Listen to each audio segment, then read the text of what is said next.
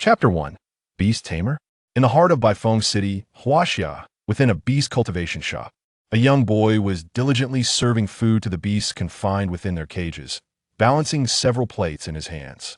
The expansive shop was currently devoid of any other presence. After completing his tasks, he retrieved an old mobile phone, settled into a chair with his legs crossed, and began to immerse himself in the news with great interest.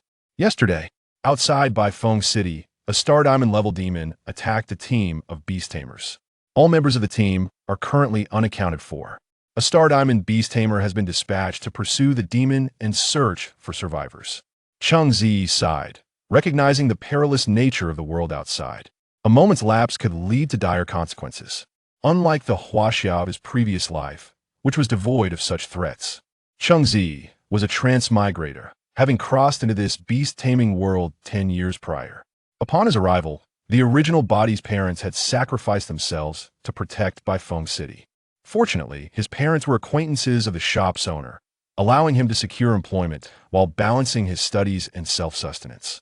This world had been inundated by countless secret realms a century ago, from which demons emerged, sweeping across humanity's territory. Thankfully, the profession of beast tamer arose, safeguarding humanity's survival amidst the cities, preventing them from becoming prey to wild demons. As Cheng Ziyi became lost in thought, his phone screen suddenly shifted, revealing an incoming call from a familiar name. Without hesitation, he answered, "Hello? Chinnamolan, what's the matter? Missing your big brother?" "Cheng Ziyi, my dad. Something has happened." Her voice trembled with suppressed sobs. Cheng Ziyi's heart plummeted, his voice quivering as he asked, "You mean Uncle Chen has had an accident? My dad took on a job from Zhao, right? He went out today to gather materials, but they encountered a Star Diamond demon, and now everyone is missing." Cheng Ziyi remained silent, his trembling hand struggling to open the news article, where at the bottom, the names of Uncle Chen and Aunt Chen were glaringly inscribed. In an instant, tears silently traced down his cheeks, his eyes reddening as he regarded the names, unable to fathom that Uncle Chen had truly met with misfortune. "Close the shop for now. Sob."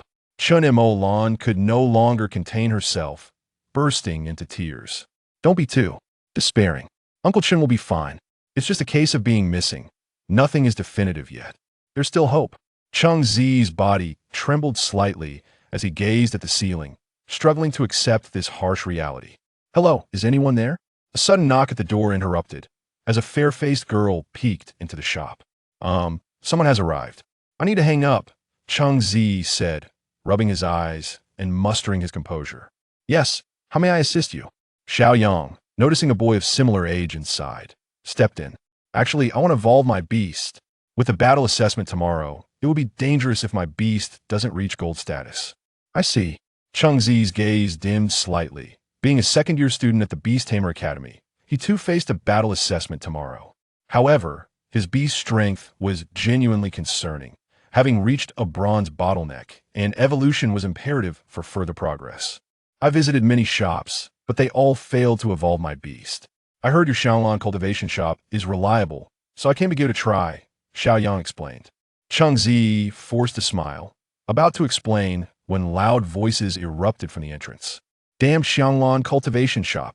Return my 500,000 deposit."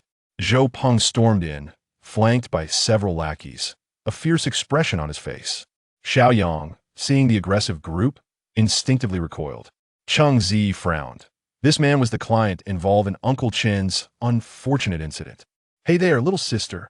I've seen you many times at Baifeng Beast Tamer Academy. So, you want to evolve your beast? Let me advise you against this place. Every beast tamer here has met with misfortune. They might as well be dead. I suggest you look elsewhere," Zhao said in a nonchalant manner.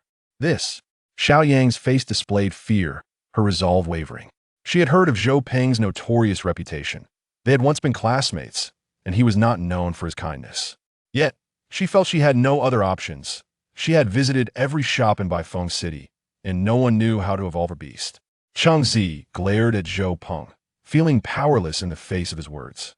At that moment, a mechanical voice echoed in his mind. "Detected a suitable host. System officially activated. Detected host demands. Rewarding the host with the eye of divine insight, allowing visibility of all information regarding beasts and demons, as well as all material information. Detected that the host's talent is subpar. The host's beast taming talent has been maximized. Soul types have increased from 1 to 9. System has activated special features. If the host can successfully evolve a beast, they will receive a corresponding evolution template card of the pre-evolution quality. Collect 5 cards of the same quality to synthesize a higher quality template card, which can be used on any beast or demon. Cheng Ziyi was taken aback. After 10 years of waiting for this golden opportunity, it had finally arrived, accompanied by the eye of divine insight. This meant he could perceive all information regarding beasts clearly. With this newfound ability, he could become a master cultivator. All right, little sister, hurry and leave. Find another shop for your evolution. I need to collect my belongings now, Zhao said with a smile, instructing his lackeys to begin looting the shop's evolution materials. Hey, who said evolution can't happen here? Cheng Ziyi shot a cold glare at Zhao. What? Are there still beast tamers in the shop? Impossible. Zhao feigned surprise, scanning the room before his gaze landed on Cheng Ziyi. Could it be you? Just a mere errand boy. And you think you can evolve beasts? Why doesn't your useless beast evolve? Are you still dreaming in broad daylight? Trying to make me laugh? Zhao and his lackeys erupted into laughter, nearly in tears from their amusement. TSK, how about a wager? If I help this sister successfully evolve her beast, you will leave. And before you go, you'll have to bark like a dog. I think it suits you well. Cheng Ziyi clenched his fists, determination blazing in his eyes. Ha ha. All right, if you fail to evolve, I'll take all the evolution materials from your shop, and you'll have to crawl through my legs. Zhao replied with a smirk, then casually took a seat. Deal. No problem.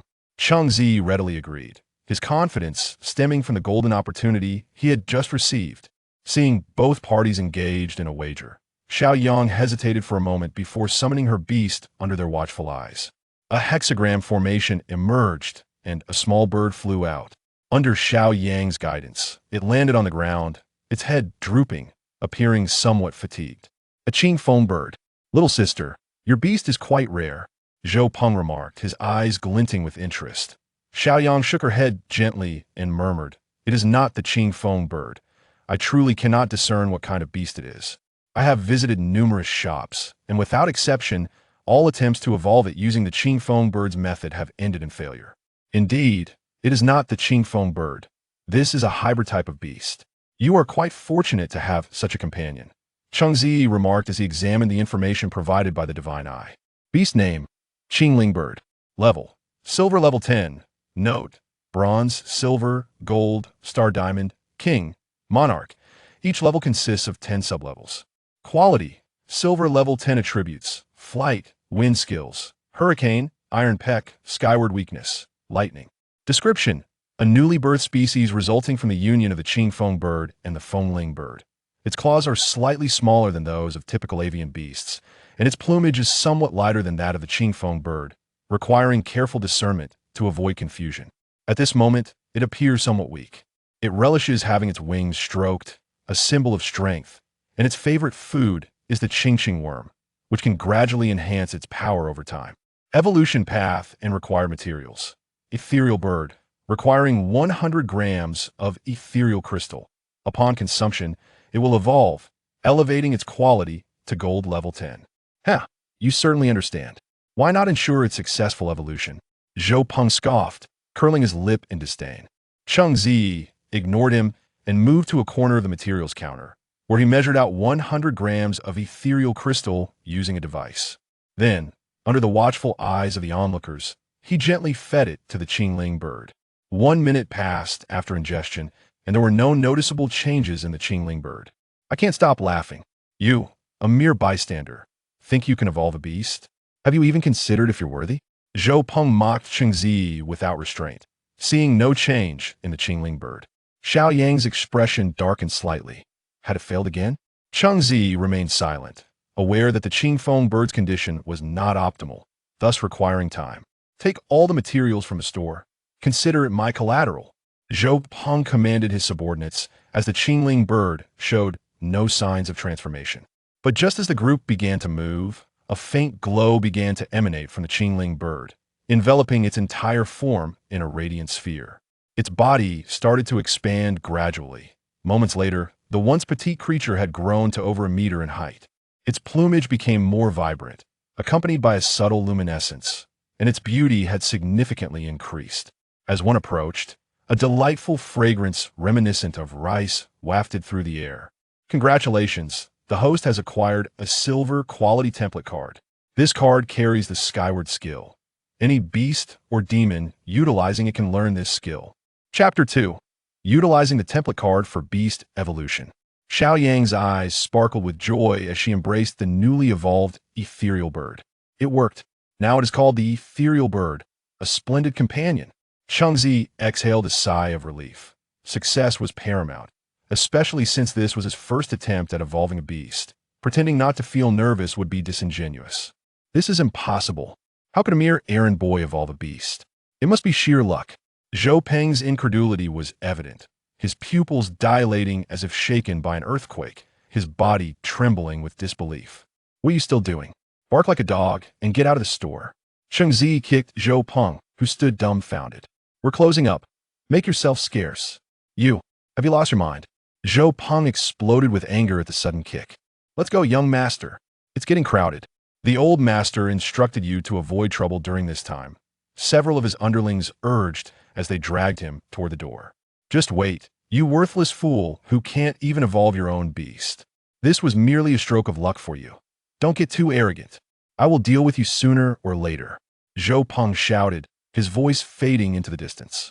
Cheng Ziyi, exasperated, dug at his ears and elongated his tone. We welcome your next visit. Thank you. I truly didn't expect your prowess in beast cultivation to be so formidable. Zhao Peng claims it's luck, but I refuse to believe that. Xiao Yang said with a smile, sincerely expressing her gratitude to Cheng Ziyi. Not too shabby. Let's settle the bill. I need to close up now. We look forward to your next visit. Xiao Yang's eyes sparkled as she waved goodbye after settling the bill. All right, see you next time.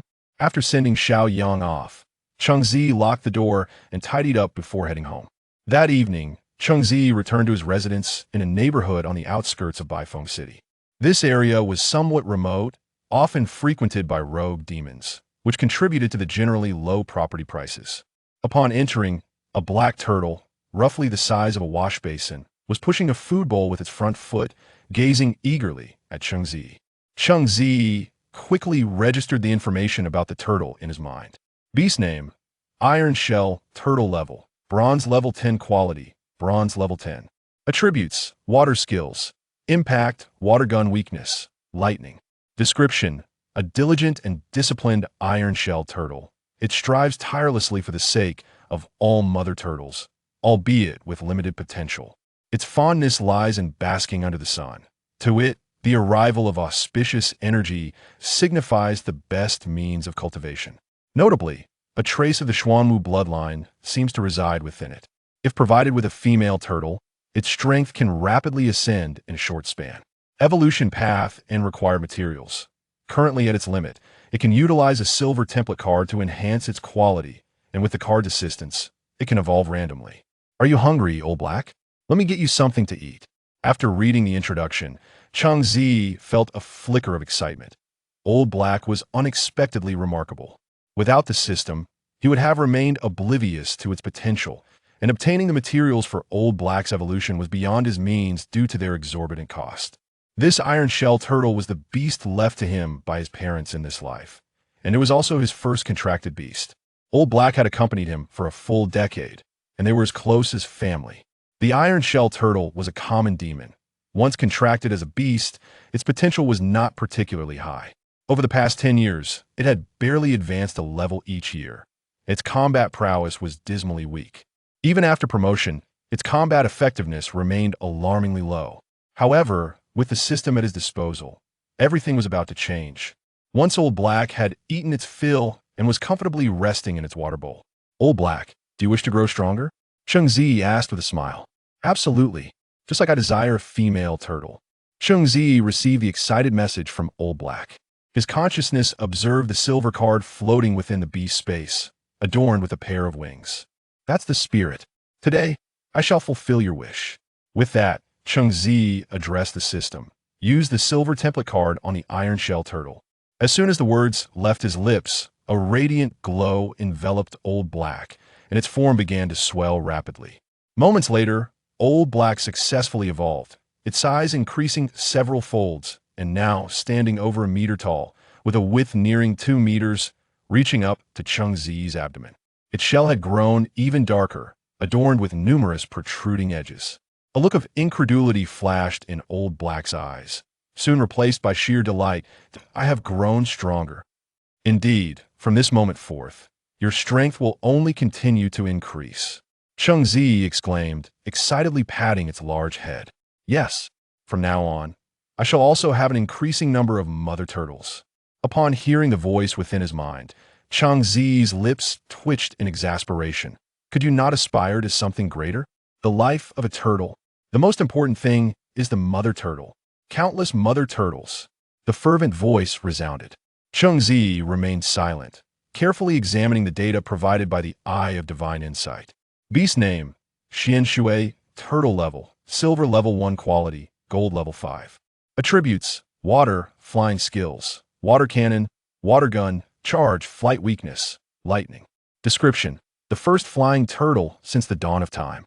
The turtle path stretches eternally like a long night. Yet only this turtle can forge a path of starlight, though it still cannot shake its yearning for mother turtles. Evolution route and required materials. 1. Use a star diamond template card to enhance quality. 2. Exploding turtle, require materials.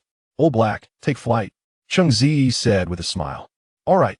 In the next moment, glimmers of light began to gather around Old Black, and shortly thereafter, a pair of ethereal wings appeared beside it. Old Black flapped these wings, and before long, its massive body began to rise slowly off the ground. Suspended in midair for a while, Old Black soon became adept at maneuvering, swirling about in the narrow room. This is so much fun. Now I have another way to charm turtles. Spinning and soaring, they reveled in the joy of play. Stop this instant, Cheng Ziyi shouted, but Old Black, unable to halt, crashed directly into the only television in the house. In that moment, the screen shattered, and Cheng Ziyi's heart shattered alongside it. Old Black felt equally devastated, gazing at the scattered shards, its heart bleeding as its precious viewing device was lost. It seemed as though all its beautiful turtles had turned to smoke, drifting away from it. Looking at the aggrieved Old Black, Cheng Ziyi sighed, resigning himself to the loss. After all, money would not be an issue anymore. It was merely a broken object.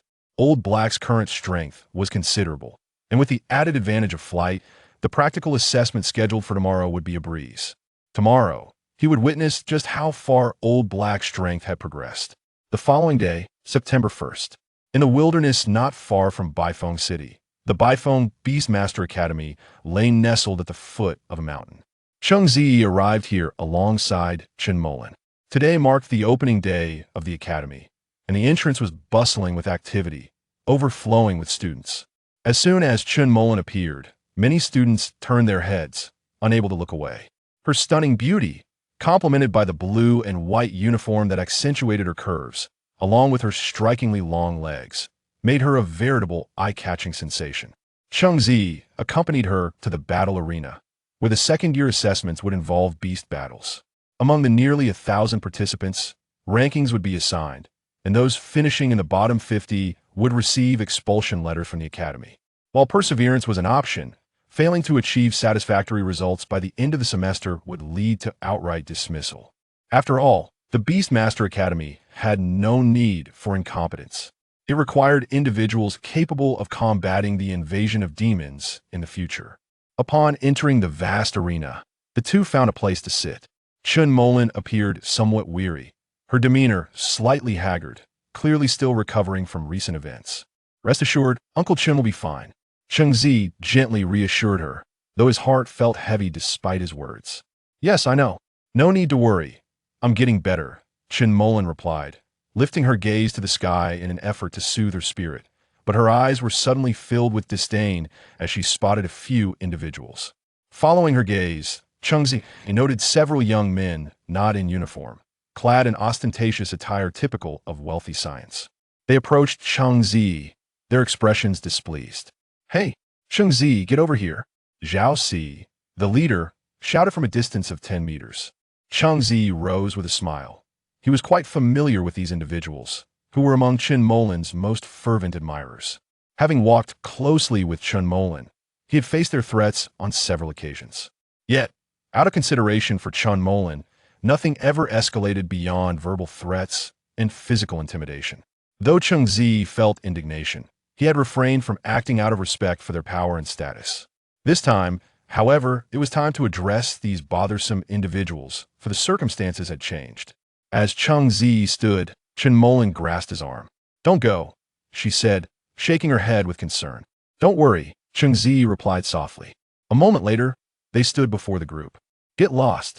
Why don't you leave Chen Molin alone?" Zhao Si exclaimed, seizing Cheng Ziyi by the collar of his academy uniform.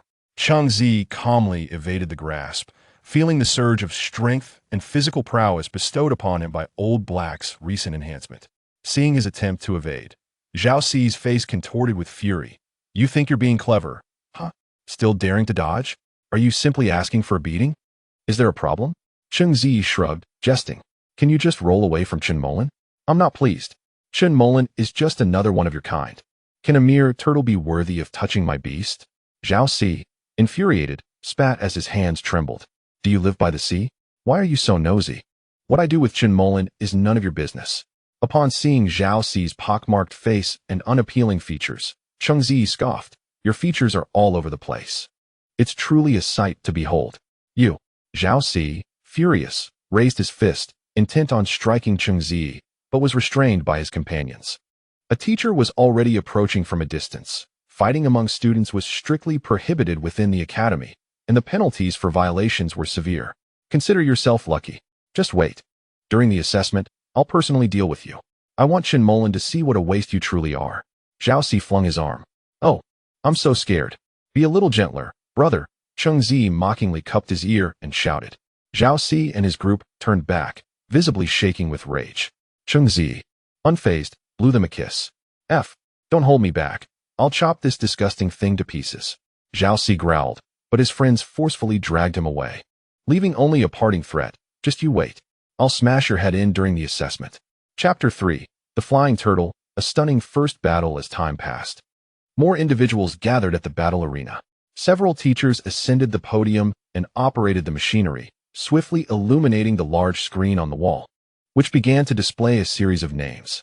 These lists recorded each individual's assessment opponents, matchups, and order.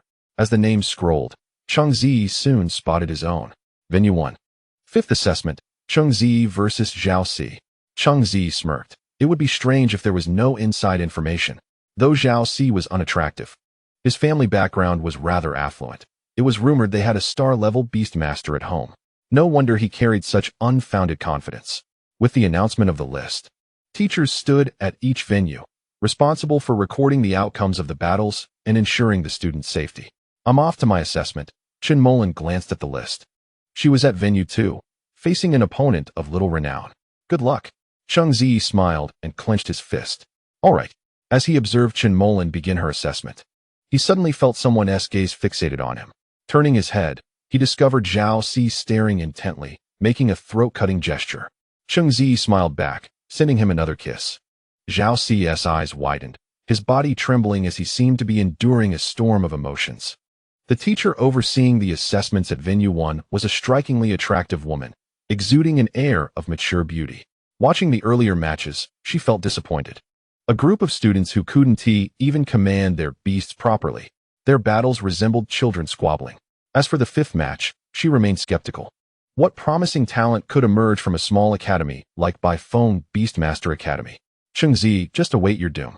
Soon you'll witness the chasm between a commoner like you, without parents, and a genius like me. Zhao Si hissed as he passed Cheng Ziyi. "Oh." Cheng Ziyi nonchalantly picked at his ear with his pinky finger. Both sides prepared, and the assessment commenced. The female teacher, microphone in hand, announced loudly. As her voice fell, the two combatants summoned their beasts. Zhao Si's beast was a heavy copper tiger, adorned in layers of thick copper, which roared majestically, embodying the might of a king. Cheng Ziyi's Old Black, upon appearing, merely yawned. Students in the audience began to murmur. "Wow, it's a heavy copper tiger. Such beasts are often of golden quality. Its combat prowess is indisputable. Cheng Ziyi is bound to lose. A mere turtle, What more can it do besides spray water? Wealthy signs remain wealthy. Their beasts so rare and potent.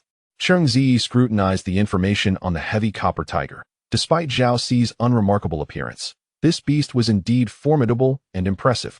Beast name: Heavy Copper Tiger. Level: Silver level 4 quality. Gold level 3. Attributes: Rock, Iron skills. Roar, Claw strike, Stone smash, Rolling stone. Mud play weakness. Power type. Description: a beast that is quite disdainful of its owner. Combat power is considerable. Evolution route and required materials. 1. Earth-shattering tiger. How about it? Are you afraid? Surrender now and shout that you're a waste, and I might let you off. Zhao Ci, with an air of arrogance, taunted Cheng Ziyi from across the arena. Cheng Ziyi heard but did not respond. Instead, he shouted mentally to Old Black, now. Attack with water cannon against the heavy copper tiger. Where do you think you're going? Old Black was crawling towards another arena where a white turtle was situated. Realizing Old Black's intent, Cheng Ziyi gritted his teeth. If you dare go over there, I'll chop your legs off and make soup out of them. That thing is a delicacy. Old Black, startled, turned back to the heavy copper tiger, which was still posing coolly, and unleashed a massive water cannon. The heavy copper tiger squinted its eyes, relishing the admiration of the crowd, completely oblivious to the attack launched by the Xian water turtle. The water cannon struck it squarely, causing it to stagger a few steps. The female teacher and some students shook their heads. Another showpiece. The beast may be impressive, but its master seems to lack intelligence. F. A sneak attack. How uncivilized. Zhao Ci growled. Heavy copper tiger. Tear it apart. As the heavy copper tiger charged at Cheng Ziyi, a slight smile crept onto his face. Old Black, withdraw into your shell. Old Black quickly retracted its limbs and head into its sturdy shell.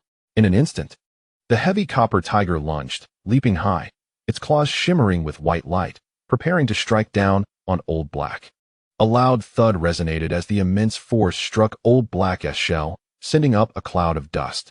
Just when everyone believed the Xian water turtle would be injured, the dust settled to reveal the heavy copper tiger writhing on the ground in agony, its tongue covered in barbs licking its injured paw, revealing a chunk of copper had shattered. What kind of turtle is this? Its defense is astounding. Someone exclaimed in disbelief from the sidelines. Heavy copper tiger, use rolling stone. Crush that turtle. Zhao Ci gritted his teeth, barking orders. Cheng Ziyi chuckled, genuinely amused, recalling the moment when Old Black took flight the previous day. Old Black, soar into the skies. Have fun. Receiving the command, Old Black swiftly grew a pair of wings, lifting off the ground with surprising speed. A massive boulder crashed down onto where Old Black had been standing, but Old Black was already 5 meters high, gazing down at the bewildered heavy copper tiger. Old Black, finish it. Use your most powerful water cannon. After hitting, dive bomb right onto its face. Old Black readied itself, and moments later, a colossal water sphere surged toward the heavy copper tiger, hitting it before it could react. The sheer force knocked the heavy copper tiger onto its back, and Old Black's wings vanished, retracting into its shell as it landed squarely on top of the defeated beast. The copper armor of the heavy copper tiger shattered upon impact, rendering it unconscious. Zhao Ci's face contorted in rage as he rushed onto the arena, kicking the heavy copper tiger repeatedly. You useless beast. Get up. How can you not even defeat a turtle? Stand up. Yet his commands and kicks were futile, and he was soon engulfed by the crowd. Students stared in shock, eyes wide, murmuring about what they had witnessed. Wow, the turtle can fly. Someone pinch me. I must be dreaming. One exclaimed. Others joined in. I feel like I'm in a dream too. But this turtle truly flew. It was their first time witnessing a turtle soaring through the skies. How astonishing. So turtles can actually fly. The chaos in Venue 1 escalated as a throng of students rushed into the arena, encircling Cheng Ziyi, bombarding him with questions about how this feat was accomplished and whether he had used special materials. The female teacher, noticing the disorder, frowned and approached, gripping the microphone. Non-participants, please refrain from entering the arena. Although the Xian water turtle's flight is impressive, please maintain. Before she could finish, the microphone vanished from her grasp. Cheng Ziyi held it, rubbing his nose as he surveyed the eager faces surrounding him. Want to see the turtle soar? 4 beast evolution. Come to me, Cheng Ziyi. I can even help you get a pig up a tree. The students erupted in excitement, the atmosphere spiraling into chaos. Their eyes gleaming with the fervent desire for their own beasts to perform such extraordinary feats. Suddenly, Cheng Ziyi felt a piercing gaze from behind, sending a shiver down his spine. Anxiously, he turned to see the female teacher, her expression somber. Cheng Ziyi, is it? I remember you, she declared. I am Feng Yingwe. Trust me, we will meet again soon. Cheng Ziyi flashed a bright smile, noticing that more and more students were gathering around him, and he promptly turned to flee. Chapter 4. The unusual training method. That evening, at the breeding shop, the atmosphere was notably subdued compared to usual. News had spread that the shop's owner had met with an unfortunate accident, leaving no one to seek the breeding of their beasts. Cheng Ziyi, your performance today was truly astonishing, Chen Molan remarked with a cheerful smile. Cheng Ziyi scratched his head, pondering, perhaps I should have mentioned our Xianglan breeding shop's name. It might have attracted more business. Forget it. We have no breeders left in the shop, Chen Molan sighed, crossing her arms, her expression tinged with sorrow. But I'm here, aren't I? Cheng Ziyi confidently patted his chest. As long as I'm around, there will be no accidents. You? Chen Molan's eyes flickered with skepticism. Yet she managed a wry smile. All right, I believe in you. Cheng Ziyi grinned, contemplating, once I gain more strength, I will definitely seek out Uncle Chun and make that star diamond demon pay for its actions. What do you mean, you? I meant we. Chen Molan's lips curled into a smile, seemingly dispelling all clouds of despair. All right, let's finish up early today. We have classes tomorrow. Let's work hard together to improve our strength. Cheng Ziyi nodded affirmatively, absolutely. On September 2nd, the second day of school, the learning system at the Baifeng Beast Academy commenced with morning training under the guidance of teachers, followed by afternoon classes for those wishing to learn about beast breeding. Students uninterested in studying could freely leave the academy for self-training or other pursuits, with a backpack not filled with textbooks, but rather with tools for training his beast. Cheng Ziyi found himself among a group of students on the training field, chatting and laughing. Seizing the opportunity, he promoted the Xianglan breeding shop to these budding beast masters. Silence, everyone. Enough chattering. All of you go run laps. Feng Yingwe, a striking figure with an alluring presence, commanded as she stepped in front of the class. I want you to organize your disheveled lines. I will count to 10. 10. 9. The students erupted into a frenzy. Rather than organizing, they became increasingly chaotic. 1. Cheng Ziyi. The entire class. Excellent. You have failed to meet my expectations. Now run laps. 10 laps. Feng Yingwe declared loudly. To their dismay, no one moved. After all, the academy's track measured 3,000 meters per lap. Even for beast masters with enhanced physical qualities, this was an arduous task. Is no one willing to move? Very well.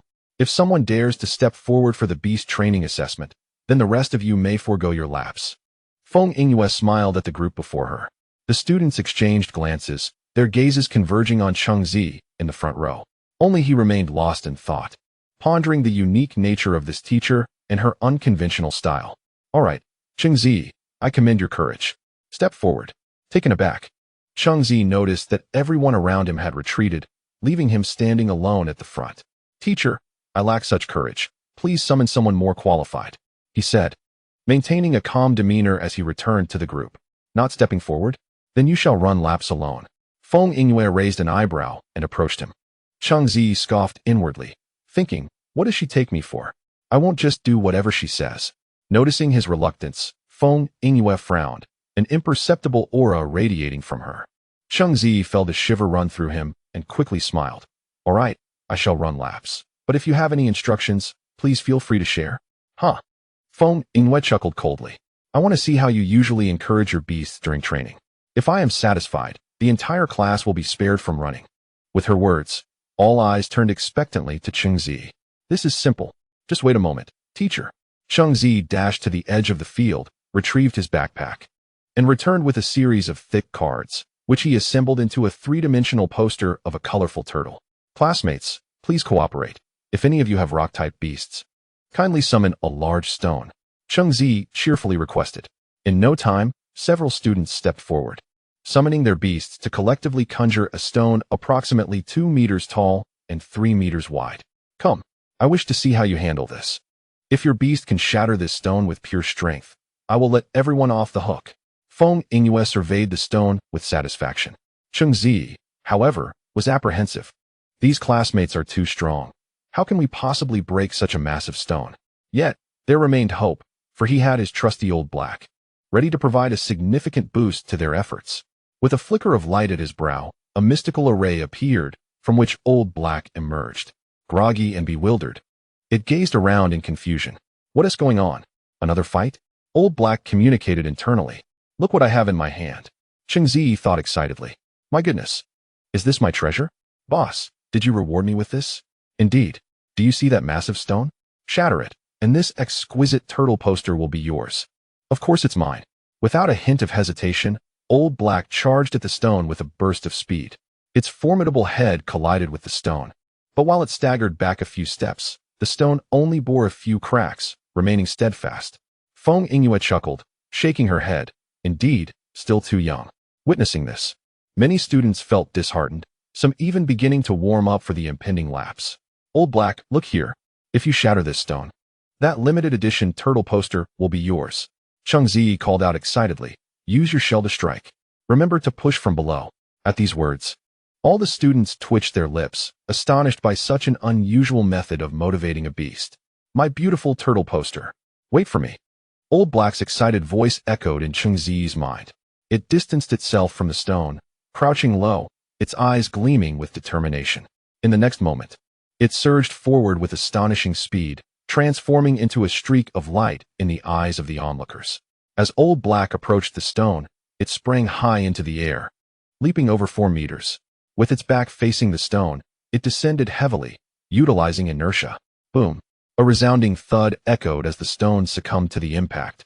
Shards flying in every direction.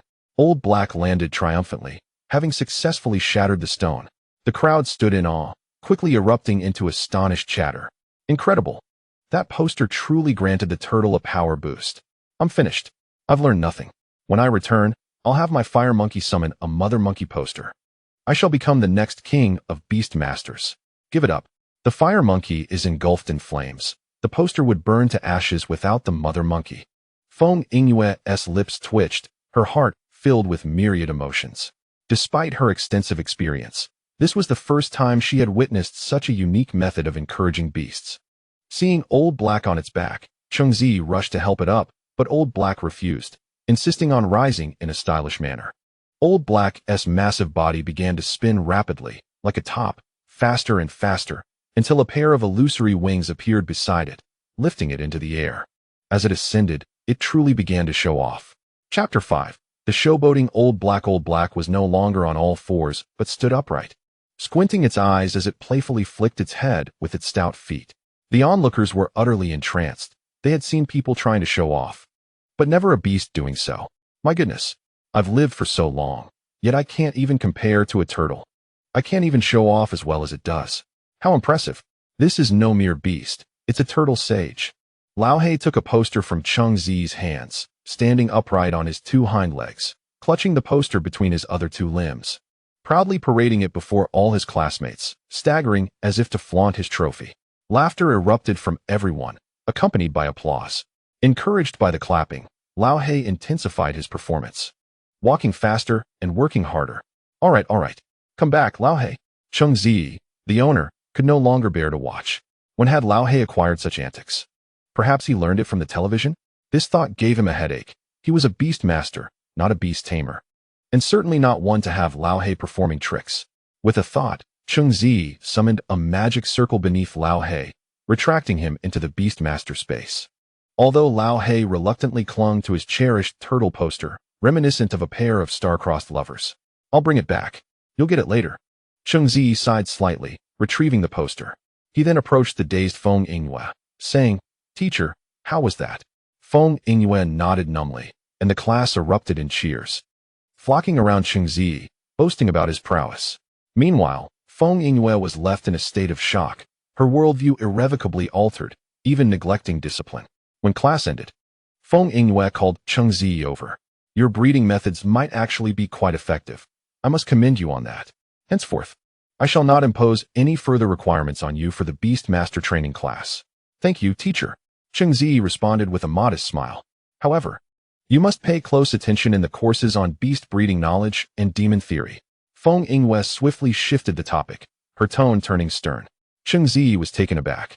He was already well versed in those subjects without needing to attend. But, teacher, I'm quite knowledgeable in those areas. I think I'll pass. After all, it's an elective. Feng Yingyue frowned at him for a long moment, sending chills down Cheng Ziyi's spine before she coldly stated, "All right, in a few days, during the beast breeding and theory assessment, you must achieve the highest score in the entire academy. Only then will I permit you to skip class. If you fail to secure first place and dare to skip, well." She clenched her fist menacingly. Cheng Ziyi remained unfazed, thumping his chest confidently. "Don't worry, teacher. I will definitely secure first place."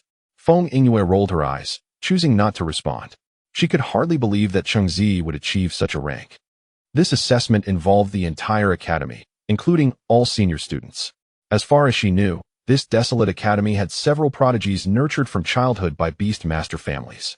Cheng Ziyi's parents were also beast masters, but they had sacrificed themselves when he was young, making it unlikely for him to possess extensive knowledge on the subject. Even if he had bred an extraordinary turtle, Feng Yingyue was convinced it was merely luck. That evening, several ordinary students gradually trickled into the Xianglan breeding shop, where Cheng Ziyi graciously attended to them. After all, they were his golden ticket. With their presence, he could activate his golden finger. Initially, these students were somewhat timid, fearing that Cheng Ziyi would charge exorbitant prices, but to their surprise, he only asked for a very modest fee, with the caveat that they cover their own material costs. They were still making a substantial profit, as his prices were nearly 50% lower than the market rate. By the end of the night, Cheng Ziyi had acquired 5 bronze template cards, albeit none with special skills, which he then synthesized into a single silver quality template card. As the shop was closing, Chen Molan approached Cheng Ziyi, holding her phone. "Look, your Lao Hei has gone viral." Cheng Ziyi took a closer look and discovered that footage of his school assessment had been uploaded online, garnering over 20 million views. The comments section was filled with disbelief, with viewers astonished by Lao Hei's astonishing aerial maneuvers. "What a pity they didn't capture my promotional efforts," Cheng Ziyi sighed. The scene had descended into chaos, making it impossible for the filmer to capture any clear footage, let alone audio amidst the cacophony. "So just how did you train Lao Hei?" Chen Molan asked, bewildered. "Kiss me, and I'll tell you," Cheng Ziyi replied with a cheeky grin. Chen Molan blushed, muttering something about being a rogue, before hastily leaving. Cheng Ziyi chuckled, calling after her, "Stay safe." Chen Molan waved back, her cheeks still flushed, before disappearing from view. On September 5th, the Academy's Beast Master Knowledge Assessment took place, marking a day of universal scrutiny. Cheng Ziyi had spent the previous days rather idly, as his reputation had yet to spread, resulting in few students seeking his services for beast evolution. He had only managed to obtain 1 silver template card and 3 bronze ones. This assessment was his opportunity to claim first place in the academy, which would lend credibility to his abilities. He envisioned rushing into the broadcasting room to announce the Xianglan breeding shop to the entire school. This would amplify the power of his golden finger, allowing him to acquire even more template cards. Setting a modest goal, he aimed to obtain a king-level template card, hoping to unlock Lao Hei's innate Xuanwu bloodline. If successful, it would drastically enhance his power, and Lao Hei would become his foremost ally. Early in the morning, Cheng Ziyi arrived at the Beastmaster Academy. The theoretical assessment would not involve handwritten exams, but rather computer-based testing. However, due to the limited number of computers, the entire academy would be assessed in batches. Those who performed well would be free, while those who did poorly would have their elective qualifications revoked and be compelled to attend classes. Cheng Ziyi was in the 3rd batch, seizing the opportunity to promote the Xianglan breeding shop amidst the crowd. "Classmates, have you ever seen a turtle fly? Have you ever seen a turtle show off? If you wish to evolve your beasts, come to me, Cheng Ziyi. Prices are low, you only need to cover material costs." Cheng Ziyi approached a few students, eager to market his services. "Haha, I know you. Your Xianshui turtle is truly impressive. I'll definitely come to you for evolution." Before he could finish, his companions forcibly dragged him away upon spotting a group of flamboyantly dressed wealthy youths. They immediately recoiled at the sight of these individuals, who were notorious for being the proud progeny of affluent families, having amassed fortunes through their association with beasts. In Cheng Ziyi's eyes, they were merely foolish children of the rich, albeit the endearingly naive kind. Among the approaching group, he recognized one. It was Zhao Peng, a regular customer. "Hey boss, we meet again. So, are you here to hand over money?" For evolution?" Cheng Ziyi beamed. "What do you think? I can make turtles fly. You can too, no? Your beast can fly. How about a group discount for 10 million? Enough nonsense. Do you think you're clever? Zhao Peng shouted angrily. 10 million? The last time you succeeded in evolution was merely luck. You, a commoner, can't possibly become a beast breeder. Don't flatter yourself. Zhao Peng's voice was loud, drawing the attention of nearby students, who began to question Cheng Ziyi's capabilities. They murmured among themselves, realizing that it might have been luck that allowed the turtle to fly, perhaps due to obtaining a rare mutated beast. How enviable for Cheng Ziyi to have such good fortune. Cheng Ziyi's smile vanished. He clicked his tongue in frustration. Why was he even trying to do business with these privileged youths? Shaking his head, he sighed. Actually, I can help you evolve too. After all, I'm quite knowledgeable about beast and demon breeding. Are you asking for trouble? Zhao Peng snapped, furious. Despite his rage, he understood the implication of Cheng Ziyi's words. Zhao Si, the guy I crushed? Cheng Ziyi lamented. Is there no hope for humanity? Zhao Peng stepped forward, enraged enough to strike Cheng Ziyi. You dare call me foolish? Cheng Ziyi nodded earnestly. It was simply the truth. Enough. Don't create more trouble for me. Go stand in the back. The leader of the group shoved Zhao Peng back, frowning at Cheng Ziyi. I've heard you've been getting close to Chen Molan and working in her breeding shop. Your recent success has been quite the topic. Haven't you become quite the expert in beast breeding? Just average, Cheng Ziyi replied dismissively, feeling a sense of déjà vu. These wealthy youths were far more bothersome than ordinary beast masters. Remember this. My name is Li Beige. I'm a two-time champion in the Academy's beast breeding knowledge and demon theory assessments, and my current scores remain unchallenged. As he spoke, pride illuminated Li Beige's face, and he raised his chin, looking down on Cheng Ziyi through his nostrils. The Academy's instructors have even hailed me as the next king of beast breeders. Cheng Ziyi casually scratched his ear and asked indifferently, so, what level of beast breeder are you now? Golden. Li Beige lifted his head even higher, nearly parallel to his neck. Oh, is there something you need? Cheng Ziyi replied nonchalantly. Li Beige's neck stiffened, his face flushed with anger. I want you to realize that you are nothing. I am the strongest in the realm of beast cultivation and demon theory among students. What is your score? 502. The pride on his face reemerged. Oh. Cheng Ziyi casually flicked an earwax out of his ear, which landed squarely on Li Beige's face. No worries, I'm leaving. Don't be so arrogant. Li Beige, oblivious, shouted indignantly, his face turning even redder. This time, it was Zhao Peng and a few others who had to hold Li Beige back. Cheng Ziyi turned to leave, muttering, 502, huh? Not bad. Can even reach 250? Finding a spot to sit, he noticed the peculiar looks from those around him. Were they filled with pity or mockery? It hardly mattered, for everything would soon fade away. In the realm of beast cultivation and demon theory, each subject's full score was 300, making the total score 600. Glancing at the big screen displaying the scores, the highest at that moment was merely 481. Cheng Ziyi pondered what score would be appropriate for him. An hour later, the big screen suddenly changed. The highest score became Li Beige's 510. Cheng Ziyi's name also appeared on the candidate list, and as he stood to stretch, he lazily walked toward the examination room. Along the way, he overheard students discussing in astonishment. My goodness, Li Beige has broken his own record. I bet this record will stand for years. No one can surpass it. Truly, he is the heir of the Li family. Such talent, we can only envy. Cheng Ziyi nonchalantly cleaned his ears as he entered the examination room. Upon entering, he spotted a familiar figure. What a persistent spirit. Cheng Ziyi murmured. What did you say? Feng Yingyue once again released her pressure onto Cheng Ziyi. I said the teacher looks even more beautiful. Cheng Ziyi quickly replied, filled with a desire to survive. He had experienced the pressure of a golden beast master before, but why did Feng Yingyue's pressure feel suffocating? Could she possibly be a star diamond level beast master? Humph. The highest score is 510. I hope you can live up to your words and achieve first place in the academy. Feng Yingyue emphasized each word heavily. Cheng Ziyi shrugged, nonchalantly replying, absolutely. Feng Yingyue's voice was loud and clear, reaching most ears. When they heard Cheng Ziyi, a newcomer, aiming for first place, they couldn't help but laugh. Some even mocked him. This is hilarious. An unknown person thinks he can take first place. That's harder than my old sow climbing a tree. If Cheng Ziyi was involved, he could make the sow climb. Cheng Ziyi ignored the jeers and found his seat, patiently waiting for the assessment to commence. Ding! The bell rang, and the assessment finally began. Cheng Ziyi opened his computer and the system automatically initiated the evaluation. As soon as the questions appeared, they were filled with images of demons and beasts, asking about their characteristics and attributes. These were merely the simplest of questions.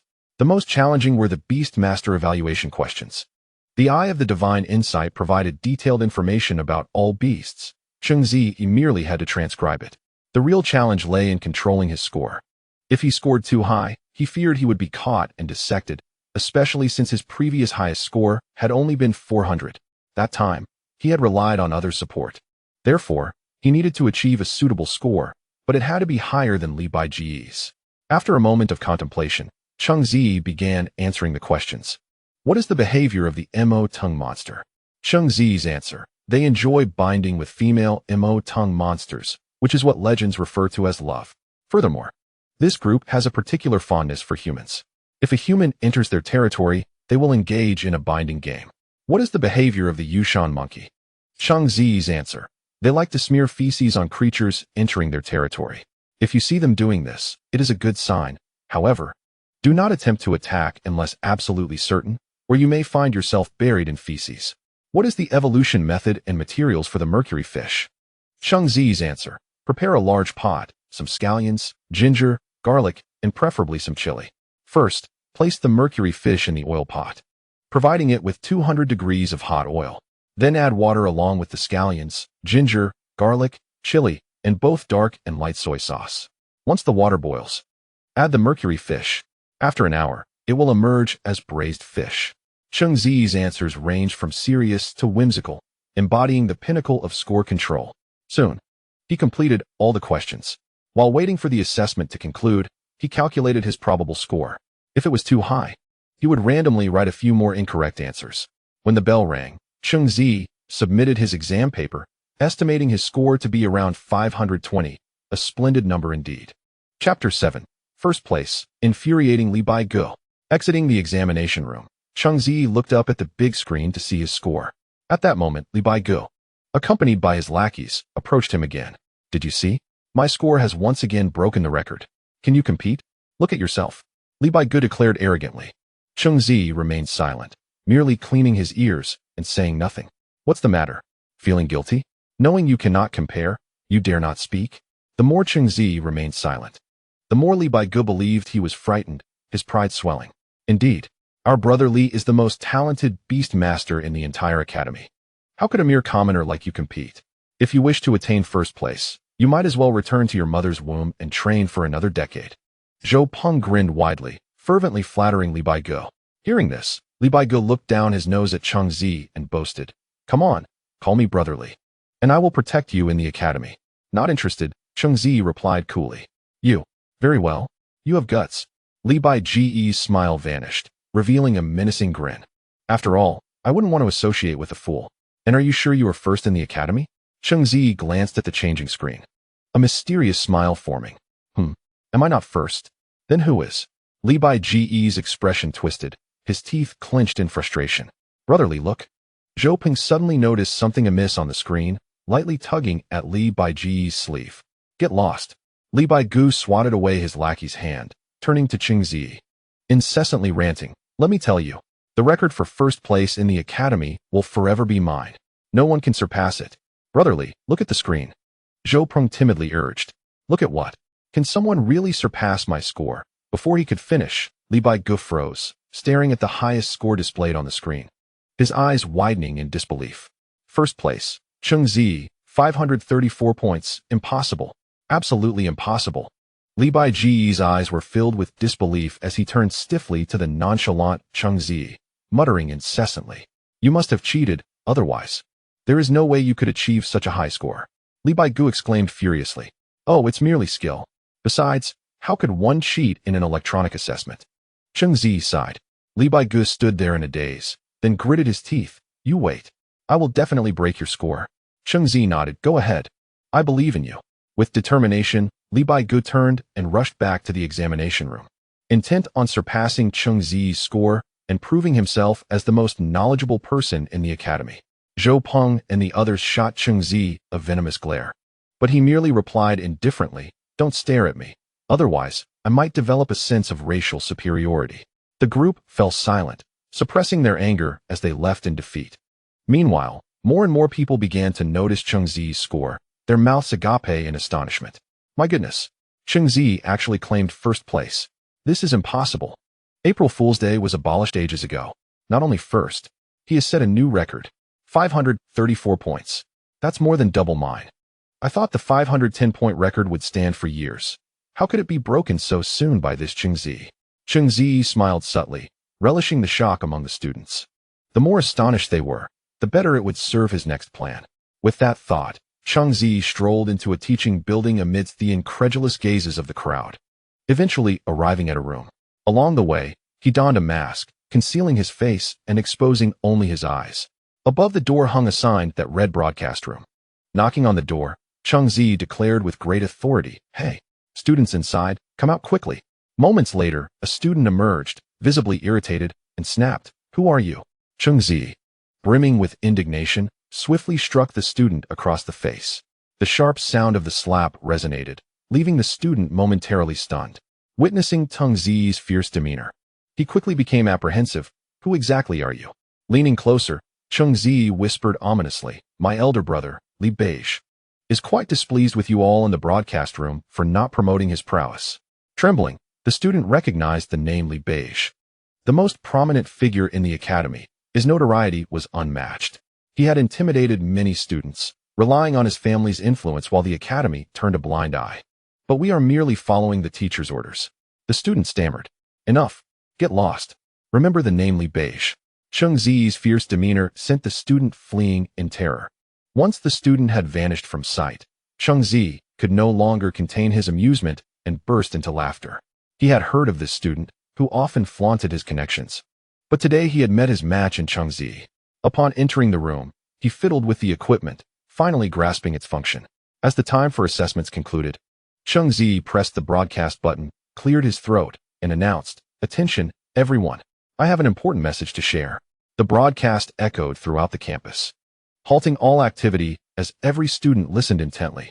"This is Cheng Ziyi, a subordinate of Li Beige, here to promote a breeding shop. Absolutely reliable. For only 990,000. You can evolve your beasts. That's right. No hidden fees. Just bring your materials to Xianglan Breeding Shop. I assure you, every evolution is guaranteed. Feel free to come to Xianglan Breeding Shop for your needs." With that, Cheng Ziyi swiftly shut off the broadcast and hastily exited the room. The students were left bewildered, struggling to comprehend the situation. What was Xianglan Breeding Shop? Was it an academy initiative or a Li family venture? After all, the shop owner had just encountered an accident. Moreover, it was Cheng Ziyi who had just set a record. The credibility was undeniably high, especially with Li Beige's endorsement. The Li family's influence was substantial, and Cheng Ziyi's strength was evidently formidable. Most importantly, the offer was astonishingly affordable. Typically, evolving a single beast could cost millions, merely covering breeding fees without materials. This price was unprecedented, and many felt compelled to give it a try. While the students debated amongst themselves, Cheng Ziyi found a hiding spot to let the initial excitement settle. He anticipated a busy evening ahead. Meanwhile, Li Beige, glancing at the score of 523 displayed on the screen, was beside himself with frustration. He had poured all his knowledge and even core family theories into this assessment, hoping for extraordinary results, yet he still fell short of Cheng Ziyi. Upon hearing the broadcast promoting Cheng Ziyi's breeding shop using his name, Li Beige was furious, slapping his subordinates in anger. "This insolent Cheng Ziyi is insufferable. I will make him pay." His eyes burned red with rage and overwhelmed by his first significant setback. He fainted. "Brother Bai, what's wrong? Please, don't die." Chapter 8. Audience with the dean. Before Cheng Ziyi could leave the academy, he was summoned for tea. The dean, a renowned figure in Baifeng City, was present, along with Feng Yingwei. "You, young man, how can you act so recklessly?" Feng Yingwei was visibly upset by Cheng Ziyi's disregard for rules. "Enough. I find it quite refreshing. Youthful exuberance is a good thing," the dean said with a warm smile. "But this is unacceptable. He must face some punishment."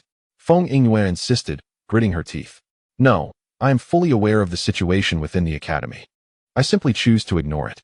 However, Cheng Ziyi's emergence shows me something different. Though I am unsure what has transformed you overnight into someone extraordinary. I respect the secrets everyone harbors," the dean remarked as he brewed tea, his tone contemplative. Thank you, Dean. I appreciate your kind words.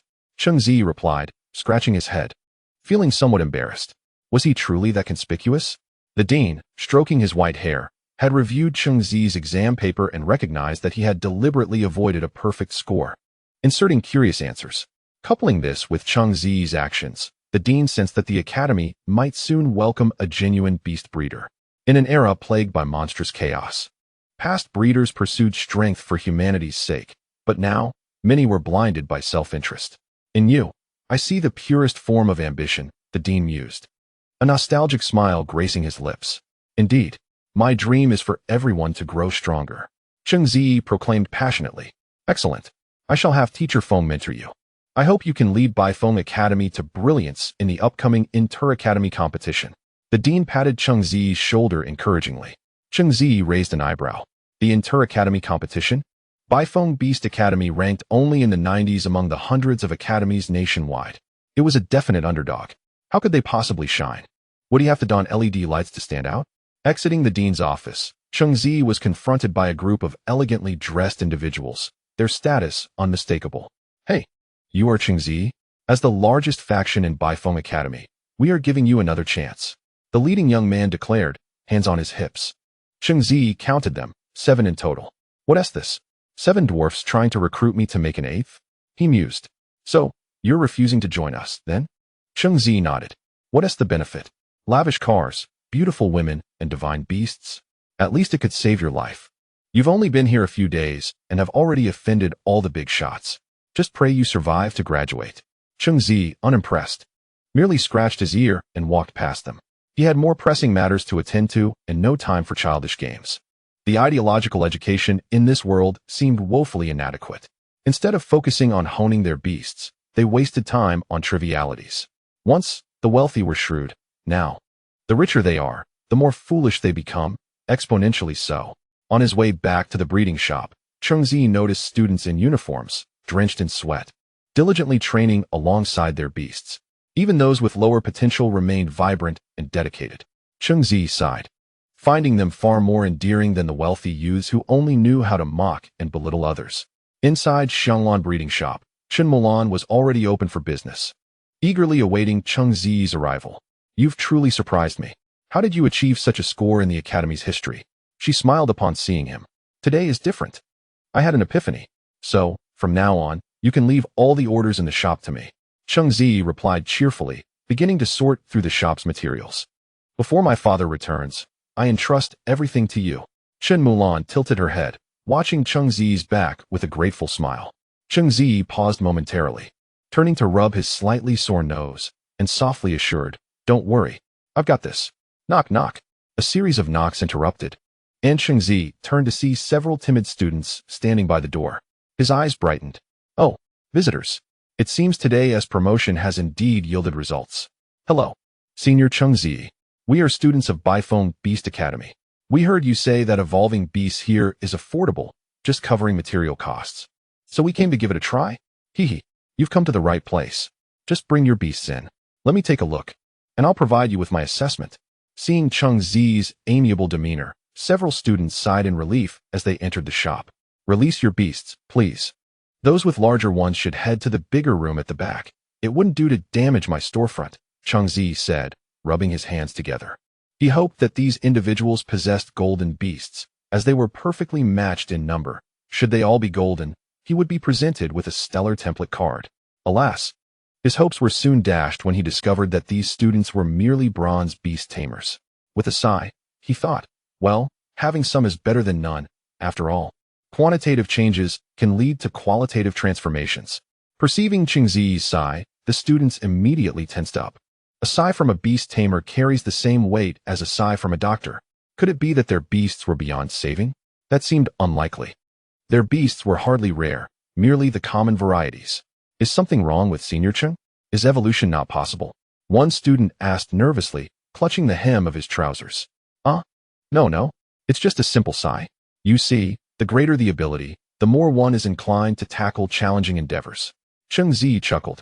Well then, please proceed with the evolution. My little fire python has been unusually clingy lately, wrapping around me every day. This was not the case before. And one other thing. It has been expelling something quite hard lately. As one student released his beast, the little fire python immediately coiled around him, its tongue flicking out to taste its owner. The prerequisites for beast evolution are simply twofold. Either the beast's strength cannot be improved over time, or it exhibits unusual reactions. If either condition is met, the beast may be presented for evolution. Okay, let me think. Cheng Ziyi scrutinized the information on the beast. Beast name, little fire python level, bronze level 10 quality, bronze level 10 attribute. Fire skills, spark, rapid fire gun. Bind, weakness, water, description. A beast on the cusp of evolution, it is deeply devoted to its master, hence its constant attachment, primarily because spring has arrived for it. It loves to laze about, and will seize any opportunity to rest, thriving on fire pillar mice to enhance its physical prowess. Evolution path and required materials. Fire python. 500 grams of fire spirit crystal, ground into powder and applied to its head and mouth. Upon absorption, evolution will be successful. Chapter 9. Battle outside the city. Collecting materials goodness. Cheng Ziyi suddenly realized that being a beast tamer was indeed a high-risk profession. If this little fire python, seeing his tender flesh, couldn't resist and released a spark, he would be in serious trouble. Evolution was straightforward, but it was crucial to soothe one's beast. Cheng Ziyi wiped the cold sweat from his forehead. His physical constitution was not yet formidable enough to withstand an attack from a bronze beast. He then began to prepare materials meticulously with Chun Mo Lan for their work that night. As the night deepened, the shop became considerably quieter. Thank you so much. Senior Cheng, your skills are truly exceptional. Initially, I approached this with a spirit of experimentation, but now I believe your taming prowess is undoubtedly the strongest in the academy. I will come often from now on. Moreover, I will help you spread the word. Thank you. One student said, bowing deeply while cradling a dark green little rabbit. You're welcome. Please visit again. After bidding farewell to the last customer, Cheng Ziyi slumped into a chair, feeling somewhat exhausted. Given the successful promotion today, he had seen 12 customers throughout the night. However, they were all at the bronze level, which meant that in one evening, Cheng Ziyi had earned 2 silver template cards and 2 bronze template cards. Adding to his previous collection, he now possessed 4 silver template cards, and with just 1 more, he could synthesize a golden template card. Among these 4 silver template cards, one even possessed a fire-breathing skill, which would grant his old black another peculiar ability. You've worked hard today, Chun Mo Lan said as she approached, gently massaging his shoulders. How did we fare today? Over 1 million. Upon hearing this, Chun Mo Lan's eyes sparkled momentarily before dimming. If it weren't for your low pricing, we could have grossed 5 million just from evolution fees alone, excluding material costs. It's all right. Don't you find it meaningful? Cheng Ziyi smiled. His low pricing was his most effective means of attracting customers. The more patrons he had, the faster his own abilities would improve. Indeed, previously, 80% of our customers were wealthy young heirs, but now, most are ordinary students. Seeing their smiling faces unexpectedly brings me joy, Chun Mo Lan said with a gentle smile. By the way, what level is your beast at now? Cheng Ziyi inquired. Turning his head, silver level 5. It's about time to let little flower stretch her legs, Chun Mo Lan replied, her brow lighting up as she summoned a floral spirit from a magic circle. The petite humanoid figure perched itself on her shoulder as soon as it emerged. It's become even cuter. It's almost like its owner. Cheng Ziyi chuckled, gently stroking the floral spirit's little head. Beast name, floral spirit level, silver level 5, quality, gold level 1, attribute, wood, flying, skills, vine, flower language, healing, battle dance, attack amplification, flying. Wood spike, weakness, fire, description, a carefree little spirit, exceptionally gentle and amiable towards humans. If one finds themselves lost in the forest, it will guide them home and kindly offer food and healing. It loves having its little head petted, and with a diet of word flowers, its strength can gradually increase. Evolution path and required materials. 1 peony spirit, pure support beast, materials required. Currently not eligible for evolution. 2 competitive spirit, combat type beast, materials required. Currently not eligible for evolution. Of course, I've learned quite a bit from my father, Chun Mo Lan said with a hint of pride. How about this? Let's venture outside the city tomorrow during the holiday. We can hunt some monsters while simultaneously gathering materials for beasts. Cheng Ziyi proposed. Is that wise? With our current strength, if we encounter a golden beast, we might not even escape.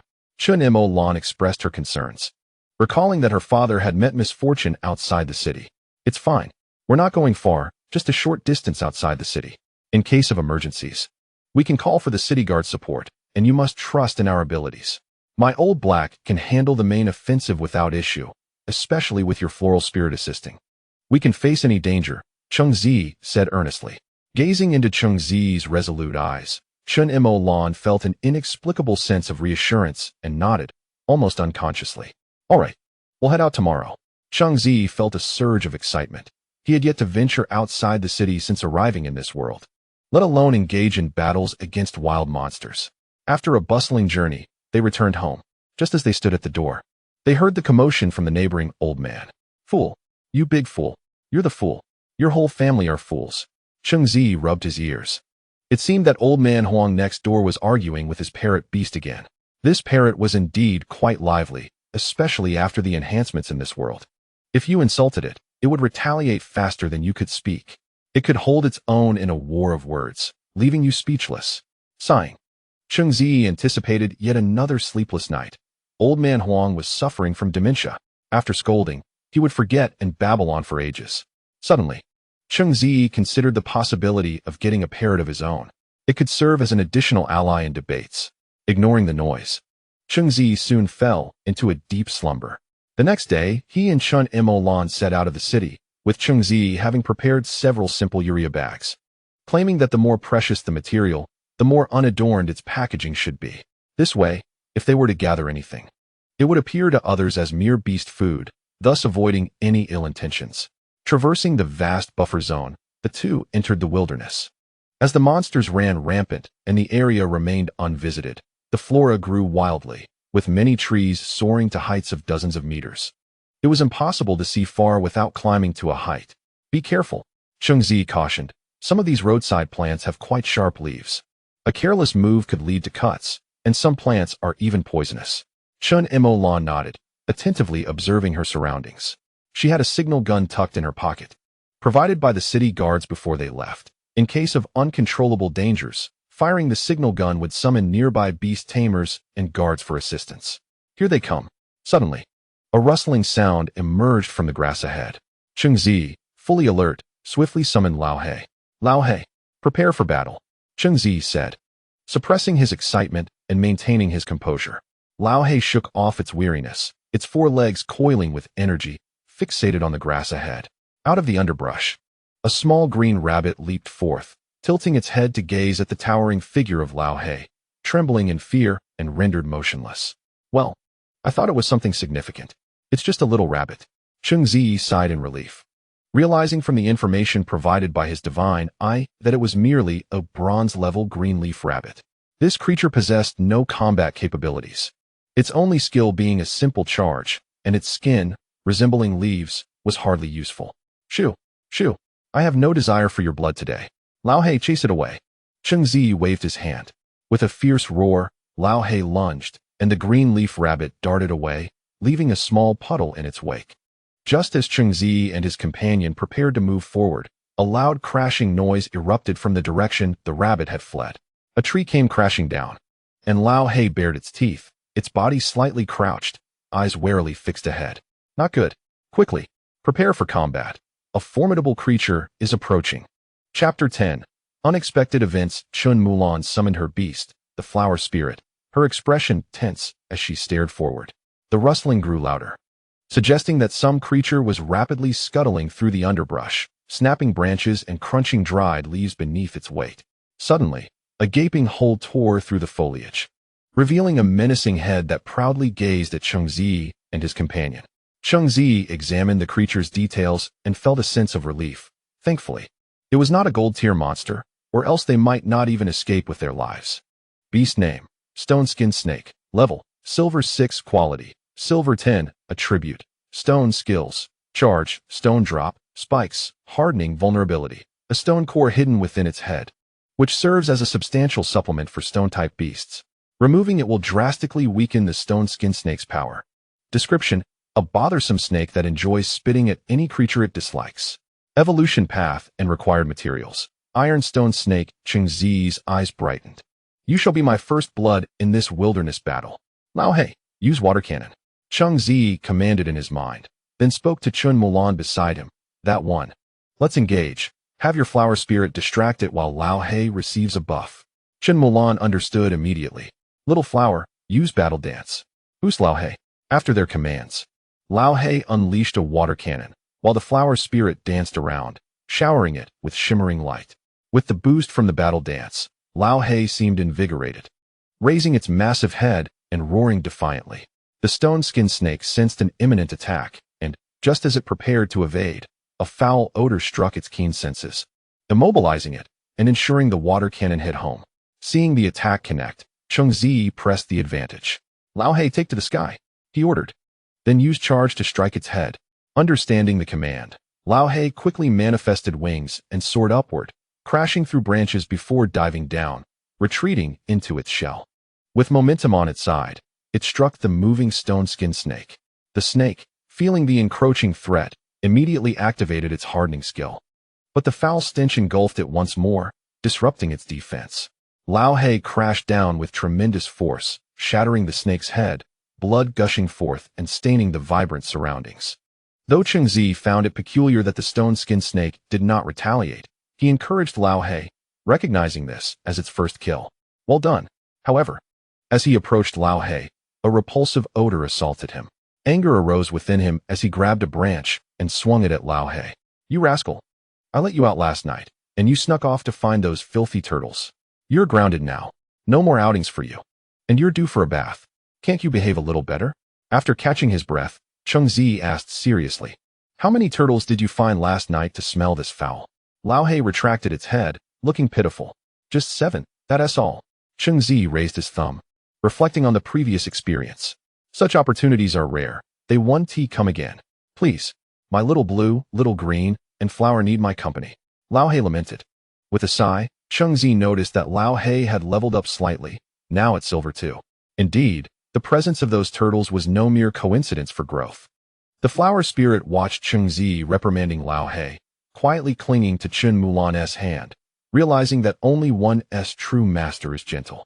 After the commotion, they stored the apple-sized stone core in a bag and continued onward. Cheng Ziyi scanned the surroundings. Wherever his divine eye indicated, there must be materials. With the divine eye, their search efficiency skyrocketed. Any information that appeared was promptly stashed away into the bag, resulting in an assortment of peculiar finds. Rebellious ape excrement. A product of a herbivorous beast, this excrement has cultivation properties for certain plant-type beasts. The divine eye typically signaled useful items.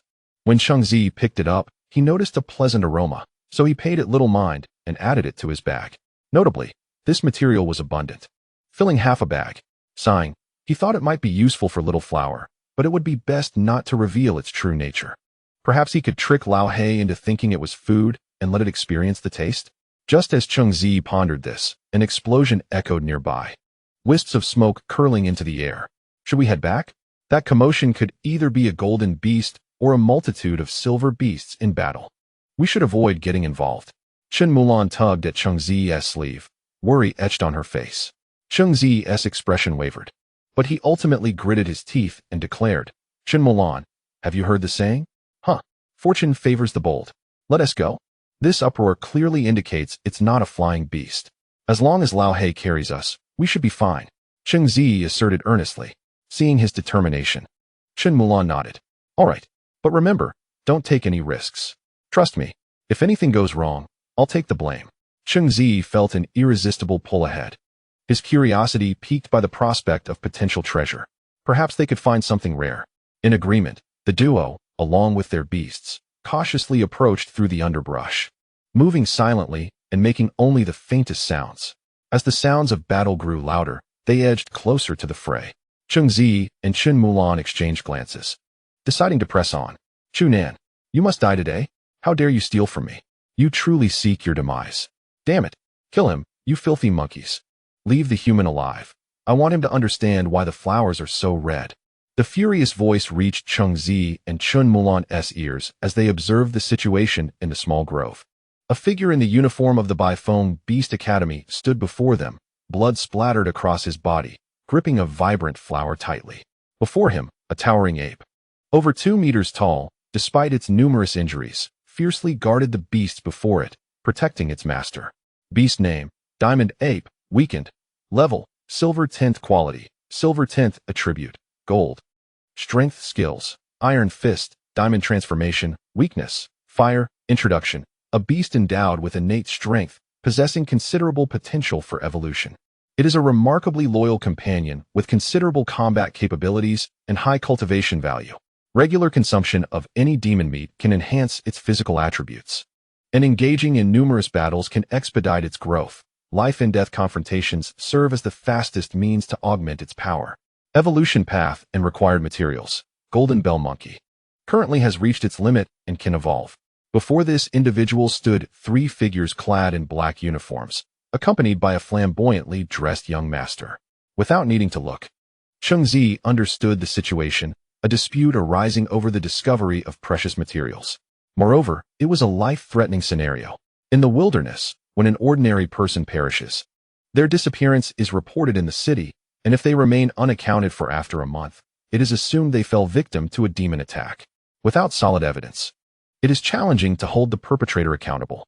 Cheng Ziyi gently nudged the nearby Chen Molan, lowering his voice. We must rescue that student. The rest should be dealt with. Chen Molan, bewildered, nodded in agreement. Let us proceed with this plan. Li Zhao, filled with resentment, glared at the four ahead. That soul-reviving grass was clearly mine first. You mindless fools came to snatch it. Now you even intend to kill me. Li Zhao casually replied. What do you mean yours? Upon sighting, it belongs to me. You dare to steal? You dare to injure my subordinates? Your death would be a necessary consequence. Before you die, my diamond ape and I shall ensure you gain nothing. Chu Nan gritted his teeth. Enough of this chatter. Let us eliminate Chu Nan first. Hey, what is going on? At the tense moment, an incongruous voice emerged. They turned to see Cheng Ziyi, exposing himself beneath a tree. Who are you? Seeking death? Li Zhao retorted, displeased. Zhao Si, that useless one. Do you know who I am to speak to me like this? Cheng Ziyi's countenance darkened as he fixed his gaze on Li Zhao. Who are you? Li Zhao stumbled, realizing that anyone brave enough to appear in such a situation could either be a golden beast tamer or a significant figure. I am Li Beige. Have you heard of me? Cheng Ziyi moved closer to the group. Li Zhao's eyes darted, trying to recall the name, then frowned. Li Beige is my brother.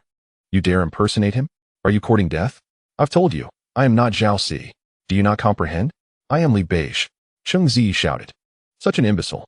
Kill this ignorant fool. No one will know if someone dies here. Li Zhao commanded, a ruthless expression crossing his face as he gestured to his subordinates, preparing to strike Cheng Ziyi. What? No one knows.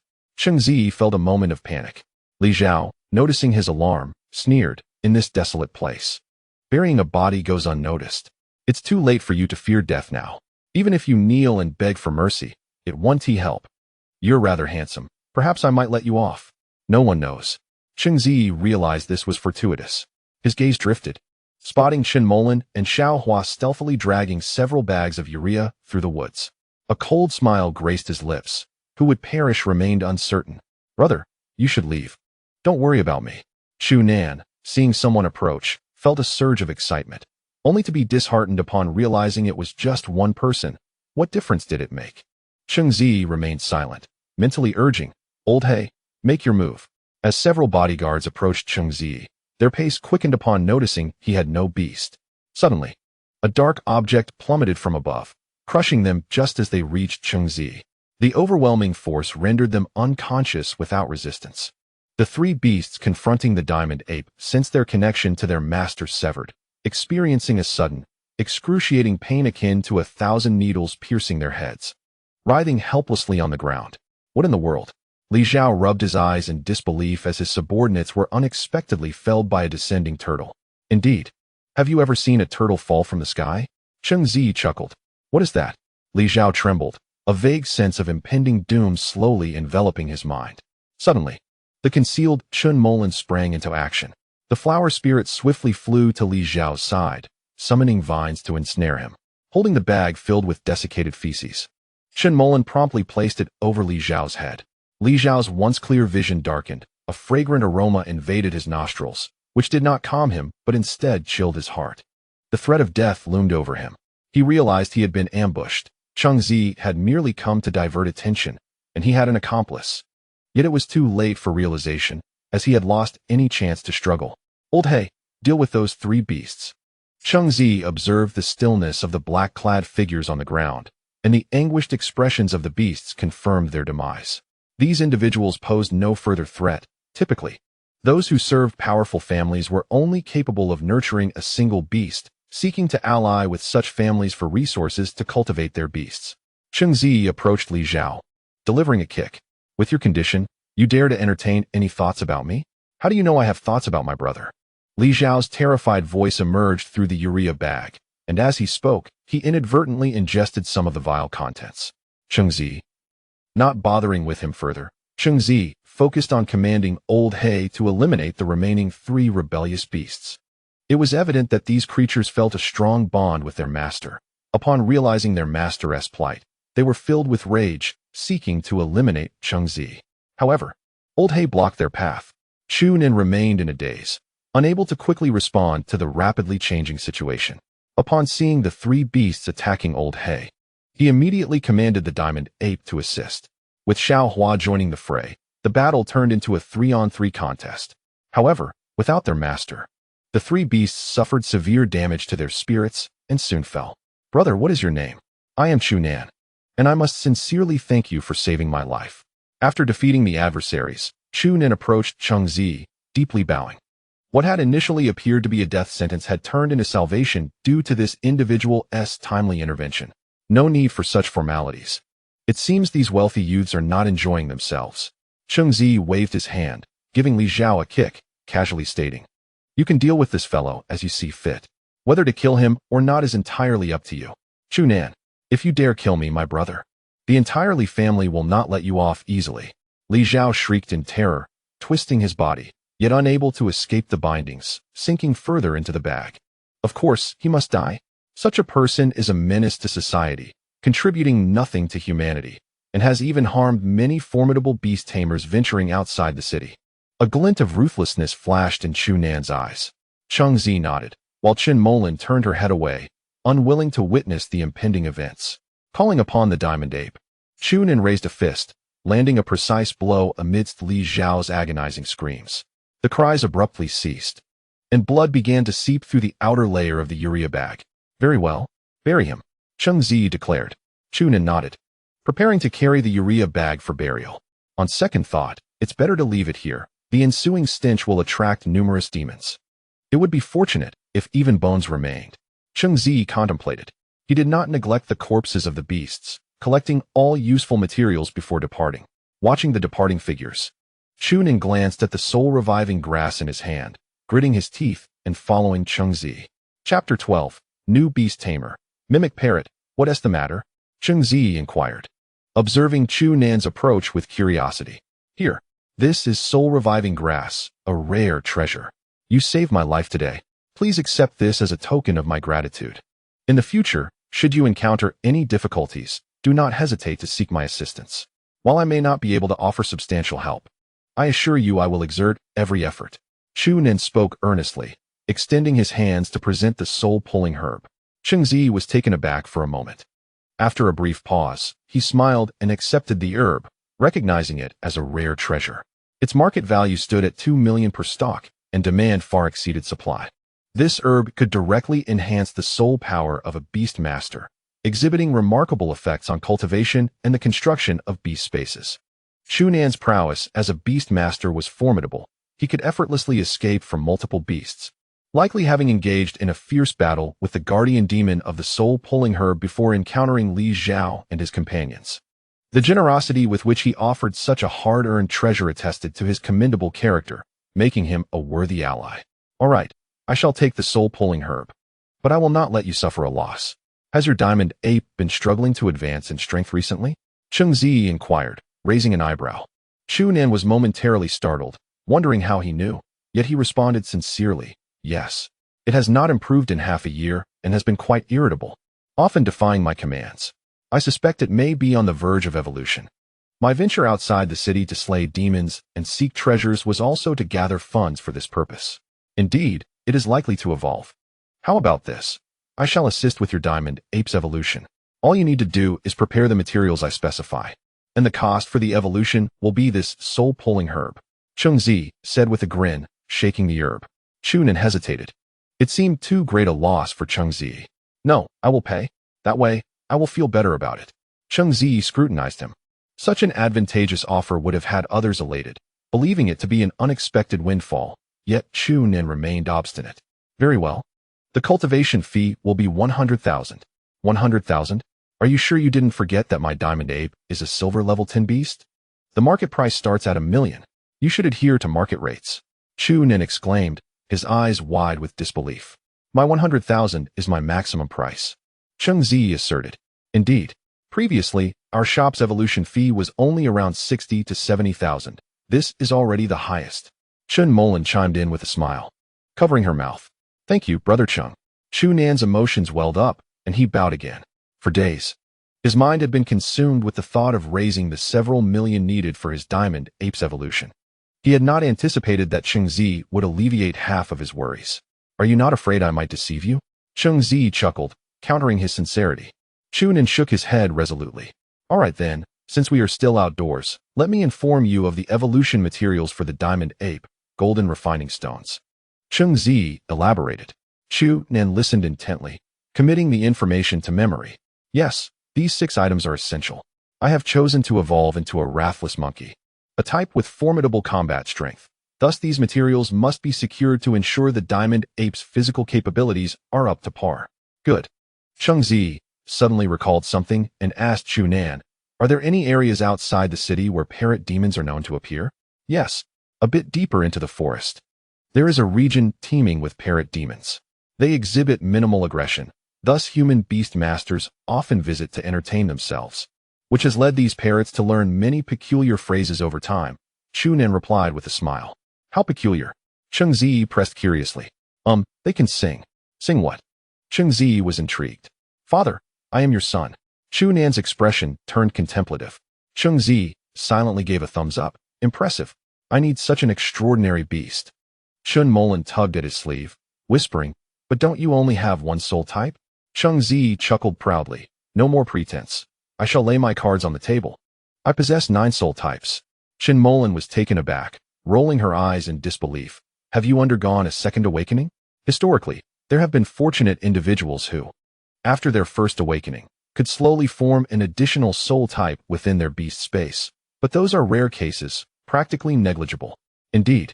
Hence, I now have a total of 9. I don't believe you. You're just a braggart. Chun Molan pouted and walked ahead. No worries, Brother Cheng. If your sister-in-law does not believe you, I do. Chunan whispered conspiratorially. Well, you have good discernment. Cheng Ziyi patted his shoulder, looking quite pleased. Chunan chuckled, realizing that Cheng Ziyi was indeed no ordinary individual. He might be a descendant of a prestigious family from outside Baifeng City. For only a prominent family could cultivate such a unique talent. Amid their playful banter, the group swiftly approached the gathering place of the parrots, with Cheng Ziyi taking the opportunity to collect materials along the way. Oh, this young lady is quite unique. Oh, an esteemed guest has come to play. Gigi, we miss you so much. Halloa, halloa. 7 fools on a vine. The trio stood beneath the trees, gazing at the branches densely populated with parrots, and listening to the cacophony of sounds. They were momentarily rendered silent. What had those beast masters imparted to these parrots? Chun Molan's face flushed. While Cheng Ziyi was nearly overwhelmed by the barrage of information, his mild case of trypophobia threatening to resurface. After some reflection, Cheng Ziyi shouted, You are the biggest fool here. Don't turn around. I'm talking about you. Not only are you the biggest fool here, but you are also the biggest fool in Baifeng City. Don't look so confused. You are the biggest fool in all of China. Not convinced? You are the biggest fool in the whole world. As Chun Molan and Chunan stood bewildered, the surrounding noise suddenly diminished, as a flock of parrots tilted their heads, each processing the information. Soon, one parrot began to repeat what Cheng Ziyi had said. It was the first and quickest learner, while the others took a full minute to echo his words. Cheng Ziyi silently noted this parrot's sequence number, whispering to Chunan. The diamond ape was swiftly summoned, and after a mental connection, it identified the target. With a flash, it scaled the tree and swiftly seized the parrot Cheng Ziyi sought from the flock of unmoving parrots. Fool, what are you grabbing me for? Dare to move against me, and my ancestral king will wipe you out in no time. All right, this one is quite good. Cheng Ziyi nodded in satisfaction, examining the parrot held in the diamond ape's grasp. Beast name: Mimicking parrot level, bronze level 10 quality, silver level 10, attributes, flight skills, mimicry, chatter, capable of outputting for 7 days and nights without food. Flexible head, possesses a strong learning ability and can adeptly utilize learned phrases. Singing, with a rhythm, can bring you to tears. Weakness, fears everything. Description: a demon lacking combat strength, devoid of even the most basic self-protection instincts. Its survival is attributed to its minimal energy intake, and its meat is extremely unpalatable, rendering it nearly useless as a material. Conclusion: regardless of its high quality, it's merely intelligent during combat. Simply standing there and taking hits is considered an achievement. Evolution path and required materials. You wish to evolve this creature? Best to use a template card to enhance its quality and diversify its skills.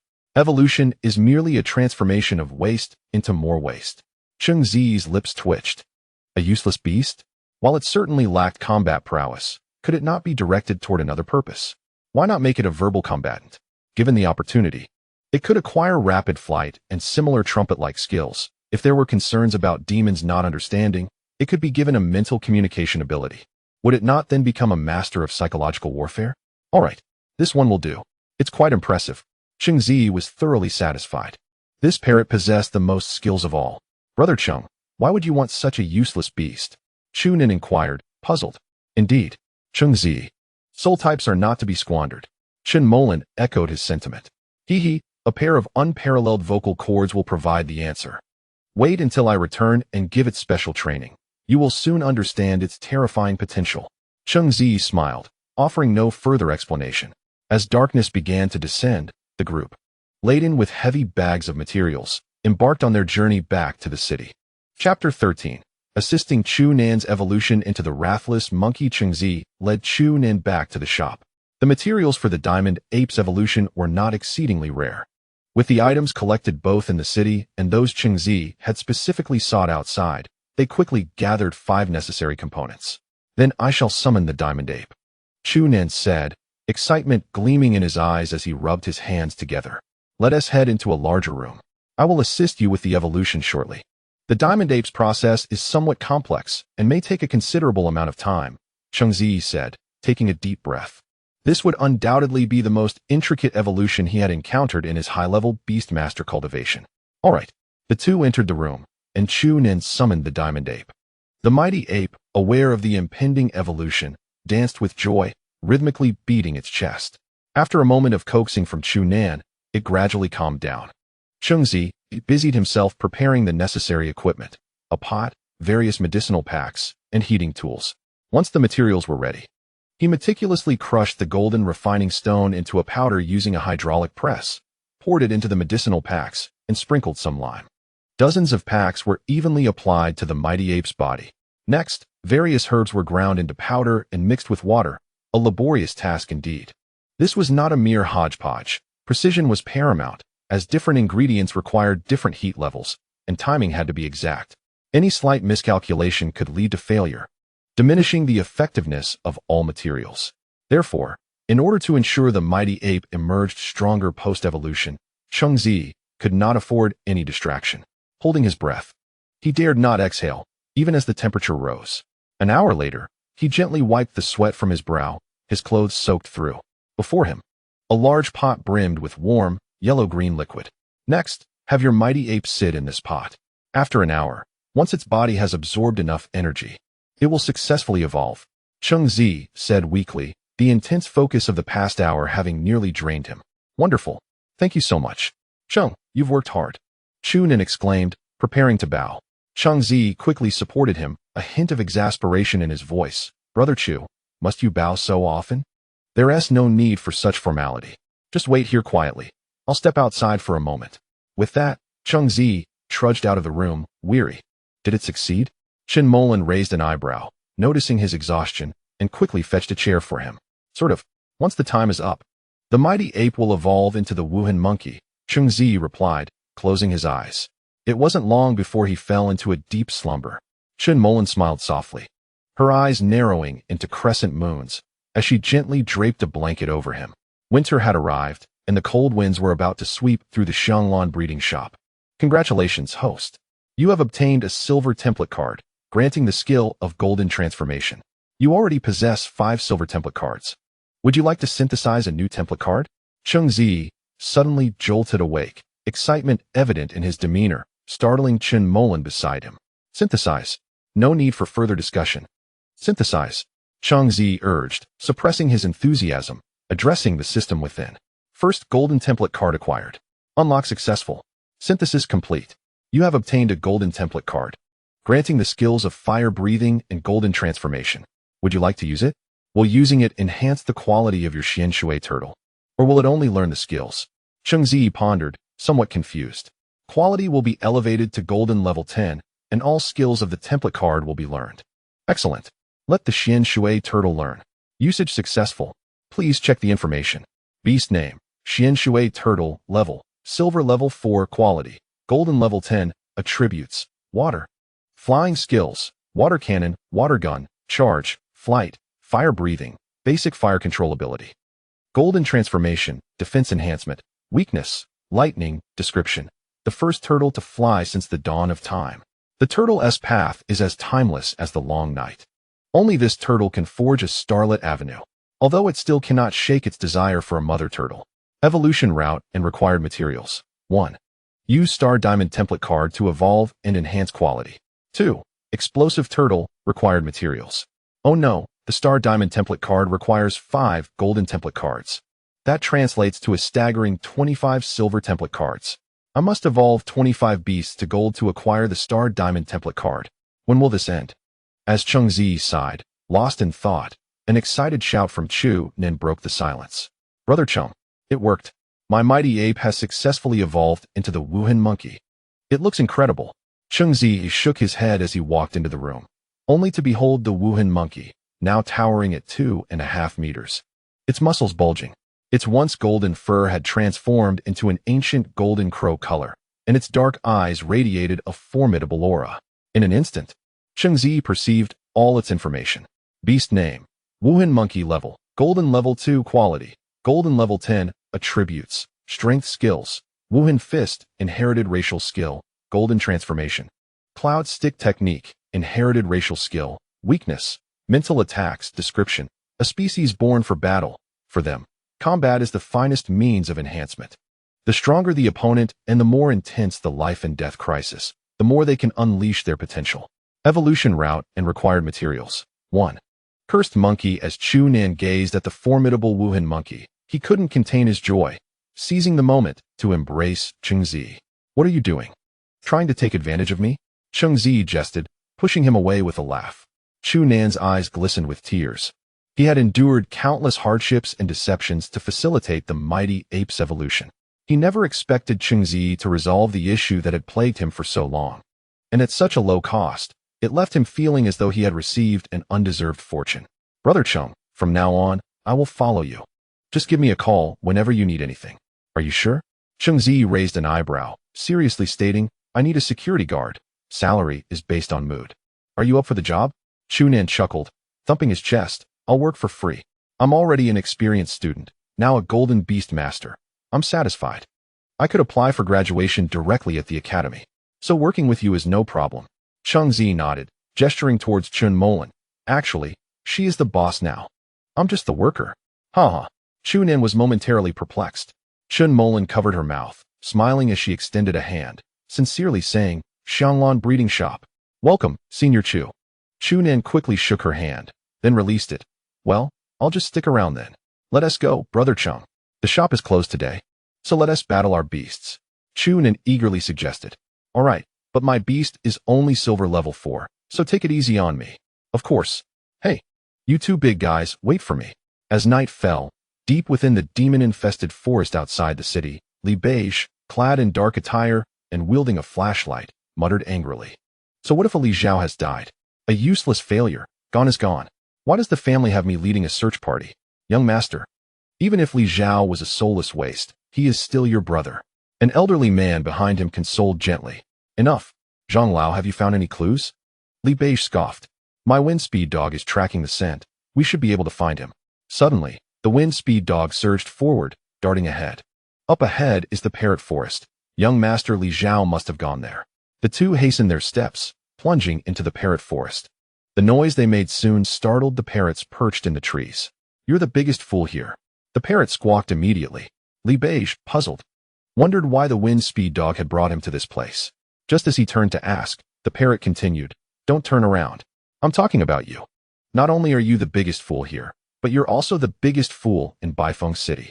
Li Beige stood frozen, bewildered. "Who taught you this nonsense? Is this some sort of deliberate provocation? Don't look so confused. You're also the biggest fool in all of Huaxia." "Not convinced. You're the dumbest in the world." The mimic parrot kept chattering, inciting Li Beige's fury. He ordered the wind speed dog to create a whirlwind, scattering a few parrots in retaliation. However, due to the excessive destruction, the trail was lost. The elderly man sighed helplessly, realizing that his young master had always had a peculiar temperament. And ever since being infuriated by Cheng Ziyi at the academy, he had become even more eccentric, now acting solely on whims and refusing to be disciplined. The fierce winds ravaged the forest, lifting plants and flowers into the air while obliterating all traces of scent. Meanwhile, in the public battle arena of Baifeng City, the battle between Cheng Ziyi and Chu Nen was nearing its conclusion. On the battlefield, the old black and the Wuhan monkey stood, both panting heavily as they faced each other. "Wuhan monkey, the battle is over." Chu Nen let out a helpless sigh. The battle between the two beasts had persisted for 10 minutes, resulting in a stalemate where neither side could gain the upper hand. Although the Wuhan monkey possessed formidable combat capabilities, it was utterly incapable of breaching the defenses of the Xianshui turtle. Whenever the latter withdrew into its shell, the former found itself at a complete loss. Adding to its challenges, the Xianshui turtle had recently mastered a technique called Vajra transformation, rendering the Wuhan monkey's efforts futile. Not to mention, the Xianshui turtle had only one weakness. Attacks from the golden-rated Wuhan monkey had little effect. "Brother Cheng, your Xianshui turtle is truly exceptional. It even knows Vajra transformation. Its defensive power is indeed terrifying. My Wuhan monkey can't even inflict the slightest harm on it. I'm genuinely impressed," Chu Nen remarked, somewhat taken aback. "Haha, my Xianshui turtle is truly unique, not only in combat, but in various other aspects as well." Cheng Ziyi accepted the praise without humility. Noting that it was getting late, he patted Chu Nen on the shoulder and said, "All right then, we have work tomorrow. Hurry back to rest. Make sure to arrive on time in the morning." All right. On September 7th, the Xianglan breeding shop opened its doors early. Cheng Ziyi was eager to obtain Star Diamond grade template cards to enhance the Xianshui turtle, so he was determined to gather several today, to attract customers. He even had Chun Milan design a sign. The elegant script displayed Cheng Ziyi's advertisement, "Xianglan breeding shop, starting today. The evolution of beasts requires only a fee of under 100,000. Material costs are to be provided by the customer, with a guaranteed evolution rate of 100%. Should the evolution fail, our shop is willing to offer tenfold compensation. Hello, is your sign for real?" As soon as Cheng Ziyi's advertisement was released, a crowd quickly gathered outside the Xianglan breeding shop, observing the situation. After a while, someone could no longer hold back and entered the shop to inquire.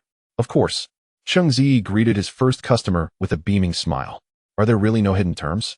The first customer still appeared somewhat apprehensive. "I assure you, I promise everyone here that at Xianglan breeding shop, all you need to pay is for the materials. The evolution fee is capped at 100,000, regardless of the beast's level," Cheng Ziyi declared confidently, scanning the crowd with fervor. "Is that true? It can't be a scam, right? How could the evolution fee only be 100,000? Other breeding shops charge at least 400 to 500,000 for even bronze beast evolutions." Exactly. Such a low evolution fee is practically unheard of. I feel like there must be some hidden tricks. What if the evolution fails, and they refuse to pay back even the material costs? Don't you know? The original owner of this shop ran into problems, and the breeders here are mostly missing, perhaps even deceased. How can you trust such a place? The crowd erupted into heated discussions regarding the sales tactics of the Xianglan breeding shop. "I guarantee that if the evolution fails, I will compensate 10 times the material costs," Cheng Ziyi asserted with unwavering confidence. "Everyone, if you're interested, don't miss this opportunity. I'll do it. I trust you." The first customer, undeterred by the chatter around him, was eager to take a chance, as his beast had remained at bronze level 10 for far too long. Other breeding shops had completely ignored his requests for evolution, as no one knew what his beast could evolve into. Yet he was unwilling to give up, as he had only one soul seed, this single beast, and he wished for it to break through its limits. Thank you for your trust. Cheng Ziyi grinned. The first customer quickly summoned his beast. Cheng Ziyi smiled upon seeing it. It was the most ordinary beast, the black-blue leopard, which had a straightforward evolution process. However, the various methods of evolution were known only to certain breeders, who would never divulge them without a hefty price. Seriously? The black-blue leopard is thinking about evolution? You might find a solution in the capital, expecting to evolve in this rundown shop? Exactly. I think they just want to scam for 10 times the compensation. A breeding shop like this? I'd consider it good luck if they don't run away. How ridiculous. The black-blue leopard is generally regarded as a worthless beast that cannot evolve. My pig has more potential than this. The crowd erupted in laughter, mocking the customer's ignorance and stubbornness. It's only natural that you all don't believe me. I won't hide anything. I'll evolve it right here to prove my abilities. Cheng Ziyi smiled slightly, preparing the evolution method. Typically, breeding shops conducted evolutions in private rooms, not allowing the beast's owner to witness the process. This was done to prevent the leakage of evolution methods, which were crucial for profit. If someone learned these methods, it would render their research meaningless, essentially sewing garments for others. In fact, the Beast Academy does publish evolution methods, but only for rare beasts or those with little potential. Hence, it is exceedingly difficult for ordinary people to discover these methods. Cheng Ziyi's willingness to be so open signified his confidence, as he had no fear of others stealing his knowledge. Moreover, he was not merely a novice with only a few evolution methods. Get me 100 grams of wind void grass and a handful of heavy tower. Cheng Ziyi instructed Chen Mulan, who quickly and accurately gathered the materials with precision tools. Then, in front of all the onlookers, Cheng Ziyi crushed the wind void grass, applying it to the heavy tower, and finally cut the heavy tower in half, leaving the roots intact, while grinding the excess into powder to feed the black-blue leopard. After administering the mixture, Cheng Ziyi continuously stroked a specific area on the black-blue leopard's abdomen, where a unique organ resided. Once this organ absorbed all the energy from the materials, the evolution would be halfway successful. Noticing the black-blue leopard's eyes closing in comfort, Cheng Ziyi fed it the heavy tower roots, the final step in the process. This root, charged with potent energy, would redefine the evolutionary potential of the black-blue leopard. Upon consuming the root, the black-blue leopard, which had been squinting its eyes, suddenly widened them in shock, its gaze round and startled as it felt a surge of intense energy coursing through its body. In discomfort, it collapsed. However, the pain only intensified, and the black-blue leopard could no longer bear it, rolling on the ground in anguish, causing its owner to feel a pang of concern. The crowd, witnessing the black-blue leopard's distress, could not help but smirk, their expressions brimming with mockery as they began to voice their opinions. I told you, this guy is useless. Look at the state of that black-blue leopard. What kind of beast evolution causes such suffering? I think this so-called Xianglan breeding shop should close down. The beast masters are all gone, and a kid without any experience is trying to act as a beast breeder? TSK, if something happens to the beast, let us see how you handle it. Is the black-blue leopard really failing to evolve? Cheng Ziyi grinned. The more intense the crowd's reactions, the better his business would fare today. Brother Cheng, you haven't truly messed this up, have you? That beast looks quite uncomfortable. Chu Nan whispered anxiously. Don't worry. It will succeed. Cheng Ziyi waved his hand dismissively. As soon as he finished speaking, the black-blue leopard's fur suddenly became increasingly radiant, its size gradually expanding. Its fangs sharpened, and in mere moments, its form had doubled in size. Roar. Black-blue leopard, no? It should now be called the Tung Yun leopard.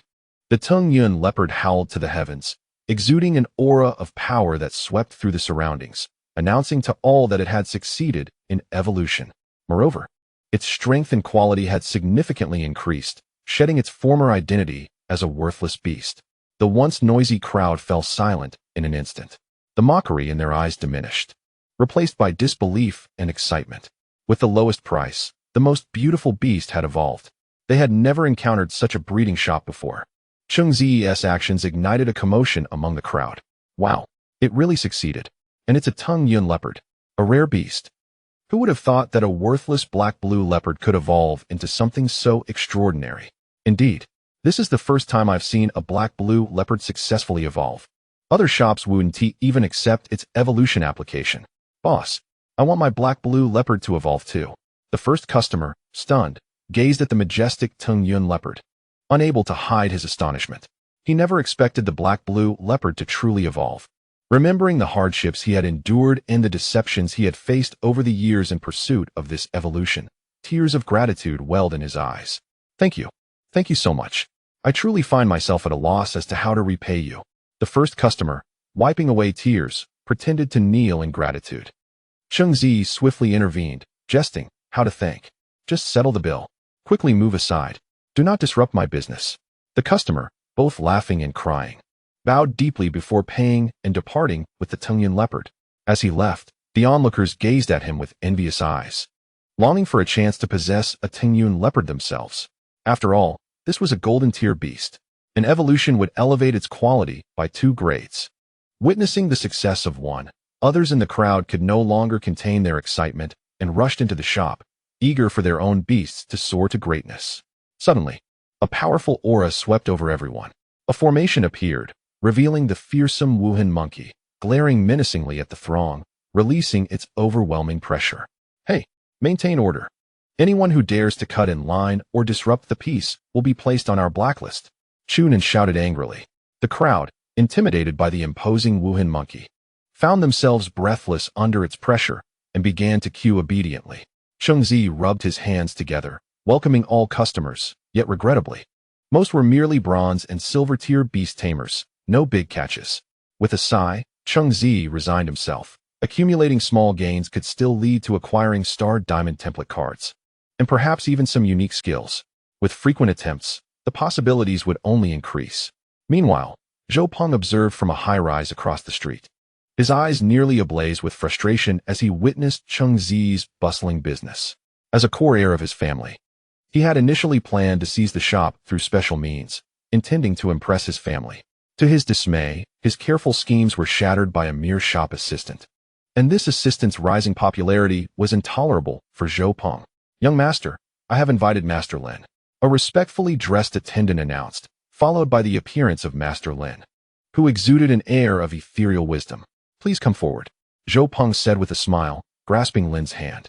At last, you have arrived. Haha, what requests do you have? I can surely meet them. Master Lin reciprocated the smile.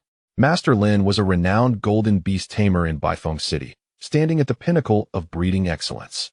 Zhao had expended considerable effort and family prestige to engage him. Here's the thing. I wish to acquire the breeding shop downstairs. Zhao eyes glinted with determination. I want to put him out of business. Let us see how he survives. What does young master mean?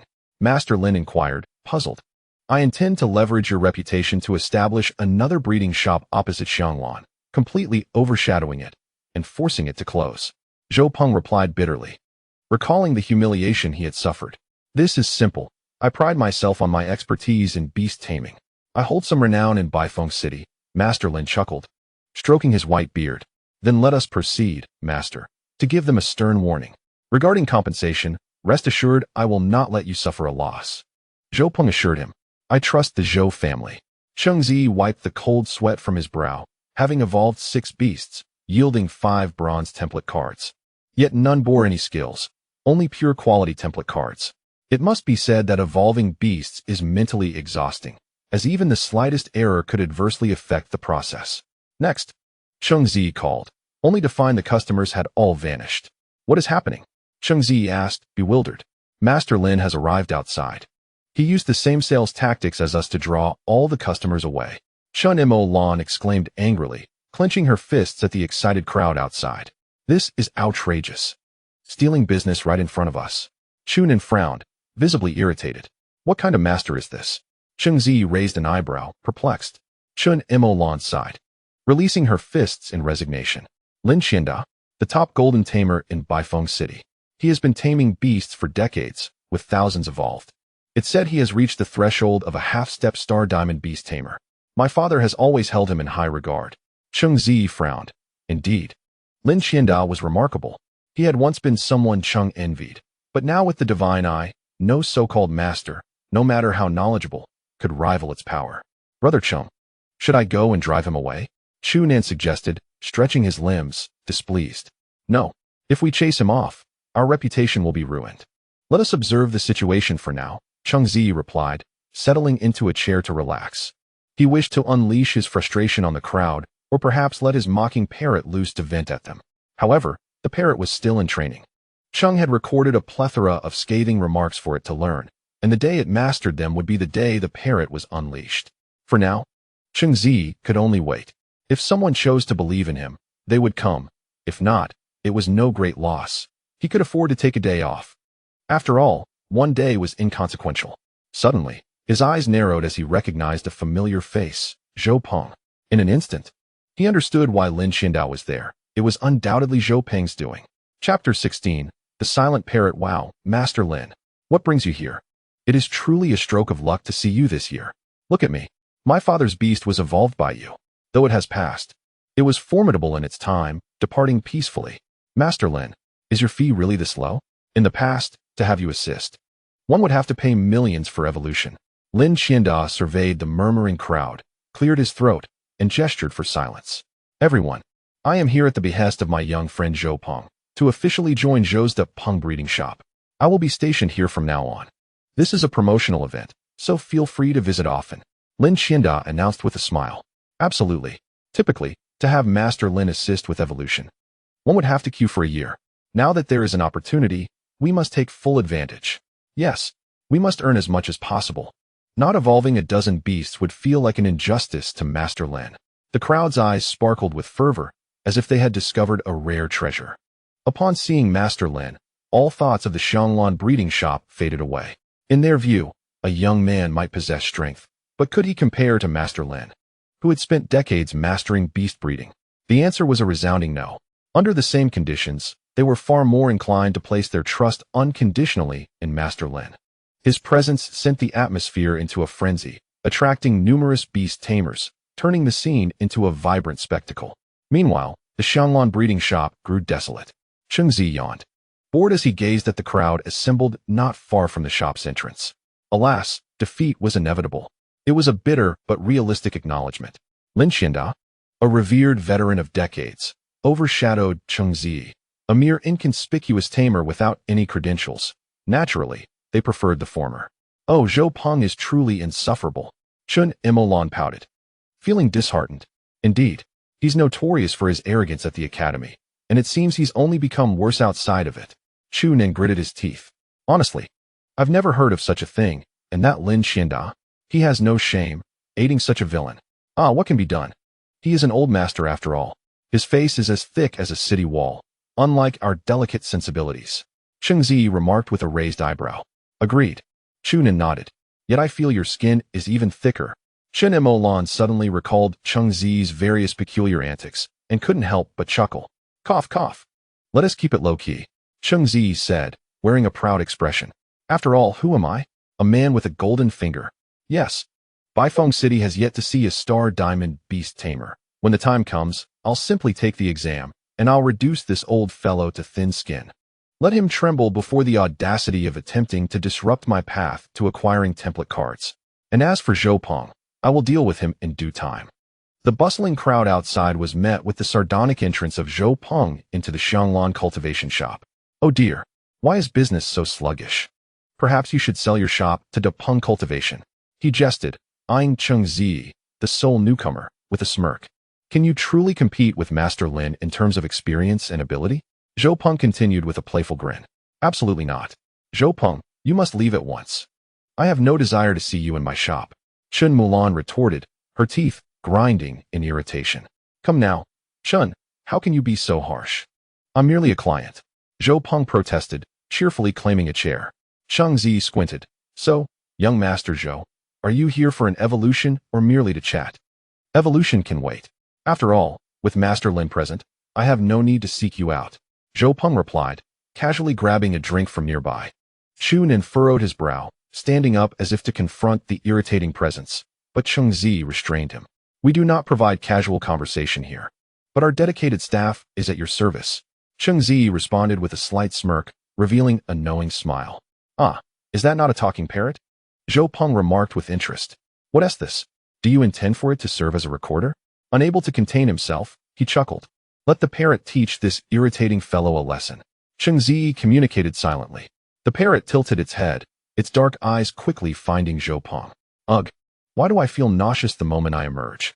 The parrot retched, flapping its wings as if in distress, revealing an unpleasant aura. Zhao expression shifted dramatically, bewildered by the parrot's actions. When did you become so sincere? It seems the people around you evoke a sense of nausea. What nonsense are you spouting? Zhao snarled, his demeanor displeased. Exposed. That's precisely the case. Here's a suggestion. Get a nicer haircut and cover your face when you go out, just showing off your hairstyle. That way, people can appreciate your best feature without being repulsed by your face. The parrot continued its relentless commentary. What are you talking about? Are you seeking death? Zhao slammed the table, standing up, his eyes wide with rage. Is our service not satisfactory?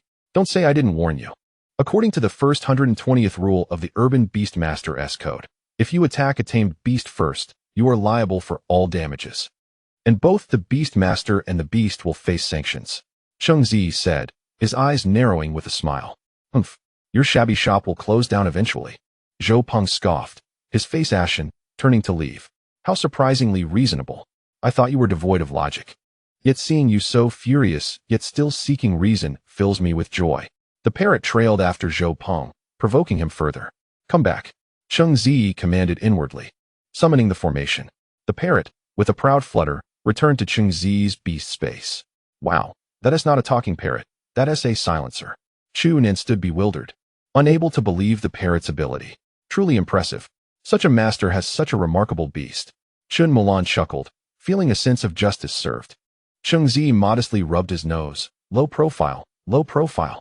Watching the growing commotion outside, he couldn't help but feel a tremor of excitement. These were all living templates. Chapter 17. The Coffin-Bearing Undead. Wow. Master Lin is truly remarkable. Indeed, Master Lin is the most renowned beast cultivator in Baifeng City. He has successfully evolved such a challenging beast publicly. I'm next. Don't crowd me. I've been waiting in line for ages. At the entrance of the Xianglan cultivation shop, the crowd grew increasingly animated. It was estimated that with Master Lin's appearance, thousands had gathered, blocking the streets. Wiping the sweat from his brow, Master Lin surveyed the throng, his face breaking into a satisfied smile at their adulation. Amidst the clamor, a strikingly beautiful girl appeared before him, her expression inscrutable. Hey, I heard that evolution is quite impressive, she said softly, yet her voice pierced through the noise, reaching Lin Qianda's ears. Lin Qianda frowned, displeased with her tone, but forced a smile, replying, yes, I possess some expertise in beast cultivation. Oh, then please help me evolve. The girl's forehead glowed crimson, summoning a grand formation before her. The crowd halted their chatter, glaring at the girl, but soon felt the ancient, bloodthirsty aura emanating from the formation, leaving them all in stunned silence, eyes wide with awe. The pressure alone indicated that this girl's beast was extraordinary. Master Lin's expression turned grave. Such a dense, deathly aura was something he had never encountered, even after evolving thousands of beasts and witnessing tens of thousands. As the formation solidified, the first to emerge was not a beast, but a swirling purple-black smoke. The smoke engulfed the onlookers, causing a sensation of suffocation, prompting them to recoil in fear. As the smoke dissipated, a pair of radiant purple eyes pierced through, gazing at everyone present. Those who met that gaze felt as though death itself had gripped their throats, helplessly awaiting their fate. Moments later, the smoke cleared, revealing the true form of the girl's beast, standing roughly half a meter tall. It was cloaked in a dark robe that concealed its body, revealing only its face, which was obscured, save for its eternally glowing purple eyes. Most chilling of all, it bore a coffin on its back, significantly larger than its petite frame. The crowd blinked in confusion, some breaking into laughter, the ominous aura dissipating upon seeing the creature's true form. What is this? I thought it was a fearsome beast. Turns out it's just a little pudding. Admittedly, it does have a certain adorable charm.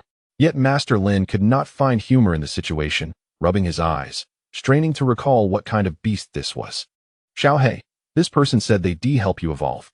I know you're dissatisfied with your current form, the girl calmly stated beside her beast. Xiao nodded, its purple glow intensifying. The crowd quieted, eyes fixed on Master Lin, eager to learn about this beast and whether it could be evolved. Master Lin's face was ashen. No matter how hard he thought, he could not recall what kind of existence this beast was. Please help Xiao He evolve, the girl implored, stepping closer to Lin Qianda. He remained silent, his expression tense. What? You can't? Lin Qianda stiffened, nodding slowly. I'm afraid not. I have never encountered such a beast. So I cannot assist you with its evolution. Oh, it's not that big of a deal. The girl turned to leave, but suddenly paused, glancing at the sign across the way, muttering, Xianglan cultivation shop? With that, she and Xiao He moved through the crowd, heading toward the Xianglan cultivation shop, leaving behind a stunned audience. What sort of beast could it be that even Master Lin had never seen? My goodness. If Master Lin cannot assist with the evolution of this beast, how can the cultivators at Xianglan cultivation shop possibly compare? Curiosity piqued, the crowd followed the girl. But she remained expressionless, her demeanor seemingly frozen in time. Cheng Ziyi watched as the shop's entrance became lively, momentarily puzzled, but upon seeing the unmistakable girl and her beast, his brows furrowed in concern. Beast name, Coffin Wraith, level, silver rank 10 quality, silver rank 10 attributes, space. Undead skills, soul devour, enables the absorption of any creature's soul into the coffin behind it, converting these souls into nourishment to rapidly elevate its level. Vulnerabilities, light, description, it should not exist in this world. Its presence signifies the impending resurrection of unclean remnants. By the way, if you wish to survive, do not touch the coffin behind it. Evolution path and required materials. Coffin envoy. A handful of soul-grasping grass stained with the owner's blood. Can you help Little Black evolve? The girl looked up at Cheng Ziyi and spoke softly. Yes. Cheng Ziyi, regaining his composure, gazed meaningfully at the girl. Oh, let the wolf evolve then. But there is one issue. The evolution materials must all be stained with your blood. Can you manage that? Without hesitation, Cheng Ziyi nodded stiffly, observing that the girl's demeanor bore no trace of vitality, akin to a living corpse, seemingly devoid of even the most fundamental emotions. Nevertheless, adhering to the principle of welcoming all, Cheng Ziyi began his preparations, grateful to Chu Nan for providing him with a handful of soul-grasping grass, without which the evolution would have been impossible. Brother Cheng, Chu Nan remarked, noticing Cheng Ziyi picking up the soul-grasping grass, his expression filled with curiosity.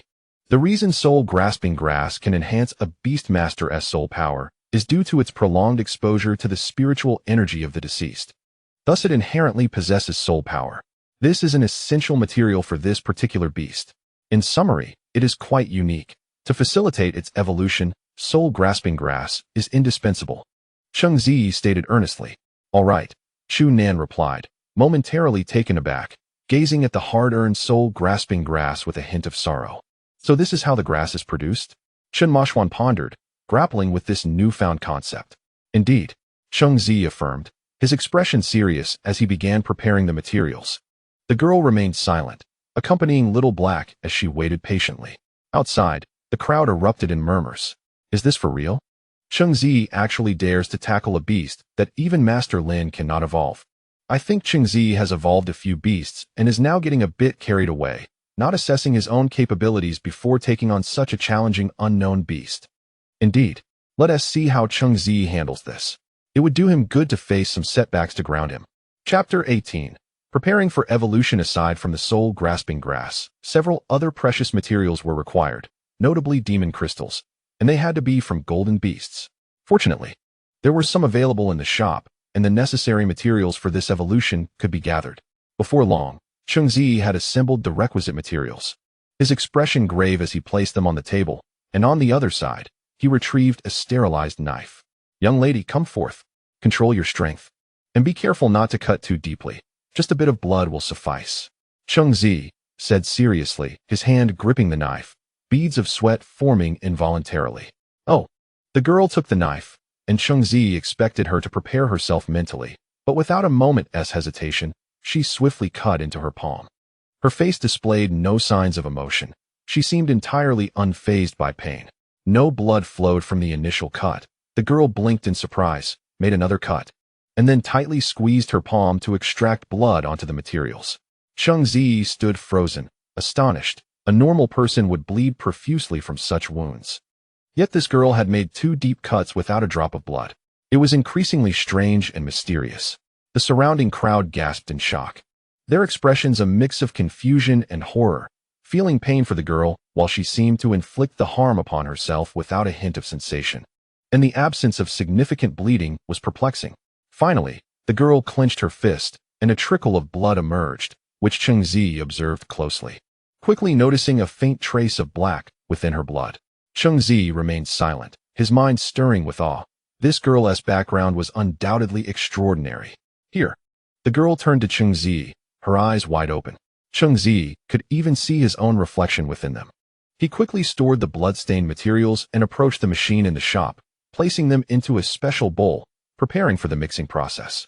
Once the materials were infused with the girl's blood, they needed to be thoroughly blended until they formed a liquid. The machinery roared to life. The massive mixer began its work, tearing the materials apart, rapidly transforming them into powder. Different colors merged swiftly, and a dark purple liquid slowly emerged before his eyes. Cheng Ziyi turned to the girl, saying, "By the way, Chen Ma Xuan, you help." Suddenly, he lost his words, for the wound on the girl's palm was visibly healing. He distinctly remembered it being 4 to 5 centimeters long, yet it was now visibly mending. The crowd remained focused on Cheng Ziyi, not noticing the girl's remarkable nature. Cheng Ziyi chose not to reveal it, as his concern was solely the evolution process. The customer's background was of no concern to him. Outside, the crowd parted. Intrigued by the approach of Lin Xianda, "My young friend, you would do well not to meddle carelessly with that beast. I am unfamiliar with it, and I would advise against taking such risks," Lin Xianda warned as he reached the shop entrance. "Oh," Cheng Ziyi replied nonchalantly, not lifting his head. "TSK. I have not encountered a method of evolution requiring the beast owner's blood in decades. I urge you not to act recklessly for the sake of fleeting glory," Lin Xianda insisted loudly. He was concerned about the possibility of embarrassing himself in front of so many. If Cheng Ziyi succeeded in evolving a beast that he could not, what would that imply?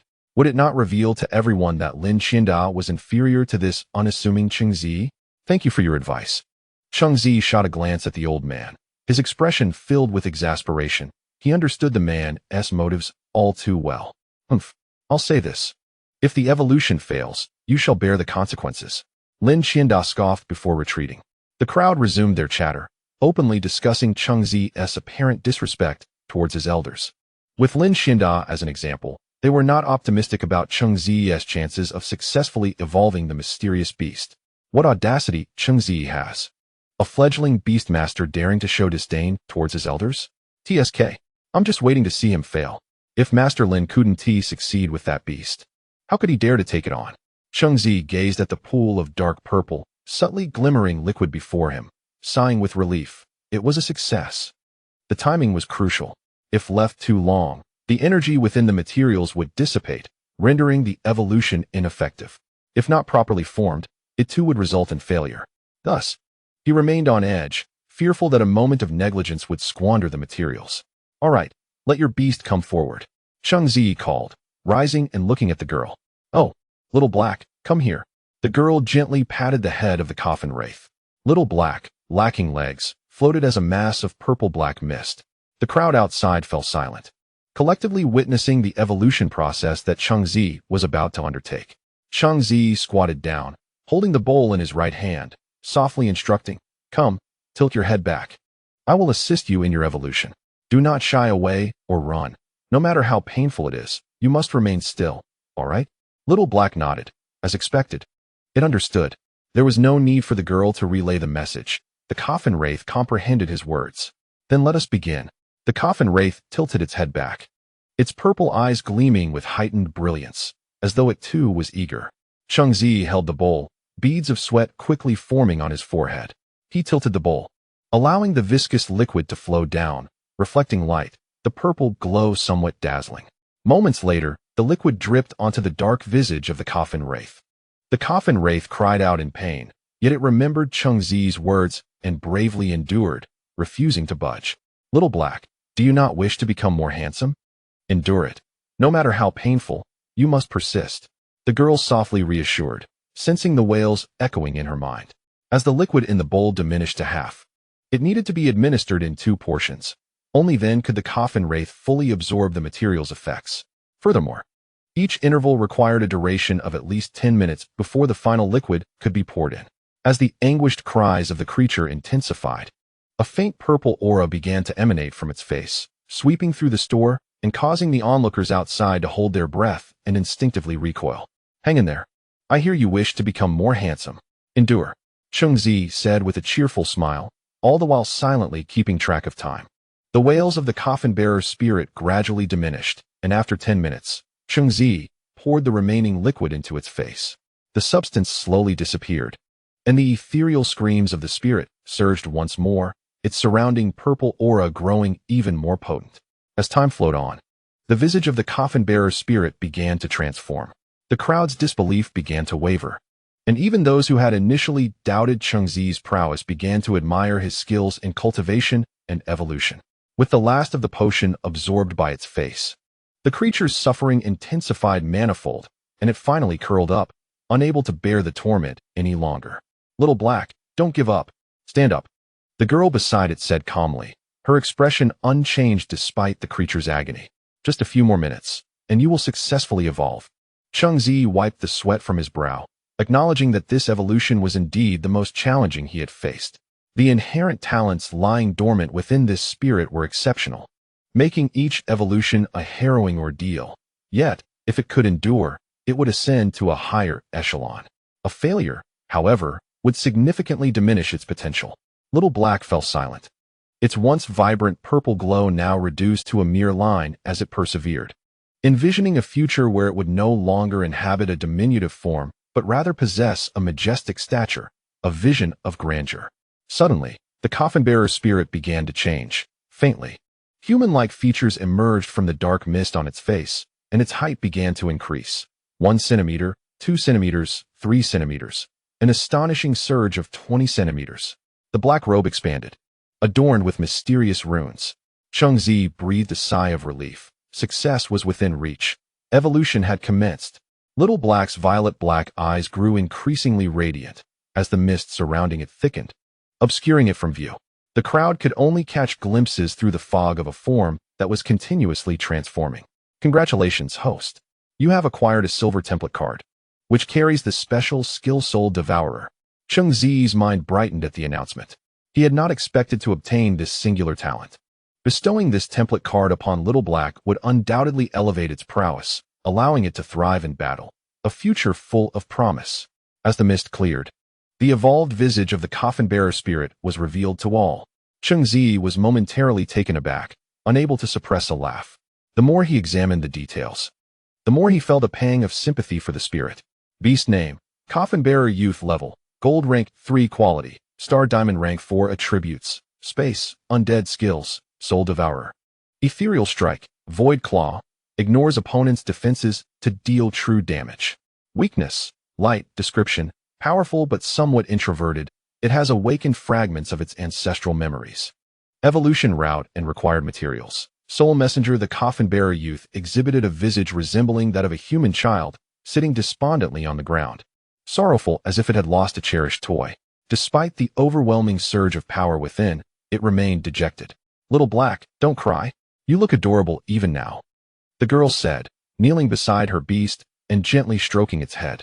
Indeed, your strength has increased. That is quite impressive, Cheng Ziyi added, smiling. Nevertheless, the coffin-bearer youth remained heartbroken, sobs escaping its lips. The onlookers, witnessing Cheng Ziyi's successful evolution of this mysterious beast, erupted in astonishment.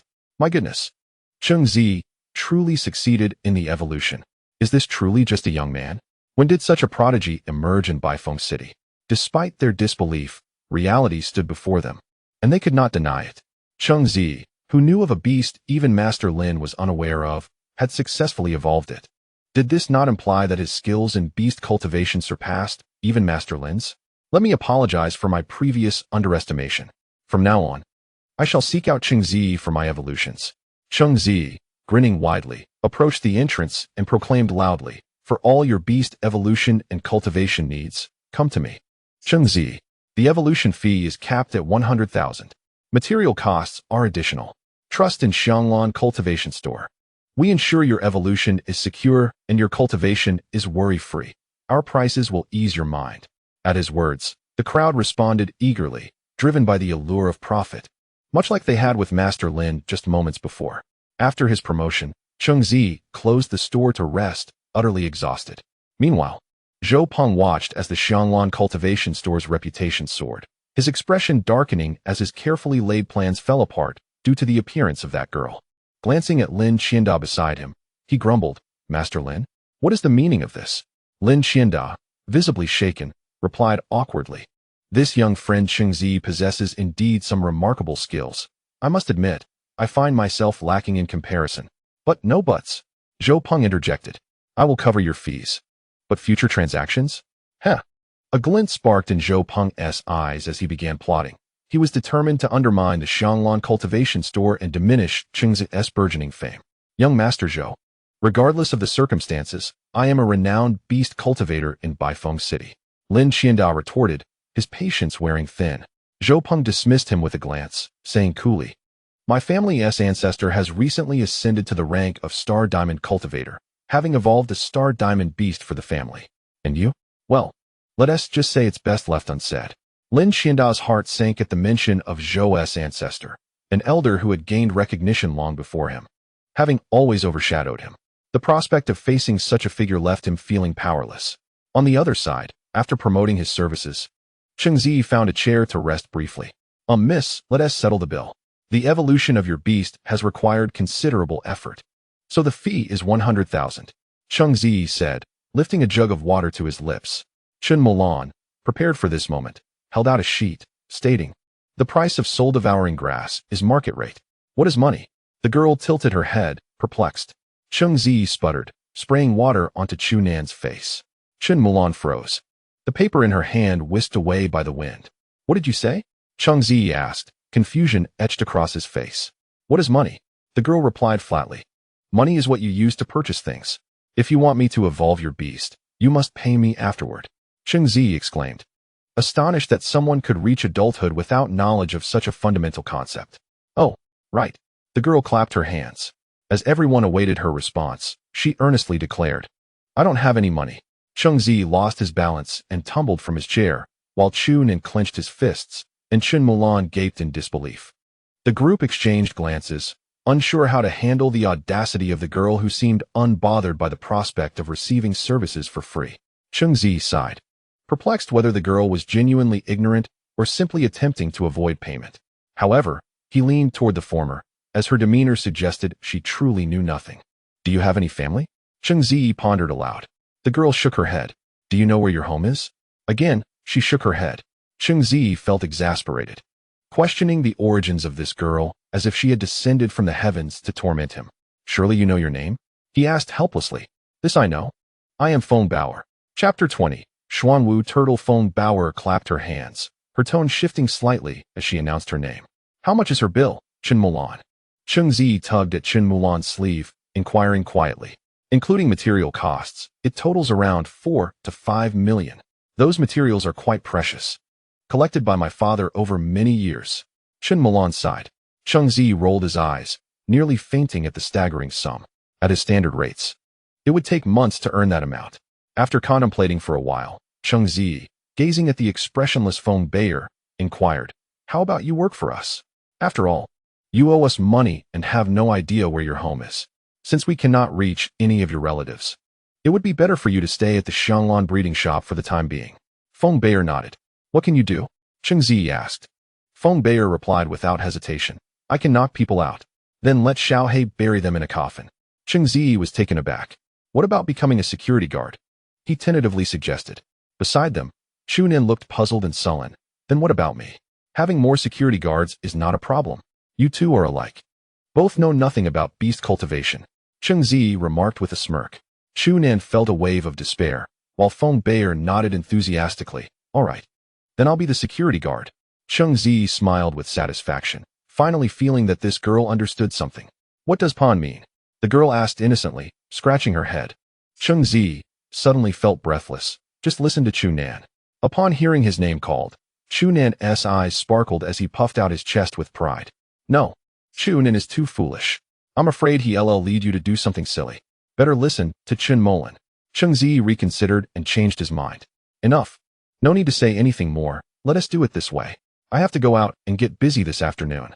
Close the shop for now, and Chen Mulan, Please teach Feng Bei'er some common knowledge, especially her Mandarin. Cheng Ziyi stood up and earnestly instructed Chen Molan. In the afternoon, unbeknownst to the others in the shop, Cheng Ziyi stealthily left the city. He had been suppressing his excitement all morning, eagerly wanting to teach Lao He the soul-devouring skill. If he mastered this skill, Lao He's growth would accelerate at an alarming rate. Upon reaching a deserted forest, Cheng Ziyi surveyed the surroundings. Seeing no signs of life, he summoned Lao He. Upon appearing from the summoning circle, Lao He looked drowsy. Ever since Cheng Ziyi had forbidden it from going out, the once vibrant creature had become listless. Its world dimmed in the absence of its mother turtle. Enough with the long face. Today, I have something wonderful for you. Cheng Ziyi communicated excitedly in his heart. Instantly, Lao He perked up, exclaiming, "What? Is it the mother turtle? 7 mother turtles?" Cheng Ziyi felt an immediate surge of frustration and smacked Lao He on its solid head. "Can you be a bit more ambitious?" Shaking his slightly aching hand, Cheng Ziyi spoke with the system, instructing Lao He to use the template card containing the soul-devouring skill. With a successful usage, Lao He learned the skill. Due to the uniqueness of this skill, it unexpectedly activated the Xuanwu bloodline within Lao He, about to transform its internal structure. As the words fell, Lao He suddenly sensed something amiss within its body. Looking apprehensively at Cheng Ziyi, the latter pressed his hand down reassuringly. "Don't worry, this is all for your benefit. You are about to undergo the greatest transformation of your life." Hearing this, Lao He's eyes filled with excitement, envisioning its future in the 3,000 Turtle Palace. Cheng Ziyi watched quietly as Lao He's form began to expand. Not only that, but Lao He's eyes gradually turned a deep crimson, creating an unsettling atmosphere during their gaze lock. The initial excitement on Lao He's face vanished, replaced by pain. It felt as though a blender was churning within, causing chaos inside as waves of agony flooded its mind. The more Cheng Ziyi observed, the more exhilarated he became. "Just endure this, and countless mother turtles will seek you out. Keep going." Lao He began to chant various names of mother turtles, seemingly alleviating the pain.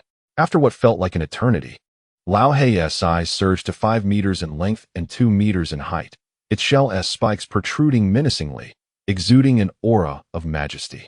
Cheng Ziyi found himself gazing up at it. Soon, he would have to jump just to pat its head. Noticing the new spikes and a sharp horn about 10 centimeters long on its head, Cheng Ziyi examined Lao He's data with surprise, quickly overwhelmed by satisfaction and joy. Beast name, Xuanwu Turtle, level, Gold level 1 quality, Star Diamond level 10, attributes, water, flight skills, water cannon, water gun, charge, flight, fire breathing, diamond transformation, rain summoning. Tidal wave, devour, can swallow any creature into its unique small world. Upon decomposition, will gain energy to enhance the Xuanwu turtle's physical attributes and level. Weakness, none. Description. After activating the Xuanwu bloodline, its power has surged to terrifying levels. It has now embarked on the starry path of turtles, and the future belongs to it. Naturally, with its inflated strength, the desire for mother turtles is doubled. As mentioned before, with mother turtles, it will only grow stronger. Evolution path and required materials. Currently, it can only evolve and enhance quality using template cards, unless you can obtain the extinct Xuanwu True Blood. Fantastic! Cheng Ziyi pumped his fist in triumph, amazed at the unexpected delight of Lao He's quality soaring to Star Diamond level 10 and its skills evolving. This must be the reason Lao He unexpectedly awakened its Xuanwu bloodline. Feeling an unprecedented surge of power, Lao He's eyes burned with intensity. It would be the ruler of Baifeng City, and all mother turtles would belong to it. Let us find some monsters to practice on. You'll definitely sense the difference within. Cheng Ziyi asserted. Lao He nodded, proudly surveying its surroundings, seemingly oblivious to everything else. All right, I know you're eager. Let us go find some monsters to hone your skills. Cheng Ziyi urged as he and Lao He moved forward, boldly striding through the forest fraught with hidden dangers. Unperturbed by the potential threats, in Cheng Ziyi's eyes, no matter how fierce the monsters might be, they were all adorable, for they represented a continuous source of experience. Chapter 21. The delivery of Li Beige the Thorny Hedgehog was sent crashing by the Xuanwu Turtle's diamond transformation and charge, its ribs fracturing with each impact. Blood spilling from its mouth as it succumbed to its injuries, filled with unwillingness. Lao He, devour it. Cheng Ziyi rubbed his hands together. Eager at the thought of this thorny hedgehog being the highest level monster they had encountered today, wondering if Lao He could level up after consuming it. Upon hearing this, Lao He opened its mouth wide, a brilliant light emanating from within, as an unparalleled suction pulled the hedgehog's body toward it, drawing it in effortlessly. The thorny hedgehog's form gradually shrank until it was entirely absorbed into Lao He's internal world. Generally, Lao He's digestion process was not swift, so they would have to wait a while to see if it absorbed the energy from the monster and leveled up. Cheng Ziyi sighed. They were still too close to Baifeng City, where many monsters had been cleared out by the defensive beast army, leaving only weaklings behind, making it hard to find powerful monsters for Lao He to practice against. He continued deeper into the forest, hoping for luck in finding a golden-level monster. However, Cheng Ziyi needed to be cautious, steering clear of the deeper mountains where star diamond monsters resided. It was in such depths that Uncle Chun had met his unfortunate fate, and to this day, no one knew if he was safe. Once Lao He reached the star diamond level, he would venture into the mountains to search for Uncle Chun's traces. Though the longer the time passed, the slimmer the chances of Uncle Chun's survival became. Cheng Ziyi still believed that no matter how slim, fortune would eventually come. Lao He, wait. Cheng Ziyi suddenly halted, his gaze fixed on a pair of figures barely visible among the towering trees. Zhang Lao, why don't we head back? We could just say that Li Zhao was killed by monsters. By now, there might not even be a corpse left. Li Beige leaned against a tree. Frustration etched on his face as he spoke to the elderly man beside him, who was walking unsteadily. Master, it would be difficult to return home without any leads to report to the family. And have you forgotten my beast? As long as I can see the culprit, I can obtain irrefutable evidence. Zhang Lao replied with a smile. Though weary, he could not afford to slack off in fulfilling his family's orders. Enough. In this desolate place, we haven't seen a single person. Oh, Elder, do you see someone over there? Li Beige suddenly spotted a shadow in the distance. Exchanging glances with the elder, who immediately understood and chased after it, Cheng Ziyi observed the two approaching figures with increasing proximity, choosing not to flee but rather to sit atop the formidable old hay, surveying them from a position of advantage. Cheng Ziyi, what brings you here?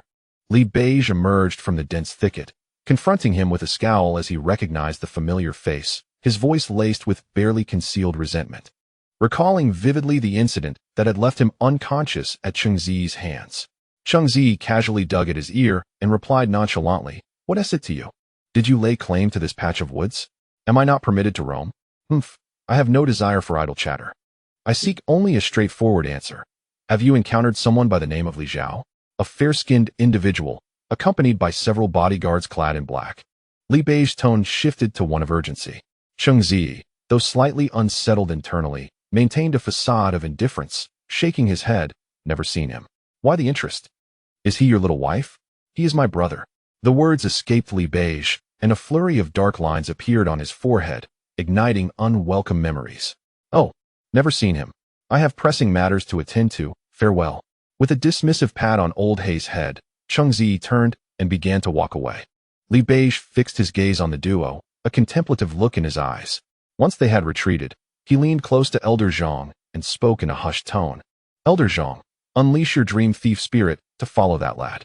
I recall Cheng Ziyi's beast was merely of silver rank, yet it has evolved in such a short span. There must be some opportunities surrounding him. Elder Zhang nodded, and in the next instant, a radiant glow emanated from his brow. From the formation emerged a spirit that seemed to waver between existence and nothingness, cloaked in shades of black and white, flickering into visibility before vanishing again. As the dream thief materialized, Zhang's pride was palpable, cradling the spirit as one would a cherished child. This rare beast was unique to all of Baifeng City, possessing a particularly formidable skill, the ability to peer into the hearts of others, revealing their memories, a truly fearsome ability, albeit one lacking in combat prowess, typically reserved for special circumstances. Thus, Li Beige sought to employ the dream thief to glean any hidden truths from Cheng Ziyi's recollections. Elder Zhang communicated silently with the dream thief, and soon it melded into the void, leaving no trace. Suddenly, Cheng Ziyi felt the sensation of being observed, an instinctive shiver coursing through him. He glanced back at Li Beige's former position, a smirk curling his lips as he muttered, Ah, has he come? I eagerly await what kind of beast this rich scion will bring forth. Though he understood the principle of discretion, he was up against Li Beige. Their past frictions had led him to anticipate a conflict, hoping to devour both their beasts. However, it seemed that his expectations were misguided, for the other party was poised to act against him. Cheng Ziyi had intentionally leaked some information, which had evidently aroused suspicion. His seemingly careless remarks and deliberate exposure of Old Hei's form would lead any astute observer to deduce that matters were far from simple. Realizing that something was in pursuit, Cheng Ziyi feigned ignorance, continuing to ride Old Hei forward, while closing his eyes to heighten his auditory senses. The gentle breeze rustled through the leaves, producing a symphony of subtle sounds. Uncertain of the nature of the impending presence, Cheng Ziyi honed in on the minute changes in his surroundings, a skill he had cultivated over the years through meticulous material selection. Discerning the quality of materials by their sounds had sharpened his perception to an extraordinary degree. And after Old Hei evolved into a black tortoise, his auditory acuity reached an almost terrifying level. Abruptly, he opened his eyes, and a faint sound of disruption in the air momentarily faltered before vanishing. Cheng Ziyi smiled, patting Old Hei's head, silently communicating, "Old Hei, I need to relieve myself. Call for you if necessary." The gravity of his words caused Old Hei to shudder, realizing the path his master was treading. Was even a tortoise not exempt from his whims?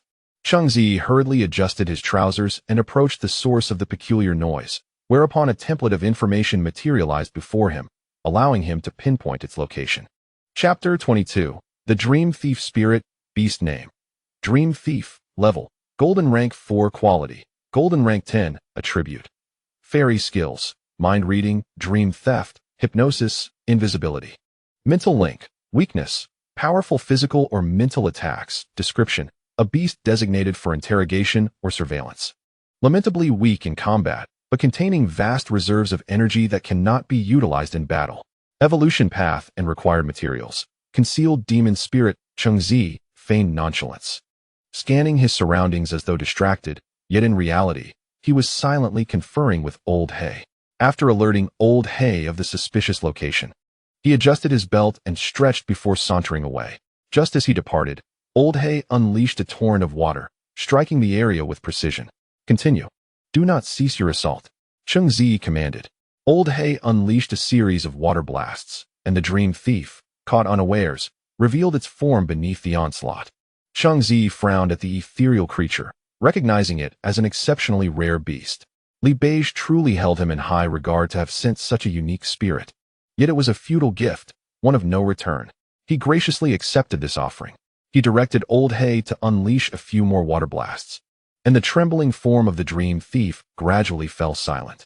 Confirming its lifelessness, Old Hei cautiously approached and delivered a few final strikes.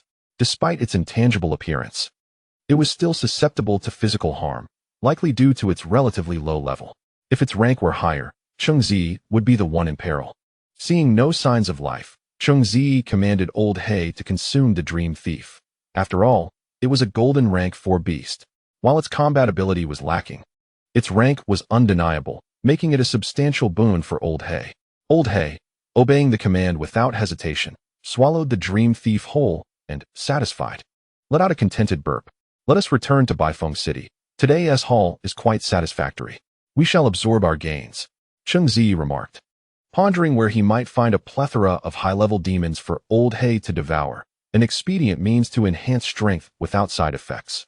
The secret realm. That was indeed the den of demons, the source from which countless creatures emerged into the human realm. It was said that every Beastmaster Academy was established around a secret realm, and Baifeng Beastmaster Academy was no exception.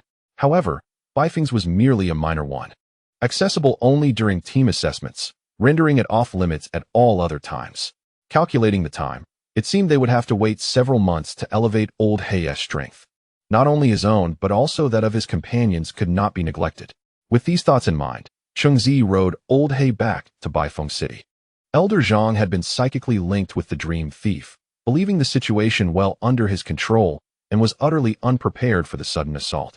Caught off guard, the Dream Thief succumbed to the relentless barrage and perished. The psychological trauma from the death of his beast overwhelmed Elder Zhang, causing him to collapse in agony. Li Beige, witnessing this, immediately grasped the gravity of the situation, a fierce glint igniting in his eyes. Cheng Ziyi truly possessed some fortuitous encounters. Otherwise, He would not have experienced such rapid advancements in prowess and physical condition within a short span. Is Elder Zhang all right? Li Beige inquired softly. Elder Zhang, struggling to respond, managed, I am fine. After a moment, he rose, his nose tinged with sorrow, eyes red with unshed tears. He recalled the countless efforts he had invested to acquire this beast, which had secured him a coveted status within the Li family. With the loss of the dream thief, his world was on the brink of collapse. Old Zhang need not be overly sorrowful. The family will compensate you, Li Beige calmly remarked. To him, it was merely the loss of a capable aide, hardly a cause for lamentation. Thank you, young master. Old Zhang choked out, though he possessed other beasts. It was evident that the dream thief spirit held greater significance for him. Let us depart. We must return. Cheng Ziyi is indeed our target, is he not? We shall not only elevate the incident involving Li Zhao, casting him as a suspect, but also report the attack on old Zhang's beast. In doing so, Cheng Ziyi shall have no respite. I, from the Li family, will ensure this man faces the consequences.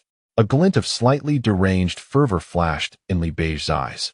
Could Cheng Ziyi truly suppress me? How fortuitous that he made a name for himself, ascending the ranks, but such elevation comes at a price. Who can blame you for lacking fortune? Mere commoners, when encountering the Li family, cannot expect leniency. You have achieved scores that elude my grasp, yet henceforth, no opportunity shall present itself again. Li Beige mused darkly, a sinister grin creeping across his face. Even old Zhang could not help but shudder, inwardly lamenting the situation. Yet, what concern was it of his? He was merely a lowly enforcer of the Li family. Perhaps after losing the dream thief spirit, he would regress to the most basic servant. Within the Xianglan cultivation shop, Chen Mulan tirelessly instructed Feng Bower.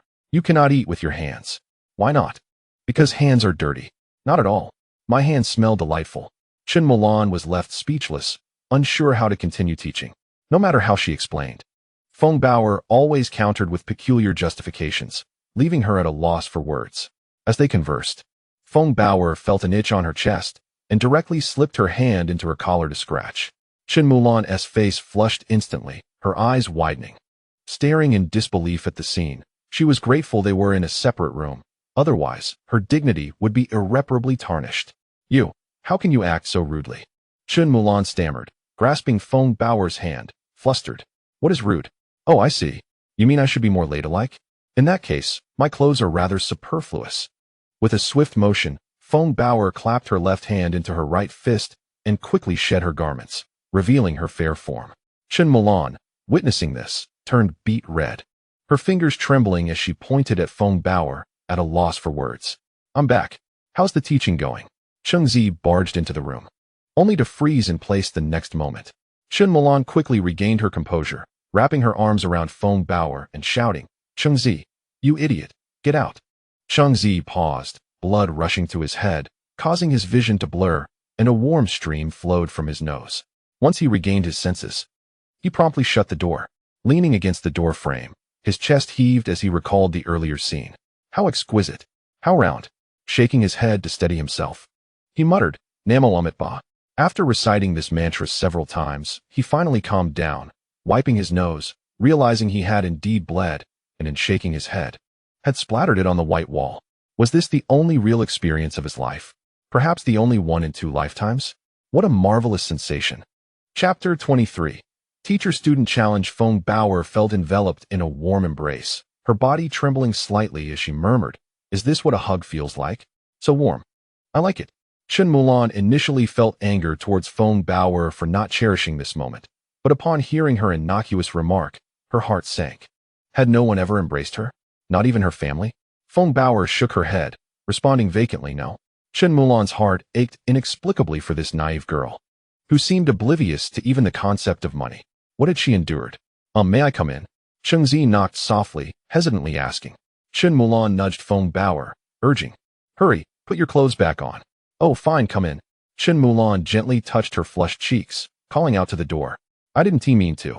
Cheng Ziyi opened the door, awkwardly scratching his head, a sheepish smile on his face. The 2 women remained silent, their wide eyes fixed on him. This only deepened Cheng Ziyi's embarrassment as he lowered his head, nervously tracing patterns on the floor with his toes. I truly had no idea what you were doing. It was purely accidental. The atmosphere in the room fell into a heavy silence, intensifying Cheng Ziyi's discomfort. Suddenly, his expression grew serious. Chen Mulan, you must teach Feng Bao more. This child has never been particularly bright. You must guide her with love, teaching her what is acceptable and what is not. Treat her as if she were our own child. With love. Love. Chen Mulan's eyes widened, and she grabbed a nearby broom, swinging it at Cheng Ziyi. Are you shameless? You've taken advantage of me. We grew up in the same open-crotch pants. We are familiar. This is a small matter, she retorted lightly. But the light hit Cheng Ziyi like a tickle, causing him to squeal dramatically. You still have the gall. You can blame me for your bedwetting at 10. Only you would do that. Chen Mulan tossed the broom aside, gripping Cheng Ziyi's ear in indignation. Ow, that hurts. Auntie, be gentle. Watching their playful struggle warmed Feng Bao's heart, and she could not suppress a giggle. At the sound of her laughter, both paused, staring at her in disbelief. She laughed. Cheng Ziyi exclaimed, astonished. Though her laugh resembled a forced smile, it was undoubtedly genuine. Indeed, it's the first time. Let us take a picture to commemorate this. Chen Mulan exclaimed excitedly. Feng Bao's smile was akin to a rare bloom from an iron tree. Snap it. We, the employees of Xianglan Cultivation Shop, ought to smile. This way, customers will be inclined to enter. Chen Mulan retrieved her phone, positioning herself beside Feng Bao, with Cheng Ziyi snugly on the other side. Say cheese. He cheerfully encouraged, flashing a peace sign. Feng Bao mimicked him, albeit stiffly, yet she managed to follow suit. Her once dull eyes began to glimmer, and her smile blossomed. Click. With the shutter pressed, their shared moment was captured. Once I develop this, each of us will have a copy. Bao, remember to smile more. You look beautiful when you do. Chen Mulan beamed, holding the phone before Feng Bao. Yes, smile more. Stop wearing that morose expression every day. Cheng Ziyi insisted. Am I considered an orphan? Chu Nan, hearing the commotion, approached, initially intending to observe. However, upon witnessing the lively atmosphere among the trio, he felt a pang of sorrow. Oh dear, has love vanished? Remember to add some preservatives next time, to prevent it from expiring. Cheng Ziyi pat Chu Nan's shoulder, speaking earnestly. Chu Nan hung his head, speechless, feeling an inexplicable sadness. Let us take another photo. Feng Bao suddenly piped up. For people, it feels like a family, doesn't it? Chu Nan's expression shifted, a twinge of sorrow crossing his features. I feel that too. My parents. When I was little. All right, why dwell on such gloomy thoughts? Smile? Give me a smile. Let us take a group photo of the Xianglan Cultivation Shop employees. This will be a keepsake. Cheng Ziyi said, placing his arm around Chu Nan. Yes. Let us take another. Chen Mulan echoed. Say cheese. On September 8th, in the expansive grounds of the Baifeng Beastmaster Academy, why is Feng Bao here? Chu Nan queried, puzzled to see her alongside Chen Mulan. Cheng Ziyi shot him a glance, exasperated. Do you really think it wise to leave her home alone? What if she tears the place apart? True enough. I'd better keep Feng Bao close these days. I fear she might get into trouble otherwise, Chen Mulan agreed. Feng Bao, her large eyes wide, surveyed her surroundings in bewilderment. What is this place? So many men. This is Baifeng Beastmaster Academy. It's where we study. As long as you're with us, we don't expect you to learn anything. Just don't cause trouble. Cheng Ziyi explained. Indeed. Feng Bao, today is the opening ceremony. Please don't act out. And don't summon your little black creature. Chu Nan echoed. I understand. By the way, during the opening ceremony, there's a teacher-student challenge. Winning students can qualify early for the school team. Are you interested, Cheng Ziyi? After a moment of contemplation, Chu Nan addressed the individuals beside him. He continued to elaborate that once the school team assessments were completed and the team was fully formed, they would be permitted to enter the secret realm for training under the guidance of their teachers. Indeed, it was quite advantageous. The only secret realm in the vicinity of Baifeng City was this one. If they wished to access a publicly known secret realm, they would need to travel to the medium-sized secret realm in the nearby Hongye City. Chen Melon nodded in agreement, stating that their school's secret realm was a hard-won achievement by the dean. Oh, is that so? That certainly warrants consideration. However, did I not hear that for this upcoming student-teacher challenge, the participants would be chosen either by the teachers or through a vote among all students? This system of guaranteed admission immediately piqued Cheng Ziyi's interest, especially given that the secret realm contained numerous monsters, which would be quite beneficial for Lao He to level up. I also heard that you've been quite the sensation lately. Surely good fortune is on your horizon. Chu Nan grinned mischievously as he spoke of the flying turtle. the top scorer in theoretical assessments, and how Cheng Ziyi had suddenly gained prominence. Indeed, Cheng Ziyi, for reasons unknown, recalled Feng Yingwei and realized he had angered her more than once. By the way, where is Feng Bei'er? Chen Melon suddenly noticed that Feng Bei'er was missing, her anxiety prompting her to scan the surroundings. The group quickly dispersed to search for Feng Bei'er's figure. Your scent is quite delightful, Feng Bei'er said expressionlessly as she gazed at Feng Yingwei. Feng Yingwei frowned, perplexed by the girl in oversized school attire. Which class are you from? I don't know, but Xiao He told me that your scent is exceptionally fragrant. It really wants to taste you. Feng Bei'er's large eyes blinked without a hint of emotion. Classmate, what are you talking about? Feng Yingwei could not comprehend the girl's words, their exchange seeming as if separated by a chasm. Indeed, you look quite delectable. Feng Yingwei tilted her head, bemused. Feng Yingwei chose to ignore the peculiar student, but then Cheng Ziyi finally spotted her in the distance, not just Feng Bei'er, but also a familiar face. Feng Yingwei, you know this person? Feng Yingwei arched an eyebrow at Cheng Ziyi. Feeling awkward, Cheng Ziyi scratched his head. Based on the teacher's demeanor, Bei'er must have said something strange. Yes, she is our new employee at the store. I'm not sure how she ended up in front of you. This employee is quite odd, constantly telling me that I look appetizing? Haha, this kid sometimes doesn't think straight. Just ignore what she says. Cheng Ziyi chuckled brightly. Hee. Much like you, not the sharpest tool in the shed. By the way, prepare yourself. I intend to teach you a lesson. Feng Yingwei's lips curled into a smirk as she focused on Cheng Ziyi, her hands seemingly itching for action. Let us see how your beast training has progressed with that unique method of yours. Teacher, we don't have any major grievances, do we? There is no need to embarrass me in front of the entire academy. Cheng Ziyi felt a chill run down his spine. He had become a target. The thought of possibly defeating a teacher was his greatest fear. Such rapid advancement, exposed before everyone, could attract the attention of those with ulterior motives. Li Beige was an excellent example of that. Fear not. I shall be very gentle in my tutelage. I will offer you a glimmer of hope, only to extinguish it completely. Feng Yingwei whispered conspiratorially in Cheng Ziyi's ear, her desire to prove her capabilities to this student who had repeatedly challenged her authority evident. She was not merely a beast master from a small place. She hailed from the most prestigious beast mastery faction in Huaxia. Surely, she could handle a mere child. Cheng Ziyi could sense the faint yet captivating scent emanating from Feng Yingwei, as well as the warmth radiating from her. Haha, teacher, you certainly enjoy jesting. Just you wait. Feng Yingwei playfully tapped Cheng Ziyi on the forehead, her smile bright. The ensuing battle will serve as a form of assessment. If you perform well, it could very well be reported, providing you with an opportunity to soar to new heights. Cheng Ziyi wiped his forehead, realizing he was drenched in cold sweat. His back soaked as well. Facing her felt akin to confronting a ferocious beast.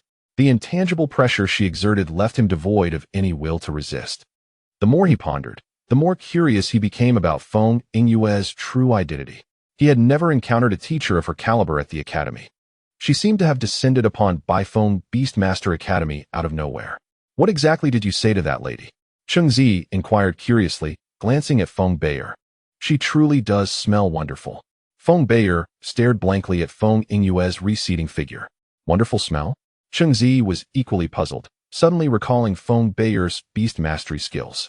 Could it be that Feng Yingwei possesses an exceptionally potent spiritual energy? Despite being a gold beast master, I've never heard Feng Bei'er express such sentiments. If my assumptions are correct, what level of beastmaster is she? Could she possibly be of the Star Diamond rank? But she is so young, just in her 20s. How could she be a Star Diamond beastmaster? Even the Dean, at such an advanced age, is merely a Star Diamond beastmaster. As the competition commenced, Cheng Ziyi repeatedly cautioned and reminded Chen Melon to stay focused, ensuring she relayed the earlier events to the others. Brother Cheng, you're doomed. I have some knowledge about Feng Yingwei. Chu Nan's eyes gleamed with a hint of mischief. She is a specially recruited teacher for our academy. The application process took 3 whole years, and for some unknown reason, the higher-ups granted her a position. Cheng Ziyi felt a wave of despair wash over him. Baifeng City was merely a small place, a third-tier city with a population of 400,000 to 500,000. How had such a prominent figure come to be here? Moreover, he had indeed been somewhat boastful, inadvertently drawing her ire, which suggested her level of beast mastery was likely quite high. I'm not sure. All I know is that you're in trouble. It's guaranteed to be embarrassing. Even if Teacher Feng is not particularly strong, she is still a gold beast master. As for us, who knows? Chu Nin chuckled as he observed Cheng Ziyi's predicament, finding amusement in his discomfort. Don't worry, Brother Cheng, don't take it too hard. Being overwhelmed isn't shameful. You make a valid point. Cheng Ziyi contemplated the consequences of defeating Feng Yingwe. She would undoubtedly make his life unbearable afterward. Who could withstand that? Unless he decided to drop out of school. As time passed, more students gathered in the arena. Cheng Ziyi and his companions positioned themselves at the back of the line, quietly observing the unfolding scene. Before long, the arena buzzed with activity as all students arrived, their voices rising in a cacophony of excitement, discussing the upcoming opening ceremony. In this teacher-student challenge, who do you think can defeat the teachers? I think Li Beige is quite promising. His theoretical knowledge is second to none, and the Li family possesses substantial resources to secure an exceptional beast. Oh please, regardless of strength, it ultimately depends on the master. Besides, Li Beige isn't even here today. I suspect it will be the same as always. No one has ever defeated a teacher since the Academy's inception. Absolutely. The significance of the teacher-student challenge lies in warning students against underestimating their elders, to remain humble and cautious. Do you truly believe anyone could defeat a teacher? As the crowd engaged in spirited discussions, a dozen teachers ascended the podium, the dean being the most prominent figure. Though aged, he exuded a calm, steadfast presence akin to a mountain. Taking the microphone, the dean began his opening address for the new academic year. Another year has passed, and I hope each student will make further progress, becoming a pillar of our great Huaxia. I shall not waste words. I invite the teachers to select their favorite students, or for students to enthusiastically participate in the teacher-student challenge. As his words faded, a teacher took the microphone, his booming voice echoing across the arena. Anyone wishing to challenge me, Luo Tong, may step forward. I assure you, I will provide a satisfactory response. One by one, the teachers spoke, declaring their challenges or directly naming their preferred students. For instance, Feng Yingwe, upon receiving the microphone, fixed her gaze on Cheng Ziyi, declaring, Cheng Ziyi, I'm talking about you. Prepare yourself. I will definitely give you a lesson soon to cool your jets. The students below erupted in astonishment, puzzled as to why Feng Yingwe had called out Cheng Ziyi by name, intent on teaching him a lesson. After all the teachers had spoken, the challenge segment commenced, with each round featuring one teacher battling one student. The first teacher, Luo Tong, descended to the battlefield, randomly selecting a name. A student, trembling with fear, stepped onto the battleground, his heart sinking upon hearing his name called. His strongest beast was merely silver rank. How could he possibly compete against a teacher? As expected, the battle commenced, and Luo Tong's beast, the earth-shattering bear, swiftly sent the opponent sprawling out of the arena with a single strike, offering no opportunity for a thrilling contest. Luo Tong shrugged, feeling somewhat bored. So weak. He then exited the battlefield, leaving it for the next teacher to select a student for the duel. The students in the audience were all somewhat disheartened. They were still novices and could hardly hope to defeat their teacher. But then, Zhao Peng stepped forward. His beast had long achieved the golden level, and perhaps, against a teacher of the same caliber, he might stand a chance. Yes, there was a possibility that for once, a student could triumph over a teacher. Go for it. Zhao Peng, if you win, I'll bear your children. Zhao Peng was somewhat moved by these words and turned towards the source of the voice, only to be startled. The speaker was not a girl, but a burly man with a face full of beard. Better to forego that notion. As Zhao Peng approached the battlefield, he released his beast, a butterfly. Cheng Ziyi, accompanied by a few others, had stealthily made his way to the front of the crowd, eager to assess the current capabilities of these students, wondering if any of them had a beast that could rival his own Xuanwu turtle. Upon seeing Zhao Peng's beast, Cheng Ziyi felt a flicker of interest, but remained skeptical. The creature was named the Flower Dance Butterfly, with combat prowess that was merely average, not particularly impressive, yet not weak either. In contrast, the teacher's beast was a flying creature called the Wind-Chasing Eagle, known for its overwhelming combat strength and astonishing speed. It was evident that this teacher was serious about the duel against Zhao Peng. The battle commenced, with the Golden Level Flower Dance Butterfly facing off against the Golden Level Wind-Chasing Eagle. From the outset, Zhao Peng recognized his disadvantage and commanded the Flower Dance Butterfly to disperse paralysis pollen around it, aiming to slow the Wind-Chasing Eagle's movements. However, The eagle soared high into the sky, casting a watchful eye over the butterfly, and unleashed its skill, hurricane. The fierce winds distorted the butterfly's form, making it arduous to fly against the gale, and the pollen was immediately scattered. Zhao furrowed his brow and instructed the flower dance butterfly to execute a wind slash. Yet, this attack seemed feeble amidst the tempest of the eagle's hurricane. The pale, blade-like wind slash was nullified before it could even reach the wind-chasing eagle. The teacher's voice rang out, booming with authority, as if fearing Zhao would not hear. Wind-chasing eagle, use drill. Responding to the command, the eagle dove towards the flower dance butterfly, spinning rapidly in a 360-degree rotation, using its beak as a weapon to strike the defenseless butterfly. The flower dance butterfly was unable to resist, plummeting to the ground, rendered unresponsive. With a sigh, Zhao acknowledged that he had not expected to defeat his teacher. Despite the ample resources provided by his family, time had ultimately proven too short. However, he believed that a year from now, should the flower dance butterfly face the wind-chasing eagle again, victory would surely be within reach. Zhao defeat left the students in the audience disheartened. If even a member of the Zhao family could not prevail, who could possibly defeat the teacher? Li Beige? He wasn't present today, even if he were. The strengths of their beasts were comparable. Against the teacher, defeat was inevitable. The teachers observed the students come to terms with their own strengths, and a sense of satisfaction washed over them. They had not gone easy on anyone. Every opponent, regardless of background, was treated with utmost seriousness, including the scions of affluent families. One by one, the teachers ascended the stage, effortlessly defeating the students. Some students barely managed to engage. It was a one-sided rout. This sense of defeat was a recurring theme each year, suffocating them. Did they not wish to grow stronger? No. The reality was that they lacked the financial means. They could not keep pace with the cultivation of their beasts, lacked materials for evolution, and could hardly support the exorbitant costs associated with it. This was the truth. Students from humble backgrounds simply could not afford the burden, stagnating in their progress, finding it immensely challenging even to self-study.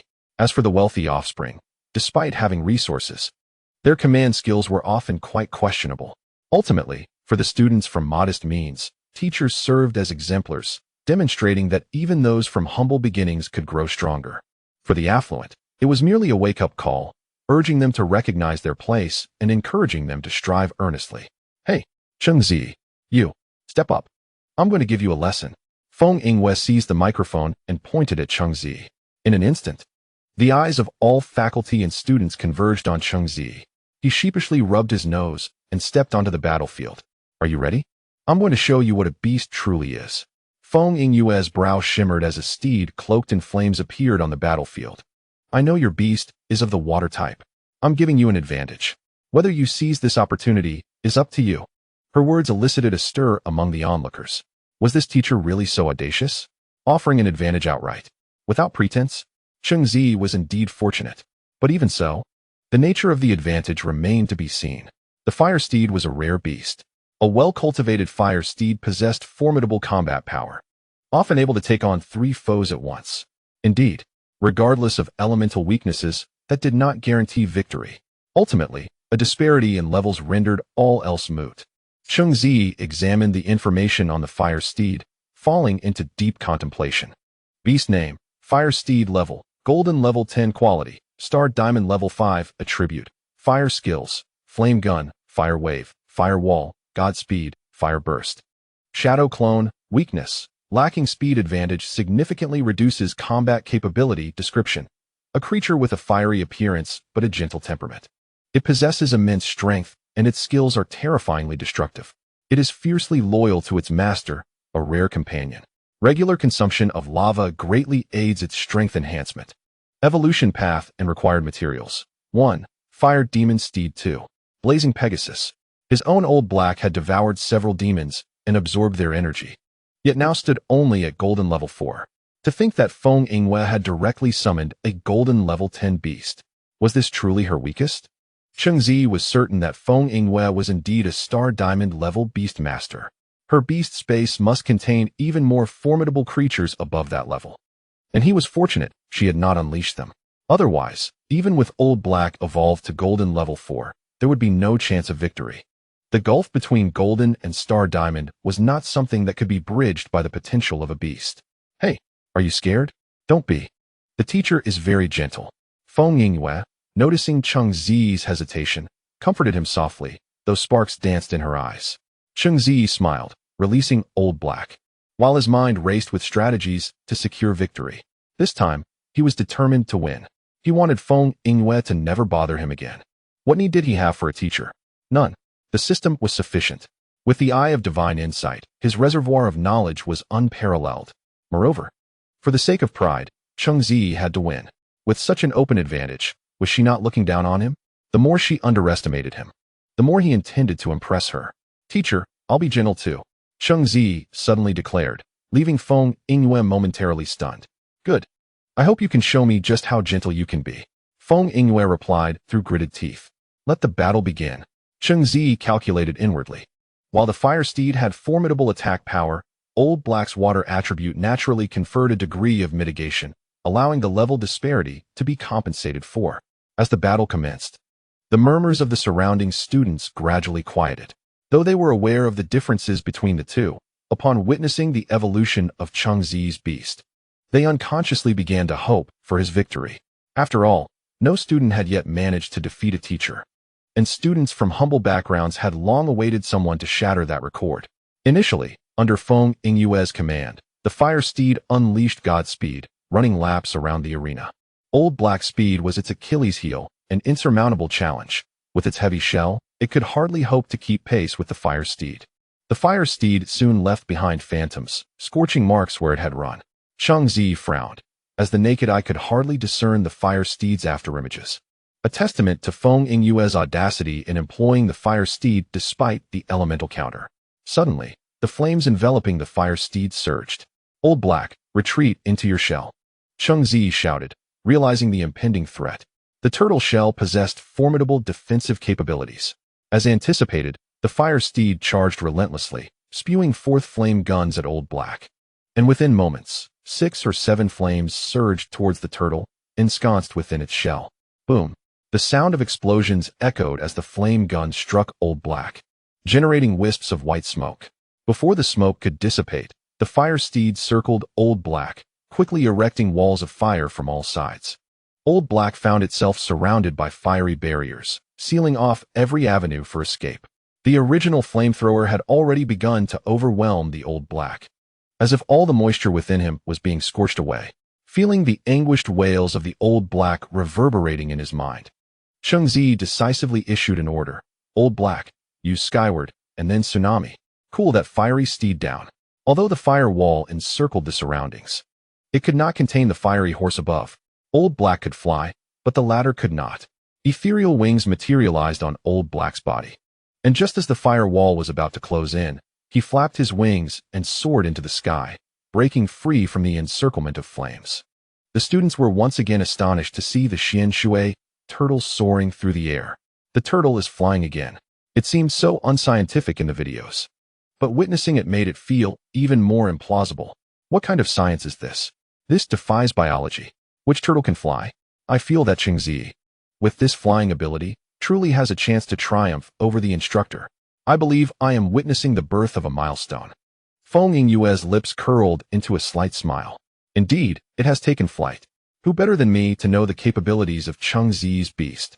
But so what if it can fly? Before reaching the zenith, it's still just a turtle. Fiery steed, consolidate the fire wall, and then unleash fire blast. Feng Yingyue commanded. The fiery steed halted its gallop, its pitch-black eyes suddenly igniting with crimson flames. The fire wall coalesced into a massive fireball, which, under its control, surged upward. Old Black, use diamond transformation.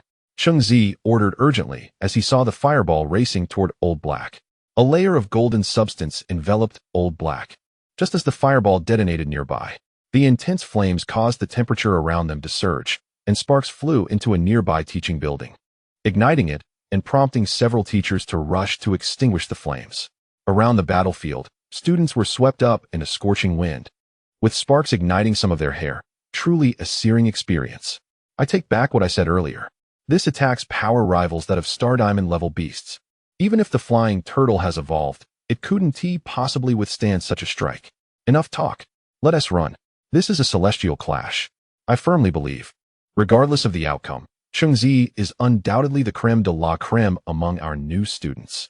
A turtle that can fly is already astonishing.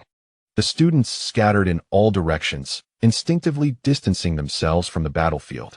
Cheng Ziyi anxiously gazed at Old Black in the sky, realizing he had underestimated the fiery steed's fire blast. Even at just level 10 gold, the power of this move was formidable enough to rival that of Star Diamond level. The wails of Old Black echoed in Cheng Ziyi's mind, his blood surged, and a rush of energy shot to his head, reddening his eyes. He had initially thought of concealing some strength to secure victory, but now, he resolved not to hold back. Gritting his teeth, he declared, Old Black, summon the rain. Douse that fire. Let everyone witness what true Xuanwu is, what the four divine beasts truly are. Struggling in the air, Old Black's ethereal wings diminished under the force of the explosive attack. Upon hearing Cheng Ziyi's command, his eyes glowed blood-red. With a mighty roar, his voice reverberated across the sky, causing the fiery steed below to tremble involuntarily with an inexplicable fear. Feng Yingyue's expression grew serious. This roar unsettled her. The students, who had been running, halted, gazing up at Old Black, who had withstood the terrifying blow. Was it now a fight to the death? The water elements in the world slowly converged towards Old Black. The previously clear sky abruptly darkened with ominous clouds, and a sudden cool breeze swept through, alleviating the oppressive heat. Drip drop. Large droplets struck a student's face, prompting an astonished exclamation. Wasn't the weather forecast saying it would be sunny today? How did it suddenly look like it was going to rain? Oh my goodness. It's really raining. What is happening? It feels like that beast is responsible. This was impossible. How could a beast manipulate the weather? As the rain intensified, countless droplets fell from the sky onto the battlefield. Old Black looked down at the fiery steed with disdain. The humid air made the fiery steed restless, spinning in place. Fiery steed, unleash fire wave. Feng Yingyue commanded anxiously. As the sudden rain disrupted her offensive rhythm, the flames on the fiery steed, which had begun to diminish, roared back to life, burning more fiercely than ever. It was giving its all. Surrounding sparks ignited fiercely, and even the rain could not extinguish them. Old Black, use tsunami. Drown it. Cheng Ziyi exclaimed excitedly, waving his hand. Countless droplets coalesced, and in an instant, Old Black was engulfed in an oceanic wave, a skill akin to a tsunami, with the environmental control skill of summoning rain. The power of tsunami increased exponentially. Wash it away. Vaporize it. Both Cheng Ziyi and Feng Yingyue shouted in unison. Old Black surged through the wave, carrying the boundless ocean as he dove toward the fiery steed below. The fiery steed similarly summoned a sea of flames, bracing for impact. Water and fire, two opposing forces, collided in an instant. The icy water met the searing flames, resulting in a cloud of vapor that obscured both beasts, leaving the spectators uncertain of the outcome. Chapter 26. A narrow victory. Feng Yingyue felt the voice echoing in her mind, and a smile crept onto her lips. Cheng Ziyi, hearing the same voice, chuckled. As the vapor cleared, the true scene of the battlefield was finally revealed. On the scorched ground lay the fiery steed, its once vibrant flames extinguished, droplets of water dotting its fur. Meanwhile, Old Black stood tall. The crowd fell into stunned silence, all breathing heavily and rubbing their eyes. Moments later, cheers and gasps erupted. Oh my goodness! He really won. Cheng Ziyi defeated the instructor. We are witnessing history. This is nothing short of a miracle. I can't believe my eyes. That turtle stood its ground until the end. He actually defeated the instructor. I can hardly believe it. A newly evolved beast has managed to triumph over the instructor's beast. And it was a comeback. Even though there was a disparity in attributes, the difference in levels was decisively bridged. Most importantly, it was a comeback. They were originally cornered but turned the tables. Feng Yingyue smiled and approached the battlefield, gently stroking the fiery steed. You've worked hard. I'll get you treated soon. Well done, Old Black. Cheng Ziyi breathed in the acrid scent of charred earth, gently touching Old Black. At that moment, Old Black flinched and conveyed his thoughts. Hurry. Put me back. I can't hold on. I'm about to faint. My act is over. Cheng Ziyi, somewhat speechless, withdrew Old Black into the beast space. Before entering, Old Black stood on his hind legs, waving at the surrounding crowd, embodying a regal demeanor. Cheng Ziyi rubbed his head, reflecting that he should have known better than to let Old Black watch television. He must have seen too much Ultraman. Otherwise, why would he be so keen on showboating? He probably would strike a dramatic pose next time as well. You. Quite impressive. Truly a sight to behold. Feng Yingyue approached Cheng Ziyi. Her face devoid of expression, yet her eyes glimmered with admiration. Get ready. I'll be reporting you. Someone will be reaching out to you soon. The pioneers welcome you at any time. With that, Feng Yingyue extended her delicate hand. Cheng Ziyi, puzzled, inquired, Teacher, what do you mean by reporting? What are the pioneers? He grasped her hand, bewildered. I hope it's not some strange faction. I'm not interested. Feng Yingyue looked at him in surprise. Her voice slightly raised. You don't even know about the pioneers? Cheng Ziyi awkwardly nodded, acknowledging his ignorance. Don't worry, someone will fill you in. I don't know who. It could be a passerby, or even an old lady, or perhaps a dog. The pioneers will surprise you. Feng Yingyue smiled faintly before turning to leave, leaving Cheng Ziyi in a state of confusion. Just as Feng Yingyue departed, Cheng Ziyi suddenly felt someone embrace him. Cheng, you're incredible. You actually defeated the instructor. Chu Nin exclaimed, unable to contain his excitement as he hugged Cheng Ziyi. Whoa, get away from me. This is inappropriate. Cheng Ziyi recoiled, turning to see Chen Molan and Feng Bayer. Well done. When did you secretly strengthen your beast without us knowing? Chen Molan chuckled, covering her mouth. The flavor of this turtle is even more enticing than that, teachers. My little black wants a taste. Feng Bayer exclaimed with wide eyes. Cheng Ziyi was somewhat speechless. His own old black had the bloodline of a Xuanwu. How could it not be delectable? But what does it mean to want to have a bite of old black? Aside from a few companions, a large number of students began to gather around. Cheng Ziyi, how did you cultivate this Xianshui turtle? Why has its strength increased so significantly? Yes, your beast was not strong before evolution. How did it transform into a beast we have never seen before? Cheng Ziyi, could you impart your secret techniques? I would offer myself in return. As Cheng Ziyi noticed more and more people gathering around, he couldn't help but feel the urge to promote himself. He gestured for everyone to quiet down, and when the noise subsided, he spoke loudly. Do you wish for your beast to grow stronger? Do you desire affordable evolution? Then look no further than the Xianglan cultivation shop. You won't regret it. If you're intrigued, come to the Xianglan cultivation shop. Hurry, hurry. Absolutely. I also want my beast to be as strong as yours. Enough said. I will go tonight. Cheng, after visiting your place, can my old pig evolve into a flying pig? Cheng Ziyi rubbed his ears, saying, for evolution and cultivation, just come to the Xianglan cultivation shop. Anything is possible. Students, make way. Suddenly, the voice of the broadcast rang out as the dean descended, smiling at Cheng Ziyi, saying, I indeed did not mistake my judgment. Congratulations, you have officially become the first member of the 30th Student Council of Baifeng Beast Academy. Everyone applaud. The applause was thunderous, with a trace of envy on everyone's faces. By the way, come to my office after school. I have something good to show you. The dean turned off the microphone and addressed Cheng Ziyi. Cheng Ziyi's expression grew peculiar. Something about this sounded off. After leaving his words, the dean turned and left, leaving a crowd of excited students surrounding Cheng Ziyi. Seeing so many people now, Cheng Ziyi smiled and spoke loudly. Who wants to evolve their beasts? Come now. No evolution fees. Just bring your own materials. Wow. I'll bring the evolution materials. I want to evolve. I'll go home to get them. I just want to say one thing. Cheng Ziyi is amazing. No more words. I've never met someone so generous. I personally declare that from now on. This place will be called Cheng Ziyi Square. Raise your hands if you agree. Some were excited, while others wore displeased expressions. Zhao Peng stood behind a few lackeys, their faces blank as they watched the crowd gather around Cheng Ziyi. The opening ceremony was originally meant to stifle their momentum and set an example for the common students. Yet, it turned out that Cheng Ziyi had become the stepping stone, stealing the limelight from the entire academy. The most renowned had originally belonged to the offspring of the beast families, who were once proud and imposing. Which student would dare to show disrespect? They would eagerly seek opportunities from them. Now, however, Cheng Ziyi's nearly free beast evolution method had won over the hearts of the majority. The previous sense of glory and pride had vanished. Zhou Gu, are you really not going to suppress this Cheng Ziyi?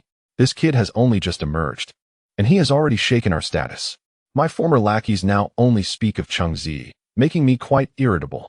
One of the lackeys complained. Rest assured, I cannot control the boy's rise in strength, but cultivation is another matter. Zhao Peng sneered, pausing before continuing. My ancestor has recently emerged from seclusion. He has attained enlightenment and reached the ranks of a star diamond cultivator. What can this Cheng Ziyi do? It's all minor skirmishes. You all know my ancestor dotes on me the most. Once he has time, he will surely suppress his prominence. Isn't it a bit inappropriate for the older generation to intervene? One lackey timidly suggested. Fool. Zhao Peng slapped him sharply, the sound echoing. I just want my ancestor to teach Cheng Ziyi a lesson. Let him lose face and dampen his spirit. What's wrong with that? And nothing. Zhao Peng ignored his lackey, his gaze cold as he watched Cheng Ziyi being adored by the crowd. Having been humiliated by Cheng Ziyi time and again, he had become a laughingstock in the academy. This time, he would reclaim his dignity. Chapter 27. The recruitment of pioneers. As evening approached, twilight enveloped the horizon. Thank you, Cheng Ziyi. I must write you into our family tree. Cheng Ziyi, please be like my parents. I ask for little, just help me evolve. I will promote you widely. Thank you for assisting me in my evolution. Cheng Ziyi wiped the sweat from his forehead, sending off the last batch of students. After a busy day, he was finally done. Without the aid of instruments, he could only meticulously calculate the materials. Fortunately, most were merely bronze beasts, making the evolution relatively straightforward. With a 100 success rate, preserving his reputation, the day's labor was worthwhile, as he obtained 44 bronze template cards. Although he did not acquire any special skills, it was still a form of validation for Cheng Ziyi's efforts. When combined with the 6 previously acquired bronze template cards, this amounted to 2 golden template cards. Cheng Ziyi felt a surge of joy. If business continued to flourish like this, the coveted king template card would be within reach. You all head back. I still need to visit the dean. Cheng Ziyi told those beside him. All right, we're leaving. The shop will be closed tonight, right? Chen Milan asked. Cheng Ziyi nodded. Consider it a break. Everyone is tired. He smiled, appreciating that they had spent the entire day helping him. Though Feng Baoer still seemed somewhat clumsy and disorganized, Cheng Ziyi had grown accustomed to it, understanding she needed time to learn. Arriving at the dean's office door, Cheng Ziyi gently knocked. Come in. The aged voice responded. Cheng Ziyi entered the room, momentarily taken aback by the dean's attire. He had donned a brownish-gray military coat. The coat was adorned with numerous red medals, each bearing the name Lin Yi. These medals attested to the great achievements this elder had accomplished in the past. After recovering from his surprise, Cheng Ziyi asked, Dean, is there something you need from me? Please sit. Let us have a leisurely chat.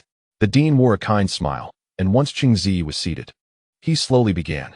Your name is Cheng Ziyi, male, 18 years old. Your parents were gold-level beast masters. However, 10 years ago, during the opening of the White Maple City secret realm, they heroically sacrificed their lives to fend off the beast tide when you were 8. You have survived alone for 10 years, coming from a prestigious background, with both parents being heroes. What is the matter? Cheng Ziyi was somewhat confused as to why Dean Lin Yi suddenly began to check his background. Did he discover something about his actions? Suddenly, his pupils constricted. Could it be that he was found out for sneaking peeks at the girls' bathing area in his childhood, and today was the day of reckoning? Don't be nervous. Ha ha. As if I would eat you. Lin Yi chuckled, pouring a cup of tea for Cheng Ziyi, continuing. Have you heard of the pioneers? Cheng Ziyi was taken aback. Why was it the pioneers again? Could it be that the dean was actually in cahoots with Feng Yingwe? Teacher Feng mentioned them, but I still do not know what kind of force the pioneers are. A glimmer of surprise flickered in Lin Ye's eyes, but he quickly regained composure.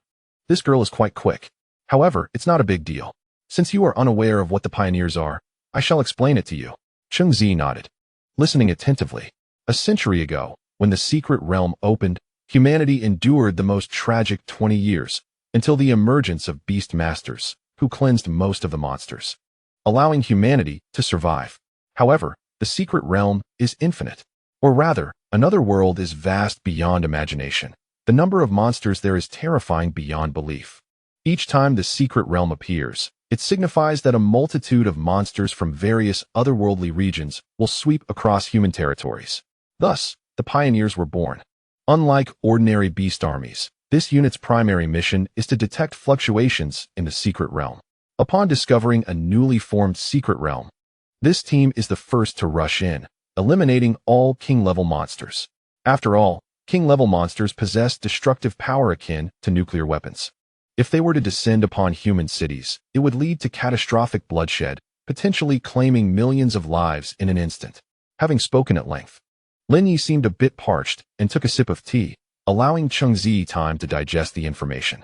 Cheng Ziyi absorbed the dean's words quickly, and after a long pause, said, "So, the pioneers are essentially a suicide squad, charging in as soon as the secret realm opens, facing endless monsters, including the legendary king-level monsters. Is that not a death wish?"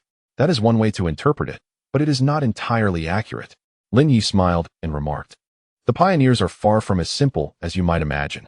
The team is composed almost entirely of the creme de la creme, each member possessing remarkable strength. Not to mention the possibility of having king-level beast masters among them. Their combined combat prowess is sufficient to overwhelm even the most formidable of king-level demons." "Is it truly that formidable?" Cheng Ziyi asked, a hint of astonishment in his voice. "Are you suggesting that Star Diamond-level beast masters, when united, could contend against the legendary king-level demons?" "Absolutely. The pioneers are a conglomeration of all the elite talents from Huaxia. Beyond that, the resources allocated to them are absolutely staggering. An entire 5% of the nation's annual income has been earmarked for the pioneers, individuals who are already gifted. When coupled with such extensive training, how could their combat capabilities possibly be lacking? Indeed, they must flourish in such an environment." Cheng Ziyi concurred. "So, does that mean I could join this team?" Lin Yi chuckled, shaking his head and then nodding slightly. This ambiguous demeanor left Cheng Ziyi more perplexed than ever. "You have the qualifications, yet you are entirely unqualified. Dean, must you be so cryptic?" Cheng Ziyi scratched his head, bemused. "What do you truly mean?" "Your qualifications stem from the formation of the pioneers in Baifeng City to face the forthcoming new student's secret realm. This is a splendid opportunity. However, your disqualification arises from your youth. Even though you have triumphed over that young girl, Feng Yingwe, you are still too inexperienced." Lin Ye's eyes twinkled mischievously as he gazed at Cheng Ziyi, a knowing expression gracing his face. "But isn't that Feng Yingwe's beast the weakest?" Cheng Ziyi ventured uncertainly. "Indeed, it is the weakest and the most recently captured, lacking time for proper nurturing." For reasons unbeknownst to him, Cheng Ziyi suddenly felt a wave of defeat wash over him. A newly captured beast signified a lack of complete synergy between master and beast, and without resources, the beast's strength was subpar. Yet, this very newly captured beast had caused his own old black beast no small amount of trouble. But still, it could prove quite advantageous. Lin Yi burst into hearty laughter. "Come on, put in a little more effort." "I think I shall refrain from that effort. I have no interest in joining the pioneers." Cheng Ziyi dug at his ears. Feeling a familiar itch, perhaps someone was whispering about him again. "Put in more effort, and there will be opportunities." Lin Ye's squinting eyes suddenly widened with incredulity. "What? After all my lengthy explanation, you casually state you won't join? Do you have any idea how many have banged their heads against walls for a chance to join the pioneers? But I truly have no interest. I fear for my life. I am not one to sacrifice everything for my country." Cheng Ziyi replied earnestly. He had his own nurturing shop to attend to and companions to support. Uncle Chun had yet to return. How could he run off to his demise? No matter how noble the pioneers claimed to be, the risks were undeniably high. Cheng Ziyi had an inkling that the dean was affiliated with the pioneers, especially after what Feng Yingwe had mentioned, revealing that the pioneers were concealed within various sectors of society. Why the secrecy? He pondered. Surely it must be due to some lurking threat. Otherwise, wouldn't such a legion be revered, treated as a bastion of hope for the public? Resources. Countless resources. They could significantly elevate your beast's strength and grant a brighter future. How can you not be tempted? Lin Yi furrowed his brow. Tempted indeed. However, my life is far more precious, and compared to others, I am more concerned about my own little family. Cheng Ziyi responded with utmost seriousness. This is the first time I've encountered such a mindset. Do you not wish to ascend to a higher stage, to witness the brilliance of greater talents, the prowess of supreme beast masters? Cheng Ziyi continued to shake his head. To become a supreme beast master? I merely need time. Very well. Since that is your stance, I shall not press further. I ask only one thing. Do not disclose any of our conversation today, nor my identity. Simply regard me as an ordinary dean of the Beast Master Academy. Lin Yi sighed. Taken aback by encountering someone who would refuse the pioneers, his head began to ache. Cheng Ziyi nodded, rose to bid farewell, and exited the room. The pioneers indeed seemed like a trap. Even their identities were shrouded in secrecy. There must be something terrifying lurking that could not be ignored.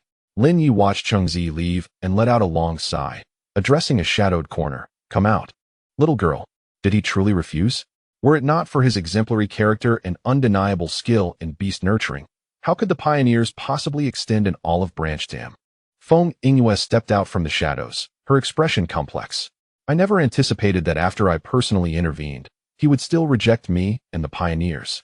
Those so-called geniuses in Beijing would break their heads for a chance to enter. Yet this little genius from Baifeng City has turned it down." Lin Yi rubbed his temples. Exasperated. "Let it go. If he chooses to pass up this opportunity, so be it. Each has their own aspirations. We shan't force it. Now, on to more pressing matters. The Demon God Society is becoming increasingly active. They have been frequently appearing in the cities surrounding Baifeng City. A new secret realm is bound to emerge soon." Feng Yingyue's demeanor shifted, a cold dismissal escaping her lips. "That's expected. Our secret realm at Baifeng Academy is merely a subsidiary realm. The emergence of a primary realm is merely a matter of time. Once those rogues catch wind of it, it will be inevitable." Lin Yi gazed out at the azure sky, his mind racing. The simultaneous emergence of subsidiary and primary realms. The last occurrence was half a century ago. Back then, it was in the desolate northwest, and only then could the momentum be contained. What of now? The higher-ups seem to suggest that it is time to let go, to refrain from competing for opportunities. A group of self-proclaimed wise old men. Not only do they not compete, but they also wish to relinquish opportunities to whom? The Demon God Society? The last emergence of a primary realm solidified Huaxia's stability for 50 years. Now that the chance has resurfaced, how can we afford to let it slip away? You fail to grasp the nuances. They are adept at distinguishing between destabilizing foundations and seizing benefits. Otherwise, how would we have the Huaxia of today? One can only hope. But why not first organize the populace for evacuation? I wish to see no more demon hunting grounds. Feng Yingyue inquired. The timing of the secret realm's opening is uncertain. It could be today, tomorrow, or even years down the line. The hearts of the people are of utmost importance, and it seems the higher-ups are orchestrating a grand strategy. Let us hope they do not miscalculate due to myopia. With a cold huff, Feng Yingyue's figure suddenly vanished from the room. Lin Yi glanced at her previous position, marveling. Having a space-type beast is indeed splendid. Alas, the beasts of the younger generation are becoming more and more impressive. I cannot help but feel increasingly agitated. This Cheng Ziyi dares to refuse me. The more he rejects, the more I find myself intrigued. Lin Yi stroked his beard, a glimmer of excitement sparkling in his eyes. Chapter 28. The battle with Chu Nan. On his way home, Cheng Ziyi remained deep in thought, neglecting even the enthusiastic greetings from others, his brows furrowed in contemplation. The dean's words echoed in his mind incessantly, underscoring the perilous nature of this world. This was precisely why a team like the Pioneers was needed, to welcome various prodigies into their ranks. He harbored a vague suspicion that the dean was once a king-level beast master. However, a decade ago, during a fierce battle, his king-level beast had perished, prompting his retirement. The very thought sent a shiver down Cheng Ziyi's spine. To him, a king was an extraordinary existence. Yet such beings could also meet their demise at any moment. What kind of strength was necessary to ensure survival in such a world? Rulers above the kings? That seemed a distant dream. Cheng Ziyi pondered how long it would take him to reach that level. It appeared imperative to swiftly bolster his own strength. Otherwise, he would inevitably face disaster. Not only must he focus on his own abilities, but he also needed to help Chun Mulan and the others improve, ensuring they had each other's backs in this world fraught with hidden dangers. With this resolve, Cheng Ziyi discreetly took out his phone. Initially intending to call a few acquaintances for some training matches, he suddenly noticed the stir he had caused. Shock! A student at Baifeng Beastmaster Academy has defeated a teacher, breaking the record of students' losses since the academy's inception. Cheng Ziyi couldn't help but smile, clicking on the link to find a plethora of positive comments. Inexplicably, his heart felt a twinge of satisfaction. Another article praised his generosity in helping civilian students evolve their beasts. Shock! A student has done something so remarkable within the academy. Though the title was a bit embarrassing, the content was substantial. The video even aired Cheng Ziyi's promotional phrases. This news had garnered thousands of views, with not just the people of Baifeng City, but also those from afar becoming aware of it. Furthermore, the article lavishly praised Cheng Ziyi's skills in beast evolution, primarily highlighting his 100 evolution rate and the affordable costs. If the Xianglan nurturing shop were to open again tomorrow, business would surely be booming. Enduring a bit of hardship was inconsequential. What mattered was acquiring more template cards. He currently possessed only 2 golden template cards. What he desperately needed were king-level template cards and special template cards with skills. At this stage, the situation with the old black is satisfactory. I do not expect the parrot to take part in combat. Rather, I hope it can disrupt the opponent's mindset or possess some unique skills that would grant it considerable combat prowess. Yet, the probability of obtaining a skill template card is lamentably low. I shall place my hopes on acquiring a king's template card instead. After feeling a swell of pride, I glanced at some comments from others, and Cheng Ziyi felt a sense of contentment. He made a call, summoning Chun Molan and the others. After agreeing on a meeting place, Cheng Ziyi made his way there, the Beast Master Battle Center. This venue is specifically designated for Beast Masters to train and engage in battles. As combat is the most straightforward method to enhance one's abilities, aside from consuming various precious materials. A thrilling battle can rapidly elevate a beast's level. And surpassing ranks is not an impossible feat. Even at night, the battle center was bustling with diligent beast masters. However, the majority were novice trainers. And upon Cheng Ziyi's arrival, he was met with numerous admiring glances, particularly from the young men who looked up to him. After registering his identity the day before, he entered the battle arena with a card and a manual, finding a spot to sit and quietly await the arrival of Chun Molan and the others. During this time, Cheng Ziyi perused the manual attentively, as it was his first visit, and he needed to familiarize himself with the rules to avoid any embarrassing situations. After a while, he had swiftly skimmed through the thin booklet. It stated that each entry into the battle arena requires the identity card, which records battle information, win-loss statistics, all of which can be logged onto a nationally accessible website. If one wishes to review their match history in the future, they can simply log into the battle website. Additionally, if the battle arena suffers damage exceeding 50%, both parties involved in the battle must provide compensation. However, Cheng Ziyi glanced at the sand in the arena and wondered how much one could charge for that. Truly, it is a small city. The frugality is taken to the extreme. Chenggu. Suddenly, an excited voice reached Cheng Ziyi's ears. He looked up to see Chu Nen rushing towards him, brimming with enthusiasm like a 200-pound man. Whoa! Cheng Ziyi quickly dodged as Chu Nen collided with the wall behind a chair. What is going on with you today? Did you take some strange medicine? No, I'm just really excited. My Wuhan monkey is thrilled. I told it about the battle you're going to have today, and it was absolutely fired up. Chu Nen exclaimed, seemingly infused with the fervor of his beast. All right, the first step in growth is to embrace the challenges. Cheng Ziyi smirked. By the way, where's your identity card? Cheng Ziyi asked, noticing Chu Nen's empty hands, puzzled. What is an identity card? Chu Nen replied, bewildered. Is it an ID card? Cheng Ziyi greeted, good evening, everyone, as Chun Molan approached, accompanied by the curious Feng Bower, who was gazing around with wide eyes. Good evening. Feng Bower waved, then continued to observe her surroundings before suddenly exclaiming, there are so many scents here. If I could eat them all. Cheng Ziyi hurriedly covered her mouth. Bower, please don't say that.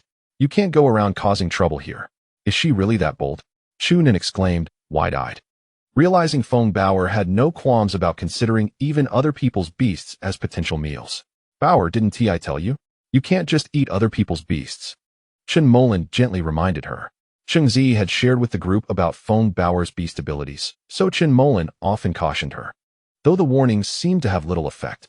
Oh, Chun Molan, please keep an eye on Feng Bower. It's better to prevent her from wandering off to battle other beasts. Otherwise, if she swallows one, it would lead to trouble. Cheng Ziyi's old black had a similar skill, so he was all too familiar with its terrifying potential. If the situation with the coffin boy was not controlled, it could lead to significant chaos. All right, Bower, don't run around. Just stay by my side. Chun Molan softly said, gently patting Feng Bower on the head. Feng Bower, with her bright, sparkling eyes, nodded obediently. All right, Chu Nen, since you want to battle, hurry and complete the necessary procedures. Cheng Ziyi nudged Chu Nen, who sheepishly rubbed his head and dashed off. Chapter 29, Shaolin Crisis? Go, Wuhan Monkey. Fight for your pride. Chu Nen stood on the command platform, his brow bright with determination as the battle formation appeared, and Wuhan Monkey leaped forth. Old Black. Once the work is done today, you can relax with the mother turtle. Cheng Ziyi summoned the Xuanwu turtle. Contestants, Please indicate whether you wish to commence battle. Came the mechanical voice from the arena's broadcast system. A button appeared on both command platforms, and without hesitation, they pressed it. Battle begins. The artificial intelligence, codenamed Wisdom, will record information in real time for you. Cheng Ziyi's lips twitched slightly. Of all names, why choose such a one? In a fleeting moment of distraction, under Chu Nan's command, Wuhan Monkey charged forward, cloaked in a yellow sheen that glimmered with golden brilliance under the lights. Old Black, retract into your shell and strike back. Cheng Ziyi smiled, directing his thoughts. As Old Black withdrew into its shell, Wuhan Monkey reached it, swinging its fist with great force, the wind from the blow echoing. In an instant, time seemed to freeze. Wuhan Monkey paused midair, its fist shattering a small portion of the shell. Old Black, seeing the stillness, cautiously poked its head out. Noticing Wuhan Monkey was frozen in its attacking stance, it then extended its right foot, tapping its shell, gesturing for more. Cheng Ziyi's lips twitched at the bizarre display. Old Black seemed to be saying, "Haven't you eaten? Hit harder." Grandpa Turtle's shell is a bit itchy. Initially self-doubting, Wuhan Monkey, witnessing Old Black's antics, became invigorated. Its previously shattered fist returning to full strength as it unleashed a flurry of punches against Old Black's shell. While the two battled, Chen Molan watched intently, and Feng Bower, who had been dozing off, suddenly sparkled with interest, sniffing the air before stealthily slipping away. Cheng Ziyi stifled a yawn, glancing at the time. The battle had already lasted half an hour, and Old Black, lulled by the gentle massage, had fallen asleep. Meanwhile, Wuhan Monkey was struggling to maintain its stamina, its punches becoming less frequent and more laborious, clearly fatigued and perhaps even overexerted, yet it persevered. Chu Nan, brimming with energy, cheered from the sidelines. "Hey, stop fighting. Where did Bower run off to?" Chen Molan jolted awake, realizing Feng Bower was nowhere to be found. Cheng Ziyi quickly turned towards the audience area, but there was no sign of Feng Bower, only Chen Molan, frantically calling out, "What on earth? Feng Bower is lost." Chu Nan exclaimed in realization, "Wuhan Monkey, stop fighting. Come back and help us find her. I knew that silly girl wouldn't stay put." "Wisdom, I concede," Cheng Ziyi shouted towards the broadcasting system, fully aware of the rules. "The battle concludes. Congratulations to the mighty Wuhan Monkey for securing victory." Cheng Ziyi looked at Chu Nan, bewildered, only to find his face turning crimson, as if he had forgotten that registered names would be announced. "Never mind. Our immediate concern is to locate Feng Bower." The two stepped out of the arena and immediately began searching for the lost girl, akin to anxious parents seeking their child. They quickly split up to scour the area. "Excuse me, have you seen a little girl?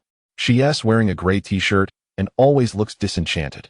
Cheng Ziyi approached someone, desperately inquiring. The person suddenly stiffened, responding oddly. "Is it true that you often ask others if they can smell something delightful?" Cheng Ziyi's eyes lit up, nodding vigorously. The individual pointed in a direction. "She went out of the battle center. Just remember to keep an eye on that not-so-bright child." Cheng Ziyi awkwardly scratched his head, thanked the person, and hurriedly exited. Upon stepping outside, he climbed to a higher vantage point to scan the area for Feng Bower. The streets were bustling with people. A vibrant nightlife drawing many into the streets, complicating Cheng Ziyi's quest to pinpoint Feng Bower's location. Where on earth could that silly girl be? Cheng Ziyi muttered to himself. And despite his impaired vision, he found it impossible to locate the petite figure amidst the thronging streets. Suddenly, a thought struck him, and he hurriedly inquired of the beast companion. "Old Hay, can you detect any fragrant aroma?" Fragrant? Yes, I can." Old Hay responded eagerly. "Can you smell the most delightful one now?" "Indeed. It's incredibly fragrant, making me crave something to eat." "Let me there. Quickly, find the direction of that scent." Without hesitation, Cheng Ziyi summoned Old Hay, directing him to soar toward the source of the enticing aroma. As he suspected, the scent emanated from a skill shared by both of them. Feng Bower's continuous mention of the fragrance was due to the unique qualities of her beast companion. The essence of Old Hay's devouring skill had its roots in the soul-consuming technique of the coffin-bearing boy, allowing him to perceive the scent, albeit without the latter's captivating allure. "Look, the turtle is flying," exclaimed a passerby, astonished. "What a massive turtle head. Daydreamers, you are just not awake, always lost in fantasies. How could wait? The turtle is really flying. Isn't that Cheng Ziyi, who has been making waves lately? Why is he swaggering around so boldly?" The sight of Cheng Ziyi riding Old Hay through the skies caused an uproar among the crowd, who began to follow the shimmering silhouette against the night. Have we arrived? Are you sure we're not heading toward a mother turtle? Cheng Ziyi questioned, peering into the shadowy alley with a frown. This is a critical moment. If you lead me to the mother turtle's nest, I won't hesitate to chop you up. Old Hay, a hint of grievance in his voice, shook his head. He indeed sensed a delightful aroma, but upon closer approach, it intertwined with an unpleasant stench. Then let us descend. Hurry and investigate. Old Hay guided Cheng Ziyi down into the alley, where he soon spotted a familiar figure. Feng Bei'er, why are you wandering about again? In the dimly lit corner of the alley stood a sharply dressed youth, his hair slicked back with gel, observing Feng Bei'er with a serious expression. His hands were hidden behind his back, and upon noticing Cheng Ziyi's arrival, a flicker of surprise flashed in his eyes. Oh, Cheng Ziyi, you've come, Feng Bei'er exclaimed, her expression one of mild surprise, as if she had anticipated his arrival. You can't just run off like that. Come with me, Cheng Ziyi insisted, reaching out to pull her away. Since you're already here, why rush? This young lady has been chatting with me for quite some time. Having one more person is no trouble at all. The young man chuckled amiably. My apologies for my oversight. She slipped away from me. The child is a bit simple-minded. If it caused you any misunderstanding, please disregard it. I'll take her away immediately. Cheng Ziyi forced a smile, feeling a wave of unease as he avoided looking directly into the young man's eyes. Just a fleeting glance had made him feel as though he were being preyed upon, sending chills down his spine. Allow me to introduce myself. My name is Xiao Lin. Perhaps we could become friends? I find both you and this young lady quite intriguing, Xiao Lin said, his eyes narrowing with a smile that resembled a flower in bloom. Cheng Ziyi felt a shiver run down his spine. Xiao Lin's smile, though handsome, appeared disturbingly predatory. No, we have pressing matters to attend to. We must take our leave, Cheng Ziyi replied with a forced smile, grasping Feng Bei'er's hand as he prepared to take flight on Old Hay. Wait, are you really leaving? I have a bit of interest in you, Cheng Ziyi, Xiao Lin said, his gaze intent as his hand began to move forward. A wave of alarm surged within Cheng Ziyi. The realization struck him like thunder. This individual knew his name and was insistent on him staying. What ulterior motives could he harbor? Most concerning was that both the coffin-bearing boy and Old Hay had detected the alluring scent emanating from him. This implication was clear. The last time Feng Bei'er had mentioned a delightful fragrance, it had been linked to Feng Yingwei, who was likely a star diamond-level beastmaster with formidable prowess. This meant that the young man before him was undoubtedly also a star diamond-level beastmaster, a rarity in Baifeng City. And here was one, standing right in front of them, seeking friendship. This was no trivial matter. Cheng Ziyi also observed that Xiao Lin was gripping something in his hand, potentially a weapon. Could it be that Xiao Lin intended to harm him here, silently striking him down? Cheng Ziyi, aware that he could not match the physical prowess of a star diamond beastmaster, felt a surge of urgency to move closer to Old Hay. Meanwhile, Xiao Lin continued to watch him with narrowed eyes, lost in thought. Chapter 30. The demon god meeting. Come quickly. Cheng Ziyi is here. Brother, let us take a photo together. Oh no. Big brother, my pink pig is about to give birth, but it's having trouble. Cheng Ziyi, please come help. Good fortune for a lifetime. May she give birth to 9 like a mother pig. As Cheng Ziyi stood bewildered, a crowd suddenly surged into the alley. Having followed Old Hay's trail, they merely sought to catch a glimpse of the recently celebrated Cheng Ziyi and behold his true appearance. However, their arrival unexpectedly aided Cheng Ziyi by diverting attention from his predicament. Hold on. If you want signatures or photos, let us take turns. And remember to come to the Xianglan breeding store tomorrow for beast evolution. Cheng Ziyi enthusiastically addressed the crowd, pulling Feng Bei'er along as he avoided looking back at Xiao Lin. Hey, I still want to offer you an apple, Xiao Lin called out, his hand revealing a vibrant red apple that shimmered enticingly. Cheng Ziyi turned awkwardly, wondering if this person truly wished to befriend him. Yet, as he gazed at the apple, dread washed over him. He forced himself to maintain a calm facade, stating, I only eat Fuji apples. Nothing else, especially not the Snow White brand. Xiao Lin chuckled. Cheng Ziyi, is it? Not bad. I like you. Don't worry, we will meet again. Sure. I hope our next meeting is pleasant, rather than terrifying. Cheng Ziyi replied, somewhat begrudgingly. Expect a surprise. Xiao Lin began to retreat, slipping into the shadows before vanishing from sight.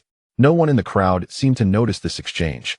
As their attention remained fixated on Cheng Ziyi, he swiftly pulled Feng Bei'er onto Old Hay, evading the crowd's clamor, and quickly sent a message to a few acquaintances. As thoughts of the apple lingered, he felt a lingering apprehension. Goose soul apple, an apple concealing a heart-controlling worm. Consumption will lead to being controlled by the mother worm, resulting in a fate worse than death. The only way to break free is to slay the mother worm. Once we return, stay indoors. Keep a close watch on Feng Bayer, do you hear me? This fellow is a master at stirring up trouble. I have no idea what mess we've stirred up. Cheng Ziyi urged Chen Mulan earnestly. What is going on? Why are you so flustered? Chen Mulan asked, puzzled by Cheng Ziyi's urgency. Is it those rich kids causing trouble again? What is there to fear? I can just take the Wuhan monkey and deal with them. Chunin scoffed. Enough with the chaos. I don't know who we're dealing with this time, and they've set their sights on me. I can't predict if they target you too. You all should just stay hidden. Their strength is formidable. I suspect they are star diamond level. Cheng Ziyi's tone rose with anxiety. How could a star diamond beast master be after you? Could it be one of those prominent family's ancestors? That is impossible. Chen Mulan expressed concern. I don't know, they're very young. You all should leave quickly. If you stay near me, I fear you'll be dragged into this. Cheng Ziyi urged, pushing them away. No way. Cheng, knowing the danger, how could we let you bear it alone? Chunin declared, thumping his chest. Don't worry.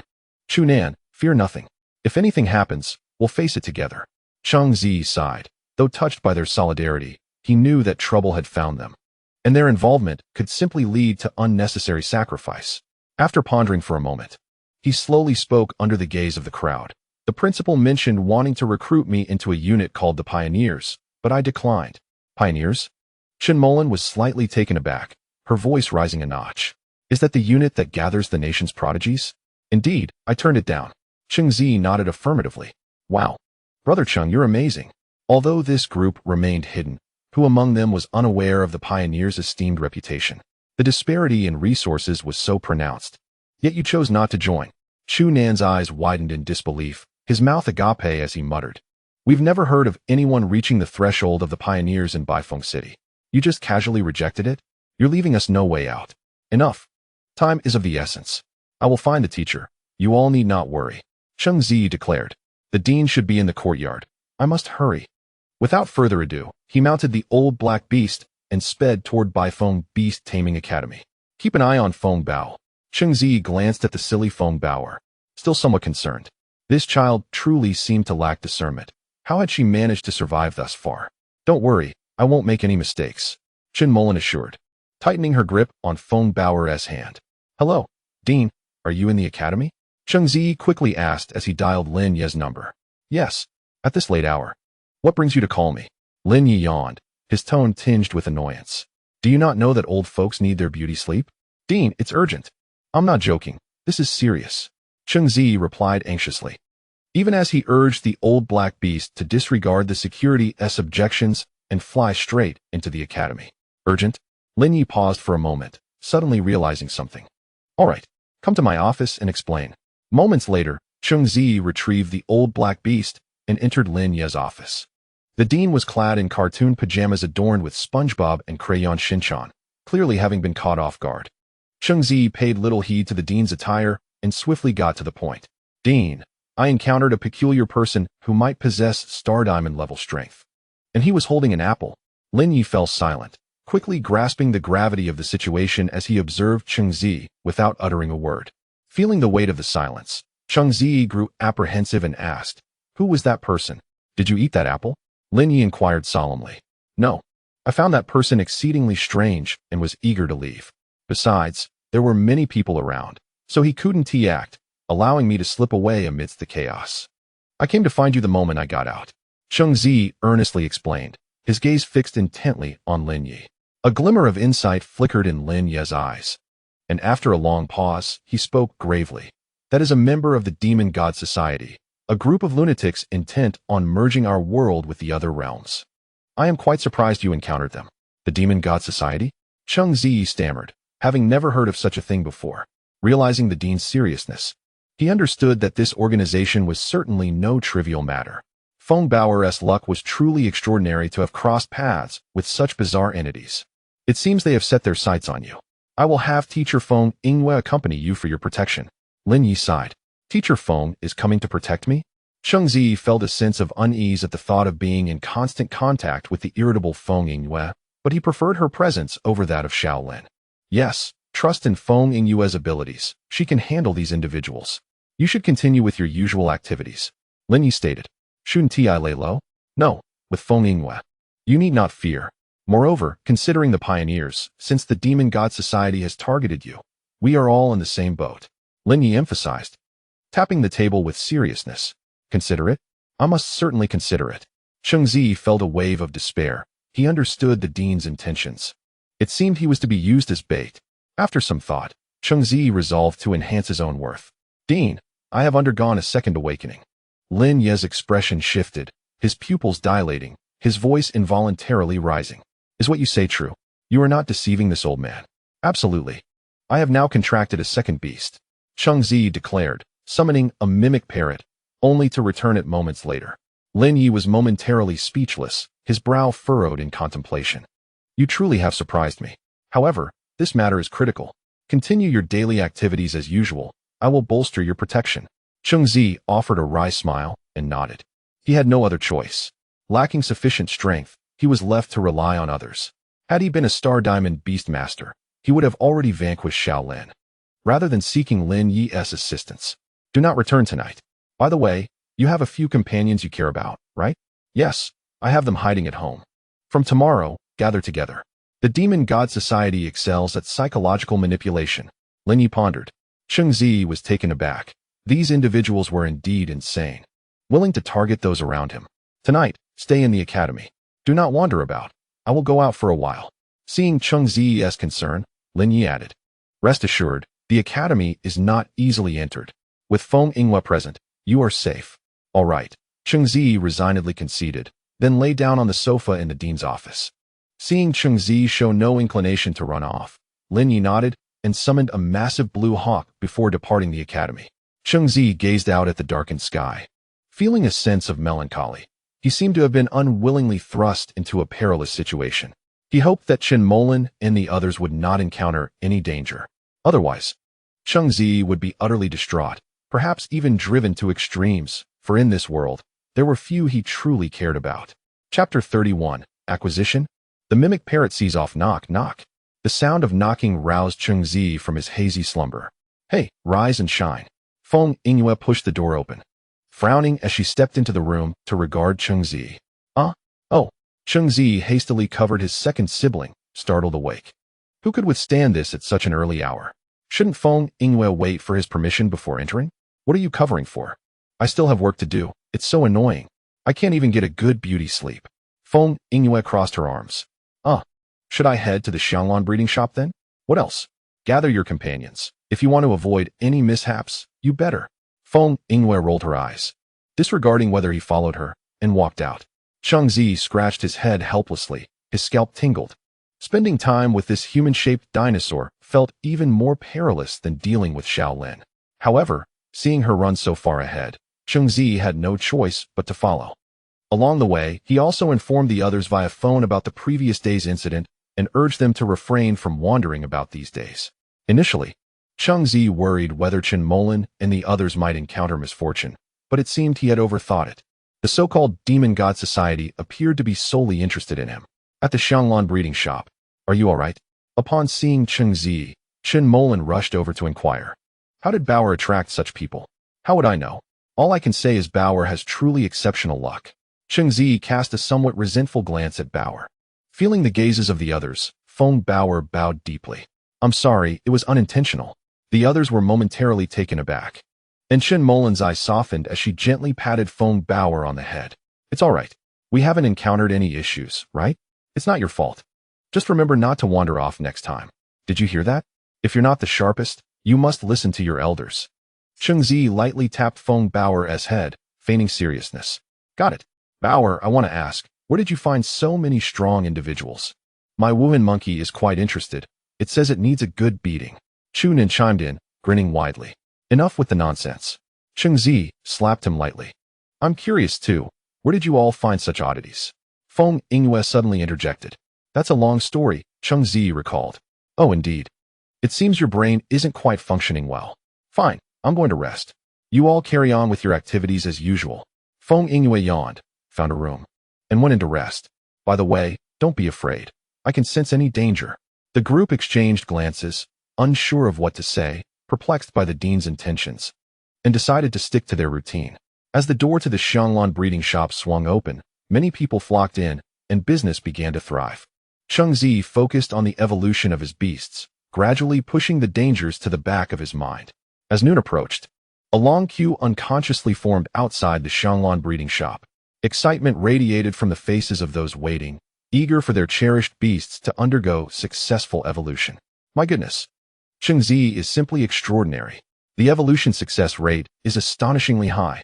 To this day, it remains at 100%. I have never seen him fail. Indeed, logically speaking, such a high success rate should command a hefty fee.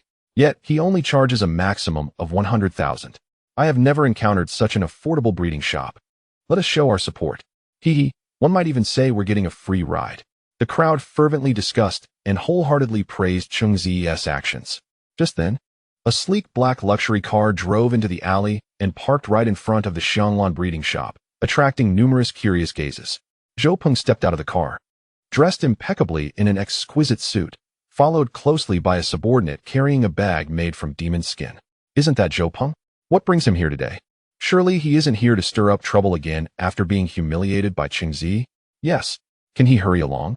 He is disrupting Cheng Ziyi's mood. And I fear our beast's evolution might be delayed.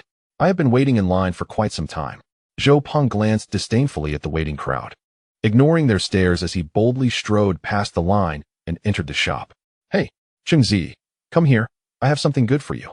Zhao called out loudly upon seeing Cheng Ziyi still busy with his work. Cheng Ziyi looked up and cast a glance at him, his brow suddenly lighting up as a magical array appeared, from which a mimic parrot flew out. Upon spotting Zhao, it squawked, "What the heck? Why is it you again, you foolish one? Why do you smell even worse today?" Zhao frowned. "Put that parrot away. I'm here to conduct business." "Is this how you treat your guests?" Cheng Ziyi paused, looking at him with confusion. "Are you here to evolve your beast?" "Impossible.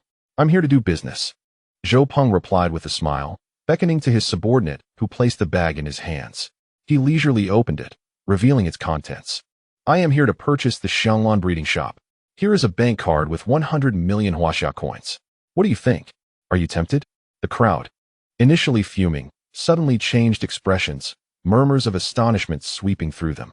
Zhao is here to buy the Xianglan breeding shop, and he is offering 100 million. Such extravagance. Oh no, is the Xianglan breeding shop really going to be acquired like this? My beast hasn't even evolved yet. 100 million. This could indeed lead to its purchase. With that sum, one could go to those major cities and buy a starred diamond-level beast. Cheng Ziyi surely cannot resist. However, Cheng Ziyi burst into laughter. "Purchase? Have you not awoken from your slumber? You think 100 million is enough to buy my Xianglan breeding shop?"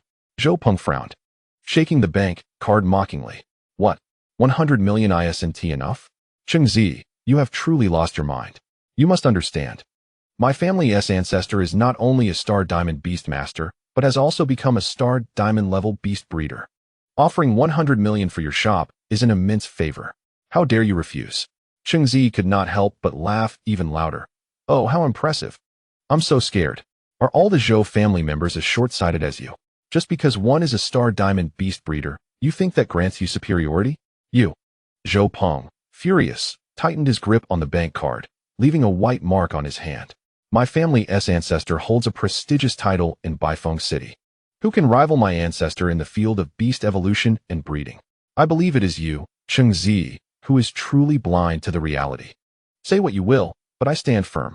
The acquisition is impossible. Let me tell you, even if your ancestor is a king-level beast breeder, he cannot buy this shop. Furthermore, this shop does not belong to me, Cheng Ziyi, but to Uncle Chun. If you have the ability, go find Uncle Chun and negotiate the acquisition with him. However, I can assure you, even if Uncle Chun returns, he will never sell his hard work. So I advise you to wake up and stop dreaming impossible dreams." Cheng Ziyi rolled his eyes, looking at him as if he were a fool. "Very well. I will relay your words to my ancestor. Just wait for his visit." Zhao gritted his teeth. "I have never encountered someone so ungrateful. I advise you to temper your arrogance, lest you be seen as a target to be struck down. Mimic parrot, see him off. You foolish one. Hurry and leave. Are you here to disgust people?" The parrot flew above Zhao head, continuing to mock. "Wait. How could I confuse you with a fool? At least fools are still human. Zhao Peng shot at a glare, enraged, and hurriedly left. Observing Zhao Peng's hasty retreat, the crowd could not help but chuckle. Cheng Ziyi is quite impressive. If it were me, I might have faltered in the face of such a colossal sum. Indeed, not only are the evolution fees reasonable, but he also possesses remarkable fortitude. How could I possibly refuse someone like him, running such a shop? Thus, business flourished even more. Cheng Ziyi felt increasingly exhausted, as though he might be drained dry. Chapter 32, Zhang San? A humble background? As evening fell and darkness enveloped the land, Master Cheng finally had the opportunity to rest after a long day. The two assistants finally came into play, providing back massages and relaxation. Hey, I want a massage too. After sleeping all day, Feng Yingyue emerged from her room, her eyes still hazy, clearly just awakening. Oh, come on. Can you be serious? Cheng Ziyi attempted to retort, striving for some dignity. However, Feng Yingyue narrowed her eyes, an almost imperceptible pressure bearing down on him. Cheng Ziyi immediately cowered, hurriedly pushing Feng Baobao and Chu Nin towards her. Teacher, oh no. You've worked so hard. You deserve to enjoy some service. As for me, my only virtue is my ability to endure hardships. I don't mind working myself to exhaustion. Not bad, but a bit gentler. Yes, right there. Feng Yingyue relished the moment, her eyes closed, occasionally emitting satisfied sighs. Cheng Ziyi gritted his teeth, his hands working tirelessly, silently vowing that once he became a king-level beast master, he would make Feng Yingyue obediently massage him. Cheng Ziyi. What is it, teacher? Do you want me to serve you too? Cheng Ziyi's expression changed dramatically, forcing a smile. Don't smile so poorly. Feng Yingyue rolled her eyes before addressing serious matters. Today, I did not sense any aura above Star Diamond level, so you are safe. The members of the Demon God Society may strike at any moment, so remain vigilant. Dean Lin has suggested that you stay put for a few more days. And if no suspicious individuals appear, you may return to the academy. And you all must not act recklessly. Oh, understood. Cheng Ziyi felt a wave of despair. How much longer must he endure this suffering? Once Feng Yingyue finished speaking, she returned to enjoying the massage services from the two bodyguards. Despite their lack of skill, having someone to do this laborious task was certainly appreciated. With nothing else to occupy his mind, Cheng Ziyi reflected on the day's gains, neither too much nor too little. Just enough to acquire a golden template card. Most notably, this template card came with a skill, Magic Sound. What a delightful surprise. This skill was practically tailor-made for the mimic parrot, given that the beast he had evolved was a variant of a parrot, the Magic Sound parrot. Fortune smiled upon him, as he had just obtained this skill. The Magic Sound skill allowed the beast's inner thoughts to be transmitted directly into the opponent's heart, disregarding any barriers or language barriers. Moreover, it provided special enhancements, lingering in the opponent's mind for an extended period. Paired with the mimic parrot's loquaciousness, it was undoubtedly a powerful tool for psychological manipulation. Without a moment's hesitation, Cheng Ziyi used the golden template card on the mimic parrot, nodding in satisfaction as he observed its transformation. Beast name: Mimic Parrot level, Silver level 1 quality, Golden level 5 attribute, Flying skills, Mimicry. Chatterbox: capable of outputting incessantly for 7 days and nights without food. Agile mind: possesses a remarkable capacity for learning and can adeptly utilize learned phrases. Singing: give it a rhythm, and it can make you weep. Magic Sound: weakness: fears everything. Description: a creature with little combat capability, lacking even the most basic self-defense instincts. Its survival attributed to minimal energy consumption and its unpalatable flesh, rendering it nearly devoid of usable materials. In summary, it is now a competent psychological warfare jet, yet remains woefully inadequate in battle, easily handled by even children. Evolution route and required materials. You think this thing can evolve? Just use the template card to enhance its quality and diversify its skills. Evolution, in essence, is merely a transformation of waste into waste. The system suggests that this beast should only evolve its mouth. Cheng Ziyi found himself increasingly satisfied. In battle, one not only requires an attacker and a defender, but also needs a parrot-like auxiliary that quietly exerts influence, helping teammates to destabilize opponents. The following day, after freshening up, Cheng Ziyi glanced at the time and opened the shop door. As his gaze swept across the scene outside, he suddenly froze. A vibrant red market stall stretched for dozens of meters, and at its end stood a row of luxury cars. Even someone as uninformed about vehicles as Cheng Ziyi could recognize their names and prices. The starry sports car, priced at 50 million Huaxia coins, is limited to 100 in the entire country. The Red Star truck, valued at 60 million, is reserved for a select few places where its formidable capabilities can be utilized. The MOQRV, however, was the most impressive, custom-made. He had heard that its base cost starts at 100 million Huaxia coins. Cheng Ziyi glanced at the multitude of cars crowding the street and calculated that these vehicles combined could be exchanged for a king-quality beast. Who on earth possesses such wealth? After examining the cars, his attention was drawn to a large, radiant sofa, seemingly glowing, upon which sat wait, a pile of cash. Ah, finally, you're here, Cheng brother. I've been waiting for you for quite a while. Cheng Ziyi was taken aback, his expression somewhat unnatural. The pile of cash was speaking? Could it be some bizarre beast? That shouldn't be the case. If it were a beast, how could it speak? Moreover, his divine eye failed to provide any information. As the pile of cash slowly stood up and strode toward Cheng Ziyi, he realized it was not cash at all, but a rotund man. The clothes and pants he wore were made from an assortment of colorful bank cards. Wow. Black cards, silver cards, gold cards. Who is this man? Cheng Ziyi thought, his mouth agape, calculating that if he managed to seize them all, he might amass a fortune of 100 billion. However, that thought was abruptly interrupted by the sudden appearance of black-clad individuals pouring out of the cars. It was evident they were the bodyguards of this hefty man, and formidable ones at that. Ah, Cheng brother, allow me to introduce myself. My name is Zhang San, hailing from an unremarkable family. I come here with sincere intentions to discuss business with you. Zhang San extended his hand, revealing his arm adorned with an array of ornaments, diamonds and jade, all glittering to the point of nearly blinding Cheng Ziyi. Hello, hello. Although his mind was racing, Cheng Ziyi politely shook the man's plump hands. Ah, it's our first meeting, so I brought you a little something, Zhang San said with a smile, removing a jade bracelet from his hand and presenting it to Cheng Ziyi, explaining, this is a kidney-nourishing jade, made from special materials, long-term, where can enhance physical health. Cheng Ziyi twitched at the corners of his mouth. Did he, a tough man, need such a thing? No, I cannot accept gifts without merit. Oh, don't be so modest. My family isn't well off, so this is all I can offer. We're like brothers, please don't stand on ceremony.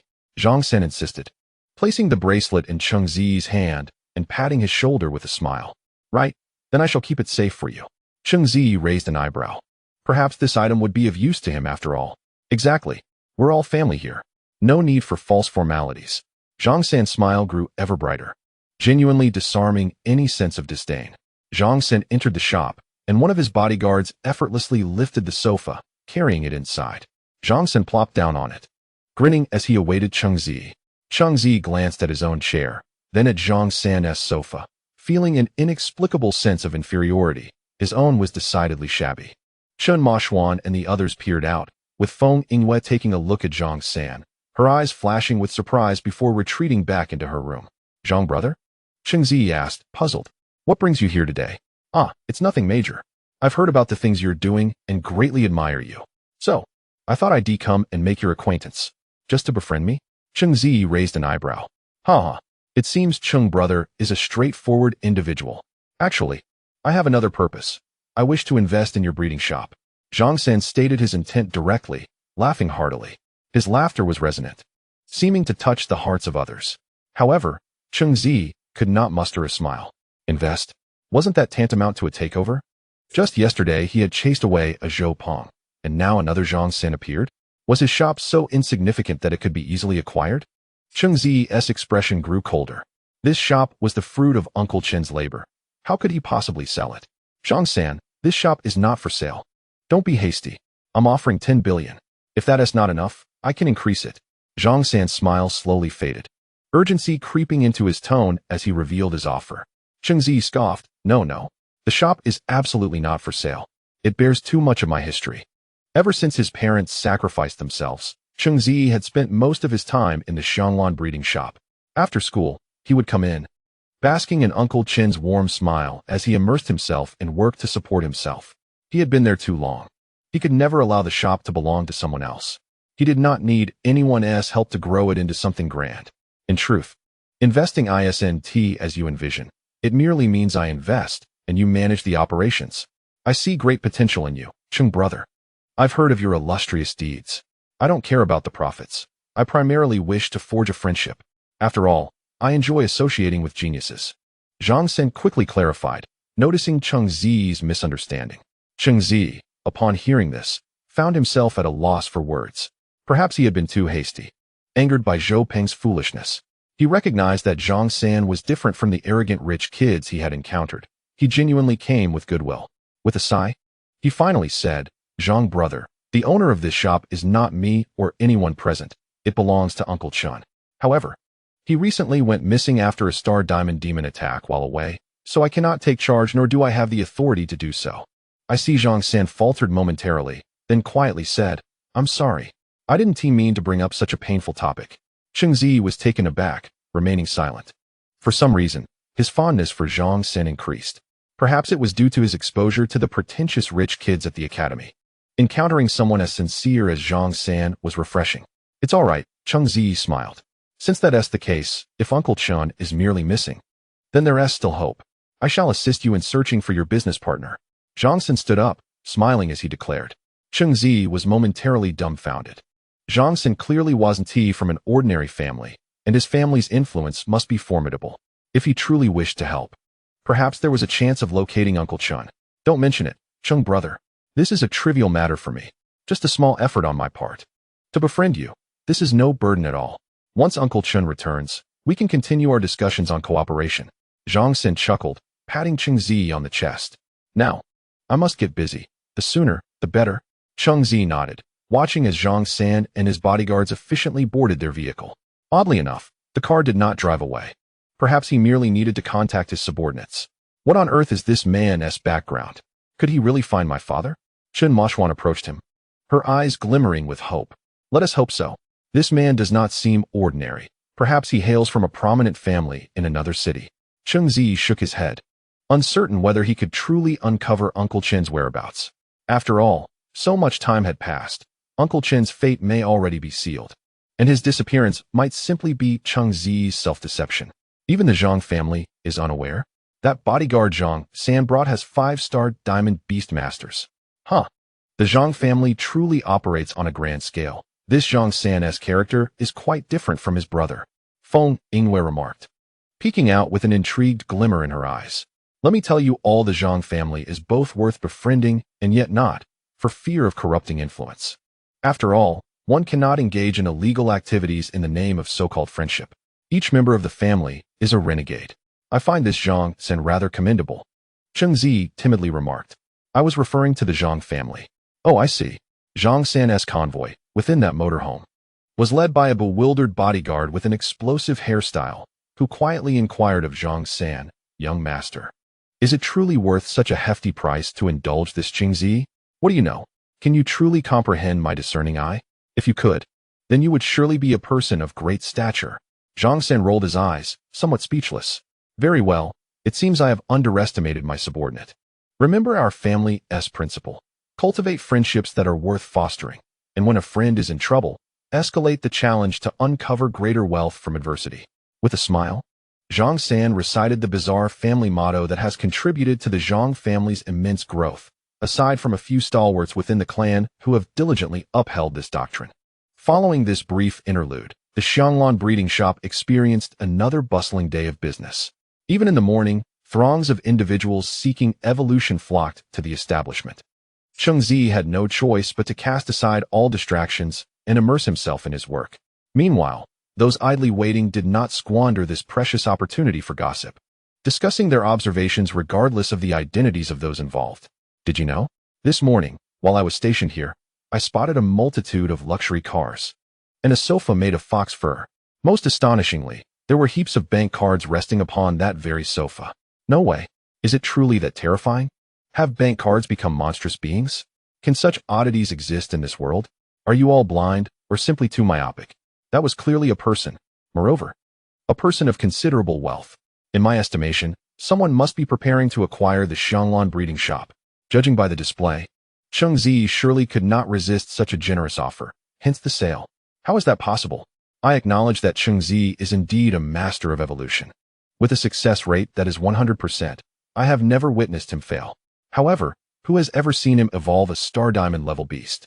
How could anyone be so short-sighted as to consider acquisition? Indeed, acquisition involves both the shop and the beast masters within. Cheng Ziyi possesses talent. But at the end of the day, he is merely a golden beast breeder. I cannot fathom why those individuals are making such a fuss. The unrestrained chatter of the crowd reached Cheng Ziyi's ears, and he merely chuckled at some of the comments. Each of these people sought his services for evolution, yet they still debated his capabilities. Isn't this akin to questioning the reliability of a 1 yuan item on a platform like Pinduoduo while harboring a strong desire to purchase it? However, Cheng Ziyi was indifferent, and he pondered when he might certify his identity as a beast breeder, preferably at a higher rank to spare himself from incessant gossip. He recalled that in a small city like Baifeng, there was no association for beast breeders. Certification required a visit to a first-tier metropolis, where such organizations typically resided. If he truly wished to get certified, he would need to carve out some time.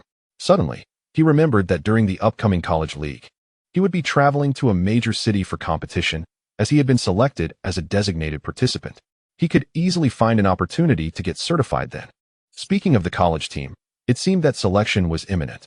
Now in his second year, Cheng Ziyi had previously gathered some information in his first year, and it appeared that candidates would undergo assessments within the academy's secret realm. This was merely the first round, which involved competing for the number of demon kills, with the main event being the grand competition at the end. The rewards for the college league were said to be extraordinarily generous. It was rumored that the first prize was a demon egg of royal quality. With a few companions by his side, he could seize these rewards for himself. Just as Cheng Ziyi was lost in thought, a sudden commotion erupted outside. Goodness! Isn't that Master Zhao, the preeminent beast breeder of Baifeng City? What brings him here? Surely he isn't here to bolster his grandson, Zhao Peng's reputation? I recall that Cheng Ziyi and Zhao Peng seem to have some conflict. Is Zhao here to save face for his grandson? I have little regard for these families. While young people may bully others, even the older generation has begun to oppress others. Truly, they are becoming increasingly shameless.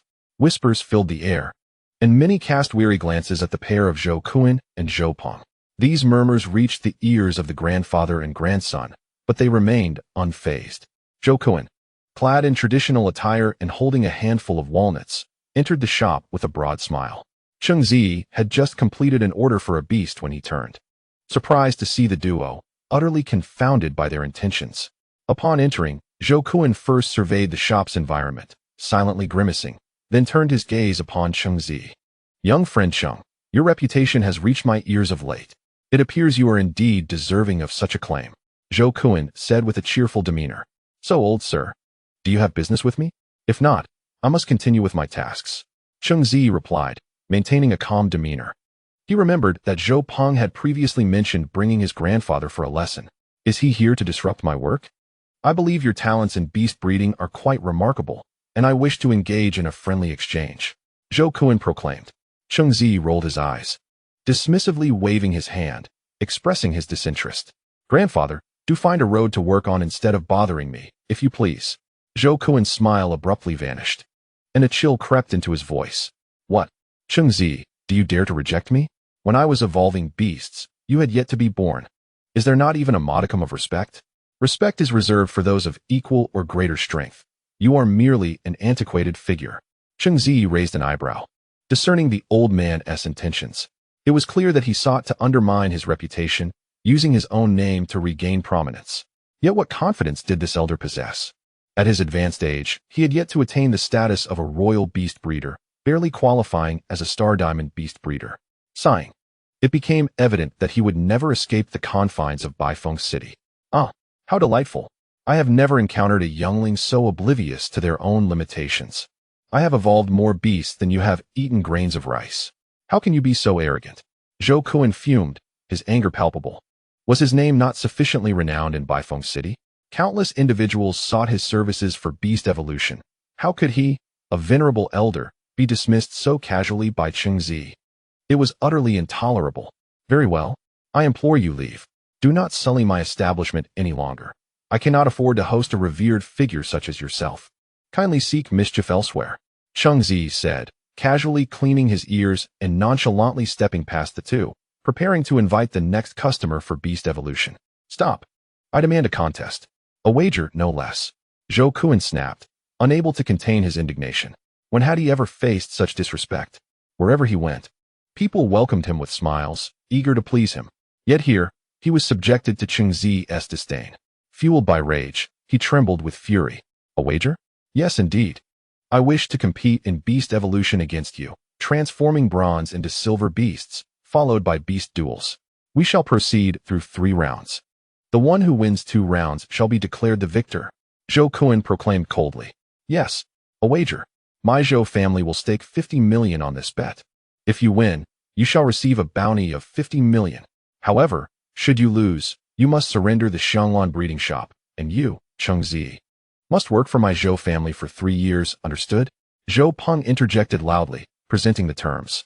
Cheng Ziyi raised an eyebrow, contemplating. Was this not a generous offer? Or did they harbor ulterior motives, merely seeking to teach him a lesson? As for working for the Zhao family for 3 years, even if Cheng Ziyi agreed, would his involvement with the pioneers permit such an arrangement? After all, he was effectively a designated member of the pioneers. Would they allow the Zhao family to forcibly recruit him? Surely, such actions would incite chaos. Upon reflection, it seemed he had little to lose. It was a windfall of 50 million. He needed materials to elevate the strengths of Chun Mulan, Chu Nan, and Feng Bei'er, and such funds could easily suffice to enhance their beasts to star diamond levels. With that, they would possess a formidable standing in competitions. Moreover, victory seemed all but assured. Though Cheng Ziyi had never attempted to evolve a star diamond level beast, the guidance from the Eye of Divine Insight suggested that failure was not an inevitability. Cheng Ziyi felt a profound confidence in his abilities, though others remained unaware of his underlying assurance. Brother Cheng, isn't this a bit reckless? Chu Nan implored, shaking his head. I know your prowess in beast evolution is formidable, but there are limits. It's wiser to play it safe. Ignore these onlookers. Chen Molan furrowed her brow, her eyes glimmering with concern. Cheng Ziyi, if my father were here, he wouldn't permit you to take such risks. Cheng Ziyi smiled slightly and lowered his voice. They're simply here to offer me money. 50 million, why not? No worries. Brother Cheng, even if you enter, I will rescue you. Chu Nan declared with fervor. Rest assured, making a daring escape is well within my capabilities. Cheng Ziyi mused to himself. Does this fellow see himself as Zhao Zilong? Without further ado, Cheng Ziyi turned his gaze to Zhao Kuan. Let the first contest commence. Since the money is now in my hands, I have no reason to refuse. Excellent. Zhao Kuan laughed heartily. I appreciate your spirit. I hope you retain that audacity. He then stepped outside to address the crowd, calling out, I require a bronze-level beast. Regardless of rarity, I will cover all expenses. Cheng Ziyi approached Zhao Kuan, casting a glance at him, and echoed, bring forth any beast. I assure you, even the weakest can be evolved into a powerful creature. Zhao Kuan will bear the costs. Upon hearing that Zhao Kuan would cover the expenses, the crowd erupted in excitement, with many eager to showcase their beasts, leading to a chaotic scene. Master Zhao, look at my green leaf monkey. It's undeniably strong. Master Zhao, I have been your loyal fan for a century. Will you choose me this time? My beast will not disappoint. A girl with dark skin, resembling a tank, shouted above the din, Master Zhao, if you help my beast evolve, I'll bear your children. In front of her lay a languid, deep blue tiger cub. Zhao Peng stared at the girl, his lips twitching. With that appearance, she aspires to be my grandmother? Has she just woken up? All right, miss. I'll help you evolve that beast, but as for marriage, let us skip that. How about considering my grandson instead? As a grandfather, I am quite concerned about his prospects. Zhao Kuan chuckled, glancing at the girl and then at his grandson. Zhao Peng exclaimed, Grandpa, are you serious? Marrying that tank-like pig? I'd rather remain single. Unfazed by the banter between the grandfather and grandson, Cheng Ziyi surveyed the beasts in the arena, swiftly selecting a promising candidate based on the information provided by the Eye of Divine Insight. That young man, your beast will do. As Cheng Ziyi's gaze fell upon a boy holding a small black dog, the crowd erupted in derisive laughter. Is Cheng Ziyi blind? My beast is far rarer than that mutt. How could he choose such an ordinary creature? My heavens, that black pup hardly qualifies as a beast. I'd wager even a common house pet is superior. Cheng Ziyi must be resigned to defeat. Selecting such a pitiful creature suggests he has given up. Why accept the challenge if he believes he cannot win? Why deceive himself? Cheng Ziyi, undeterred by the crowd's scorn, focused intently on the black dog's information panel. mentally rehearsing the evolution steps. Beast name, Rakshasa dog. Level, bronze level 10. Quality, bronze level 10. Attribute, fire skills, spark, fire gun. Claw strike, weakness, water. Description, a creature of immense potential, born from the hybrid of two dogs. It must be a stillborn. If it survives, it becomes a Rakshasa dog. Its essence embodies the idea of life emerging from death, representing its evolution journey. Upon surpassing the initial bronze threshold, it will ascend to an extraordinary stage with immeasurable limits. Evolution path and required materials. Flame Rakshasa dog. Required materials, flame core, 500 grams of flame stone. According to the system, this beast was undeniably formidable. The boy was fortunate to possess such a creature, and given its essence of resurrection, there might be a profound story shared between them. Cheng Ziyi felt a surge of compassion, deciding to leverage Zhao Kuan's help to assist the boy. Moreover, should the evolution succeed, it would easily dispatch the opponent's ice-type beast. Cheng Ziyi contemplated whether to select another beast, questioning if this truly qualified as one or merely a common pet. Zhao Kuan, observing the ordinary appearance of the small black dog, mused, "Shouldn't you consider a stronger beast? I wouldn't want to be accused of bullying you." "Absolutely not. This one is perfect. I believe a challenge adds excitement to the contest, doesn't it? After all, you're covering the materials." "Indeed. I will provide the materials. Just tell me what you need." Zhao Kuan replied nonchalantly, confident in his family's resources. "Very well. Then I require a flame core and 500 grams of flame stone," Cheng Ziyi stated, preparing for Zhao Kuan's inevitable outburst. As the flame core was indeed a highly precious item, reportedly starting at several hundred thousand. "What? This small dog requires a flame core? You must be jesting," Zhao Kuan exclaimed, his earlier ease vanishing. Cheng Ziyi covered his ears. "Didn't you say it was fine? If there's an issue, then let us forego the contest. You've wasted enough of my time." Zhao Kuan grappled with his options, weighing the potential benefits. If he succeeded in the contest, Cheng Ziyi's exceptional talent could greatly benefit his family's training facilities. With so many witnesses, he could not afford to lose face. Ending the challenge over materials would only provide grounds for ridicule. After a moment's deliberation, Zhao Kuan declared, "Very well. The flame core it is. I will have someone bring it immediately. Generous. Should you fail to evolve that dog, the contest will be forfeit, and you'll be working for my family," Zhao Kuan added after a moment's thought. Cheng Ziyi replied nonchalantly, "Suit yourself." Could he really fail? With the eye of divine insight aiding him, the evolution steps were as easy as a stroll in the park. Should he fail, he could simply take the black dog and find a construction site to work at. Nearby, Zhang Sen's camper remained parked, quietly observing the developments at the Xianglan breeding store. "Do you know what type of beast that little dog is?" Zhang Sen asked, peering through a one-way gold telescope at Cheng Ziyi and the small dog, puzzled by its unremarkable nature. "I have never encountered such a beast," his subordinate replied, watching the live feed on his phone, filled with the cacophony of voices. "A flame core? That's typically reserved for star, diamond level evolutions. A bronze level black dog seems implausible. I'm intrigued by Cheng Ziyi.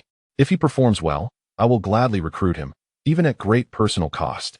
Zhang Sen's plump face radiated determination. "Bodyguard, don't mention Cheng Ziyi. I'm about to be scared away too." Chapter 35. The Flame Core, Commencing Evolution. Wow. Is this really the Flame Core? I don't even need to get too close to feel its terrifying heat. The market price is 5 million. Zhao Kuan is certainly generous. For just a competition. He has used such materials. Enough already. I'm so envious. Can the two big brothers let me have a look later? I also want my beast to undergo a free sublimation. I too can contribute my tender little flower. In the crowded throng, a path opened up, revealing several sweaty strongmen carrying a box, which contained the flame core. The flame core, extracted from underground magma, is the source of all magma's heat, thus emitting a truly fearsome temperature. If an ordinary person were to touch it directly, they would be instantly roasted. The strongmen placed the flame core inside the Xianglan breeding shop using specialized tools, the scorching heat instantly melting a portion of the floor. The flame core has arrived, and 500 grams of flame stone is also ready, so let us begin, Zhao Kuan remarked. Then led the female tank and her beast to another location to commence the evolution. Cheng Ziyi is so handsome.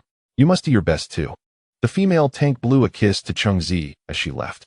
Cheng Ziyi was momentarily taken aback, observing her pouting features as she made the gesture. A wave of nausea surged within him, and he nearly retched. Brother Cheng Ziyi. A timid boy tugged at Cheng Ziyi's sleeve. Don't call me Brother Cheng Ziyi. Just call me Chingu. I'm afraid of the term brother. Cheng Ziyi quickly admonished. All right, brother, no? Chingu. The boy meekly replied, my name is Bai Lin. And I shouldn't have to pay for this, right? And can Wang Kai really evolve? You need not worry about the costs. And your Wang Kai, known as the Rakshasa dog, is such a fierce beast. Calling it a country dog feels quite degrading. Cheng Ziyi retorted with exasperation. But we are from the countryside. It's just that my village is gone, Bai Lin said, his eyes slowly reddening as he hung his head, feeling aggrieved. Cheng Ziyi was taken aback. Noticing the ragged patches on Bai Lin's clothes, his heart softened. Indeed, with such a beast, the owner must surely be a person of misfortune.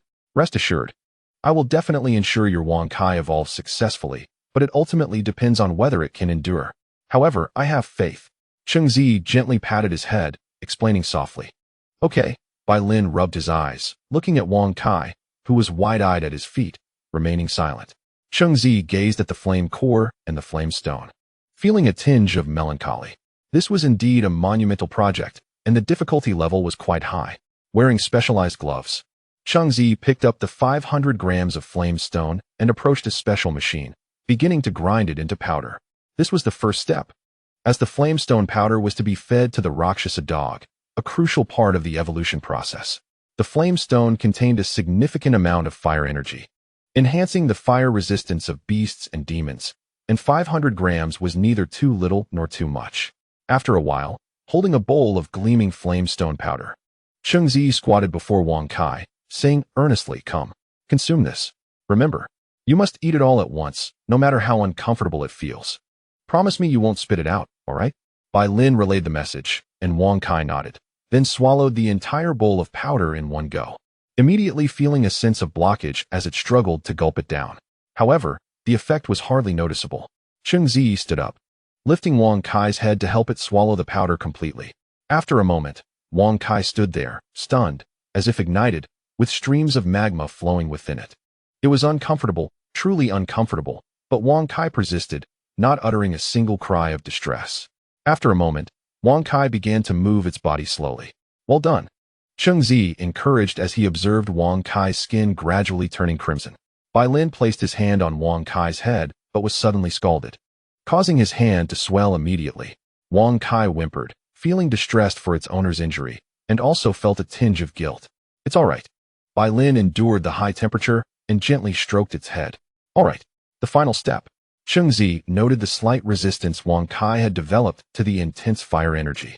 Feeling relieved, the last step was to merge the flame core with Wang Kai. Merging, in essence, involved channeling all the energy from the flame core into the Rakshasa dog's body. This colossal and ferocious fire energy, if absorbed directly by Wang Kai, would undoubtedly result in its demise. However, after consuming the flamestone powder, the scenario would be different. Wang Kai, try to draw out the energy from the flame core. Cheng Ziyi instructed, urging it to feel the flowing vitality within and attempt to communicate with it. Wang Kai's gaze sharpened, channeling all its mental focus onto the flame core. Sparks beginning to erupt from its body. The onlookers held their breath, silently wishing, as even the crowd outside gradually quieted down.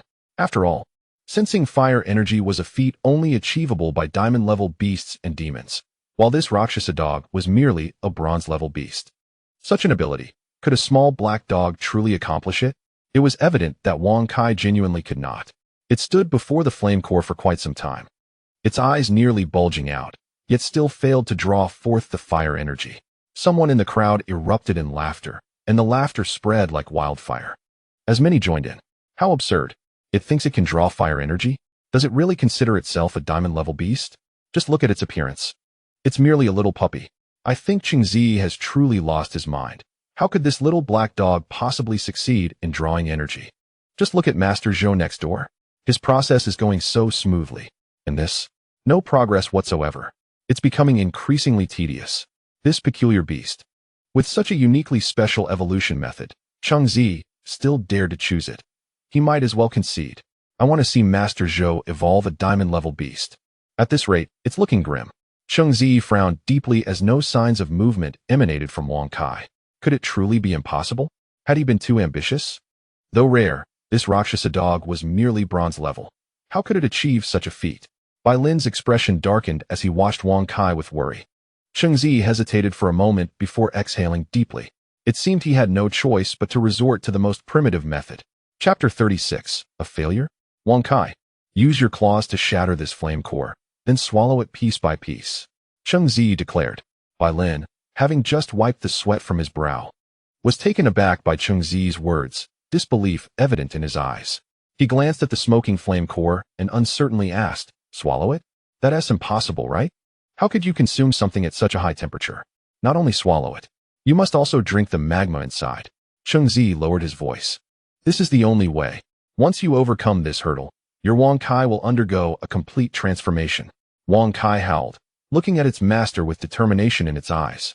All right, Wang Kai. Bai Lin embraced Wang Kai, his voice tinged with a hint of tears. How could he not understand what swallowing meant? Since Wang Kai was so resolute, how could he abandon it? Wang Kai fixed its gaze on the flame core, showing no hesitation, and with great determination, swung its paw forward. The basketball-sized flame core shook a few times, and only a scratch appeared on its surface, not shattering as imagined. Wang Kai's black paw instantly turned a fiery red, as if it had been roasted. Enduring the excruciating pain, it did not give up, swinging its paw again and again. The crowd erupted in uproar. Can Cheng Ziyi really do this? Asking a beast to swallow the flame core? Even golden beasts might not accomplish this, and he expects this puppy to do it? Is he joking? Honestly, seeing that little dog's state makes me feel pain. Indeed, I actually admire this little dog. Even if it seems impossible, it still made the attempt. At this point, I can't help but think Cheng Ziyi is quite ruthless. With a resounding crack, the flame core finally cracked open, magma surging forth. Quick, Wang Kai, don't let any of that magma escape. Cheng Ziyi shouted urgently. This is pure essence. It's essentially crystallized fire energy. A single drop contains more fire energy than dozens of kilograms of magma. Wang Kai hesitated not for a moment, as it pressed its mouth directly against the core, and instantly, wisps of white smoke began to rise. Its lips swelled dramatically, and those present in the shop could even detect the acrid scent of charred flesh. Yet, Wang Kai did not utter a sound. It bore the agony in silence. Balan, its owner, was already in tears, fully aware of the suffering Wang Kai was enduring. Yet feeling utterly helpless, the only thing she could do was to offer encouragement. Wang Kai, in its torment, closed its eyes and opened its mouth, allowing the magma from the core to flow into its body. Even with the fiery energy provided by the flame stone powder, it could only resist the pain. Not immune to it, its once ebony skin was now a deep crimson, and some of it had even been scorched and turned inside out. The suffering it endured was beyond imagination.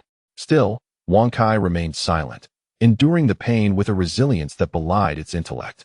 It understood the significance of this evolution. The tenacity to rise from the brink of death would enable it to withstand all suffering. The heartbreaking sight of Wang Kai caused those around to avert their gazes, unable to bear witness to such torment. I can't watch any longer, one bystander lamented, feeling the intensity of the pain as if it were their own.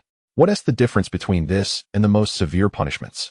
Doubts began to rise about whether Cheng Ziyi could successfully evolve this beast. Was it all mere bluster? If he were to cause the death of this little dog, she vowed never to return to the Xianglan breeding shop for evolution again. Indeed, this method of evolution was unheard of, and skepticism grew. Some believed Cheng Ziyi was merely a facade, experimenting recklessly with a hastily devised plan. Cheng Ziyi gazed at the Rakshasa dog, his heart heavy as he recognized the agony of this evolution process, far too excruciating for a bronze-level beast. Yet, there was no alternative. If they could endure this trial, Wang Kai's potential would be fully unleashed, paving the way to greatness. He could only silently pray that Wang Kai would persevere. Should it faint or give up midway, the absorbed fiery energy would never reach its peak, rendering all efforts futile. Perhaps we should let Xiaohua provide Wang Kai with some healing, Qin Milan suggested, her heart aching for the suffering creature. Yes, let us assist it, Chunin echoed, also feeling the distress. No, Cheng Ziyi firmly shook his head. Interfering would only harm it. Every beast undergoes trials during evolution. They are all essential for building a solid foundation for the future. So trust in its strength. After a pause, Cheng Ziyi inhaled deeply and declared, to live through death is to attain the extraordinary. This is its destiny. His fervent words resonated in every ear. prompting a collective intake of breath as all attention shifted back to the Rakshasa dog. If it could endure, it would indeed be a miracle. Wankai gasped for breath, curled on the ground as it absorbed every last drop of magma from the core.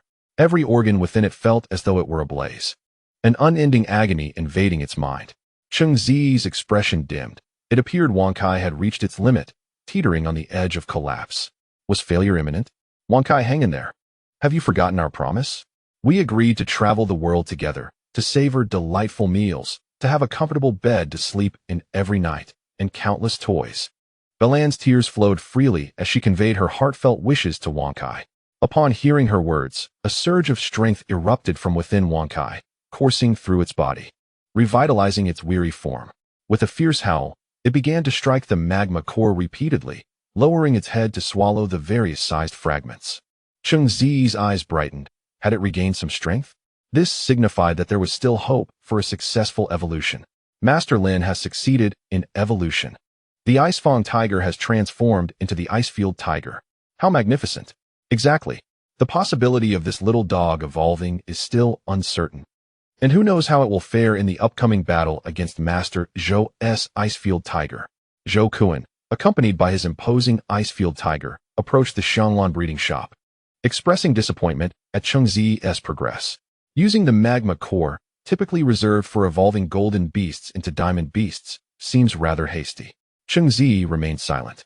Knowing that the evolution of the Rakshasa dog inherently bore a high barrier, it required immense energy to break through that threshold.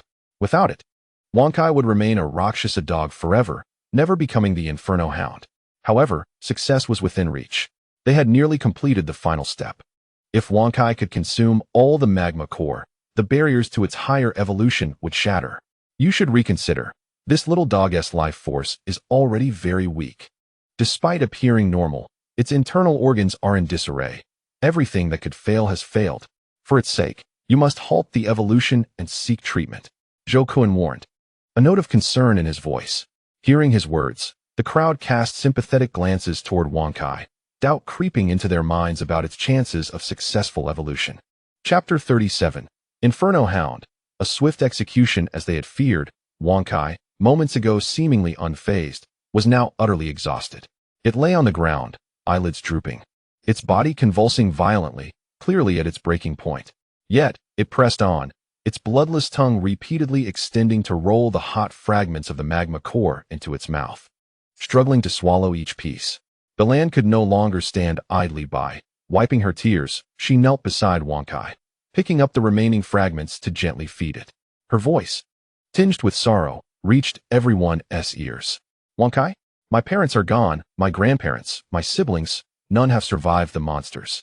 You are all I have left. You must endure, for we have a future to share.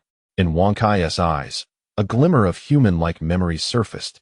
With a determined howl, it rolled its tongue over the last fragments and swallowed them whole. Then, to the astonishment of all, it struggled to rise, placing a paw gently on Balan's head, comforting the tearful youth as a brother or a dear friend would. Balan stared in disbelief as Wankai seemed to have triumphed, but then its front paw fell limp, its body succumbing to weakness and collapsing. Wankai? Balan panicked, truly fearful that she was losing her companion. Cheng Ziyi watched helplessly as Wankai lay motionless, resembling a lifeless body, as if announcing that death had claimed it. At that moment, he too was bewildered by the situation. All the materials had been administered according to the steps provided by the Divine Eye, yet despite the arduous struggle, how had it come to this? It defied logic. Chen Mulan clutched her clothing anxiously. It can't be. Is it all right? Chunin wiped away tears from his eyes, choking back emotion. This shouldn't be happening. The beasts Cheng has evolved cannot fail.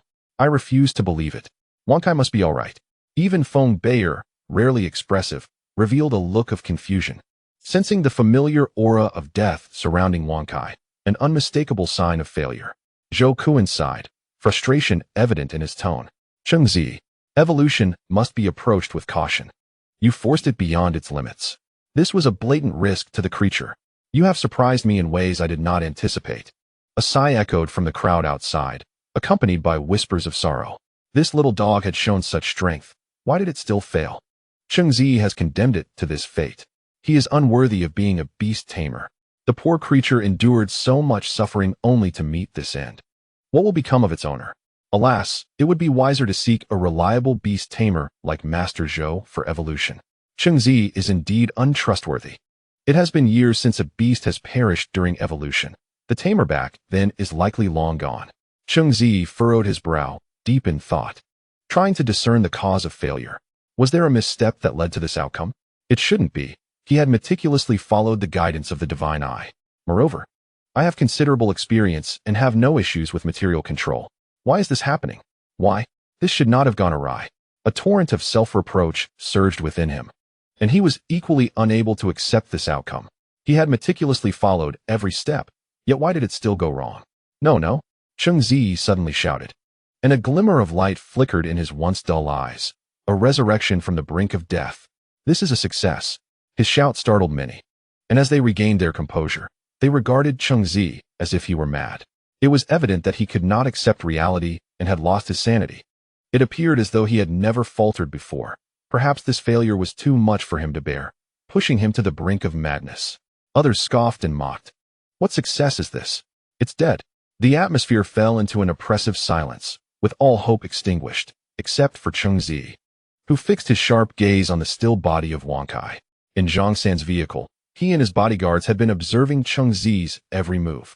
One bodyguard, noticing the situation was veering towards failure, spoke up to Zhang San, "Young master, it seems Cheng Ziyi has failed the evolution. Should we assist in treating that beast? There's still time to salvage it, or else its death would be a blemish on any beast trainer's career." Zhang San, peering through binoculars, smirked and replied, "Death? Failure? I think not.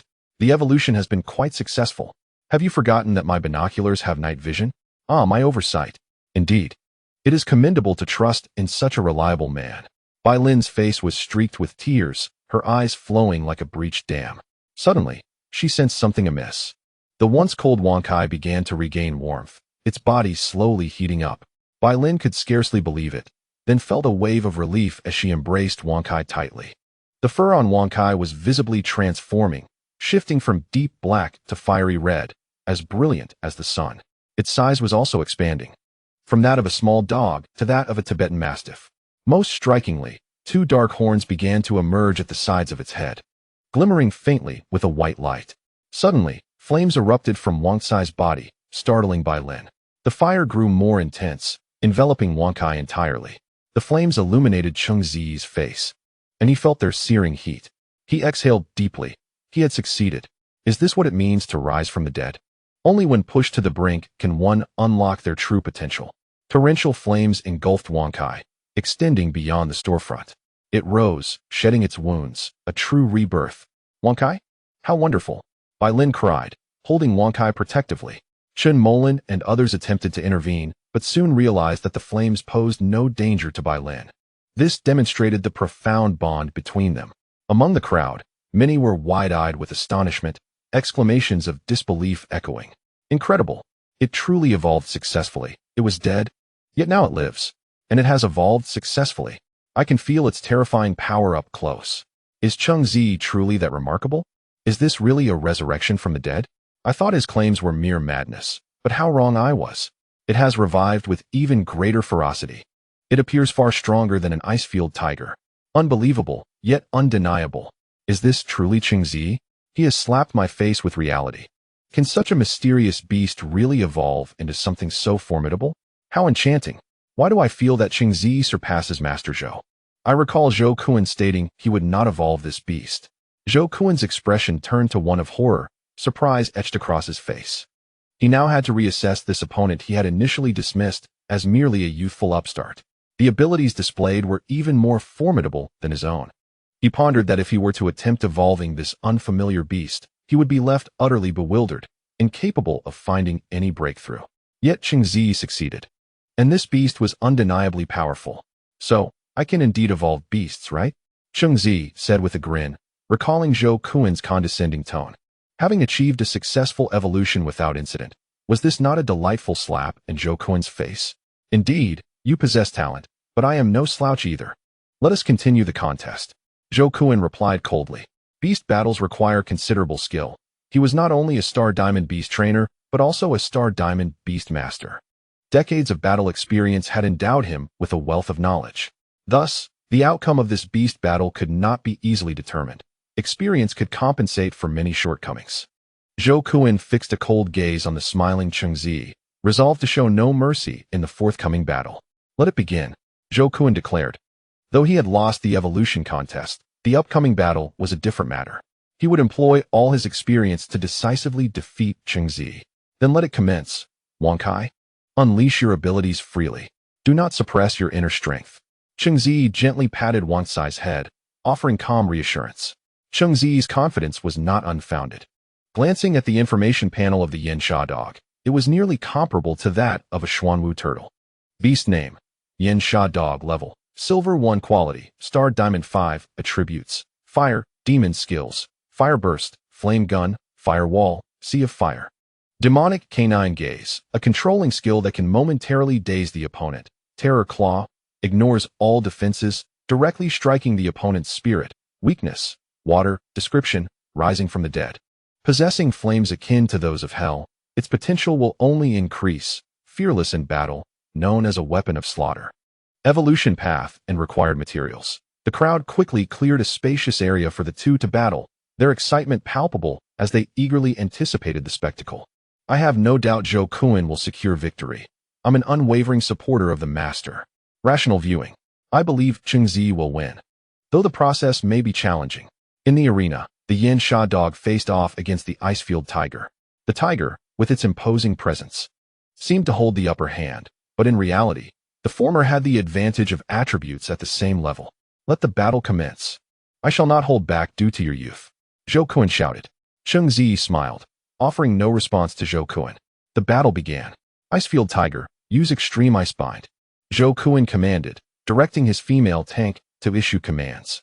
The Icefield tiger unleashed a beam of extreme ice, aimed directly at the Yin Sha dog. Cheng Ziyi remained silent, casually chatting with those beside him, his nonchalant demeanor perceived by others as a sign of surrender. The Yin Sha dog, engulfed in crimson flames, opened its mouth, gathering fiery energy before unleashing a fire gun as thick as a barrel. Fire and ice clashed, initially appearing evenly matched, yet unexpectedly, the fire decisively overpowered the ice. The searing heat of the fire gun instantly melted the ice beam, racing toward the Icefield tiger at breathtaking speed, too swift for the human eye to track. In the blink of an eye, the fire gun struck the Icefield tiger, moving so quickly that Zhao Kuan's commands reached the female tank too late. A piercing cry rang out as the Icefield tiger's once pristine fur was singed black, sparks igniting as it writhed in agony, desperately attempting to extinguish the flames. Zhao Kuan shouted frantically, "Get up! Stop rolling on the ground! Move! You're killing yourself!" The female tank conveyed the urgency to the Icefield tiger, but it continued to roll, the flames only intensifying, utterly unquenchable. I concede. The female tank displayed a look of anxiety, acutely aware of the agony inflicted upon her ice tiger. If the flames were not extinguished soon, the consequences would be dire: death by burning or, at the very least, a lifelong disability. Such outcomes were beyond her endurance. Surrender? How could she even contemplate such a notion? The battle had not yet officially commenced. To yield at this juncture would be sheer folly. Zhao Kuan erupted in furious expletives, spittle flying towards the female tank's face. This was a swift defeat. Could you not comprehend? My ice tiger stands no chance against such a blow. The female tank, undeterred, retorted fiercely, matching Zhao Kuan's vitriol. Zhao Kuan found himself momentarily speechless. He had entered the fray brimming with confidence, only to be brutally felled in a single strike by the flame-scorching hound, a result he simply could not reconcile. The atmosphere fell into a heavy silence, each onlooker wide-eyed, their pupils seemingly shaken, unable to grasp that Zhao Kuan's evolved beast had been dispatched in a single blow by Cheng Ziyi's unheralded creature. What should have been a fierce clash devolved into a one-sided massacre. No, I refuse to believe this. How could I possibly be defeated? Zhao Kuan mumbled to himself in disbelief. The ice tiger howled in anguish, and kind-hearted souls nearby rushed to extinguish the flames, but their efforts proved futile, the fire only growing fiercer. Retrieve your flames. The battle is concluded. Cheng Ziyi spoke softly. Bai Lin conveyed the message, and soon the flame-scorching hound advanced, dousing the flames engulfing the ice tiger in one swift motion. In that moment, The ice tiger bore none of its previous vigor, its body charred and resembling a forlorn kitten that had fallen into a muddy pit. It nestled against its master, its deep blue eyes shimmering with unshed tears, as if on the brink of a heartbreaking wail. The battle had drawn to a close, yet the surrounding crowd remained enveloped in a profound silence, unable to fathom the scene before them. Moments later, a startled cry shattered the stillness. Chapter 38. The farce ends. Zhang San returns to the capital. What the hell? Cheng Ziyi actually triumphed, and it was a complete rout. Can someone truly be this powerful? I was mistaken. Cheng Ziyi has utterly obliterated Zhou Kuan's evolved beast, which implies he has surpassed Zhou Kuan in terms of evolution. Zhou Kuan is furious. Haha, such a master being bested by a junior. This is a first. Zhou Kuan clung to the female tank, insisting the battle was far from over, proclaiming he had not yet lost. Let your ice tiger continue to fight. There is no way I would be bested by a mere junior. The disparity within him was unbearable. He had assumed that despite attribute disadvantages, he could compensate with strategy. Yet, before he could issue any commands, the ice tiger had been vanquished. Did this not signify that his status as a master was mere pretense? How could he fall short against such a junior? Would his long-standing reputation merely serve to elevate Cheng Ziyi, making him a stepping stone to ascendancy? Master Zhou, what's wrong? Don't be upset. It's merely a contest. Victory and defeat are trivial. After all, winning and losing are part of a warrior's life. Do not despair. The future still belongs to you. Cheng Ziyi spoke in a tone of consolation. To still engage in combat, forcing a grievously wounded beast to continue fighting. No beast master would issue such a command. Yet Zhou Kuan demanded that the ice tiger persist? How utterly presumptuous. You, Zhou Kuan, seething, pointed an accusatory finger at Cheng Ziyi, but found himself at a loss for retort, for he had indeed lost, completely, without any room for struggle. Continue. Zhou Kuan shouted desperately, unwilling to accept defeat. How could his confidently evolved beast be annihilated in a single blow by Cheng Ziyi's creature? He needed to prove himself further. Zhou Kuan's demeanor appeared increasingly erratic. Had he been driven to madness by this defeat? Some spectators murmured among themselves. It's quite natural. It's akin to being a member of a professional basketball team only to be outperformed by a child on a playground. How could one not be agitated? Zhou Kuan is truly lacking in composure. Given his age and reputation in Baifeng City, it's astonishing. Indeed, being thoroughly bested by a young man like Cheng Ziyi would be unacceptable. In this small locale, the so-called masters possess limited prowess. True strength lies with young talents like Cheng Ziyi. Though their whispers were hushed, Zhou Kuan's acute hearing picked up every word, causing his face to flush with rage and his body to stiffen, an overwhelming tide of fury surging through him. He shouted at the crowd. Who dares claim I am incapable? I will surely defeat Cheng Ziyi. You insignificant beings have no right to judge me. His emotions spiraled beyond control, and the pressure that came with being a star diamond beast master was unleashed without restraint, dominating those present. Grandfather, Zhou Peng, sensing his elder's distress, rushed forward to intervene, only to be met with a forceful shove from Zhou Kuan, sending him crashing to the ground. Who dared to claim I am incapable? Would anyone care to step forward and test their mettle? Zhou Kuan glared fiercely at the crowd, causing some to feel a chill run down their spines, retreating instinctively. Hey, the farce concludes here. Suddenly, several figures clad in black parted the crowd, advancing towards Zhou Kuan, their imposing presence weighing heavily upon him. Who are you? Zhou Kuan froze, his body trembling. These were 5-star, diamond-level beast masters. When did such individuals proliferate in a small town like Baifeng? It was inconceivable. Hey, let us go. The leader of the black-clad figures stated coldly, we are from the Xianglan breeding house. I'm heading to the Zhang family, in the capital. To the Zhang family? Zhou Kuan's body went rigid, his mind racing, disbelief filling his eyes. The Zhang family was among the nation's foremost clans.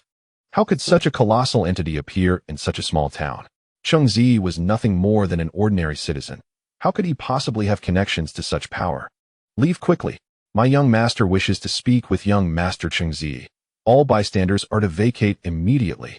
The lead bodyguard barked, addressing not just Zhou Kuan, but everyone present. All right, I will depart at once. To offend the Zhang family is tantamount to courting death. Who is the significant figure that has arrived? Who exactly is Cheng Ziyi to attract such attention? We cannot provoke them. Cheng Ziyi is not to be trifled with. What is this Zhang family? How can they be so domineering? This is utterly outrageous. I wanted to witness more drama. Hurry and leave. The Zhang family has a king-level beastmaster among them. We cannot afford to provoke them. So powerful. King-level beasts are the stuff of legends. For us, perhaps. But for them, it is reality. The crowd dispersed rapidly, and in an instant, the vicinity of the Xianglan breeding house fell eerily silent. Cheng Ziyi stood in disbelief at the unfolding scene, having anticipated further engagement with Zhao Kun. Instead, the opportunity vanished. Most critically, his 50 million had slipped away. 50 million. Such a sum could fill his modest room. Brother Cheng, I am joining you. I recognize that you regard wealth with disdain. So a mere 1 billion membership fee is but a token gesture. Zhang San's hearty laughter echoed as he approached Cheng Ziyi. Cheng Ziyi paused. Membership? The acquisition had transformed into a partnership? Are you serious? What could my Xianglan breeding house possibly offer you? Cheng Ziyi inquired, puzzled. Just making friends. In this world, one must have allies to avoid harm. Wouldn't you agree? Zhang San seized Cheng Ziyi's hand, firmly inserting a black card into his possession. As for this partnership, we shall not discuss profit. I have but one request. When I require assistance in beast evolution, I hope you can lend your aid. Just that condition? Cheng Ziyi remained skeptical. Was this 1 billion truly so easily acquired? Indeed, the beasts I need to evolve are quite troublesome. I will be relying on your help. Zhang San chuckled.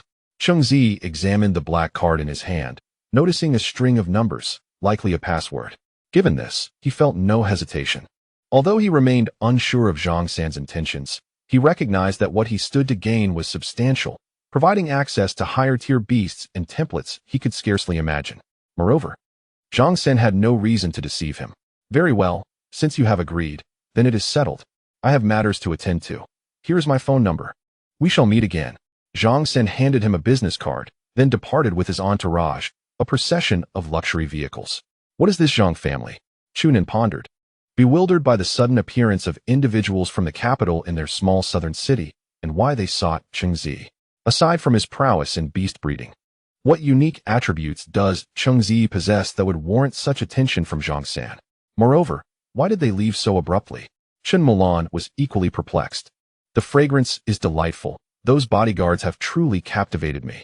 Feng Baoer remarked, lost in thought. Cheng Ziyi chuckled. Ah, you all wouldn't understand. Feng Yingyue stretched lazily, sauntering out of her room to join the others, casually taking a seat. The group fixated on her, curious about what she would say next. Noticing their unwavering attention, Feng Yingyue smirked and continued. The Zhang family also originated from a small city in the south.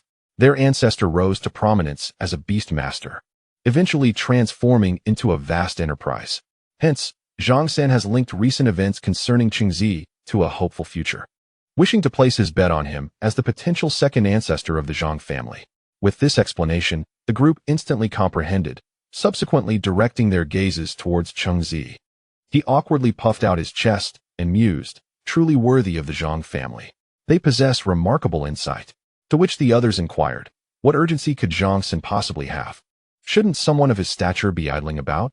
Chen Mulan questioned. The pioneers are recruiting, Feng Yingyue replied nonchalantly. Cheng Ziyi was taken aback. Is the allure of the pioneers truly that strong? Even someone like Zhang San seeks to join them? What hidden advantages could they possibly offer? Feng Yingyue rolled her eyes. You'll understand once you're in. I really don't fathom why Director Lin has taken a liking to you. Prepare yourselves. If nothing transpires in a few days, we shall return to the academy. You all remain here obediently, Feng Yingyue declared, showing signs of fatigue, as if speaking further would deplete her energy.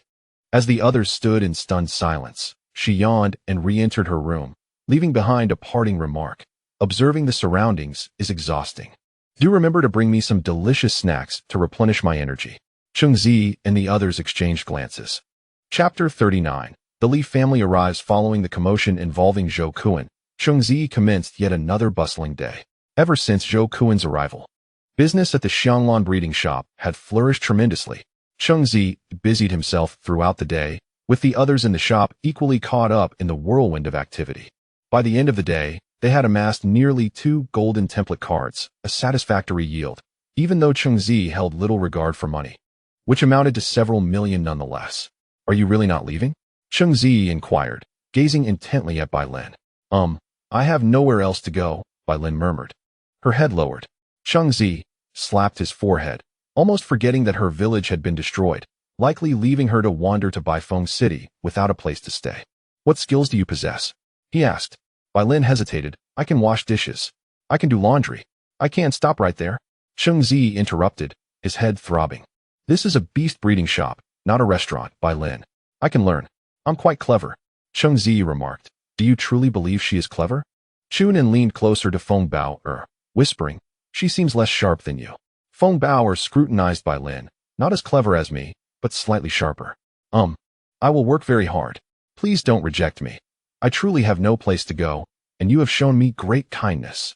Lin bowed earnestly. Very well. You shall work as a security guard here. Chunan, this is your new recruit. Cheng Ziyi announced. Chunan's eyes lit up. Standing tall as he cleared his throat, from now on, follow your brother Nen closely, learn well. Cheng Ziyi found a place to sit, sipping tea as he quietly observed the small group's interactions. Lin was indeed a pitiful creature, her village destroyed, all her kin perished, leaving her with only a single beast. How tragic. Wait a moment. Without family, neither did Chunan have relatives. And Feng Bao was uncertain if her parents were alive. Shen Mulan's parents had also met with misfortune. The more Cheng Ziyi pondered, the more he felt something was amiss. Were all the individuals at the Xianglan breeding shop alone? Had he unwittingly established a haven for the abandoned? Perhaps he should rename it the Nurturing Haven for the Loveless. Days slipped by as the Xianglan breeding shop thrived exceptionally well, with long queues forming outside each morning. With Zhao Kuan as a stepping stone, Cheng Ziyi's reputation soared, attracting even numerous golden beast masters seeking evolution. Though it was exhausting, the rewards were worthwhile, as he had acquired a star diamond template card along with 3 golden template cards. However, Cheng Ziyi remained uncertain about which beast to utilize the star diamond template card on. It was rather unique, imbued with the special skill of hypnosis. The skill's purpose was to induce a sleep state in beasts through words or props. This skill was particularly suited for Chun Mulan's auxiliary spirit, Shaohua, enhancing its future utility significantly. Yet, he also possessed a mimic parrot, devoid of combat prowess, somewhat of a nuisance. Utilizing the template card might yield unexpected results. Nevertheless, Cheng Ziyi refrained from rushing to conclusions, as the star diamond template card was still rare and held great significance. He also desired to use it on the parrot. Given its intended role as a versatile assistant, the skill aligned well with its designation, yet the parrot's slow level progression posed a significant challenge. All right, time to return to the academy. I can finally leave this place. Feng Yingyue proclaimed, her eyes still heavy with sleep. Cheng Ziyi felt a pang of annoyance. She had hardly vacated her bed while he toiled outside. How strange. Could the members of the Monster God Society truly be this complacent? Feng Yingyue mumbled, striding out of the shop. Let us go. Remember to gather your belongings. Chen Mulan reminded. Soon, the group departed the Xianglan breeding shop, laden with bags, ready to spend the upcoming days at the academy. Baifeng Beast Academy, Villa area. Surveying the surroundings, Cheng Ziyi felt immense satisfaction. This might be the finest place he had ever resided. Director Lin was quite generous, allowing him to stay in the villa area. Moreover, he had arranged for Bai Lin and Feng Bao to have their academic records reinstated. Thus they were now considered students of Baifeng Beast Academy, ready to commence their studies, despite their utter lack of knowledge. Wow, this room is beautiful. The bed is so soft. And there's a television, Bai Lin exclaimed, darting around as if she had never seen such luxuries, bubbling with excitement as she approached Cheng Ziyi. Brother Cheng, is this truly our home? Of course. Don't you know who Brother Cheng is? Chunan chuckled, lounging on the sofa, unwilling to move. Enough. Quickly put your belongings in your rooms. Is it proper to leave them in the living room? Cheng Ziyi scolded, playfully kicking Chunan, who feigned a dramatic reaction before starting to organize. Bai Lin's luggage was minimal, mostly comprised of clothes chosen by Cheng Ziyi and Chen Mulan. However, Chunan was another story. It was as if he was relocating, bringing all his gym equipment along. As they tidied up the villa, a sudden, urgent knock echoed at the door. Cheng Ziyi swiftly donned a smile. Certain it was Feng Yingyue, that lazy girl, arriving with yet another troublesome matter. The knocking grew increasingly frantic. Cheng Ziyi quickly opened the door, revealing a visibly irritated Feng Yingyue. What's wrong, my dear teacher Feng? Cheng Ziyi inquired, feeling an unusual sense of trepidation. Don't call me dear. You truly attract trouble. Did you kill Li Zhao's from the Li family? And did you also slay their beast? Feng Yingwei questioned, her tone exasperated. I did not. Cheng Ziyi replied, maintaining a composed facade, though his heart raced. Had the situation been uncovered? It shouldn't have. Li Zhao was likely devoured by some monster. You didn't kill him? Then come out.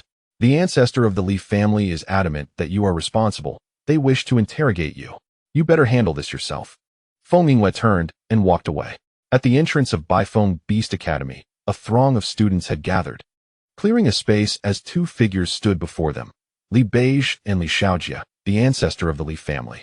Though aged, Li Xiaojie stood tall like a sturdy pine, emanating a subtle aura of oppression. The students whispered among themselves, speculating, did Cheng Ziyi truly kill Li Zhao and his beast? Who knows? Is there any evidence from the two parties? Words alone are insufficient. I believe that Li Beige is simply jealous of Cheng Ziyi's constant success, so he has concocted a flimsy excuse to suppress him. Indeed, the Li family has been involved in numerous questionable activities over the years. Even if Li Zhao was killed by Cheng Ziyi, he likely brought it upon himself. That's right. Li Zhao previously coerced a delicate young man from our academy, holding him captive for a long time, and when released, that young man tragically committed suicide by jumping off a building, although the Li family managed to suppress the news. I remember now. Li Zhao was certainly no good, and his death is a relief. Cheng Ziyi has emerged, and it seems a spectacle is about to unfold. Feng Yingwei brought Cheng Ziyi before the Li family. Handle your own matters, she stated, crossing her arms and standing behind Cheng Ziyi, leaving him to fend for himself. Cheng Ziyi cleared his ears, realizing that although teacher Feng appeared indifferent, she was indeed concerned for him. Otherwise, she wouldn't have stood guard behind him. After all, he was a semi-pioneer, and Dean Lin should certainly protect him. Chapter 40. Withdraw? Li Xiaojie pondered for a moment, and then said, You are Cheng Ziyi? You killed my grandson, and you ruthlessly harmed the beasts of the Li family? What audacity you possess! Cheng Ziyi, hearing him speak, did not respond, but instead turned to Feng Yingwei and asked, Am I free to speak my mind? Feng Yingwei raised an eyebrow, slightly taken aback, and replied, It's your affair, handle it as you wish. Why ask me? Oh. Cheng Ziyi turned to glare at Li Xiaojie. Are your ears failing you? Where is the evidence that I committed such an act? Have you simply taken your useless grandson's words at face value? You, a junior, lack even the most basic respect for your elders? Li Xiaojie's eyes narrowed, and a massive pressure suddenly surged towards Cheng Ziyi. Cheng Ziyi felt as if 100-pound stone pressed down upon him, causing him to bend slightly, yet he held his ground. The gap between star diamond and gold was no trivial matter. Humph. Feng Yingwei snorted coldly, unleashing her aura, which instantly alleviated the pressure on Cheng Ziyi and caused Li Xiaojie to momentarily falter in his breath. Li Xiaojie grunted, retracting his oppressive aura, his gaze shifting past Cheng Ziyi to Feng Yingwei, filled with both caution and surprise. Respect is earned. You might as well give up. Do you think to use pressure to force me into submission? Dream on. Cheng Ziyi lifted his head, pride gleaming in his eyes. His suspicions were confirmed. The pioneers cared for their own, indicating that he had no reason to hold back. How could the Li family compare to the pioneers? Who is responsible for shaping you into this defiant demeanor? Li Xiaojie fumed. Feng Yingwei's gaze turned icy as she fixed her eyes on Li Xiaojie. Cheng Ziyi is my student, after all. It must be my parents who raised me. They toiled and sacrificed for Baifeng City, even giving their lives. Such noble individuals could not possibly raise a villain. Meanwhile, what kind of scoundrels have you produced? Cheng Ziyi said with a cheeky grin. What did you say? Li Bei's voice dropped, his face contorted with rage. You shameless brat. Have you become so arrogant just because of a few strokes of luck? You are simply itching for a fight, showing no respect for your elders. Li Xiaojie said through clenched teeth. Where he went, everyone showed him utmost respect. Yet this Cheng Ziyi, relying on his teacher's favoritism, openly disregarded the Li family's ancestors. I hold no respect for those who recklessly slander others, Cheng Ziyi scoffed. Isn't acting convincing part of the performance? I may lack evidence, but according to my investigation, you are the sole suspect. Therefore, you must accompany me, and the truth will reveal itself. Li Xiaojie narrowed his eyes. Li Zhao was one of his most cherished grandsons, and he felt immense grief over his death. He could not rest until justice was served. I want to go. Who knows what schemes the Li family harbors? What if you simply dislike me and intend for me to suffer? This is a trap I refuse to walk into. Cheng Ziyi could faintly guess Li Xiaojie's impending methods. Rumors spoke of beasts capable of directly extracting memories. The last time outside the city, he had encountered just such a creature. If he went, he might never return. Moreover, there were pressing matters at hand. The Academy's team assessment was imminent, and while Old Hay was prepared, the others were still somewhat concerning. His ambitions extended beyond this mere Bifeng Beast Academy. He coveted the lavish prizes of the Academy's league. Once his team was filled with his own people, he would have no regrets about sharing the spoils. Humph, so you are feeling guilty? Li Beige retorted coldly. People have their eyes on what you do. Cheng Ziyi pointed to the sky, declaring with righteous fervor, I, Cheng Ziyi, am of noble lineage. My parents sacrificed for Bifeng City, and I am dedicated to helping others. Do you truly think I am capable of such heinous acts? No, I am a good child. Surely, my fellow colleagues can attest to this. As soon as he finished speaking, several people stepped forward to voice their support. Indeed, both of Cheng Ziyi's parents are heroes, and I have great admiration for them. Cheng Ziyi's beast evolution is unmatched, and by this alone, I can assert that no one in Bifeng City can compare. I will always believe in Cheng Ziyi. Brother Cheng, remember to help me evolve my beast. Listening to the voices around him, Cheng Ziyi sighed and shrugged helplessly. You see, I, Cheng Ziyi, am indeed of noble lineage. How could I possibly commit such inhumane acts? Humph, at that time, I scoured the outskirts of the city for several days, and you were the only one I found. According to criminal psychology, offenders often return to the scene of the crime to show their innocence. So, your level of suspicion is quite clear. Li Beige analyzed solemnly. Do you think this is a movie? Are you some sort of detective? Cheng Ziyi raised an eyebrow, puzzled by the absurdity. I reiterate, just accompany me once, and the truth will be evident. Li Xiaojie insisted. I want to go. If you refuse, don't blame me for being ungracious, Li Xiaojie warned, narrowing his eyes. What do you plan to do? Lin Yi approached slowly, and many students immediately bowed in respect. Li Xiaojie was taken aback, surprised that Lin Yi, this old fellow, had emerged. My student. Lin Yi patted Cheng Ziyi's shoulder and pointed to the school emblem behind him, declaring loudly, My academy is not for you to dictate. Let me put it this way. Cheng Ziyi is untouchable. Cheng Ziyi's lips curved upward, and his chest involuntarily puffed out. This was his confidence. The small Li family could not touch him. Lin Yi, do you think you are still the Lin Yi of old? Stop trying to intimidate me. The more you protect Cheng Ziyi, the greater his suspicion becomes. Li Xiaojie shouted angrily. Excuse me, everyone. A voice rang out, drawing attention from the crowd. Zhao Peng pushed through, holding a black bank card and smiling. I come bearing my family's patriarch's order to sincerely apologize to Cheng Ziyi. The surroundings fell silent. How could the Zhao family, a significant force in Bifeng City, be here to apologize to Cheng Ziyi? Zhao Peng approached Cheng Ziyi, presenting the bank card with both hands. Bowing respectfully, this 100 million Huaxia coins is a token of my Zhao family's apology for our previous offense. Please do not hold it against us. Cheng Ziyi was momentarily taken aback, but said nothing as he accepted the card, though surprised by the Zhao family's tact. He understood that they likely sought to maintain relations with the Zhang family or had received some forewarning, prompting this gesture. This scene instantly stirred the onlookers. What was happening? First, the dean intervened, and now even the Zhao family was apologizing to Cheng Ziyi. It felt as though the situation had completely flipped. I sense that the Li family may be flying too close to the flame. Cheng Ziyi is impressive. Even the lofty Zhao family has been subdued. I heard that the Zhang family has partnered with the Xianglan cultivation store. If so, Cheng Ziyi has indeed secured a powerful ally. The Zhang family from the capital? If that is the case, then the Li family is courting disaster. These murmurs reached Li Xiaojie's ears, and he wore an expression of shock. While he could begrudgingly accept Lin Ye's intervention, he still had some resistance. However, the Zhang family's involvement was an entirely different matter. The Zhang family alone surpassed the combined influence of all families in Bifeng City, leaving him bewildered. Just having emerged from seclusion, he was utterly unaware of the current situation. If what the crowd said was true, then his family, the Li family, and indeed all of Bifeng City, were in over their heads.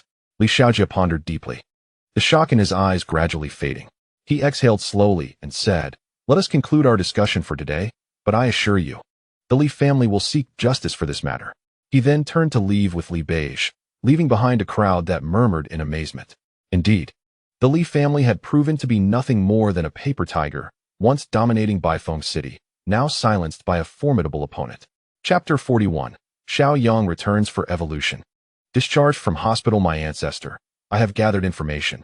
The Zhang family has indeed joined the Xianglan breeding store, and it is the young master Zhang San who has come. As they walked back to the Li residence, Li Beige lowered his voice to inform his ancestor. Li Xiaojia halted, a glimmer of contemplation lighting up his eyes.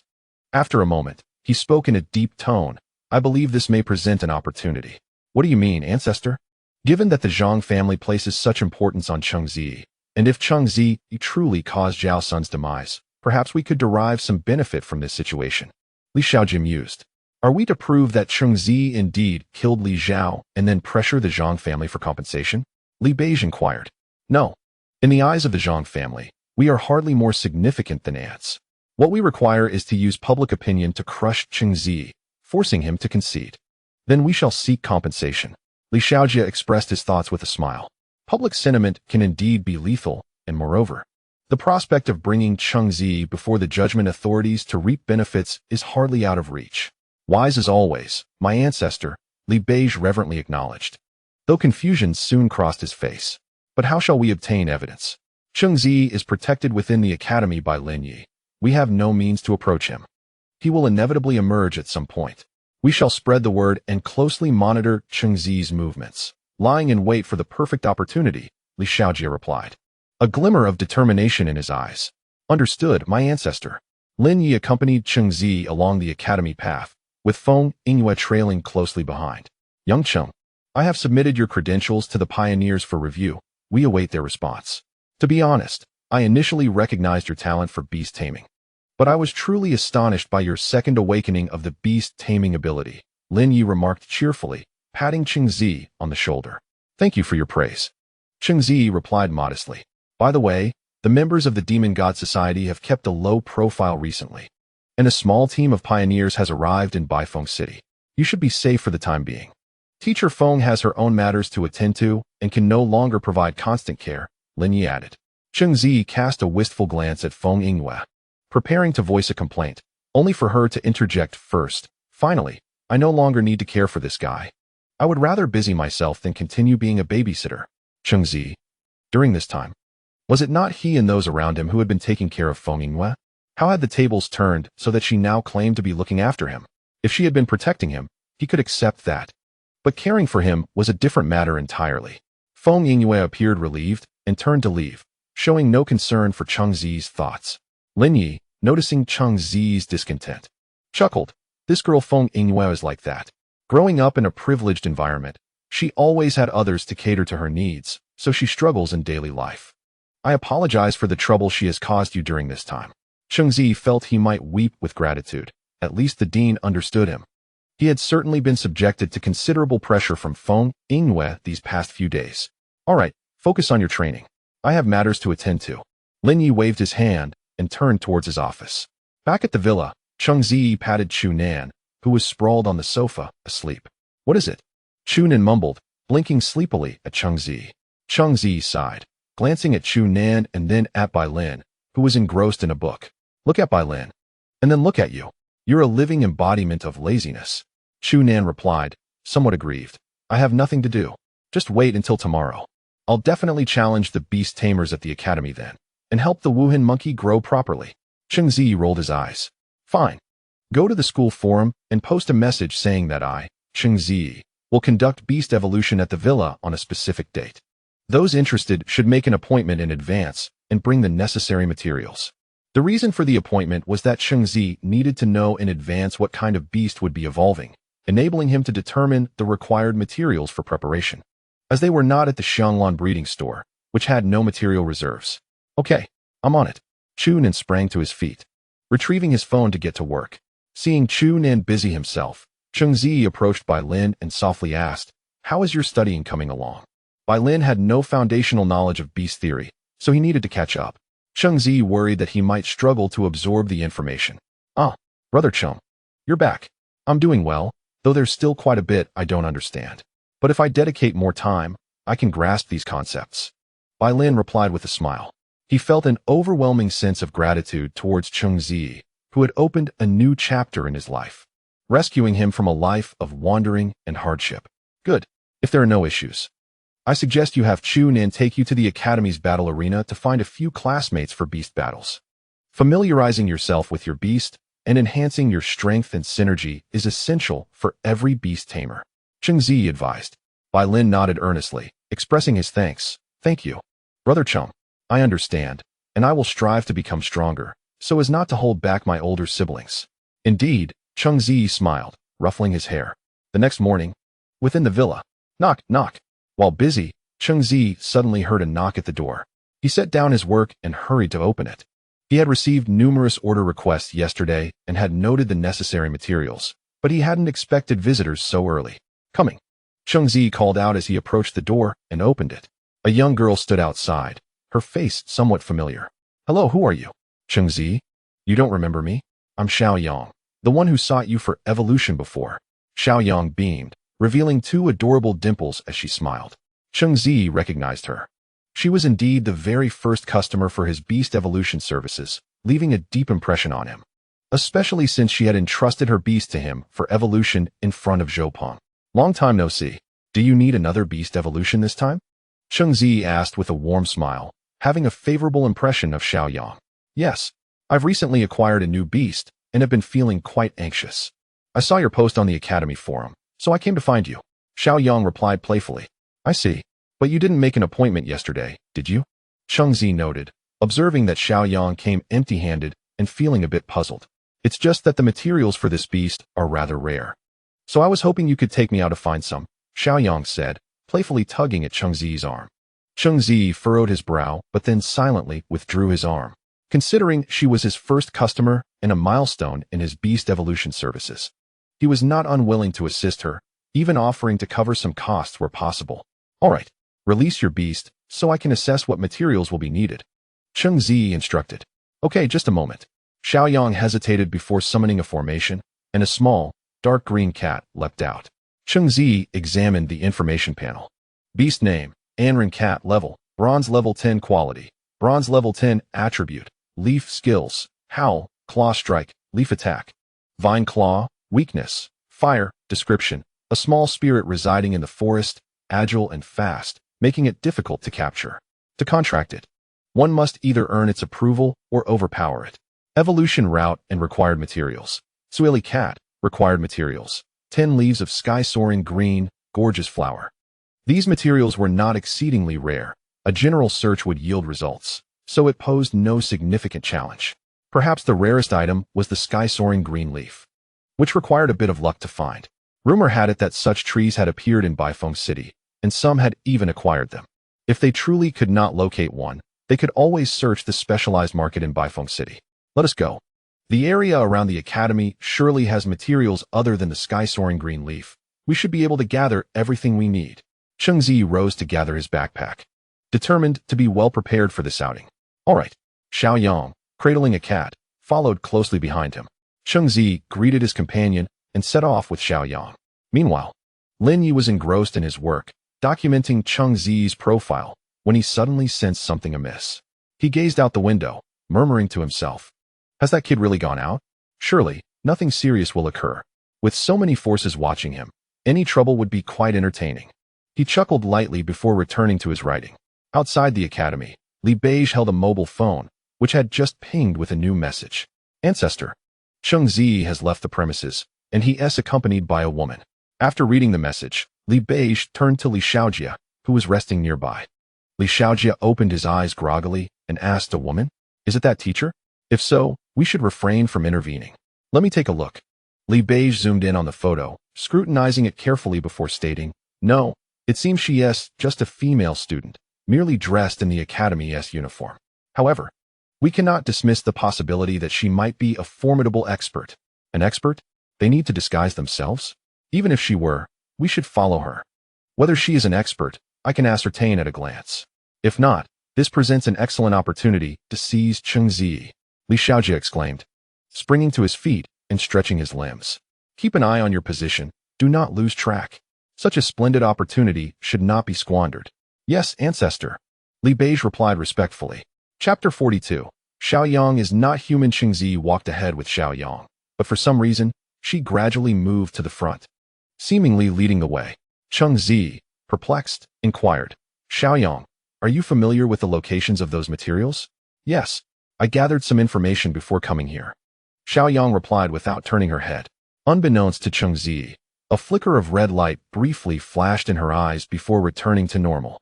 Then, you must have some understanding of beast evolution and cultivation, right? Cheng Ziyi asked. I once wanted to learn, but upon delving deeper, I realized it is not something mere mortals can master. Xiaoyang responded. That's not true. I don't feel anything. It seems I can grasp it just by a glance. Perhaps it varies from person to person. Cheng Ziyi said with a smile, his gaze never leaving Xiaoyang, though a strange sensation lingered in his heart. Perhaps it is because your talent is exceptional. You are naturally suited to be a beast cultivator. I, on the other hand, am merely a clay figurine, unable to comprehend it.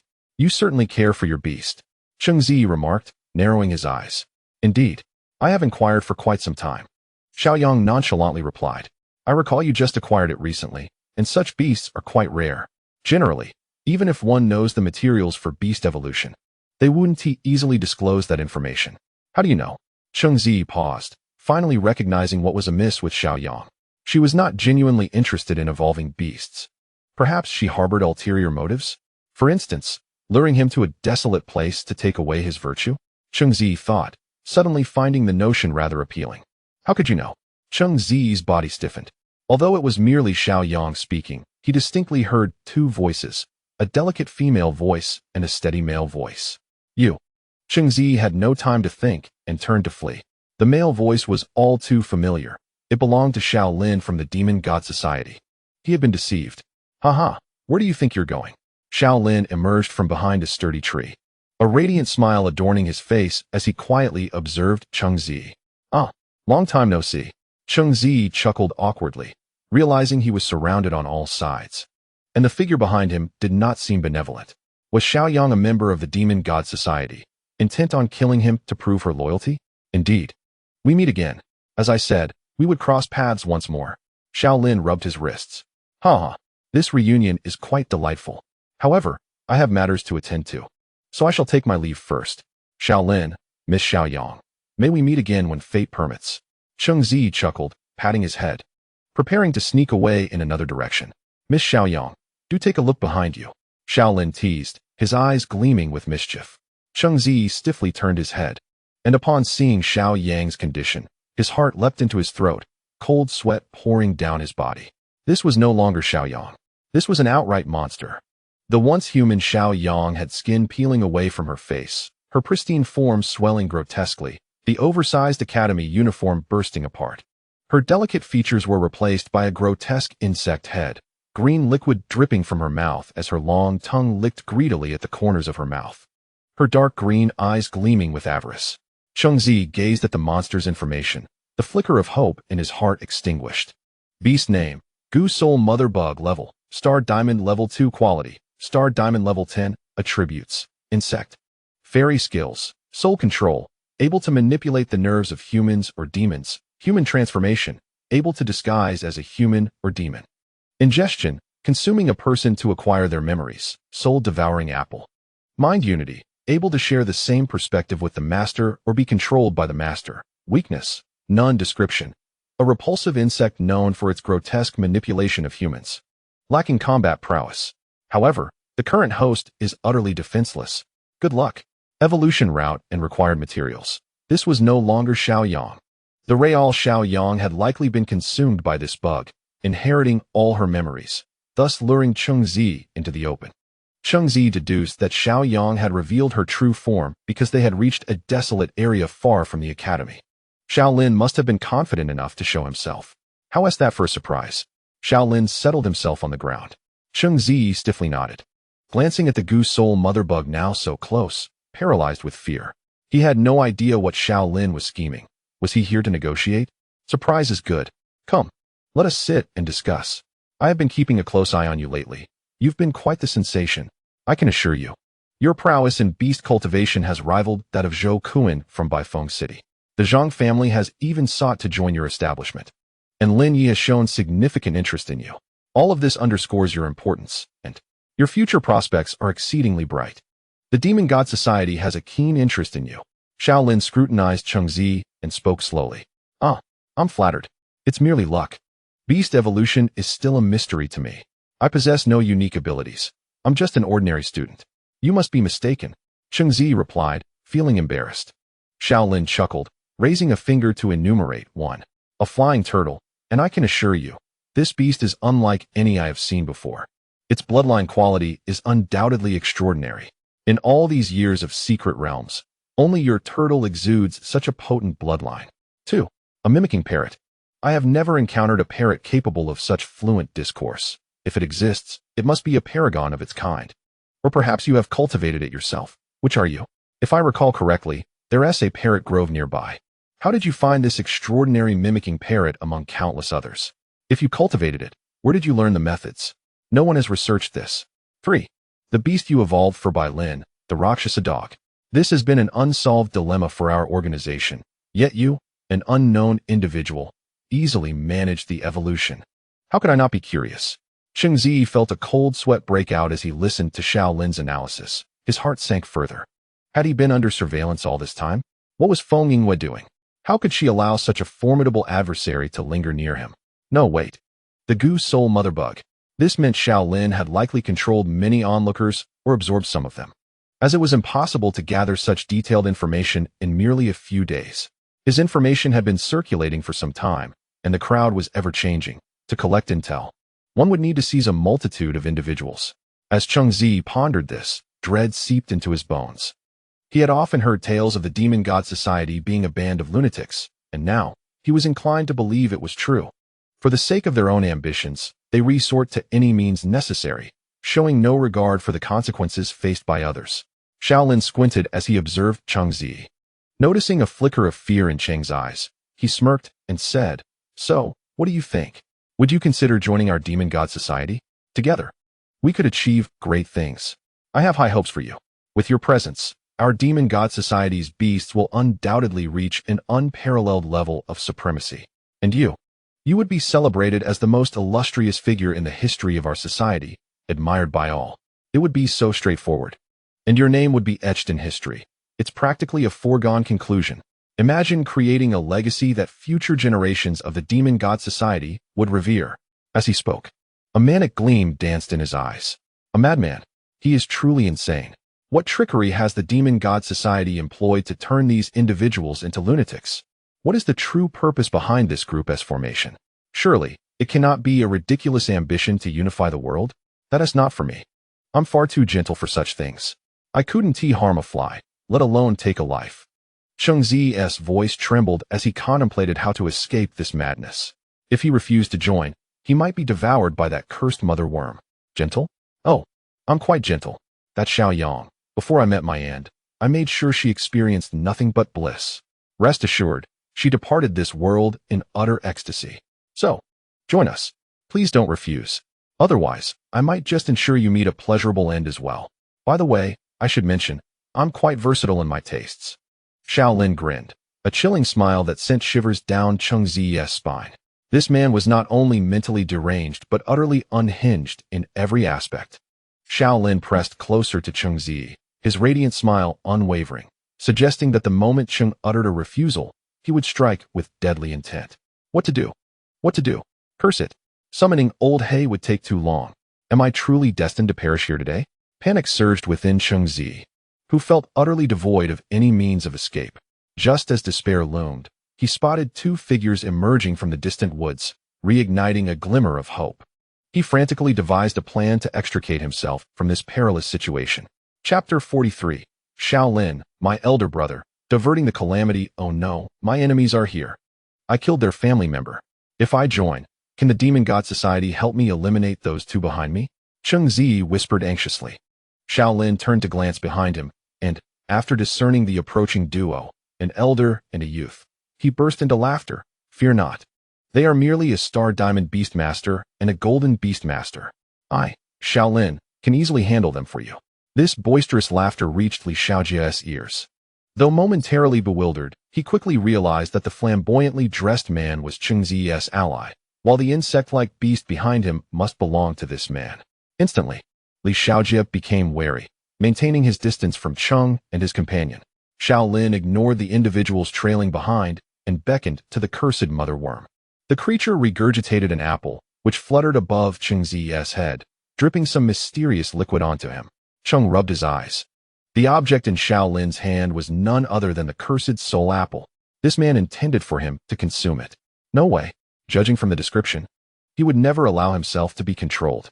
Cheng Ziyi's eyes darted around as he racked his brain for any possible escape. Eat it, Shaolin began. But Cheng Ziyi interrupted, pointing at Li Shaojie and Li Beige, shouting, "Weren't you both quite arrogant earlier? My elder brother is right here. Come over and see how he deals with you." Li Shaojie and Li Beige exchanged bewildered glances, both realizing that Cheng Ziyi had an elder brother, and one who seemed formidable. They were at a loss for how to proceed. Should they take the risk and capture Cheng Ziyi, or retreat to reassess the situation? This unexpected elder brother had thrown them for a loop. "What are you looking at? I'm talking to you too. Just a moment ago at the academy gate. You were so arrogant. You thought you could kill me in front of everyone? I'll tell you this." Cheng Ziyi assumed a haughty demeanor, even more brazen than before. "If it weren't for Lin Yi's influence, I would have crushed you both right here at the entrance of Baifeng Beastmaster Academy. And the Li family? Huh, just a bunch of clowns, utterly insignificant. When it comes to true power, the demon god society reigns supreme." Li Shaojie was left speechless. How could this person seem so deranged? If it weren't for Lin Yi and that female teacher's reputation, they would have retreated without a second thought. How could Cheng Ziyi still be spouting such nonsense? Shaolin wore a gratified smile, feeling a surge of excitement. This kid was indeed born to be a part of the demon god society. His irate demeanor mirrored that of himself and his fellow lunatics. This boy must be one of them. If he joined now, it would be absolutely splendid. He would undoubtedly take this kid everywhere to provoke others. Set a small goal to infuriate 10,000 star diamond beastmasters. Why are you silent? I'm talking to you. Today, my elder brother is right here.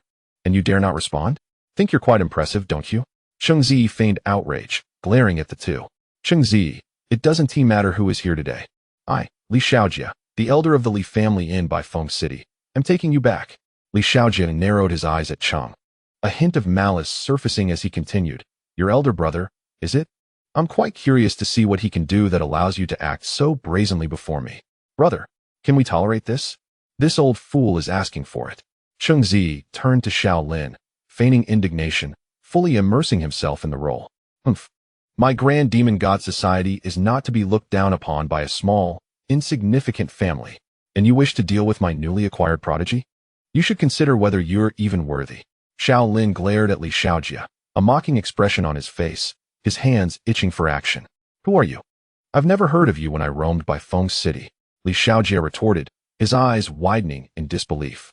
He searched his memory, but had never heard of the Demon God Society. Were they simply a band of ruffians? The Li family. I've said it before. Just a bunch of worthless fools. What is the matter? Are you dissatisfied? If even we in the Demon God Society don't recognize you, how dare you claim to roam Baifeng City?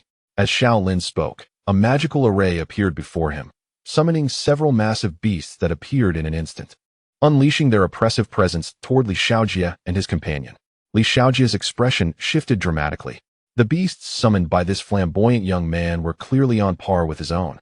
As Shaolin prepared to strike, he summoned his own star diamond beast, and the atmosphere became charged with tension. Surrounding trees collapsed with a thunderous roar as both sides unleashed their might, ready to erupt into battle at the slightest provocation. Come, eat this, and I will assist you, Shaolin said with a grin, but was interrupted by Cheng Ziyi. Damn it, brothers, let us go? Cheng Ziyi summoned Old Hay, glaring at Li Shaojie's beasts, and roared in fury. In the next moment, he seized a wooden stick and charged at Li Shaojie, mentally communicating with Old Hay, fly me out of here. Just imagine you're returning to see Mother Turtle. Remember to unleash your fastest speed. If you're even a moment late, we'll perish here. Old Hay hesitated for a moment before quickly reacting, sprouting wings and soaring with Cheng Ziyi into the air. Shaolin's smile vanished, replaced by fervent madness. Despite Cheng's lack of strength, his boldness and decisiveness were admirable, qualities that he cherished. This lad was indeed born to be a part of the Demon God Society. He then commanded his beasts to follow Cheng Ziyi into the fray. Let us do this. Take down that old man and his worthless beasts. Charge. Destroy them. Cheng Ziyi roared, But Old Hay continued to ascend higher. The massive beasts roared in unison, propelled by their master's commands, surging toward their adversaries. However, neither side possessed flying beasts capable of countering Cheng Ziyi's aerial escape. In a clash of star diamond levels, who would pay heed to Old Hay, who was merely of golden rank? Each beast targeted its opponent, unleashing a cacophony of howls and gusts of wind that swept through the terrain. Even Old Hay, soaring above, was caught in the aftermath of the battle between the star diamond beasts.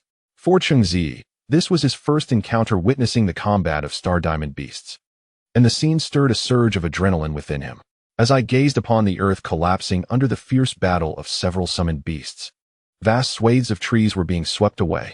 A warmth surged within Cheng Ziyi's heart as he felt a stirring excitement. Subsequently, he resolved to act. Now, Old Black, it's time to flee. Run swiftly, unleash your potential, and race back to the academy. I promise to reward you with a dozen female turtles. Cheng Ziyi internally screamed in desperation, yearning to escape this place. He truly did not wish to encounter the madman Shaolin again. A Huaxiao person would not deceive a Huaxiao turtle. You must not fool me, boss. Old Black responded with palpable excitement.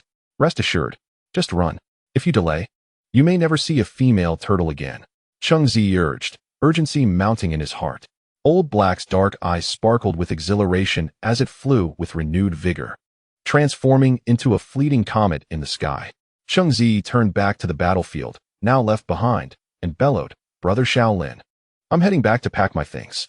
Let's not meet again. Shaolin, with his extraordinary hearing, clearly caught Cheng Ziyi's voice. Am I being deceived? By a mere child? Shaolin found it hard to believe that, in such a life-or-death crisis, this fellow still had the audacity to jest with him. Not bad. Composed under pressure. A true general's potential. However, Shaolin mused, daring to deceive me, Shaolin, shall come at a cost. He commanded one of his beasts. The extreme flame python, set the sky ablaze for that turtle and its master. The extreme flame python, engaged in a fierce struggle, unleashed a torrent of flames towards its opponent, then turned its gaze to Cheng Ziyi and Old Black soaring above. Its massive, fearsome head opened wide, revealing rows of fangs. As an immense fireball, the size of its own body, rapidly coalesced in its maw before hurtling toward Cheng Ziyi. Feeling the searing heat behind him, Cheng Ziyi whipped around, his pupils constricting as he spotted the incoming fireball. He slapped Old Black on the head, shouting, Quick! Summon the rain, then envelop us in waves. Old Black jolted, acutely aware of the overwhelming heat so close behind, a sensation far more terrifying than that of Feng Yingyue's fiery steed. If it withstood this attack, even with its water affinity, it would stand no chance against such extreme temperatures, which could swiftly turn it into dried turtle meat, destined for a hot bath, likely with invigorating effects. Moreover, if it became dried, its dreams of 3,000 beautiful female turtles would be utterly shattered. Enjoyment would be a distant memory. No. For the countless female turtles in need of my assistance, I must survive. I must benefit the many fallen female turtles. Cheng Ziyi, irritated by Old Black's theatrical lamentations, struck its shell in frustration, exasperated at its lack of urgency. The fireball approached rapidly, exploding near Cheng Ziyi, showering them with radiant flames akin to a fireworks display. Old Black, regaining its composure, swiftly controlled the surrounding water elements. While summoning rain, it simultaneously unleashed waves, knowing that the rain would amplify the effects of all water-based skills. The water elements surged towards Old Black, forming a small lake around it in mere moments. Above, dark clouds blotted out the sun, and soon, a gentle rain began to fall, enveloping Old Black. Countless flames swirled around the ocean of water, igniting an endless plume of white smoke. The flames voraciously consumed the pool, and in no time, the water elements surrounding Old Black were evaporated by the searing inferno. Cheng Ziyi's heart raced as an ominous sense of danger enveloped him, an unsettling feeling that refused to dissipate. Shaolin observed the distant scene, a smirk of derision gracing his lips as he interlaced his fingers and snapped them. The extreme flame python understood the cue, its eyes flashing red, and the flames surrounding Cheng Ziyi erupted violently. The skill, fire explosion, allowed the extreme flame python to compress and detonate all released flames, unleashing devastating power.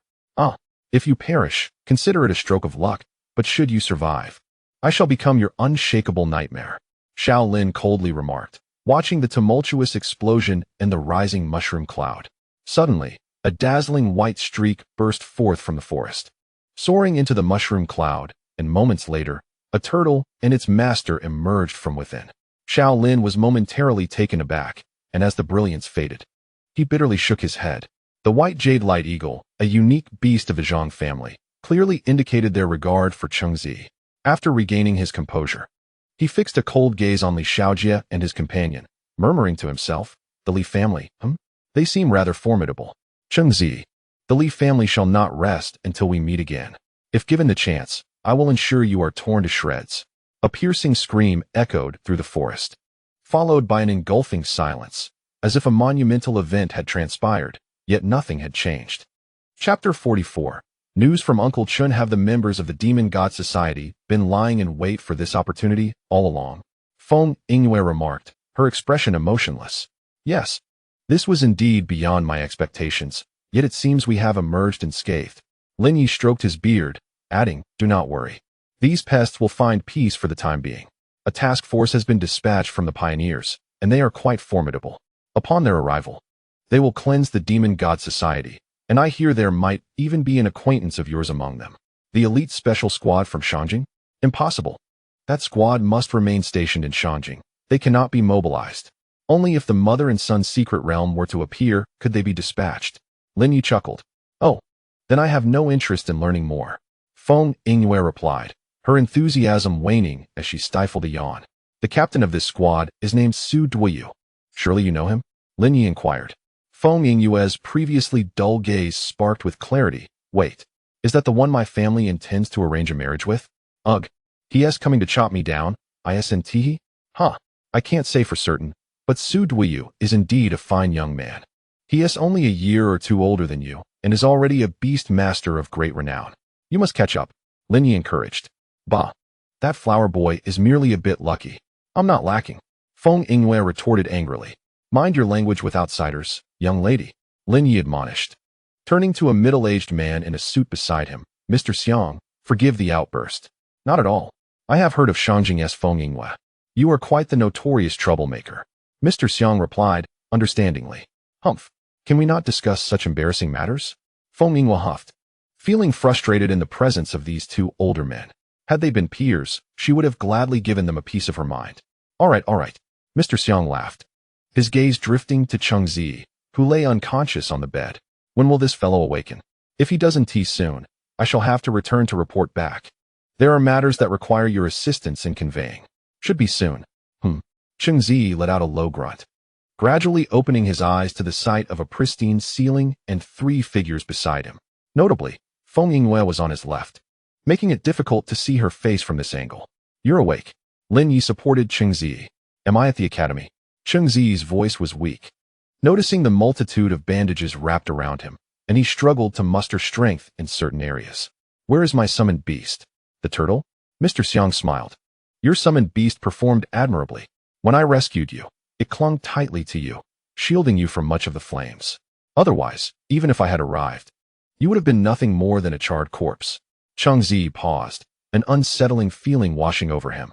After sensing the commotion in his summoned beast's space, he anxiously inquired, "Where's Old Black? Is it all right?" "Rest assured, it's in the next room receiving treatment. Your companions are taking care of it.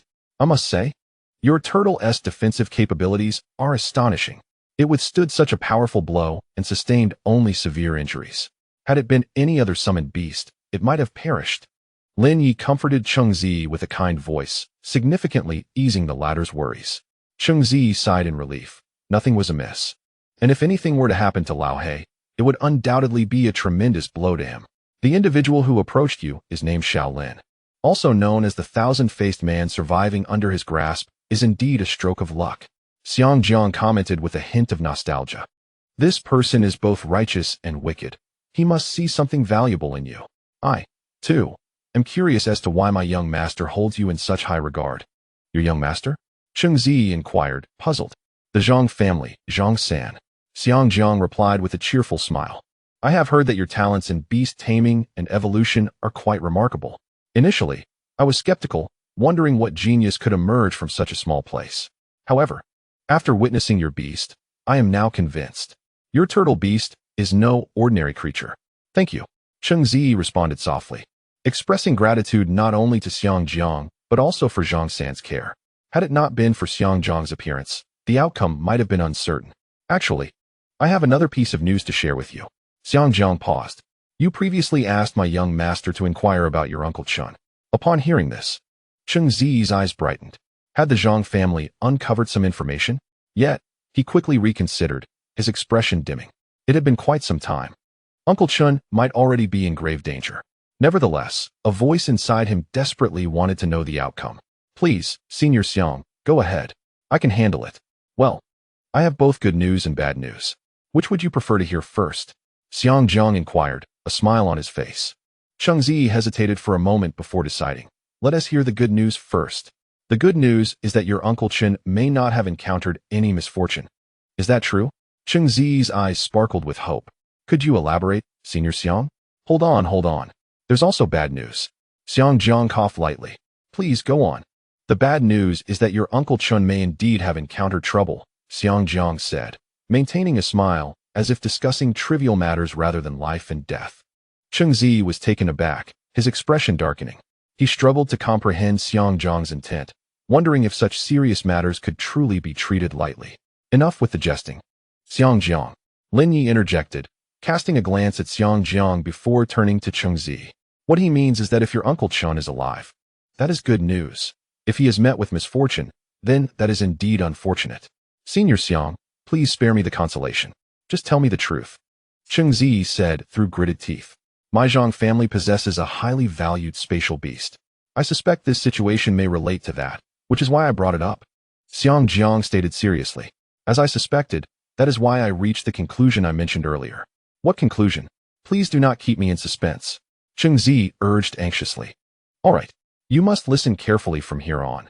This involves some intricate rules concerning the secret realms. Xiang Jiang declared solemnly. As he spoke, everyone in the room leaned in. Attentive. Chapter 45. Becoming stronger, the secret realms connect with our world, and their opening serves as a bridge between the two realms. The signs of a secret realm's opening manifest as highly unstable spatial fluctuations. Some of these fluctuations may create a rift, drawing any nearby creatures into the secret realm. Do you understand my meaning now? Xiang Jiang stated with clarity. Lin Yi, an experienced pioneer, wore a knowing smile. He was already familiar with such matters. Feng Yingyue appeared unfazed, clearly aware of this too. However, Cheng Ziyi was left in shock, replaying Xiang Jiang's words in his mind, trying to grasp the significance. After a moment, he spoke incredulously. So you're saying Uncle Chen is very likely to have been drawn into the secret realm? Wait. Suddenly, Cheng Ziyi realized something. His pupils contracting. Are you saying the secret realm? Hasn't Baifeng City already opened one? Exactly. That's why I mentioned that this situation involves many factors. The information is quite substantial. Let me tell you. Xiang Jiang continued, growing more animated. Cough, cough. Lin Yi interrupted, suddenly stiffening and breaking into a fit of coughs. Seeing Lin Yi's condition, Xiang Jiang looked concerned. Director Lin, are you all right? Should I call the best healing beast master in the capital for you? No need. Just an old ailment. There's no need for the Zhang family to worry about me. You've been busy for so long. Perhaps you should. I'm fine. I am in my prime. Let me continue. Xiang Jiang insisted, excitedly explaining a concept known as the mother and child. Senior, why are you stopping him? Cheng Ziyi interjected, anxious to hear more. I truly want to know. Isn't it frustrating to leave things half-spoken? Especially when I am eager to discover Uncle Chen's fate. Alas, your strength is still somewhat lacking. Once you have grown stronger, everything will become clearer to you. For now, I fear you may not be able to bear the truth. Lin Yi deliberately concealed the imminent emergence of the mother and child secret realm, believing it was for Cheng Ziyi's future benefit. If he learned too soon, it might adversely affect his mindset. After all, the previous emergence of the mother and child secret realm cost China dearly, losing many of its pillars. Lin Yi held great hope for Cheng Ziyi's future. Revealing such information prematurely could cast a shadow over him. Cheng Ziyi frowned in contemplation, sensing the gravity of the situation. Even if Lin Yi refrained from discussing the mother and child secret realm, he could at least clarify Uncle Chen's circumstances. That is not an issue. In fact, it's quite straightforward. When the spatial rift forms, your Uncle Chen may have entered it to avoid danger, thus arriving in the secret realm. Xiangzhang explained. So, there are two possible outcomes. Your Uncle Chun and his companions might be alive and have gained extraordinary fortune, or, upon entering the secret realm, they could have stumbled into the territory of high-level beasts, leading to dire consequences. Cheng Ziyi nodded stiffly, realizing that there was indeed a glimmer of hope for Uncle Chen's survival, albeit faint. He clung to the belief that the kind-hearted and generous Uncle Chen would remain safe until they found solid evidence. All right, focus on your recovery. Since you are fine now, we shall take our leave. Rest assured, you are safe here at the academy. Moreover, a few pioneer teams are on their way. They are quite interested in you. Lin Yi said with a smile. With that, Lin Yi led the others out of the room, leaving Cheng Ziyi alone. As he watched them depart, his anxious and excited heart gradually began to settle. Once his eyes were closed, he envisioned the strike from Xiao Lin's Inferno Python. That blow was something Lao He could not withstand. Even the elemental advantage of water over fire faltered under the overwhelming might of the Inferno Python. Lao He had shielded him from one attack, but remnants of fire still seeped through, and had it not been for Xiangzhang's beast sensing the danger, he might have been reduced to ashes, drifting in the storm. Would Chen Molan and the others weep for him? Would they even partake in his feast? No. Cheng Ziyi would never allow anyone to dine at his expense. If anyone were to eat, it should be at the expense of others. Gazing out at the vast and mysterious azure sky, he realized that without strength, one would always be at the mercy of others, as he had experienced this time. It seemed he would be unable to leave for a while. He must grow stronger. Without strength, how could he confront future crises? Cheng Ziyi sighed, contemplating how to enhance his abilities. First, he had the template card, that golden opportunity. As long as he assisted others in evolution, he would reap benefits. The higher the level of the evolved beasts, the greater the rewards would be. Yes, Cheng Ziyi snapped his fingers. I can seek help from the teachers. There are numerous golden beast masters at the academy. Many have reached the golden bottleneck, needing evolution to break through. These are all opportunities one can seize. Moreover, Cheng Ziyi had also discerned a pattern related to the skills of the template card. The template card obtained from the evolution of low-tier beasts has only a slim chance of acquiring the skills of the evolved beast. However, if the evolved beast is of a higher level, the probability of obtaining a skill template card increases significantly. Enhancing a teacher's strength through evolution may not be the most effective method. Acquiring template cards is merely one facet of strengthening. Elevating the beast's level is equally crucial. Old Black's quality is commendably at level 10 star diamond, and prior to reaching this level, it has faced little pressure. Numerous battles are needed to catalyze its growth. Of course, Cheng Ziyi is uncertain whether Old Black's battles against the Mother Tortoise would be beneficial for its level progression. He recalls that the introduction of the Eye of God mentioned it could be advantageous. Perhaps it would be wise to allow Old Black some freedom to wreak havoc on the Mother Tortoise in the academy. For now, any level increase would suffice. Chen Molan and the others cannot lag behind either. With countless unknown dangers ahead, it is impossible for him to oversee everything. The thought of this gives Cheng Ziyi a headache. Chunan, on the other hand, is quite manageable. His ruthless monkey can level up simply through combat. Once it reaches its peak, Cheng Ziyi still possesses over 100 million in wealth, which can effortlessly facilitate the evolution of the ruthless monkey. Bai Lin is in a similar situation as Chunan. More battles would suffice. Having taken Bai Lin under his wing, he feels responsible for the boy's strength. Otherwise, if this child were to face hardships without him, it would likely lead to a life of wandering and hardship. But what about the others? Chen Molan's beast is of an auxiliary type, relying heavily on the accumulation of time for strength enhancement. As for Feng Bauer, does she truly intend to roam about with the coffin boy, attacking others, bearing others' beasts? While this notion seems appealing, it ultimately holds a dubious moral ground. Cheng Ziyi feels somewhat helpless. The more he thinks, the more complicated it becomes. It seems he can only wait for the Academy's secret realm to open. However, given the current circumstances, he doubts whether it will happen. One step at a time, at the very least. He should focus on acquiring high-quality skill template cards and encourage more battles among his peers and the Academy's students. Perhaps this will yield positive results. Chapter 46. A bird's corpse falls from the sky, swallowed whole at the combat arena of Baifeng Beast Academy. Class is in session, and few students are present for beast combat training. Yet, Cheng Ziyi has gathered 4 individuals here. No way. I mean, Brother Cheng, during your recovery, the Dean Wun Ti let us visit you. Now, Barely a day has passed, and you're dragging us out for battle? What is going on? We're fine. But you don't need to push yourself so hard. Chunan said with a hint of resentment, still lounging on a sofa in the villa, reluctant to leave that comfort. Indeed, Cheng Ziyi, you must pay more attention to Old Black. Its injuries are severe. It should recover before engaging. Chen Molan expressed her concern. Cheng Ziyi, you smell different. Feng Bower exclaimed with wide, earnest eyes.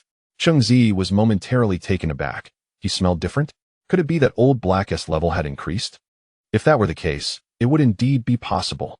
Having faced life and death crises, Old Black's potential might have been pushed to the surface. All right, I've called you out today to engage in battle and enhance our strength. We've been living too comfortably, allowing some individuals to become so absorbed in their sofas that they forget they are beast masters. Cheng Ziyi cast a glance at Chunan, who immediately perked up and continued. You all know about my situation yesterday, right? I nearly lost my life. Faced with star diamond level attacks, I felt utterly powerless, merely a lamb for slaughter. We must elevate our strength to ensure we can navigate through every challenge ahead safely. The group fell into silence, acknowledging Cheng Ziyi's words. His assertion bore truth. The world was fraught with peril. Outside the city lurked hidden demons, and there were mysterious secret realms. History is replete with cities laid waste by waves of demons. Humanity has sacrificed countless beast masters in the fight against these fiends. They have yet to witness, let alone comprehend, the brutality of the frontline battle against demons. The beast masters of Huaxia have erected a great wall for the thousands of cities behind them, a structure that requires a constant influx of fresh blood to remain steadfast. Brother Cheng, I understand. Enough talking. I won't slack off anymore. Let us fight. My ruthless monkey has long been eager for a battle. Chunan declared, invigorated. Shaking off his earlier despondency, his eyes sparkling once more. I understand. Let us all strive together from now on. Chen Molan gazed at Cheng Ziyi, and after a moment of contemplation, managed a smile, encouraging the group. All right. To prevent a recurrence of today's situation, let us hold each other accountable. I hope this is not mere lip service. Cheng Ziyi stated earnestly, aware that they were merely 17 or 18-year-olds, often lacking the fortitude to persist in monotonous endeavors. Therefore, accountability was essential. Okay, I will definitely heed Brother Cheng's words, and I will do my best not to hold back my older siblings. Bai Lin said softly. What about me? Can I just randomly attack people and unleash my beast? Feng Bower asked, a rare spark of excitement glimmering on her face. No, absolutely not. Chen Molan and Cheng Ziyi exclaimed in unison. What a joke. If she were to swallow someone else's beast, it would be tantamount to courting death. The enforcement department would be at their door in no time. Oh, Feng Bower lowered her head, fiddling with her fingers. Cheng Ziyi felt a twinge of helplessness. How he wished Old Black could devour the beasts and demons to rapidly enhance its strength. However, how many demons could one find to devour? Perhaps only the secret realms within the academy held such opportunities. No worries. When the opportunity arises, I will ensure you have your fill. Cheng Ziyi gently reassured Feng Bower. All right, it's a promise. You better not be lying. Feng Bower exclaimed, her eyes gleaming with excitement. Let us begin our training. Your coffin boy can be summoned to test his abilities. Cheng Ziyi suggested after a moment of thought. He had yet to witness the coffin boy in battle. It would be interesting to gauge its prowess. Whoa, don't engage in battle. Let us get out of here. Chunan suddenly shouted in alarm, dragging everyone as he dashed away. Cheng Ziyi felt a powerful gust of wind sweep in, nearly toppling him over. Without thinking, he grabbed Chen Molan and Feng Bower, who were staring blankly at the sky, and rolled to the side, propelled by the fierce wind. Boom! A deafening explosion reverberated, and a violent whirlwind, laden with debris, grazed Cheng Ziyi's cheek, yet he held the two girls tightly. The sky seemed to darken. The once clear expanse vanished, replaced by a bone-chilling cold enveloping Cheng Ziyi. What on earth is happening? He stood rigidly, turning to see a colossal bird-beast corpse, lifeless and exuding a rancid stench of decay. Its black feathers held no luster, with several bones protruding through the skin, presenting a gruesome sight. Cheng Ziyi stood before it, dumbfounded. This bird-beast was as large as half a basketball court, and according to the eye of God, it was a level 10 star diamond beast. Such a terrifying level, and yet it lay dead. Who could have done this? And why here in the academy? Didn't Lin Yi say the academy was quite safe? This is only the first day? and they nearly got crushed by this fallen corpse. Is everyone all right? Cheng Ziyi inquired, still shaken by the sight, worrying for his companion's safety. We're fine. It's still alive. Chunin stood up, his demeanor still shaken, while Bai Lin remained seated, visibly rattled. I'm all right too. Chen Molan helped Feng Bao to her feet. Thank goodness. I'm relieved. Cheng Ziyi sighed in relief. It smells so good. I want to eat it. Feng Bao exclaimed, her eyes wide with longing. Hey, don't get carried away. Cheng Ziyi shouted in urgency. But it was too late. Feng Bao had already summoned her coffin boy, which immediately seemed entranced. The coffin boy's coffin sprang open. A chilling, bone-numbing aura spread over everyone, causing Cheng Ziyi to shiver involuntarily as he stared in disbelief at the coffin boy's coffin. The coffin lid could no longer contain its contents, revealing an endless abyss of darkness that emanated a terrifying pull.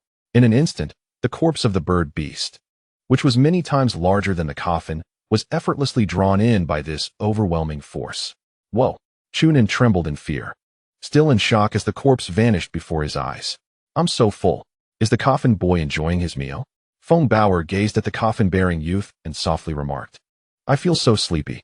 In the next moment, the youth succumbed to unconsciousness, and Feng Bao silently returned him to her beast space. Was the soul devourer truly that terrifying? The coffin-bearer was merely at the 4th level of gold, yet he managed to absorb the corpse of a level 10 demon monster. Could Old He achieve such a feat? Cheng Ziyi observed Feng Bao, confusion evident in his eyes. Suddenly, amidst their daze, a majestic dragon descended from the heavens, accompanied by a person who applauded as they approached. Chapter 47. The Cold River Dragon. The group stared in astonishment at the newcomer and the dragon, unaware of when they had appeared. However, they felt no inclination to guard against them, particularly Cheng Ziyi, who was struck with dread upon inspecting the dragon's details. If this being chose to attack, they would be annihilated in an instant. Beast name: Cold River Dragon. Level: King level 5, quality: King level 10, attributes: water, ice, flight skills, icebone spikes, rain summoning. Snowfall, dragon might, weakness, none. Description: a dragon that has survived for a millennium, possessing terrifying strength and the innate pride of dragons. The only being it may submit to is its master. Evolution path and required materials: Heavenly Water Dragon, required evolution materials. Cheng Ziyi gazed warily at the colossal dragon, a true kingly beast whose restrained aura made his heart race. Who exactly was this? The demon bird's corpse was likely the work of this individual. The dragon gradually landed, coiling itself on the battlefield and occupying half of the space with its formidable body. Cheng Ziyi looked up at the dragon, catching a glimpse of his own reflection shimmering on its scales under the sunlight. His heart swelled with infinite yearning. This was the epitome of strength. He envisioned Old He reaching such heights in the future, perhaps even surpassing this dragon. Old He possessed a noble Xuanwu bloodline and was steadily advancing. One day, with the aid of his golden finger, Old He would become a true Xuanwu, potentially evolving into something even stronger. Ah, you must be Cheng Ziyi. And this young lady is your companion? A figure leaped down from the dragon's massive head, recalling the beast into its own space. Who are you? The captain of the pioneer team? Cheng Ziyi inquired in a hushed tone, intrigued. The man bore no ill intent, suggesting he was indeed the captain of the pioneer team mentioned by Director Lin, soon to arrive in Baifeng City. Thus, the identity of the bird demon became clear. It likely belonged to the Demon God Society. Allow me to introduce myself. My name is Su Duoyu, from the pioneer team in the capital. Su Duoyu's gaze swept over each person, adorned with a radiant smile. When he paused at Feng Bao, he seemed contemplative. And what about this?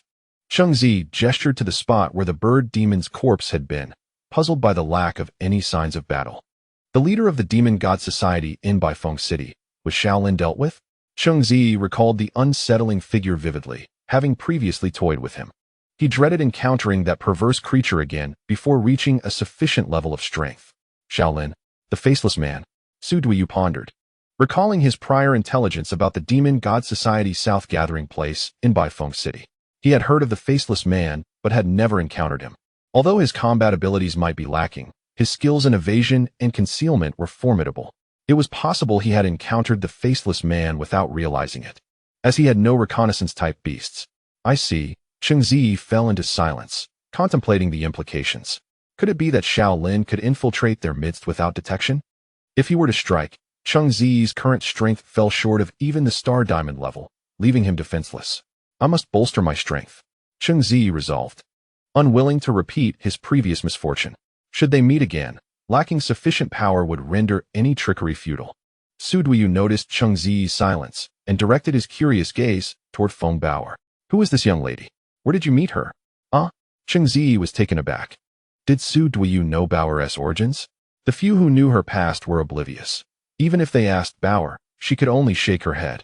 Her memories seemingly sealed away, leaving her unable to provide answers. You all don't know?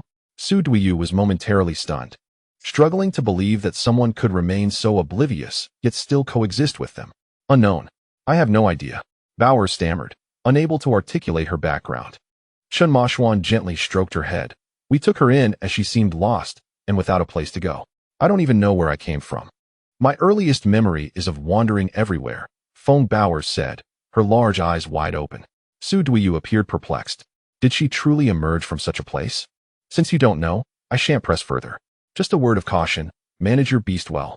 Su Duyu advised Feng Bao.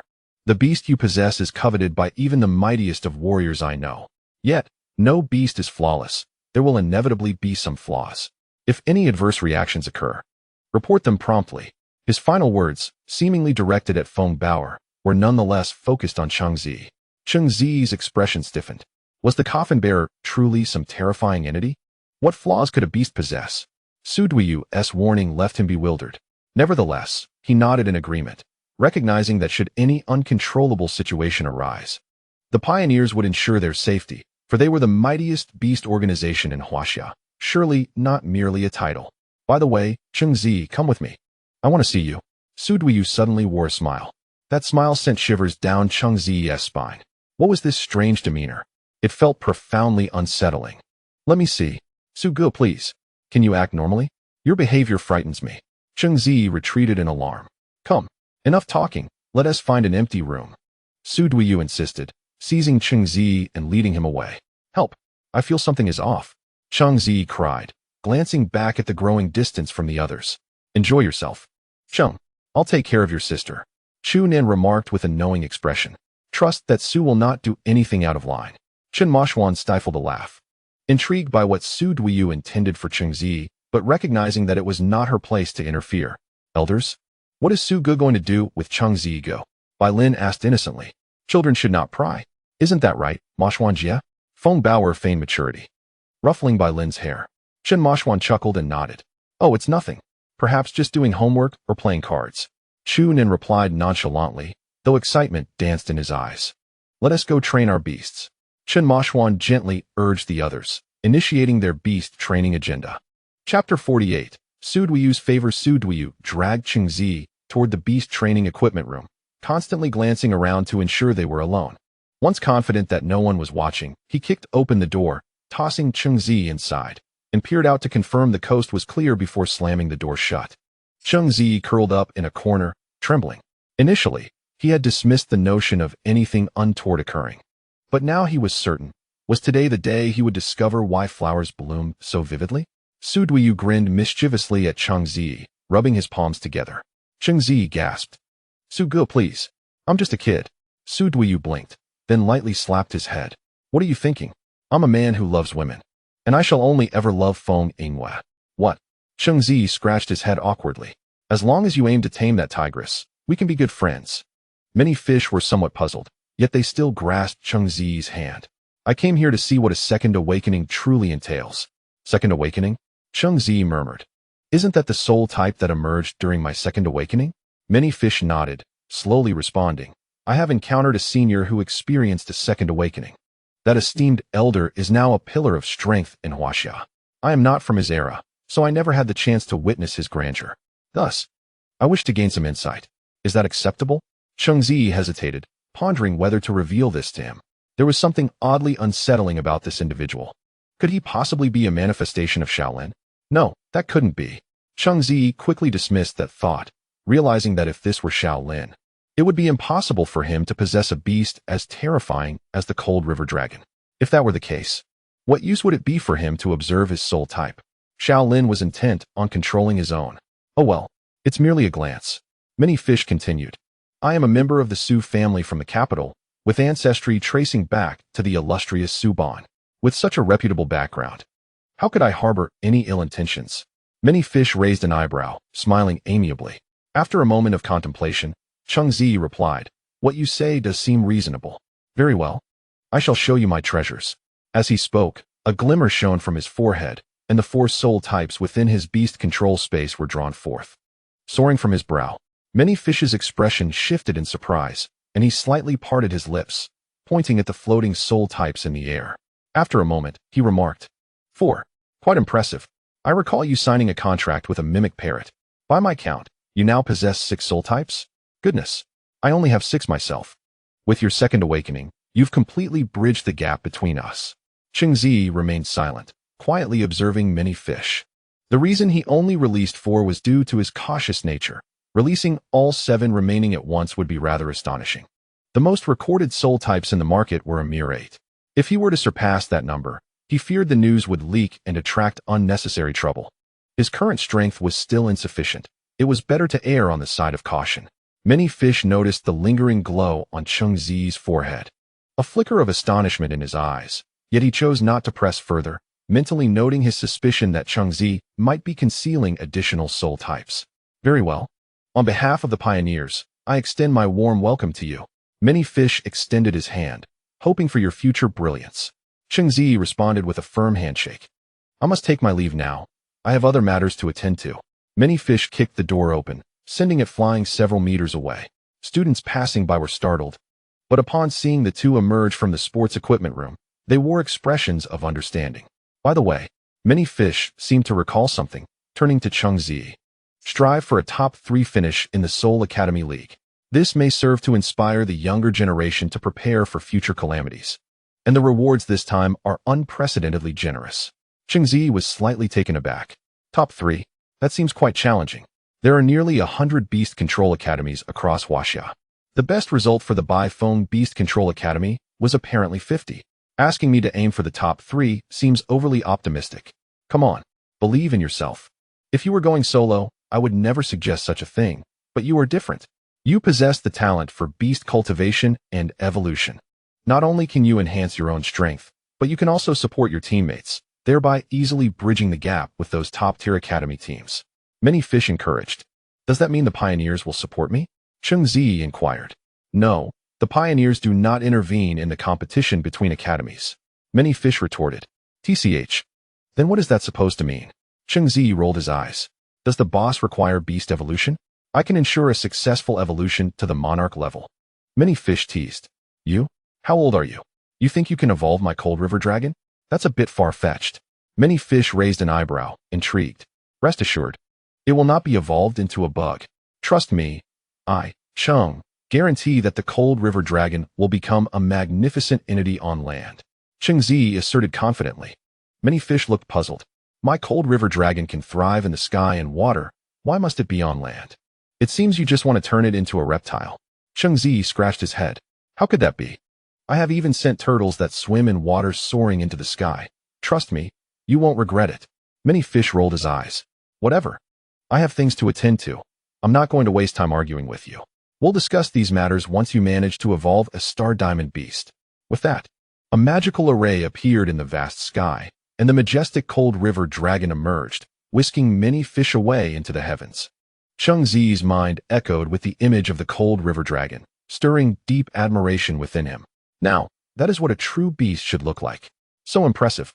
Once Old Hay matures, he too will exude such grandeur. Speaking of which, Old Hay is still growing. I must ensure he refrains from chasing after female turtles daily. What if it affects his growth? Yes, he must be grounded. Cheng Ziyi initially harbored intentions toward Many Fish, as the allure of that high-level template card was simply irresistible. Moreover, if he were to acquire any skills, they would undoubtedly be extraordinarily useful. With the Cold River Dragon's imposing presence, one could only imagine the terrifying power of its skills. Most of them were control scene-changing skills, and after Old Hay acquired rain summoning, his water-based skills would greatly amplify in potency. Suddenly, Cheng Ziyi recalled Many Fish's earlier mention of the Star Diamond Beast. Perhaps it was time for him to attempt something new, challenge himself. Thus, his target would be Feng Yinghua, that fiery steed from last time. It should now be at the point of evolution. The flame horse possesses formidable fire attack skills, and he found himself coveting it. If he could secure it, both Old Hay and the mimic parrot would see a significant boost in their powers. With these thoughts racing through his mind, Cheng Ziyi hurried toward Feng Yingyue's residence. Chapter 49. Evolving the flame horse before Feng Yingyue's villa, Cheng Ziyi approached with determination. What? You wish to evolve my flame horse? Are you out of your mind? With your level, you think you can challenge the evolution of a star diamond beast? I believe you need a reality check. Don't disturb my sleep. Feng Yingyue's irritable voice rang out.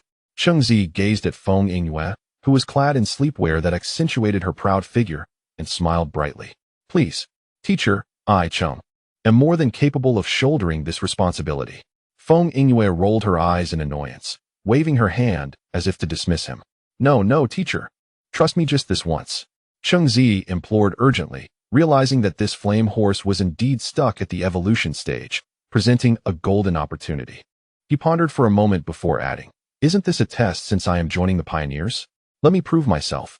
Upon hearing this, Feng Yingyue halted her door-closing action, her expression turning serious. You're only 18, right? Cheng Ziyi nodded. Is there a problem? Yes, a significant one.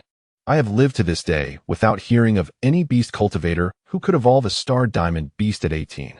You must be dreaming, but here I am, standing before you, capable of evolving a star diamond beast at 18. Cheng Ziyi exclaimed, a newfound confidence surging within him. Feng Yingyue was at a loss, unsure whether to mock him or admire his ignorance. All right then, if you succeed in the evolution, I won't charge any fees, as long as you provide the materials. What if I fail? Then I pay the full price. Cheng Ziyi proposed, gritting his teeth. Feng Yingyue was momentarily taken aback, contemplating the offer. After a while, she concluded that there was little risk for her, so why not give it a try? What if he succeeded? Fine. What materials do you need? 500 grams of fire demon stone, Cheng Ziyi replied, relieved that Feng Yingyue finally acquiesced. As he listed the materials, he silently prayed that this time he would indeed obtain a skill template card, not only to prove himself, but also to reap some rewards. All right, I'll get someone to prepare it. Be mentally prepared. If you mess this up, I'll deal with you first before anything else. Feng Yingyue warned, furrowing her brow. Despite Cheng Ziyi's grandiose claims, she couldn't quite believe she was placing her trust in him. Perhaps she just wanted to see him make a fool of himself. Rest assured, Cheng will handle this. There will be no issues. Cheng Ziyi assured her. The beast he aimed to evolve was the Flame Pegasus. If the Flame Horse truly evolved into the Flame Pegasus, it would gain the ability to fly with an unimaginably high quality. In terms of combat, it would possess both formidable attack power and flight capability. It was undeniably the perfect choice for evolution. However, while evolving to a higher quality, one inevitably faces formidable challenges, and Cheng Ziyi was determined to test his limits. As a beast tamer, he was destined to cultivate even stronger beasts, such as the Frost River Dragon. The evolution method provided by the Eye of Divine Insight had initially left Cheng Ziyi in a state of trepidation due to its complexity and the vast quantities of materials required, some of which were unheard of and undoubtedly rare. Yet, despite the daunting task, Cheng Ziyi was eager to undertake the challenge, as achieving fame would aid him in acquiring template cards. The following morning, on the battlefield, students who had previously appeared lethargic suddenly congregated in droves. They had heard that Cheng Ziyi intended to evolve Feng Yingyue's fire horse, known throughout the academy as a golden tier beast. Feng Yingyue's fire horse was a topic of conversation among all. For an 18-year-old like Cheng Ziyi to aspire to evolve a star diamond beast seemed utterly preposterous. Observing Cheng Ziyi amidst a plethora of materials, the crowd buzzed with speculation. Was he becoming increasingly reckless? Defeating Master Zhao merely allowed him to evolve a silver-tier beast. How could he now aim for a star diamond beast? This display of confidence in front of so many was borderline absurd. Was he setting himself up for failure? How could an 18-year-old possibly evolve a star diamond beast? Should he succeed, would he not then be the foremost beast tamer in China, if not the world? Such fantasies seemed far-fetched. While I concede that Cheng Ziyi had indeed excelled in evolving beasts below the golden tier, being unrivaled in by Feng City, the prospect of evolving a star diamond beast was inconceivable.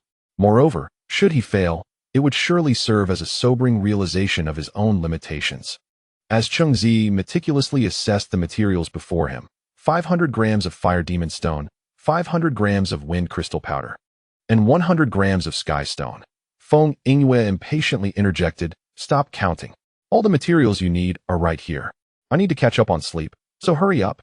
Rolling her eyes at his seriousness, she summoned the fire horse, which leaped forth from the summoning array, its fiery aura glowing vibrantly. Cheng Ziyi sighed, muttering to himself that beast evolution required precision and rigor, not a casual approach akin to feeding pets. Once he confirmed the materials were adequate, he commenced the evolution of the fire horse under the watchful gaze of the crowd. The first step was the most troublesome. He needed to divide the materials into 4 precise portions. Besides the fire demon stone, there were 5 different materials, and he had to calculate their weights down to the gram to ensure the fire horse could withstand the energy without incident. Utilizing a delicate measuring instrument and a specially crafted spoon, Cheng Ziyi gingerly scooped the materials and placed them carefully in a designated area. This process demanded utmost caution, as any slight disturbance could affect the precise weight of the materials. After several calculations, he finally deemed it appropriate to place them in the sealed container. Next came the most critical phase, the fire demon stone. This material, imbued with violent energy, was essential for the fire horse's evolution. The energy within the fire demon stone would cleanse the fire horse's foundation, opening its meridians and paving the way for the subsequent evolution. This stage was also the most arduous. The fire horse had to endure the tumultuous energy of the fire demon stone, which would wreak havoc within its body, inflicting excruciating pain. Should it fail to withstand this trial, the consequences could jeopardize its foundation or lead to debilitating conditions that would severely affect future battles. Begin already. What are you waiting for? If you're scared, it's not too late to back out and save face. Feng Yingyue exclaimed impatiently. Cheng Ziyi shot her a glance and replied coolly, "Are you truly so irresponsible towards your beast? If you won't take responsibility, I shall." Feng Yingyue fell silent, watching Cheng Ziyi's movements intently. "It's starting. Wake up. Don't sleep. Come witness how Cheng Ziyi shatters the myth of his perfect evolution success." With determination, Cheng Ziyi ground the fire demon stone into powder, exercising extreme caution to control the force applied. A miscalculation could result in an explosive reaction. His slight frame would not withstand such rampant energy. After what felt like an eternity, he finally achieved the desired powder consistency. Taking a deep breath and holding it, he approached the waiting fire horse and flung the powder towards it. The powder glimmered with purple hues under the warm sunlight, landing flawlessly atop the fire horse. Without hesitation, Cheng Ziyi turned and fled, moving with the urgency of one escaping danger. The fire demon stone adhered to the fire horse's body, quickly permeating its pores and entering its very being. The fire horse felt as if a tempest was raging within, twisting its insides with excruciating pain, compelling it to unleash a fierce blaze that transformed it into a radiant sun-like entity. It let out a pained whinny, its legs buckling beneath it as it collapsed to the ground. Fire horse. Feng Yingyue's brow furrowed, her concern palpable as she instinctively lunged forward. Cheng Ziyi, quick to react, grasped her hand and shook his head. "No, this is a critical moment.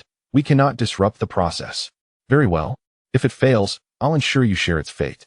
Feng Yingyue hissed through clenched teeth. Everything was under control, or so Cheng Ziyi claimed, though anxiety gnawed at him. He could not intervene now. He could only watch to see if the fire horse would endure. The onlookers, however, perceived Cheng Ziyi's actions as reckless, interpreting them as a self-destructive endeavor that could doom the fire horse. Is he out of his mind? You can't evolve a beast like this. The energy of the fire demon stone is too volatile. How could he proceed without supplementary anti-energy materials? This isn't evolution. It's a death sentence for the fire horse. A knowledgeable student among the crowd voiced, even without additional materials, he should at least administer the fire demon stone in increments. How can the fire horse possibly endure all at once? If it cannot hold on, it could perish in an instant. Upon hearing this analysis, many echoed their agreement. Recognizing the peril, the fire demon stone was found only at the peaks of volcanoes within secret realms, its energy too fierce for even star diamond beasts to withstand. In conclusion, it was evident that Cheng Ziyi was acting recklessly, and many eagerly anticipated witnessing Feng Yingyue's wrath upon him for his folly. Cheng Ziyi, scanning the crowd with a frown, quickly redirected his focus. He could not afford any distractions, as the next phase was paramount. He was acutely aware of the fire demon stone's energy, which the current fire horse could not endure, Thus he had adequately prepared for this eventuality. The remaining materials were designated for this very purpose. Before the fire demon stone's energy dissipated, he needed to administer the other materials into its system. This way, the fire horse would successfully evolve. Seeing the fire horse engulfed in flames, Cheng Ziyi clenched his jaw. He was running out of time. He needed to act swiftly, for the fire horse was on the brink of its limits. Feng, instruct the fire horse to rise and open its mouth. Cheng Ziyi commanded with an air of seriousness. Summoning his companion, Old He, Feng Yingwe hesitated, unsure of Cheng Ziyi's intentions, but complied nonetheless. As her command echoed in the fire horse's mind, it struggled to stand, its cries of agony unabated. Upon Old He's arrival, he followed Cheng Ziyi's instructions, unleashing a torrent of water from his massive mouth to drench the fire horse. With determination in his eyes, Cheng Ziyi approached the fire horse, whose mouth was ablaze with fire. A single misstep could lead to disaster, and despite his extraordinary physical prowess, he would not escape unscathed. Without a moment of hesitation, Cheng Ziyi opened the box, gripping the fire horse's scorching jaw, and poured the materials directly into its mouth. As the materials vanished from the box and floated toward the fire horse, Cheng Ziyi swiftly retreated. Upon ingestion, the fire horse erupted in a plume of fire, soaring skyward. Fortunately, Cheng Ziyi dodged just in time. Otherwise, he might have lost his hair. The fire horse neighed fiercely, suddenly experiencing a gentle surge of energy within, which gradually began to mend its fragmented form. It panted heavily, and upon witnessing this, Cheng Ziyi couldn't help but exhale in relief, considering it a successful prelude. Amidst the crowd, a discordant voice suddenly rang out, questioning the purpose of using different materials now. The fire horse had already sustained its damage, and the areas within it that stored fire energy were likely rendered useless. Cheng Ziyi squinted into the crowd, the voice sounding strikingly familiar. After scanning the area, his gaze landed on a particular figure. Was that not Zhao? This guy, truly, where doesn't he show up? Is he back to flaunt his newfound skills? Cheng Ziyi found this perplexing and decided to shift his focus entirely to the fire horse. Just then, Feng Bauer tugged at his sleeve, stating in a daze, "That person smells awful. I can smell it from this distance." Indeed, the unpleasantness of an unattractive person seems to be magnified. Cheng Ziyi, busy with his task, brushed it off casually, returning his attention to the fire horse's every move. The fire horse had begun to slowly absorb the nutrients from the materials, its body undergoing a remarkable transformation. The crowd awaited eagerly, their eyes fixed on Cheng Ziyi for the results of the evolution. After the peculiarities on the fire horse faded, he fed it the remaining 3 portions of materials. Its condition stabilized significantly, making it much easier to feed than before, no longer posing a threat to Cheng Ziyi's life. Upon administering the 3rd material, flames erupted around the fire horse, seemingly indomitable, radiating an intimidating heat. Its stature surged to over 3 times its original size, exuding an overpowering presence that left the onlookers breathless. The evolution had succeeded. Cheng Ziyi had indeed evolved a stellar diamond-level beast. It was simply incredible. And not just any beast, but the flame horse, the king of fire, a creature he had long dreamed of possessing. But wait, look at the bulging spots on its shoulders. And Cheng Ziyi still had materials left. Perhaps the evolution was not yet complete. Chapter 51. The Flame Pegasus. Cheng Ziyi gazed at the fire horse, which was nearly on the verge of completing its evolution, and let out a long sigh of relief. It was just 1 step away. He then approached the flame horse with the final material in hand, which held the key to granting it wings to soar through the skies. This particular material contained wind energy. Each previous step was not solely aimed at evolving the fire horse into the flame horse, but more importantly, at laying the foundation for it to harness wind energy. Can you feel the urge to ascend into the sky? Come now, just 1 final step remains. Cheng Ziyi tenderly fed the flame horse, speaking softly. For him, evolving his first diamond-studded beast held significant sentimental value. After consuming the last material, flames erupted chaotically, soaring towards the heavens, accompanied by a powerful gust of wind radiating outward from its core. With a resounding neigh, the flame horse sprouted a pair of pristine white wings from the small fleshy protrusions on its shoulders. The relentless wind swept through the gathered crowd, lifting the skirts of several girls and even dislodging some wigs worn by individuals with receding hairlines, sending them soaring into the air. It was a success. Cheng Ziyi smiled, gazing contentedly at the flame Pegasus, its body aglow with dazzling flames. Beast name, Flame Pegasus, level, Stellar Diamond level 1 quality, King level 2, attributes, fire. Wind skills, Flame Gun, Fire Wave, Fire Wall, Godspeed, Fire Blast, Shadow Clone, Wind Whirl, Wind Slash, Storm Descent. Weaknesses, water, rock. Description: every handsome man's heart yearns for such a majestic flying horse. Every youthful girl dreams of her Prince Charming. Want to become a prince? A Flame Pegasus is all you need.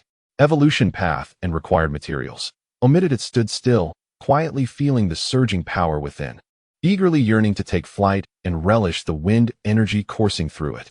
The Flame Pegasus gently flapped its pure white wings, soaring to Feng Yinghue's side, whereupon an invisible wind tenderly lifted her, placing her upon its back. Then, with a powerful flap of its wings, the Flame Pegasus leaped high into the sky, gliding through the clouds, leaving a trail of vibrant colors in its wake. The Fire Horse. No, the Flame Pegasus. How magnificent you are. I absolutely adore you. Feng Yinghue's bright laughter echoed from afar, filling the air with envy among the onlookers. How stunning. Cheng Ziyi has truly evolved a Flame Pegasus. It's simply remarkable. What luxury cars or airplanes could compare? Cheng Ziyi is incredible. Once again, he has silenced his critics. Who else, at just 18, has evolved the Stellar Diamond Beast? The evolution process is all about Cheng Ziyi. Do not speak. I will forever believe in Cheng Ziyi. Whatever he does is undeniably right. Gasps of astonishment filled the crowd, mingling with discussions about Cheng Ziyi's promising future. The previous critic? Does he feel embarrassed now? He analyzed everything earlier, thinking he was correct. And what of Zhao Si? Where did he disappear to?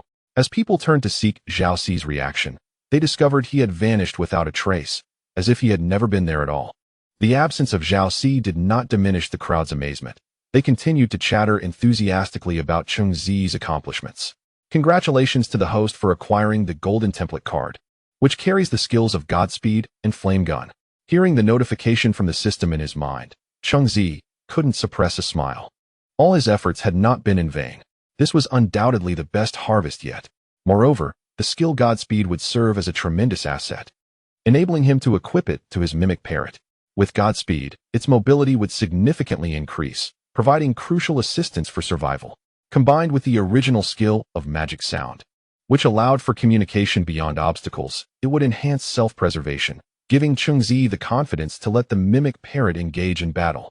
Observing the crowd's excitement, he felt satisfied. This was the response he had aimed for. However, amidst the chorus of agreement, a few dissenting voices surfaced. I wouldn't seek Cheng Ziyi. I've been waiting in line for days, and I haven't even seen him. You'd think I was chasing a celebrity.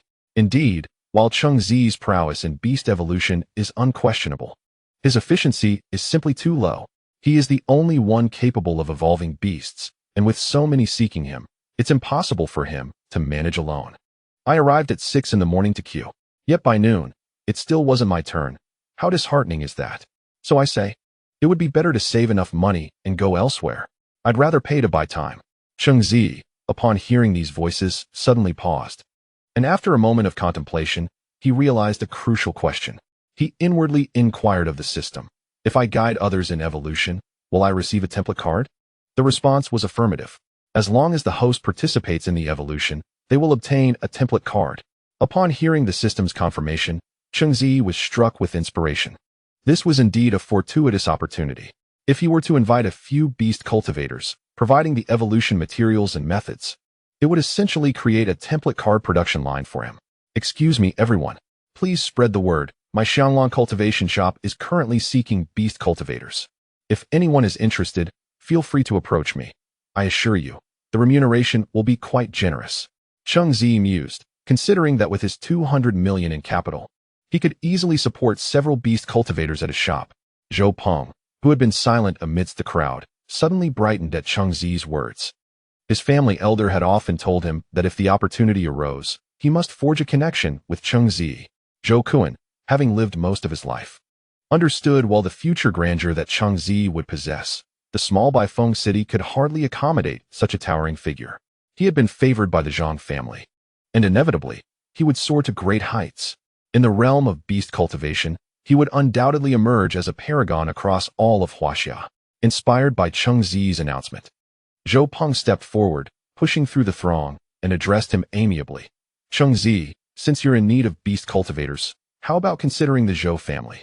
We are, after all, the foremost beast cultivation family in Baifeng City, with numerous skilled beast cultivators among us, all of whom you can trust. Oh. Cheng Ziyi regarded Zhao Peng with interest, sensing a softening stance from the Zhao family, eager to establish a rapport with him. It appeared quite promising. However, he shook his head and replied, "No, thank you. Why not? The Zhao family comes with sincere intentions. We harbor no ill will. I acknowledge my past transgressions against you, Cheng Ziyi, and I sincerely apologize. As a representative of the Zhao family, I wish to extend our assistance." Zhao Kuan interjected with a light-hearted chuckle. "Moreover, the beast cultivators we provide will not charge any fees. They will serve exclusively at your cultivation shop. What do you think? Free beast cultivators?" Cheng Ziyi's eyes glimmered. Such an arrangement would be a tremendous saving of both time and resources. He would not have to expend effort in recruitment or incur additional expenses. It was undeniably advantageous for him. Could it be that the Zhao family wishes to become Cheng Ziyi's subordinates? Such enthusiasm. What aspect of him do they find so appealing? Surely, it cannot be his looks. A nearby girl mused, her admiration evident. "Hold on. Cheng Ziyi is mine. Speak no more. Let us duel for the title of his sole wife." Zhao Peng maintained a cordial smile, asserting, "This way, both parties will benefit. The Zhao family seeks to mend relations with you, and you will find no detriment in doing so." "Very well. If that is the case, I am no capitalist or Wall Street wolf. For each beast cultivator that joins me, I shall offer a salary of 5,000 Huaxia coins per month. How does that sound?" Cheng Ziyi declared without hesitation. Zhao Peng's lips twitched. 5,000 was rather paltry, considering a golden beast master could generate profits in the millions each month. Yet, the family's intent was to wholeheartedly please Cheng Ziyi, so this minor loss was negligible. "Absolutely. If you require materials, you can also procure them from the Zhao family at prices significantly lower than market rates." Zhao Peng added. "Agreed. A fruitful collaboration." Cheng Ziyi responded. "I will contact my family to select 10 beast cultivators." No. Cheng Ziyi quickly interjected. 5 will suffice. These 5 must possess stronger evolution capabilities and must adhere to my directives. All evolution processes will require the materials and methods I specify." Zhao Peng hesitated briefly before nodding. "Certainly, you can rest assured about the Zhao family's beast cultivators." "Excellent. I expect to see these 5 beast cultivators at the academy tomorrow." "Not a problem. I shall report to my family and make the necessary preparations." Zhao Peng then departed, wearing a faint smile. His previous grievances against Cheng Ziyi having dissipated with his elder's change of heart. Once Zhao Peng had left, Cheng Ziyi and his companions prepared to depart as well. They had not forgotten that their primary task was to enhance their strength. Currently, each of their beasts had reached a bottleneck, and it was time for Cheng Ziyi to consider their evolution. For their future, it was imperative that they quickly elevate their capabilities. Ensuring they could assist in times of peril, Cheng Ziyi had resolved that he would not tolerate any useless members in his team. As they were about to leave, Feng Yingyue intercepted Cheng Ziyi. "I now believe in your potential to evolve a star diamond beast at merely 18. Remarkable. Your talent has truly astonished me. I will report this, and the pioneers will certainly take further notice of you." Cheng Ziyi, having evolved the fire mane horse into a flame Pegasus earlier, had indeed left a strong impression on her. "Great. What rewards can I expect?" he inquired eagerly, rubbing his hands together. "Perhaps a promising beast would suffice." "You know I have many soul seeds awaiting cultivation." "None," Feng Yingyue replied bluntly. "However, in light of your successful evolution of the flame Pegasus, I can offer a personal reward." "Really?" "Indeed. For achieving first place in the Academy's team assessment, I will personally provide you with a magical artifact. Originally, there was only one. If you secure the first position, you will receive 2. How does that sound?" Feng Yingyue contemplated, her expression thoughtful. "A magical artifact? First place? What exactly is a magical artifact?" Cheng Ziyi pondered.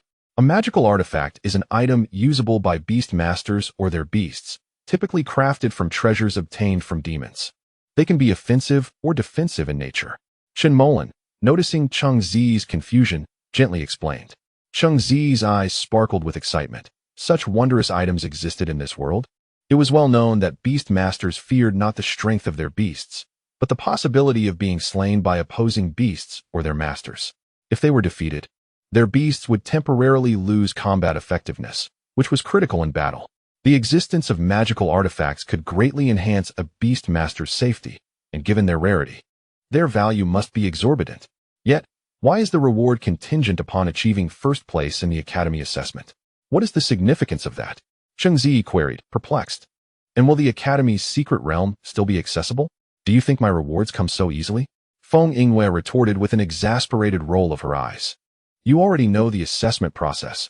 My rewards are hidden in the first realm of the secret realm, during the demon slaying competition to earn points. Now, go and give it your all. With that, she turned and walked away without looking back.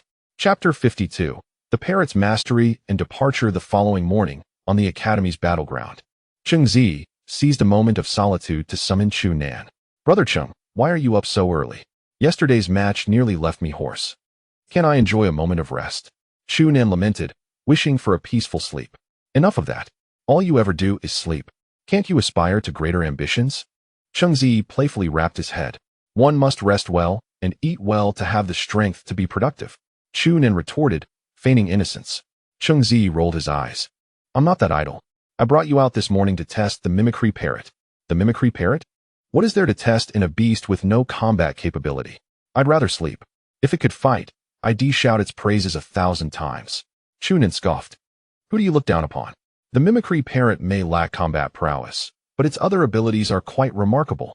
Cheng Ziyi had returned home the previous night and decided to utilize the template card obtained from evolving the flame horse to test the mimicry parrot today.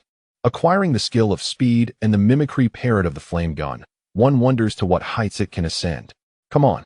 My no-hate monkey has already reached level 10 in gold. What can that little parrot do against my no-hate monkey? Chu Nan rolled up his sleeves, exuding confidence. A beast like the mimicry parrot, devoid of combat prowess, should be easily dealt with, right? All right, I shall impart another lesson today. Cheng Ziyi wore a faint smile as he summoned both beasts. Upon their encounter, the no-hate monkey launched the first attack. Mimicry parrot, use speed. Fly around the no-hate monkey, ensuring you evade its strikes. Cheng Ziyi commanded in his heart. The mimicry parrot, upon receiving the order, suddenly accelerated, creating faint afterimages. Transforming its body into a streak of light, swiftly maneuvering around the no-hate monkey's impending iron fists, flying closely yet rapidly. The no-hate monkey swung left and right, feeling the rush of wind against its body, desperately trying to strike the annoying parrot, yet each punch met nothing but air. It became dizzy from the parrot's relentless dodging, which was purely evasive, avoiding even a single feather's touch from the no-hate monkey. Frustrated, the no-hate monkey pounded its chest as it watched the parrot's elusive glimmer. Unable to land a single hit, it turned and twisted, attempting to catch the mimicry parrot, but after several dizzying spins, it found itself unable to stand, crashing heavily to the ground. Seeing this scene, Chu Nan stood frozen, turning stiffly to Cheng Ziyi, his voice trembling slightly. Is this what you call a mimicry parrot? Which parrot can move so swiftly?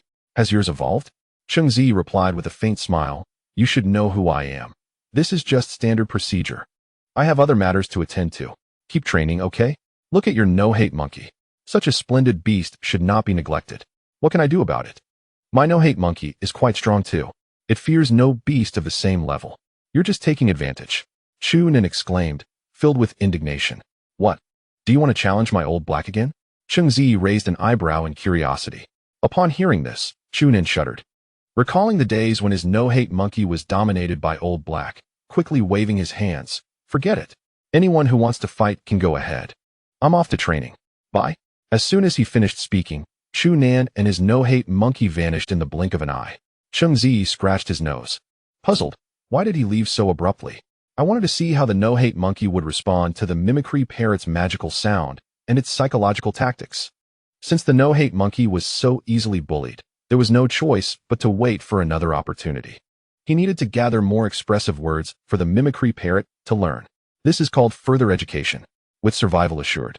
It was time for the mimicry parrot to take the stage in battle. Without hesitation, Cheng Ziyi used the hypnosis template card he had acquired previously on the mimicry parrot, significantly enhancing its combat assistance. Cheng Ziyi glanced at the time. Yesterday, Zhao mentioned he would be delivering 5 beast cultivators, and the appointed time was approaching. Such an opportunity to quickly obtain template cards must not be squandered. He hoped Zhao Peng's delivery would be reliable. If it were insincere, Cheng Ziyi would certainly blacklist him and the entire Zhao family, eliminating any future chances of building a good relationship. Arriving at the academy entrance, he spotted 6 individuals waiting. As soon as they saw Cheng Ziyi emerge, they promptly approached him. Zhao Peng, leading the group, smiled broadly. Brother Cheng Ziyi, I've brought the people you requested. Rest assured, they are the elite of our family and will not disappoint. Really? How elite are they? Cheng Ziyi surveyed the 5 youthful faces, wondering if they were secretly sent by the Zhao family to learn. This one, Zhao Xian, is the champion of the Baifeng City Youth Beast Evolution Competition. Zhao Peng began to introduce each individual. Stop! Cheng Ziyi interrupted, raising his hand. I'll find out their abilities through trial, but since they are free labor, I have no complaints. Zhao Peng was momentarily at a loss for words, his eyes darting.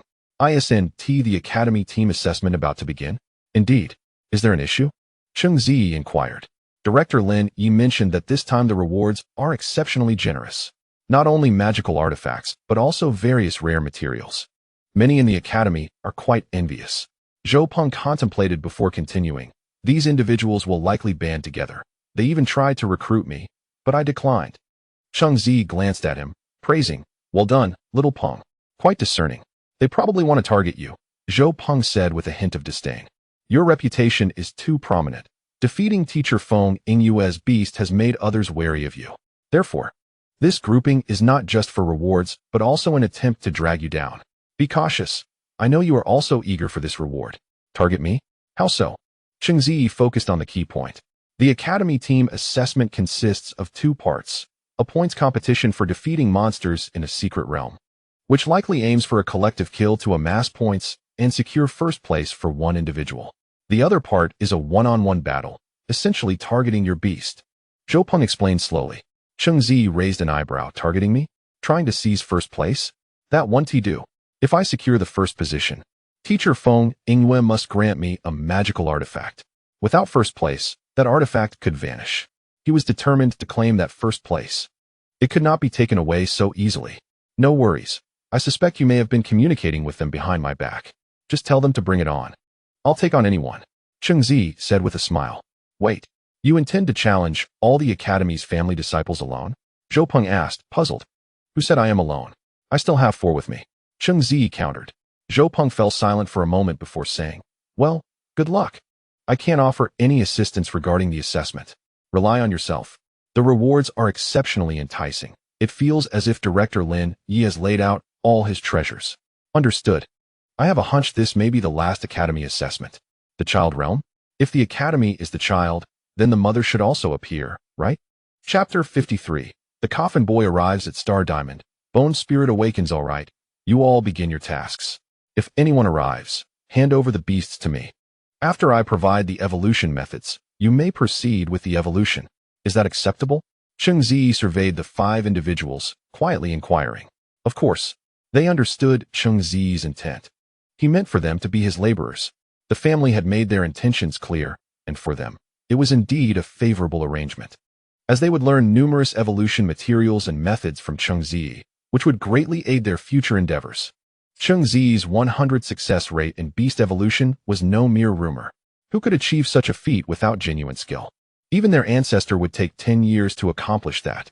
All right, then let us get started. I hope you all can be reliable, Cheng Ziyi remarked. The 5 gathered at the villa entrance, while Cheng Ziyi brought out a sofa, blissfully reclining upon it, eyes half closed as he watched the 5. Soon, students began to arrive in droves, forming 5 long lines, patiently awaiting their turn. That Peppa Pig. Do you have the evolution material, 10 pounds of rolling mud? If you have it, Zhao Xian, spread the rolling mud all over Peppa, then feed it shell fruit. That way, it will evolve into Peppa Daddy. Isn't that simple? Cheng Ziyi instructed, comfortably lounging, eyes squinted, hands gesturing continuously. At that moment, he truly experienced the joy of a capitalist. All tasks were left to his diligent workers, while he merely needed to provide the evolution methods. The simplicity of it all resembled reading directly from the information provided by the divine eye. Just recite it. The 5, Zhao Xian included, proved to be quite capable. They possessed their own evolution techniques and worked with remarkable efficiency. Silver and gold beasts could successfully evolve on average every 10 minutes. They toiled willingly, remembering the tasks assigned by their family, to memorize all the materials and methods required for Cheng Ziyi's beast evolution, then bring that knowledge back to their family. It must be said that Cheng Ziyi is quite audacious, unreservedly sharing any precious beast evolution techniques with the public. One cannot help but wonder whether to label him foolish or overly confident. What others cherish as treasures, in his eyes, appear as mere weeds by the roadside, utterly worthless. This stark comparison clearly highlights the disparity in the foundation of the Zhao family, which seems to pale in comparison. It is no wonder that the ancestor, in a frenzy, urged them to seek out Cheng Ziyi, for a salary is not the paramount concern. Acquiring the beast evolution techniques is of utmost importance. Observing the diligent efforts of the 5 individuals before him, Cheng Ziyi was well aware of the Zhao family's intentions, yet it had little effect on him. In fact, it provided him with 5 free laborers, which would prove to be quite advantageous. As he listened to the continuous notifications of template card upgrades in his mind, Cheng Ziyi felt a profound sense of satisfaction. This arrangement allowed him to conserve energy, preserving his vigor for the evening's training. Truly a splendid situation. In the evening, at the battle arena, Cheng Ziyi, laden with various supplies, gathered with Chun Molan and the others. Chun Molan, your little flower must have reached its bottleneck as well. It is time for evolution, Cheng Ziyi declared. And you, Chunan, your Wuhan monkey, must also be on the verge of reaching the pinnacle of golden level 10. It too is due for evolution. Indeed, Little Flower has been leveling up rapidly lately. It's brimming with energy every day. It certainly is time for evolution. Chun Molan summoned Little Flower, affectionately scratching its small head. Are we about to evolve into a star diamond? Ha! That is splendid. Just imagine the power of a star diamond beast. Once it evolves, my Wuhan monkey will undoubtedly shatter your old black shell. Chunan laughed heartily, already envisioning his Wuhan monkey's formidable form post-evolution. Upon hearing this, Cheng Ziyi could not help but roll his eyes. All right, I have noted your words. As for the beast evolution, next time for sure. Wait. Chunan, upon hearing Cheng Ziyi's statement, felt his hopes dashed, replaced by a plea for mercy. Brother Cheng, I believe there has been a slight misunderstanding between us. Are you still being cheeky? Cheng Ziyi inquired with a playful smile. I dare not. I want to do it again. Chunan responded hastily. Let us skip the small talk. I'm here to help you evolve your beasts. Let me remind you, I am determined to secure first place in the academy assessment. Cheng Ziyi surveyed the group, emphasizing his resolve. First? What does that even mean? Can one eat it? Feng Bauer asked, her expression adorably bewildered. Can you not think of something more ambitious? Must your mind always drift to food? Cheng Ziyi replied, somewhat exasperated. Oh, Little Black has grown so much since devouring that bird corpse last time. It says it wants more. Feng Bauer said, her expression blank. Grown? How large? Cheng Ziyi inquired. About your size. Summon it out. That bird corpse was a star diamond level 10. Cheng Ziyi was genuinely curious about the special transformations that could occur after the back casket youth devoured such a powerful entity. How much could its strength be enhanced? All right. Little Black, come forth. Feng Bauer summoned the back casket youth with a stoic expression. A purple mist emanated from the summoning array, forcing the others to take a step back. The back casket youth emerged, towering at Cheng Ziyi's height. Upon closer inspection, Cheng Ziyi noted that not only had its size increased, but even the coffin behind it had grown larger. Moreover, its level had skyrocketed to star diamond level 1, a remarkable leap from its previous golden level 3. One must admit, the nourishment from the star diamond level 10 bird corpse was exceedingly rich. If Little Black had consumed the star diamond level 10 corpse, the effects would have been even more pronounced, considering that Little Black digested the entire body, whereas the back casket youth merely absorbed the soul. This time, the back casket youth had even enlarged the coffin significantly. Cheng Ziyi also observed that it had acquired a new skill, Bone Spirit Revival. This skill allows it to revive creatures absorbed into the coffin, commanding their bones to battle. This indeed marks a significant transformation, enhancing the combat prowess of the back casket youth considerably. The information provided by the Eye of Divine Insight indicated that the skeletal bird's level was also star diamond level 5, thus adding a high-end combat force to the team. Surely, securing first place in the academy assessment was now a foregone conclusion. One must ask, aside from Dean Lin Yi and teacher Feng Yingwei, who else in the academy possesses star diamond level beasts? No one, right? But now Feng Bauer has one. Moreover, she is their family's darling. In this light, one must ponder how the other students in the academy can possibly compete with Cheng Ziyi and his team. Victory is assured. Little Black has indeed grown quite strong.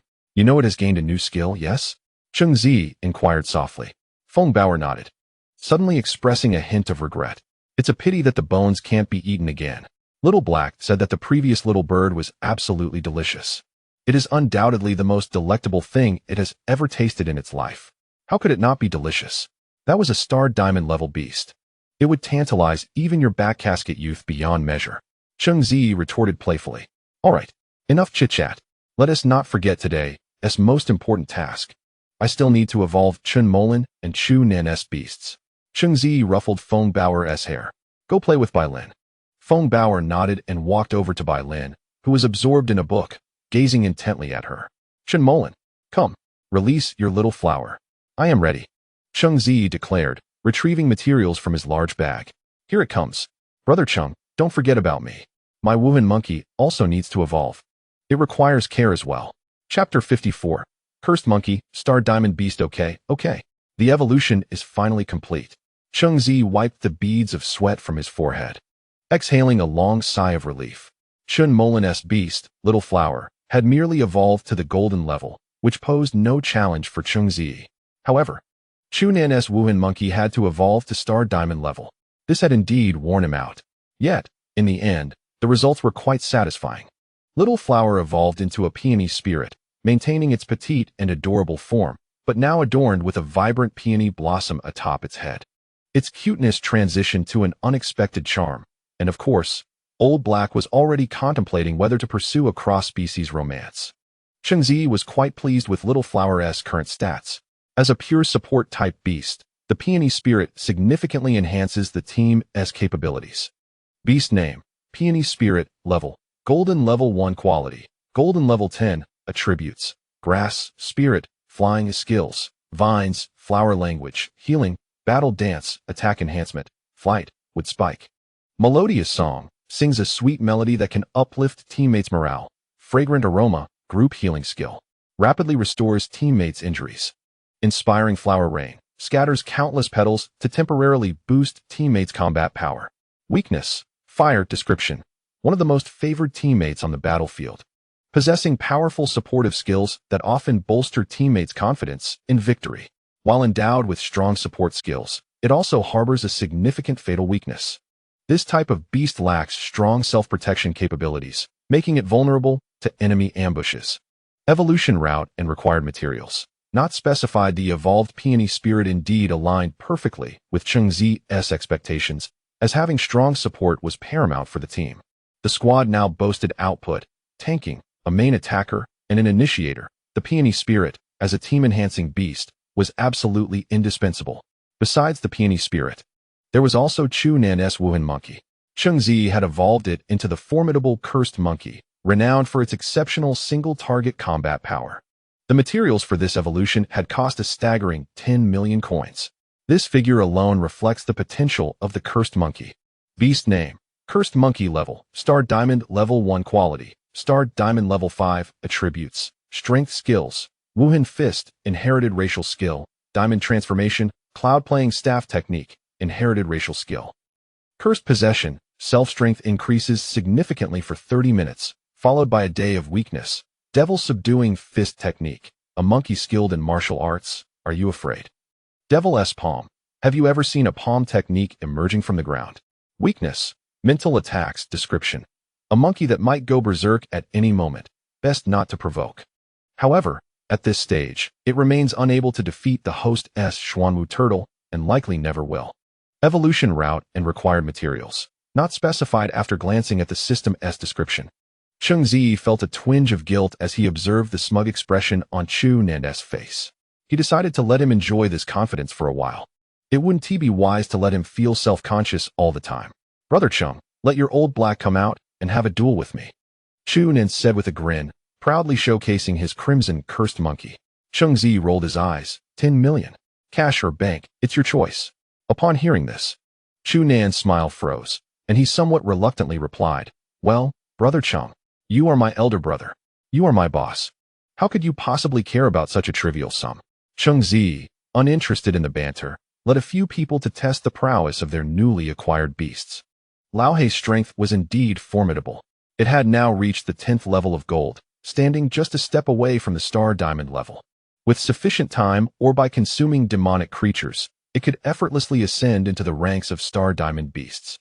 All my brothers are so strong. Bai Lin gazed with envy at the awe-inspiring beasts of her companions after their evolution.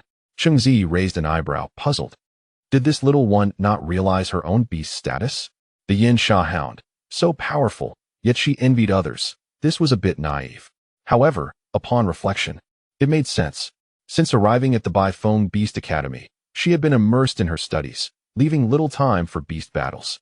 Cheng Ziyi could teach Bai Lin about beast cultivation and evolution, which would be a splendid opportunity if she became a beast cultivator. Enough of the chatter. Enhancing our strength is paramount. Now, we can practice our coordination. After all, I consider myself part of a team. Cheng Ziyi declared with a hearty laugh.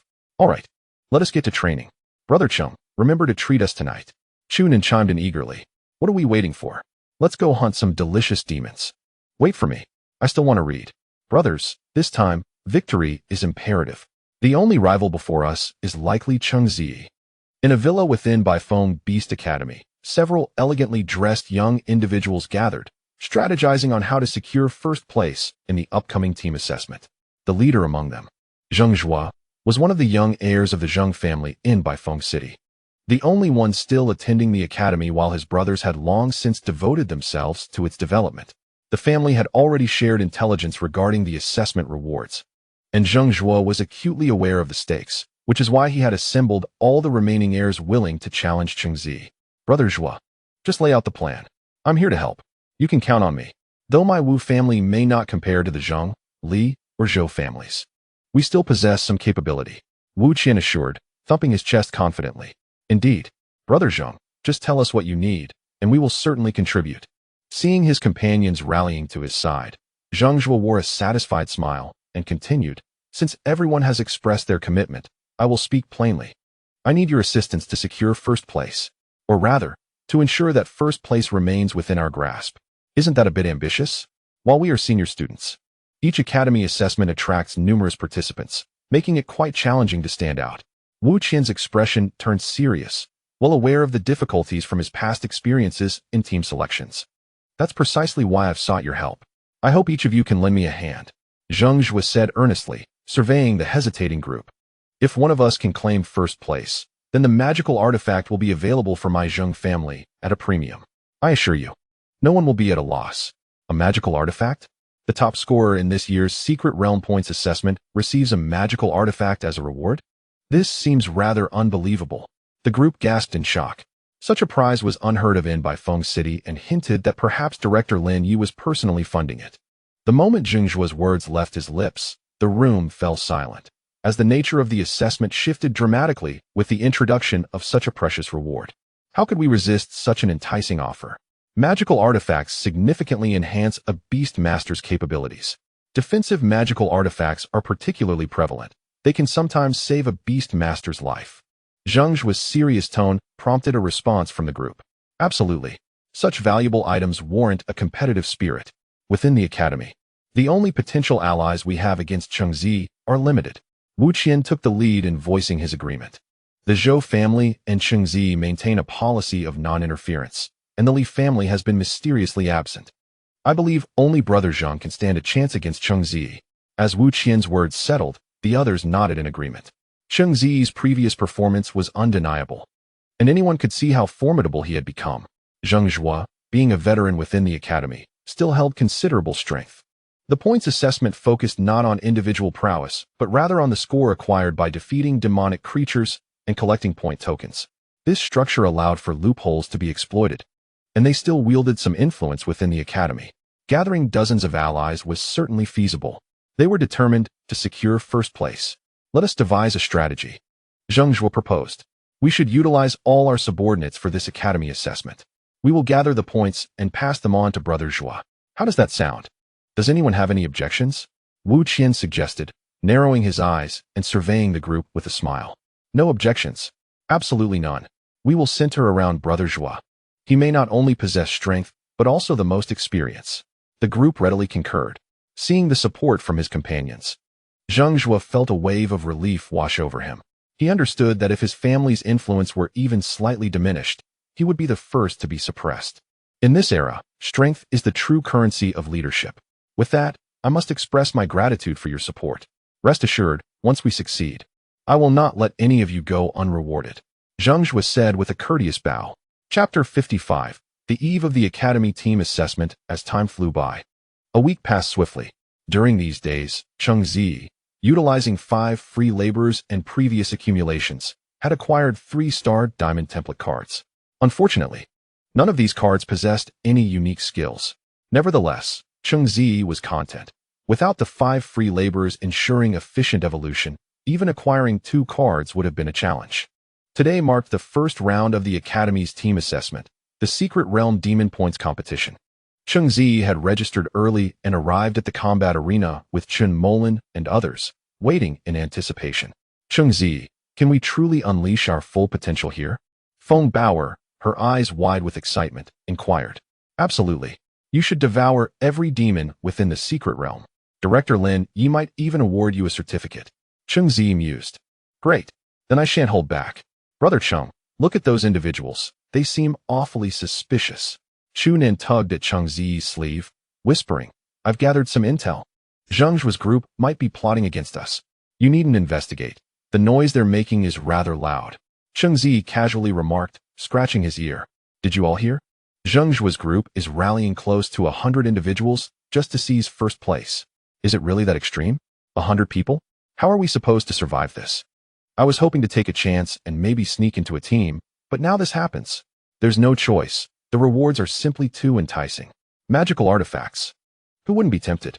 With a magical artifact, I feel I could withstand a strike from a king-level beast. I've heard Zhang Zhuo is making quite a spectacle, seemingly to target Cheng Ziyi. Of course, Cheng Ziyi's strength is undeniable. He set records defeating teachers. Have you all forgotten? Listening to the chatter around him, Cheng Ziyi felt a bit bewildered. All he wanted was to acquire another magical artifact. Yet suddenly, he found himself facing an overwhelming number of opponents. As the crowd engaged in fervent discussion, Lin Yi approached the podium with a cheerful demeanor, microphone in hand. He surveyed the enthusiastic assembly and proclaimed, Students, please quiet down and allow me to share a few words. We can commence today's significant proceedings. His words resonated, and the chatter subsided. For this esteemed elder commanded respect throughout Baifeng City. Following tradition, our teachers would soon distribute scoring wristbands to the students participating in the assessment. These wristbands are multifaceted in function, thus quite costly, and I hope you will cherish them. As you enter the secret realm, I have a few stipulations. Do not maliciously harm or kill your fellow students or their beasts. Lin Ye's smile vanished abruptly, replaced by a stern expression. Should a supervising teacher discover such actions, it could lead to a lifetime of imprisonment. Thus, do not perceive this as a grand opportunity for vendetta. I assure you, I will be vigilant. I trust you will heed my words. Without further ado, please take your scoring wristbands and follow your teachers into the secret realm. Lin Ye's voice trailed off almost imperceptibly, yet Cheng Ziyi caught a hint of it. Cherish? With such enticing rewards. Could this possibly be the last opening of this secret realm? That shouldn't be the case. He had observed that the rewards included tokens for entry and exit. Confused and unwilling to delve into the shrouded reasons, Cheng Ziyi focused intently on the scoring wristband in his possession. The wristband, rather akin to half a smartphone screen in size, featured a touchscreen that Cheng Ziyi navigated with ease. On its reverse side lay a sensing device, designed to register points earned from defeating monsters. By swiping this device, one could accumulate corresponding points. Upon activating the intelligent screen, several functional applications appeared before Cheng Ziyi's eyes. Point inquiry, ranking inquiry, and point transfer. The first two were self-explanatory, but what did the last one entail? What does point transfer mean? Cheng Ziyi inquired of Chen Mulan and Chu Nan, his brow furrowed in puzzlement. It means the points from 2 wristbands can be exchanged. Chen Mulan replied with a smile. Cheng Ziyi admitted he was unaware of this, having never participated in any academy team selection before. I see. So it seems I have been somewhat ignorant, he said, feeling a tad embarrassed. Haha, no worries. Aren't we all aiming for first place? Teacher Feng promised to give me an extra magical artifact. This is what we call debuting at the pinnacle. Chen Mulan exclaimed, waving her delicate hand excitedly. Indeed. What does it matter if Zhang Zhuo targets us? My spell monkey is a star diamond level beast. What can they do to me? Chunan boasted confidently. Cheng Ziyi found himself unexpectedly agreeing with Chu Nan. Within the secret realm, there was unlikely to be any monsters of star diamond caliber. Thus the spell monkey would indeed be a formidable weapon amidst the Baifeng beasts. When are we heading in? I can't wait to catch some monsters and let Little Black devour them. Feng Bei'er, cheeks puffed like a hoarding hamster, expressed her excitement. When are we going? I want to return to my studies. Bai Lin chimed in meekly. Come on. You five, follow me. Feng Yingyue, her eyes shadowed, approached the group with disheveled hair. Calling out wearily, Cheng Ziyi was taken aback by her demeanor. Feng Yingyue, feeling exasperated by their indifference, recalled the relentless days she had spent monitoring spatial fluctuations. Now that she finally had a chance to rest, she was compelled to oversee these students at Lin Ye's behest. Though she felt a surge of frustration, she suppressed it. Knowing Lin Ye held a respected position. Thank you for your hard work, Teacher Feng. I'll have Chu Nan and Bei'er give you a massage on the way. Cheng Ziyi said with a smile, subtly signaling to Chu Nan. As the assessment at Baifeng Beast Academy commenced, hundreds of students, led by several teachers, made their way to a secluded area not far from the academy. Cheng Ziyi gazed upon the towering walls, immediately comprehending that this was the location of the secret realm. Upon entering the enclosure, they encountered numerous members of the beast army clad in camouflage uniforms. Clearly, the security here was quite stringent. The stout teacher at the forefront addressed the students. All right, everyone. The teachers will enter the secret realm to ensure your safety. Should you encounter an uncontrollable situation or a threat to your life, immediately press the emergency button on your scoring wristband, and the nearest teacher will come to your aid. In the face of danger, do not be reckless. Now, I wish you all the best in achieving commendable results. The students echoed their agreement as the teachers led them deeper into the realm. Gradually, students entered the depths in groups, and after a while, it was finally Cheng Ziyi's turn. Let's go. Prepare to enter the secret realm, Feng Yingyue stated, glancing at the group before proceeding ahead. Cheng Ziyi took a deep breath. His inaugural journey into the secret realm was about to commence. As they ventured further, Cheng Ziyi noticed a massive door towering like a city wall, shimmering with a faint light. Just as he contemplated his thoughts while gazing up at the door, he suddenly felt a forceful kick to his backside, causing him to lose his balance and tumble into the secret realm. Step inside. We don't have all day, Feng Yingyue exclaimed, giving him a nudge that propelled him into the realm. Upon entering, Cheng Ziyi felt a dizzying sensation as darkness enveloped him. When he regained his senses, he found himself amidst a dense forest, surrounded by towering ancient trees. Taking a deep breath, he inhaled the crisp, fragrant air. Is this the secret realm? A melodious voice emerged, and Cheng Ziyi turned to see Chen Mulan smiling at him. Isn't the air here much better than outside the realm? All right, everyone. Hurry and slay the monsters to seize those scoring tokens. The first place is already at 10 points. Chu Nan burst forth from the entrance, glancing anxiously at his scoring wristband. Let's feast. Feng Bei'er shouted with glee, summoning her coffin-carrying child and dashing off. Bei'er, don't run off recklessly, Bai Lin pleaded, trailing after her, fearful of losing sight of her friend. Don't wander too far. We'll take you to hunt monsters. Just be patient. Cheng Ziyi called out. Oh, I should have followed my sister Bei'er. Look at the ranking on the wristband. Zhang Zhuo already has 20 points. It can't be fair, Chu Nan exclaimed, his urgency palpable. Upon hearing this, Cheng Ziyi raised his arm and quickly glanced at his scoring wristband. Indeed, Zhang Zhuo had claimed the top position, and his score was steadily climbing. Just moments ago, it had been 20 points, and within seconds, it increased by 4 more. The tokens from monsters were worth 1 point for bronze, 2 for silver, and 4 for gold. This indicated that Zhang Zhuo must have defeated numerous monsters in just a few minutes. Who is this person? So formidable? I've never heard of him, Cheng Ziyi questioned, perplexed. A senior from the 4th year, the eldest son of the Zhang family. His strength is merely golden, and I suspect he has relied on others for assistance to achieve such a score so quickly. This is one of the loopholes in the assessment. The academy permits cooperative combat, Chu Nan replied, his frustration evident. Since the academy allows it, there's no point in complaining. Let's put in more effort, Cheng Ziyi declared, summoning his companions, Old Black and the parrot. The others followed suit, calling forth their beasts. Lead the way, Bei'er. Wherever the fragrance is most alluring, that is where we shall go. Cheng Ziyi decisively declared, noting that in the pursuit of high-level beast tamers, one must rely on Feng Bao, who is exceptionally skilled in this regard. It was once unknown how many Star Diamond beast masters Feng Bao had discovered. Hence, the task of locating high-level beasts could confidently be entrusted to her. With a beaming smile, Feng Bao nodded and sprinted excitedly into the winding jungle. Before long, she stumbled upon a pack of monsters. Utilizing the eye of divine insight, Cheng Ziyi swiftly assessed the strength of these creatures. They were Gale Wolves, a group of beings, with the strongest among them at the golden 4th level and the weakest at the silver 5th level. Their prowess was indeed commendable. Cheng Ziyi counted the number of Gale Wolves, 25 in total, realizing that they could handle this situation with ease.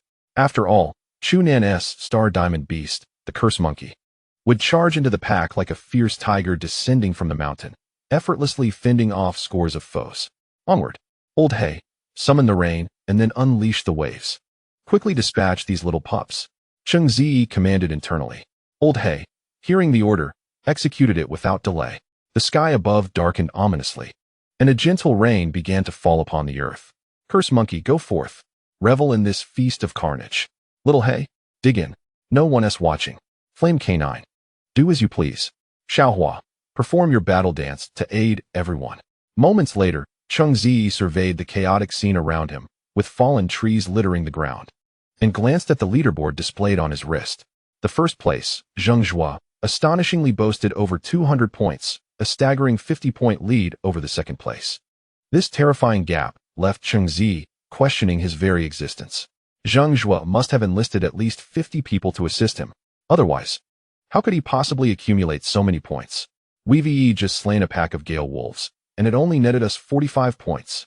Chunan, clutching over 20 tokens in his hands, cast an indignant glance at Cheng Ziyi's score. This is utterly unfair. Are a dozen helpers not sufficient? How could he gather so many? Chen Molan also expressed her frustration. They had all realized that this reward was unprecedentedly generous, and it seemed that some individuals were determined to seize first place through dubious means to claim the coveted magical equipment rewards. Cheng Ziyi remained silent, deep in thought. Although their 5-member team was formidable, their numbers were ultimately limited. While they could slay monsters swiftly, they could not match the speed of a larger group in their search. Cheng Ziyi had to devise a strategy. Otherwise, if Zheng Zhua continued unchecked, his own chance at first place would be snatched away. Would the magical equipment promised by Feng Yingwei slip through his fingers? Chapter 57. A grand undertaking. Cheng Ziyi furrowed his brow, genuinely at a loss for a countermeasure. The secret realm was indeed teeming with monsters. Yet, with only a handful of them, they could hardly compete against Zheng Zhui's multitude. With a sigh, he resolved to take one step at a time. Wait, can't points be transferred between us? Cheng Ziyi inquired of his companions. Right, didn't you just ask that? Chunan replied, puzzled. Haha, I think I've just had a brilliant idea. Cheng Ziyi's lips curled into a smile. Since we can transfer points, let us borrow some. Borrow? What do you mean? Chunan was even more confused. Oh, just borrowing without the intention to return. Zheng Zhua has so many points. What would it matter if we took a bit? Cheng Ziyi said with a grin. Wait, are you planning to snatch Zheng Zhui's points wristband? Chunan exclaimed, realization dawning upon him. Such a notion had never crossed their minds, and it seemed only Cheng Ziyi could conceive of such audacious tactics. I think it's a feasible plan. If we can have Zheng Zhui's helpers lend a hand. What's the harm? Chen Molan chuckled, covering her mouth. Besides, Chunan's beast is already in the Star Diamond ranks. Even if Zheng Zhua has the most people, his beasts 1T stand a chance against the Curse Monkey. Cheng Ziyi nodded. Let us go find Zheng Zhua and express our gratitude for the points he has helped us gather. Sure, I might also collect some materials along the way. This secret realm is rich not only in monsters, but also in materials for beast cultivation and evolution. Chen Molan added. Suddenly, Cheng Ziyi paused, smacking his forehead. Of course, the materials in this secret realm are abundant. Just a moment ago, the Eye of Divine Insight provided so many prompts. I was so focused on accumulating points that I overlooked it, but now that you mention it, I've recalled it. With so many materials and monsters at hand, why not gather resources on site? By directly evolving these monsters, and then provoking them to attack the assessment students, wouldn't their points wristbands be easy to obtain? This plan was not without precedent. The Gale Wolves they had just encountered required wind-clear grass for their evolution, which was plentiful in the vicinity. Moreover, each Gale wolf needed only a small amount of wind-clear grass. Thus, this approach was entirely feasible. What a clever mind. Cheng Ziyi beamed at Chen Molan, patting her on the back. Such a brilliant little brain. Now, boar, can you sense any strong fragrances nearby? Preferably from a large number of sources. Feng Bower blinked and tilted her head, pointing in a direction. Over there by the mountainside, the scent is the strongest. It's quite fragrant. All right, Bower, lead the way. I'm taking you all for a grand adventure. Cheng Ziyi exclaimed, dashing ahead. Cheng, what are you up to? Is slaying a monster really worth such excitement? Chunin hurried after him, feeling puzzled. Cheng Ziyi's eagerness seemed more akin to a lover rushing to meet their beloved. Indeed. Cheng Ziyi, what are you doing? Don't run so fast. We can't keep up. Chen Molan said anxiously. Quick, follow me. We're going to pull off something grand. What is Zheng Zhuo to me? I'll break his spirit. Cheng Ziyi grinned mischievously. If Zheng Zhuo could rely on a multitude, why couldn't he harness the power of monsters? Wait, why are you summoning the parrot? What is its purpose? Chunin asked, bewildered at Cheng Ziyi's call for a creature with little combat prowess. Don't ask, just know we're about to make a grand move. Cheng Ziyi replied, not looking back as he continued onward. The rest, bewildered by his intentions, hastened to follow with their beasts in tow. In a secluded corner of the mountains, a herd of fire boars lounged in the sun, seemingly on the verge of dozing off. Their numbers were nearly 100. Yet not a single boar stood guard, making the entire group appear lethargically disorganized. Cheng Ziyi led his companions to hide at a distance on the mountainside. Observing the herd of fire boars, they were merely miles away from the creatures, and any other monsters would have long since sensed their presence. Yet, this group of fire boars would likely remain indifferent even if they noticed. From his vantage point, Cheng Ziyi, through the eye of divine insight, could discern the details of these monsters and the surrounding materials. His vision was filled with information templates.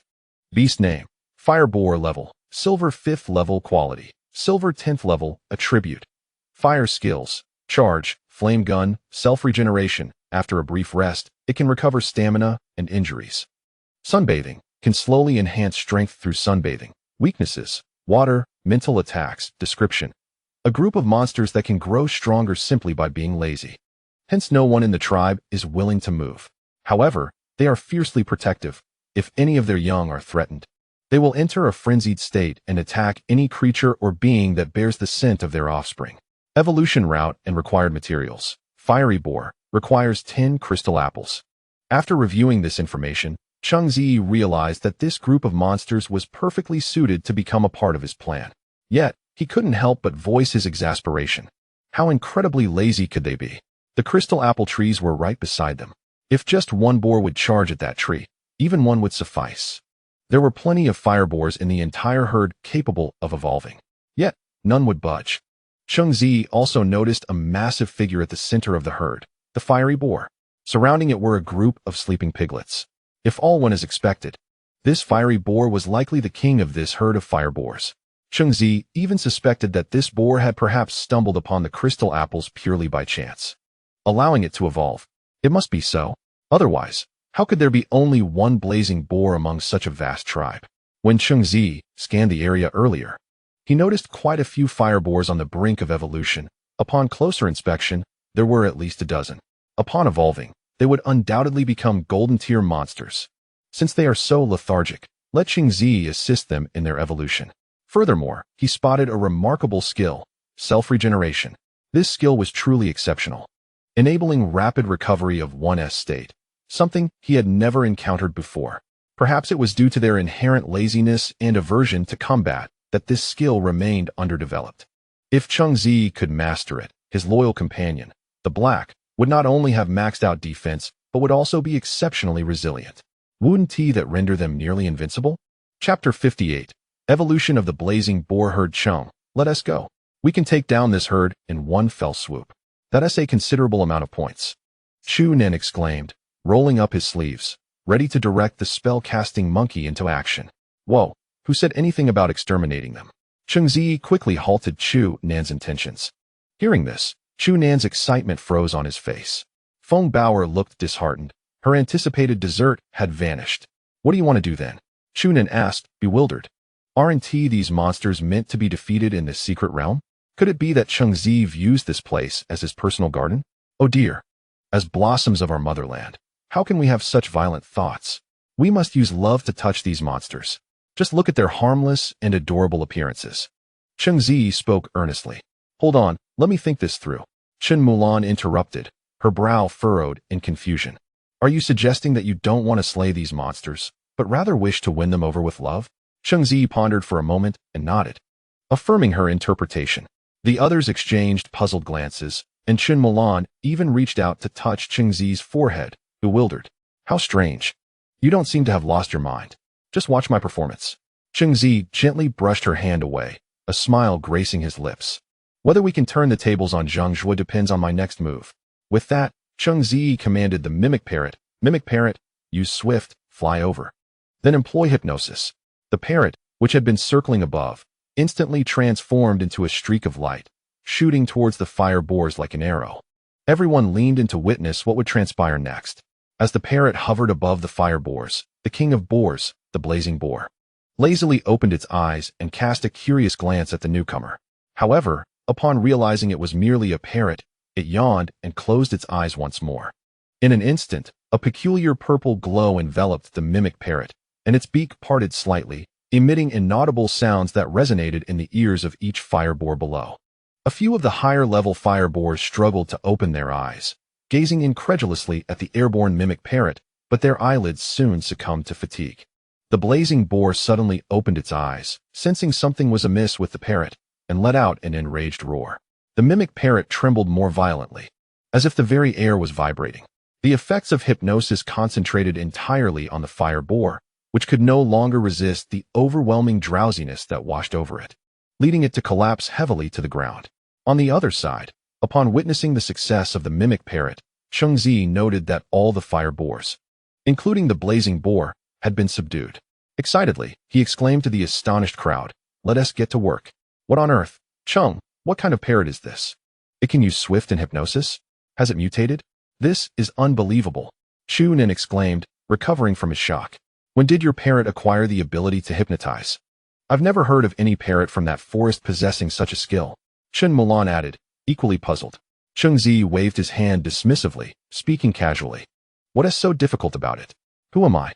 As long as I let the mimic parrot watch Baby Bus or listen to advanced calculus lectures, it will naturally learn. Right? It's as simple as that. What? Baby Bus? That childish show? How can that possibly work? Chu Nin exclaimed. Enough. Let us get busy.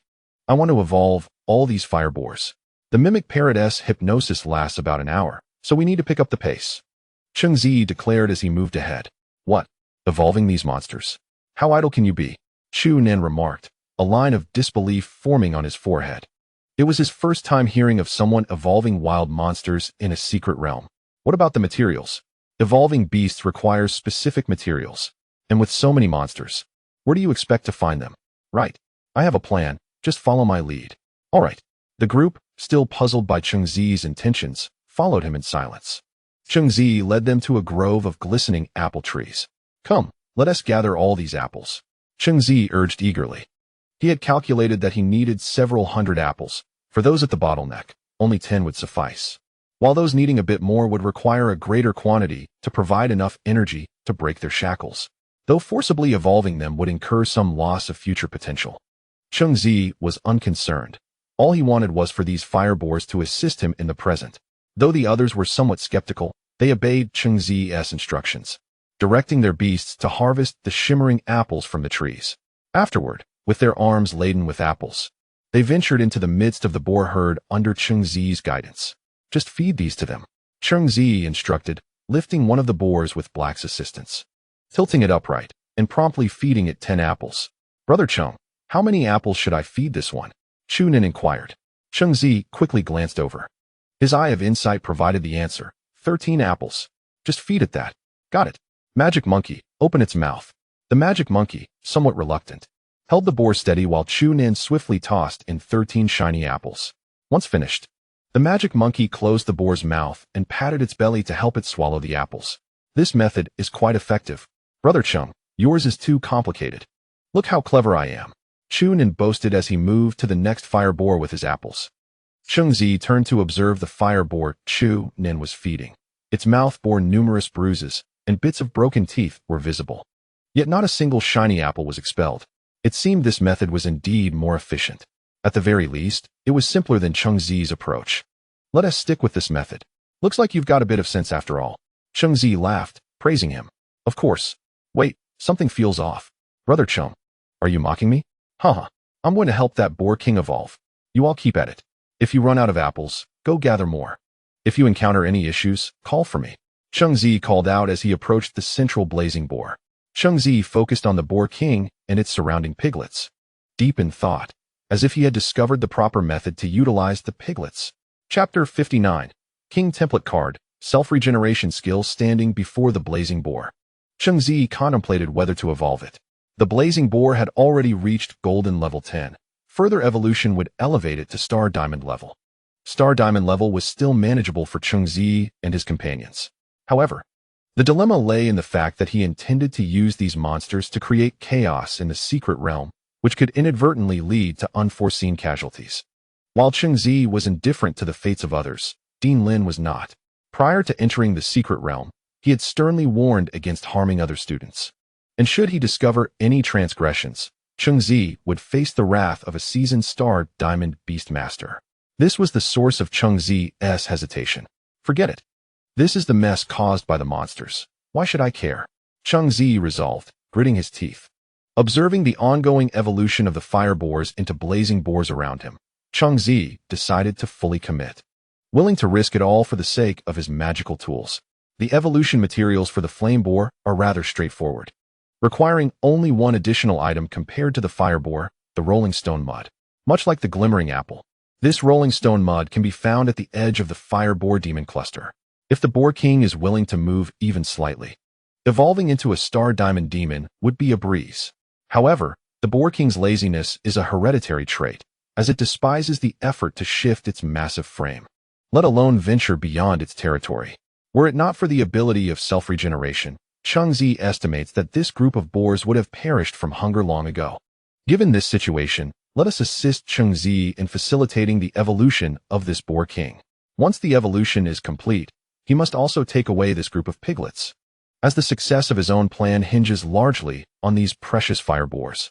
Congratulations, host, for obtaining a bronze template card. Congratulations, host, for obtaining a silver template card. Congratulations, host, for obtaining a gold template card with the skill of self-regeneration. Congratulations, host, for obtaining another card. The current number of silver template cards is 25. Would you like to synthesize a gold template card? The current number of gold template cards is 5. Would you like to synthesize a star diamond template card? As Cheng Ziyi listened to the constant notifications echoing in his mind, his heart raced with excitement. This wave of evolution was akin to striking gold. In just a matter of minutes, he had amassed dozens of template cards. Entering the beast mastery space with his consciousness, he began to tally his current collection of template cards. The recently acquired template cards from evolving the fire boars, combined with his previous accumulation, amounted to quite a fortune. 50 bronze cards, mostly from past endeavors, enough to synthesize 2 silver cards. There were 28 silver cards, sufficient to exchange for 1 gold card. He possessed 8 gold cards, a result of previous synthesis. Furthermore, he had 3 star diamond cards, also from prior accumulation. Cheng Ziyi's eyes lit up by this calculation. It seemed he could synthesize a king template card. Was the first king template card within his grasp? Cheng Ziyi felt as if he were in a dream. Without a moment's hesitation, he synthesized his very first king template card. System, please synthesize all my template cards. Cheng Ziyi urged, suppressing his excitement. Congratulations, host, for synthesizing a king template card, which carries the skill of self-regeneration. Cheng Ziyi punched the air triumphantly. The king template card was finally his. Brother Cheng, you seem quite elated. Have you resolved everything? Chunin inquired as he approached Cheng Ziyi. Almost, Cheng Ziyi replied, surveying the now-evolved flame boars as well as his newly evolved star diamond level fury boar. Essentially, his plan was already halfway to success. The next crucial step was to stealthily take all the piglets away, then turn them into roasted suckling pigs, inciting chaos among the boars. Have we collected all the score tokens? Cheng Ziyi asked. Yes, all of them, Chen Moshuan replied softly. However, these scores only account for the demons before their evolution. That is fine. Soon, we'll have even more. Others have labored to gather so many points for us. We merely need to collect them. Cheng Ziyi said with a smile. I don't understand, but we'll follow your lead. We trust you unconditionally. Xu Nen nodded, still placing great faith in Cheng Ziyi, who had yet to make a significant mistake, aside from his beast evolution endeavors. All right, let us gather those piglets. It's time to treat ourselves. Cheng Ziyi calculated the number of fireboar piglets, estimating there were about 12, which a few beast companions could easily carry. By the way, we need to mask our presence. Cheng Ziyi suddenly remembered, noting that all demons are acutely sensitive to scent. If they did not handle this properly, trouble would surely follow them. To mask their scent, demon feces usually serves well, but Cheng Ziyi found that too repugnant. Fortunately, he had a better alternative to conceal their presence. The rolling stone mud, being rich in earthy energy, could effectively obscure their scent, rendering the demons unable to detect them. Moreover, the rolling stone mud was far more acceptable than excrement. Cheng Ziyi scooped up a handful of rolling stone mud and sprinkled it over everyone. What are you doing? Cheng Ziyi?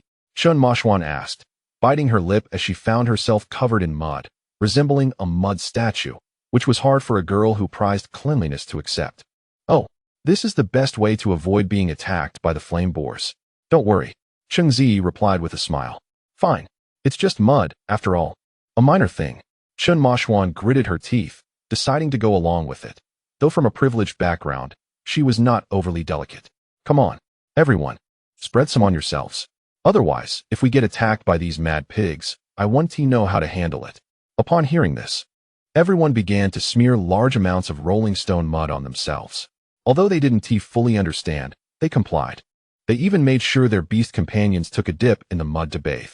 Before leaving, Cheng Ziyi instructed his mimic parrot to cast another round of hypnosis on the flame boars, ensuring they wouldn't wake up quickly. Once everything was settled, they prepared to depart, led by Cheng Ziyi in search of a more populated area. Feng Baoer glanced back at the seemingly lifeless flame boars scattered on the ground, a tinge of reluctance in her eyes. Cheng Ziyi noticed her thoughts and gently patted her head. Don't look. We'll find an isolated spot and feast on these demons soon. All right. Feng Baoer reluctantly diverted her gaze, nodding obediently as she followed the group. Not far above, in the clouds, Feng Yingyue rode on an eagle-like beast, holding a camera while conversing with Dean Linya. Dean, I can't quite fathom what Cheng Ziyi is up to again. He has evolved most of the fire boars into flame boars, and I'm baffled by his intentions. Could he really be that idle? Feng Yingyue observed the group in the woods with a puzzled expression. Regardless, his thoughts are unconventional. Let us see how it unfolds. But he also took all the offspring of the flame boars. Dean Linya fell silent for a moment before contemplating. Keep a close watch on them. If anything unusual occurs, be ready to intervene. I do not wish to see any student casualties. Understood. Feng Yingyue replied, her tone exasperated. This is so frustrating. Can't we just stick to the assessment without all this chaos? Chapter 60. Diverting Disaster. Using others' hands, Cheng Ziyi led the group, following the surrounding tracks, to a gathering of dozens of students. At the center, a well-dressed young man was surrounded, none other than Zheng Zhao. They had just finished hunting a group of demons and were resting together. Upon seeing Cheng Ziyi and his companions approach with a dozen piglets, the group turned their attention toward them. Xu Nen leaned closer to Cheng Ziyi and whispered, the flashy one in the middle is Zheng Zhao. Cheng Ziyi's eyes brightened. This was serendipitous. He had followed the tracks through the woods and stumbled upon this group. After all, Zheng Zhui's larger entourage left the most distinct and abundant traces. Let us not worry about them. Everyone must be hungry, right? After all this effort, it's time for a hearty meal, Cheng Ziyi said with a grin. Then grabbed a sleeping piglet from beneath the old black beast and tossed it onto the ground, ready to begin the preparations. So all our efforts in collecting ingredients were just to enjoy a feast? And evolving those fire boars was merely compensation for their offspring? Bai Lin struggled to comprehend Cheng Ziyi's intentions. Yes, if you want to interpret it that way, that is fine. Everyone is hungry, aren't they? It's time for a good meal, Cheng Ziyi said, patting Bai Lin on the head. Come on, let us get cooking. We need our strength to slay demons later. As soon as he finished speaking, everyone jumped into action. Butchering pigs was an exceedingly simple task they could all handle. Meanwhile, Zheng Zhuo watched Cheng Ziyi's group bustling about, cooking and preparing food, a puzzled look in his eyes. How many points do they have? Zheng Zhuo asked Wu Qian beside him. confused by the sight of mud-covered individuals accompanied by a dozen piglets. Did they actually hunt down a group of demons? Wu Qian, hearing the question, immediately checked the point rankings on his wristband. After searching for a while, his frown deepened. No, they don't have any. The top 50 of the leaderboard does not bear their names.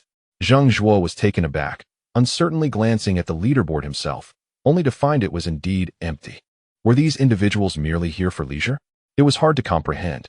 Yet, with just 5 of them and a few summoned beasts cooking in front of us, were they not clearly signaling their intent to serve us? A cunning glimmer flashed in Wu Qian's eyes as he smirked mischievously.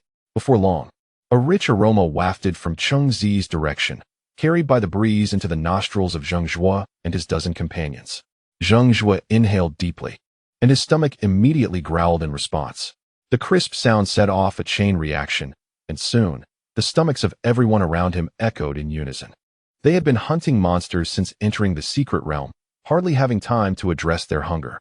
The enticing scent awakened their body's primal needs. Wu Qian, go ask if we can trade 5 points for a roasted pig. Zhang Zhuo whispered urgently. But we worked hard for these points. How can we spend 5 on a single pig? Wu Qian replied, his face betraying his dilemma. Just do as I say. Everyone is hungry. I cannot let my brothers go without. Zhang Zhuo's expression turned serious. But no buts. Just go. Are you afraid our points won't match up to others? Remember, I have over 1,000 points. Trading a few for roasted pigs is but a drop in the ocean. Zhang Zhuo raised his voice. His exclamation left Wu Qian and those nearby momentarily stunned, a flicker of gratitude igniting within them. They had rushed into this situation without considering logistical matters. And now witnessing their leader Zhang Zhuo's concern for them was undeniably moving. Wu Qian's expression shifted as he hesitated, then steeled himself and approached with a few companions in tow, though his eyes darted around, deep in thought. Cheng Ziyi caught sight of the approach and smiled subtly, sensing a catch. Hey, you lot with the roasted pigs. We want them. Hand them over. Wu Qian shouted. Cheng Ziyi was about to respond, but the ill-tempered Chu Nin couldn't hold back any longer, slamming his thigh and standing up to roar. Why should we give you the food we worked hard to catch? Who do you think you are? Wu Qian's brow furrowed as he stepped closer to Chu Nan, speaking harshly. And who might you be? Did I address you? What? Are you a dog? So eager to protect your master? Your master hasn't uttered a word, yet you're barking so loudly. What the hell are you talking about? Chu Nan locked eyes with the shorter Wu Qian, veins bulging. Look around. Do you think you're invincible here? Wu Qian's expression turned sour as he struggled to speak, with Chu Nan's grip tightening around his neck, signaling for his companions to prepare for a fight. Cheng Ziyi's brow knitted in concern. Wu Qian seemed utterly devoid of sense. He approached with the intent to teach this man a lesson. Wait, Cheng Ziyi. This is a misunderstanding. Zhang Zhuo interjected, forcing a smile that looked almost painful, stepping in to mediate. How is this a misunderstanding? Your subordinate's mouth is filthy. It's as if he just left the restroom without wiping. Cheng Ziyi remarked coldly. It's a misunderstanding. I merely asked him to trade points for a few roasted pigs. Zhang Zhuo chuckled awkwardly, mentally cursing Wu Qian for his incompetence. A misunderstanding? I fail to see it. Your subordinate appears quite bold, demanding food from me. I do think he is a beggar. Cheng Ziyi scoffed, glancing dismissively at Wu Qian. You, who are you calling what? Wu Qian's face turned beet red, and had his companions not been restraining him, he would have lunged at Cheng Ziyi. I'm talking about you. Don't whine. It's clearly you. Cheng Ziyi glared, realizing he could no longer tolerate Wu Qian's insolence. Say that again. I'll take you down. You're just a few people, while I have nearly 100. Taking you down is a piece of cake. What gives you the audacity to act so tough? Wu Qian's face flushed with anger, trembling with rage. Stop. Everyone, calm down. Zhang Zhuo exclaimed, sensing the situation spiraling out of control. This was merely my oversight. Please don't take it personally. How can I not? I can't stand that kid. Cheng Ziyi snapped, frustration boiling over.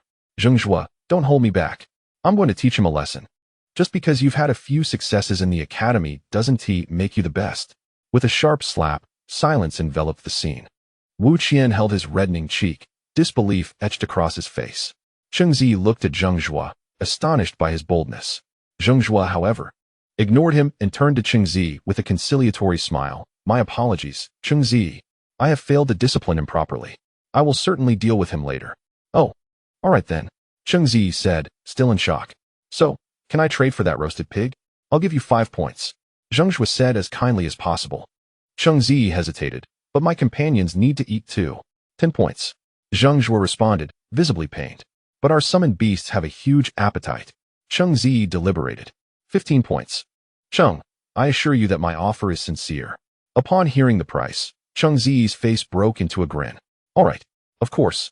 We are all classmates, after all. Helping one another is essential. Great, then I'll take 8 roasted pigs. It's a deal.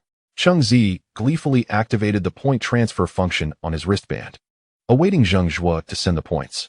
With a heavy heart, Zhang Zhuo transferred 120 points, a glimmer of malice flashing in his eyes as he forced a smile. All right. Let us assist each other moving forward. Of course, we're off now. As Cheng Ziyi and his companions faded from view, Wu Qian approached Zhang Zhuo, looking aggrieved. Zhang, why be so courteous? We have so many people, why fear Cheng Ziyi? Even if his summoned beasts are powerful, we could overpower him with our numbers. Oh. In extraordinary times, extraordinary measures. Be mindful in the future, and don't always display that I am the best attitude. Understood? Zhang Zhuo replied coldly, eyeing Wu Qian's swollen face. How does it feel? Still hurting? Need treatment?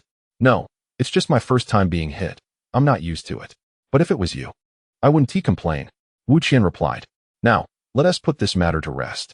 We will settle accounts with Cheng Ziyi after leaving the academy. Zhang Zhuo said, dismissing one of his subordinates who was holding a roasted pig's leg, savoring a bite. Tastes quite good. Share it with the brothers.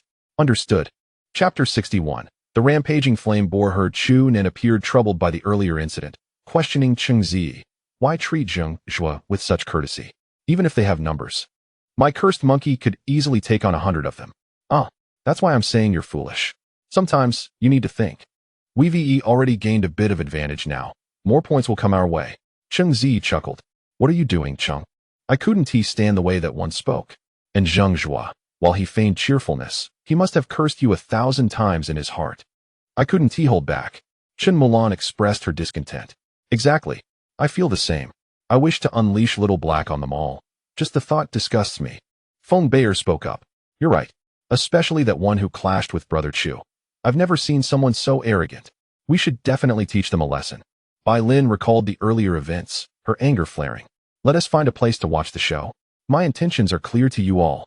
Cheng Ziyi offered no further explanation, his face adorned with a smile that held profound significance. The others, in unison, chose silence as they followed Cheng Ziyi, leading the group. They sought a concealed spot halfway up the mountain, settling down to observe Zhang Zhuo and his companions. All answers were about to be unveiled.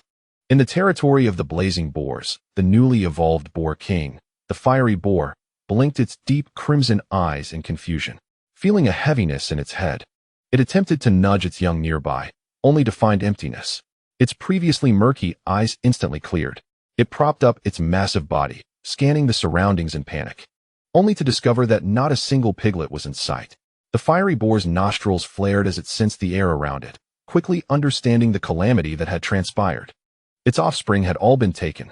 In an instant, fury erupted in its eyes, flames surging from its body, incinerating the wild grass around it into ash.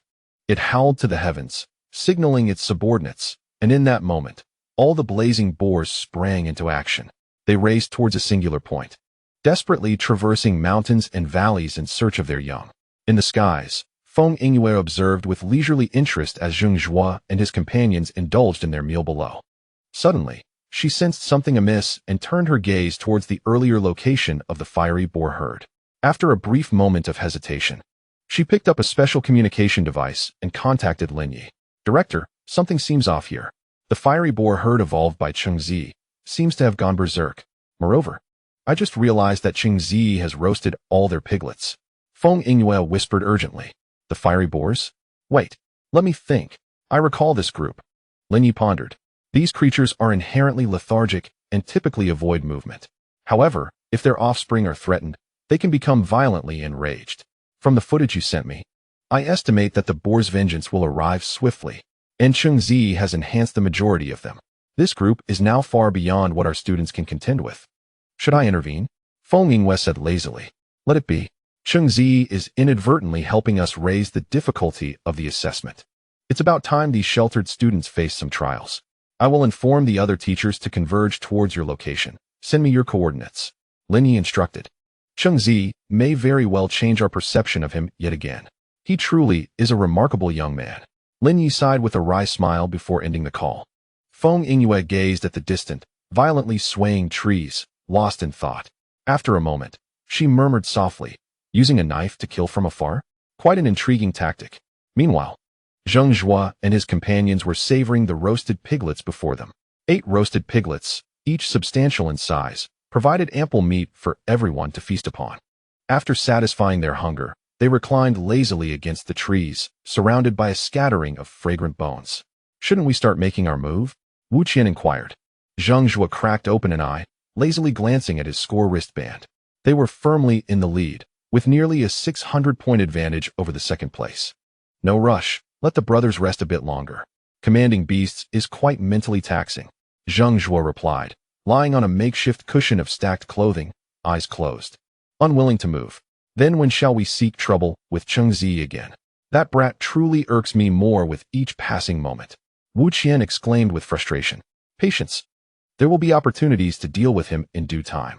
Zheng Zhuo flipped over, seemingly disinterested in continuing the conversation. As Zheng Zhuo's consciousness began to fade, on the verge of slumber, he suddenly felt a tremor, and with irritation, he opened his eyes and shouted, Wu Qian, why are you shaking me?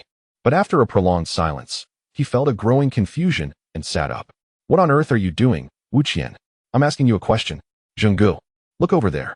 Wu Qian's voice quivered, his gaze fixed in terror upon the distant hillside. Frowning, Zheng Zhuo followed his line of sight, and upon seeing it, he froze in shock. A torrent of red was surging towards them from the mountainside. Zheng Zhuo quickly realized what was approaching and shouted at the top of his lungs. Demon Tide, quickly, summon all of our beasts. Position them in front of us. Do not even think about fleeing. We must fight to the death. As his voice echoed, everyone snapped out of their panic, quickly summoning their beasts. In an instant, over 100 beasts were arrayed before them, forming the first line of defense. Zheng Zhuo's pupils constricted in disbelief. He had entered this secret realm 4 or 5 times, yet had never encountered a demon tide. Why was he so unfortunate this time? Facing such a massive wave of demons? Zhenggu, what if we run? Wu Qian trembled, inching closer to Zheng Zhuo, lowering his voice. Run? What do you mean run? If you're scared, then get lost. If everyone thinks like you in this situation, no one will escape alive. Zheng Zhuo barked sternly. Wu Qian fell silent, his feet slipping away as he quietly crept to the back. The moment anything went awry, he would bolt. He had no intention of fighting back. Historically, none had survived a demon tide attack, let alone their group of students, whose combat abilities were vastly uneven and could crumble at any moment. Zheng Zhuo reminded them again. Those with extra beasts, keep them close. The sturdier ones should be at the front. Form 2 lines of defense, and remember to spread out your positions. But do not stray too far from your beasts. Upon hearing Zheng Zhuo's commands, they suppressed their fears and began directing their beasts, adjusting their formations. Chapter 62. Cheng Ziyi takes action. The charge of the fiery boar heard down the slope showed no signs of slowing, perhaps even quickening. Leading the charge, the fiery boar's eyes glimmered with rage as it caught the scent of its young. The humans ahead bore the unmistakable aroma of its offspring, familiar and infuriating. With keen eyesight, the fiery boar king spotted the scattered bones beneath several of the humans' feet. The scent was all too familiar, igniting a tempest of wrath within it. It roared to the heavens, informing its kin that these humans had devoured its children. The fiery boars, receiving the boar king's message, erupted in furious roars. The entire herd radiated flames, charging forth like a fire dragon towards Zheng Zhuo's defensive line. The overwhelming cacophony of roars sent shivers down the spines of Zheng Zhuo's group. What on earth is going on with these pigs? Have they ingested dynamite? Why are they so enraged? What do we do? Have they collectively evolved out of rage? Zheng Zhuo observed the rapidly approaching fiery boars, an inexplicable anxiety creeping into his heart. He had seen this group before, but the last time there was only a single golden-level fiery boar. Why had so many appeared this time? How could they withstand such a force? The strongest among them was merely a golden-level beast, and they had just a handful of those. Yet, the horde charging towards them boasted dozens of golden-level demons. Not to mention the towering fiery boar king among them. Before even facing it, Zheng Zhuo could feel its chilling aura. This was undoubtedly the previous golden-level fiery boar. And if that was the case, it had now evolved to a Star Diamond level beast. Star Diamond demons. They were entirely beyond the capabilities of these students to resist. Damn it. How could there be Star Diamond demons in this secret realm? What were the teachers doing? Could they really allow these demons to evolve freely? Zhang Zhuo cursed silently. Faced with imminent danger, his mind raced, devising a way to carve a path through the dire situation. Hey, you, abandon the assessment and draw all the teachers over here. Zhang Zhuo urgently grasped a fellow student. The man was taken aback, but soon comprehended Zhang Zhuo's intention and immediately pressed the abandon button on his score wristband. Brother Zhuo, I'm so scared. He trembled, his eyes red. Do not fear. Fear leads to demise. If you wish to survive, you must resist with all your might. Do you understand? Zhang Zhuo said, shaking him with a serious expression. All right. I'm not afraid. I'm not afraid. The man straightened his chest, mustering courage. Prepare yourselves. Here they come. Zhang Zhuo commanded, eyeing the approaching fire dragon. Release all defensive barrier skills. Prepare your offensive skills. Upon hearing this, everyone acted without hesitation, quickly commanding their beasts to fill the front line with various defensive obstacles. Meanwhile, the stronger beasts at the back readied their offensive skills. In an instant, the fiery wild boar herd arrived, and under the lead of the furious wild boar, they effortlessly smashed through all the defensive skills. The furious wild boar charged relentlessly, violently colliding with a great earth bear, sending the latter soaring into the air. After landing, it twitched a few times before becoming immobile, uncertain whether it was alive or dead. Quick, use all ranged attack skills against the demons behind. Release your skills. Focus on a single point. They are already entangled. Be careful not to harm each other. Zhang Zhuo inhaled deeply, directing the chaos with precision. In that moment, the battle commenced. With the furious wild boar herd behaving like wolves amidst sheep, rampaging as if in a no-man's land, easily trampling any beast in their path. Not far away, on a hillside, Cheng Ziyi watched the fray with a roast pig in hand, relishing the chaos. So, we've been working towards this all along? Chunin said, somewhat dazed as he observed the tumultuous battle below, feeling a mix of disbelief. Indeed, we should just reap the benefits. Chen Molan frowned. This isn't right. There are Star Diamond level furious wild boars in that herd. How could Zhang Zhuo's group possibly withstand them? Cheng Ziyi, have you bitten off more than you can chew? Not at all. I think it's quite clever. Even if something goes awry, it's entirely the demon's fault. It has nothing to do with us. Chu Nan, noticing Zhang Zhuo's group's disadvantage, began to take a perverse pleasure in their plight. But Chen Molan still felt a pang of empathy. If we are too merciful towards others, in the end, it is we who will suffer. Do not overestimate others. Since they aim for first place, how can they avoid difficulties? Cheng Ziyi shrugged. I fear the academy might impose punishment. If this situation of harming fellow students becomes evident, we will certainly face dire consequences. When have we ever harmed our classmates? We captured the piglets of the furious wild boars for our own consumption. If they wish to trade, isn't that a mutually beneficial arrangement? We are all adults.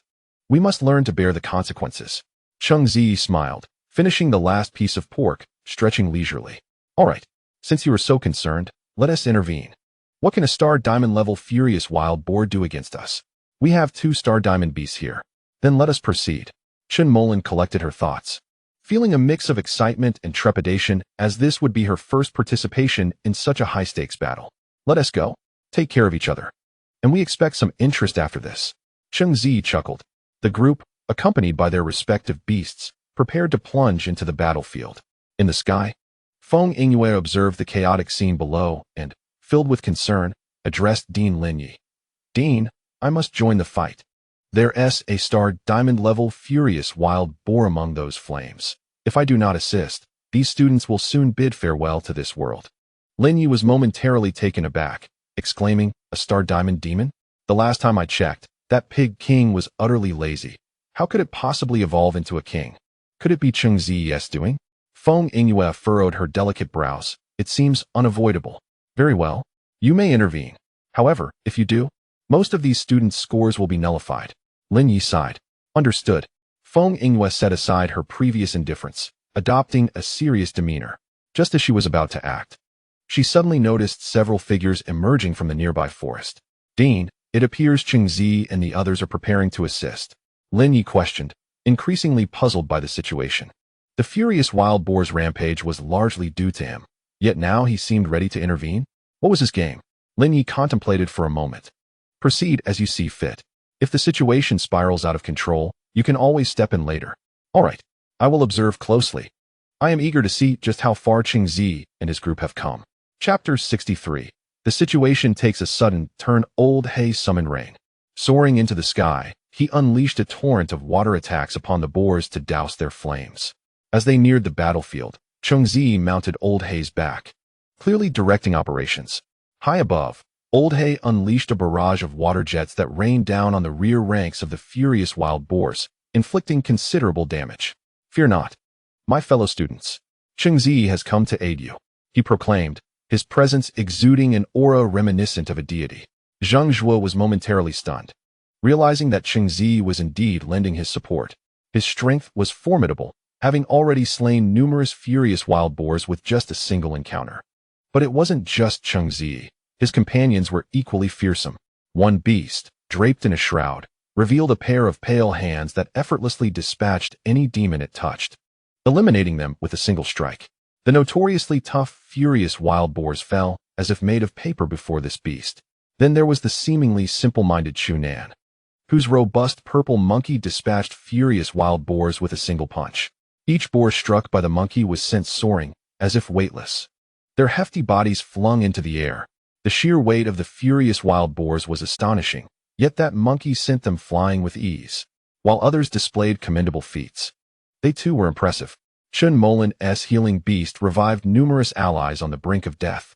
The small dog, appearing delicate, possessed claws that could morph into appendages larger than a cat, targeting vital points with uncanny precision.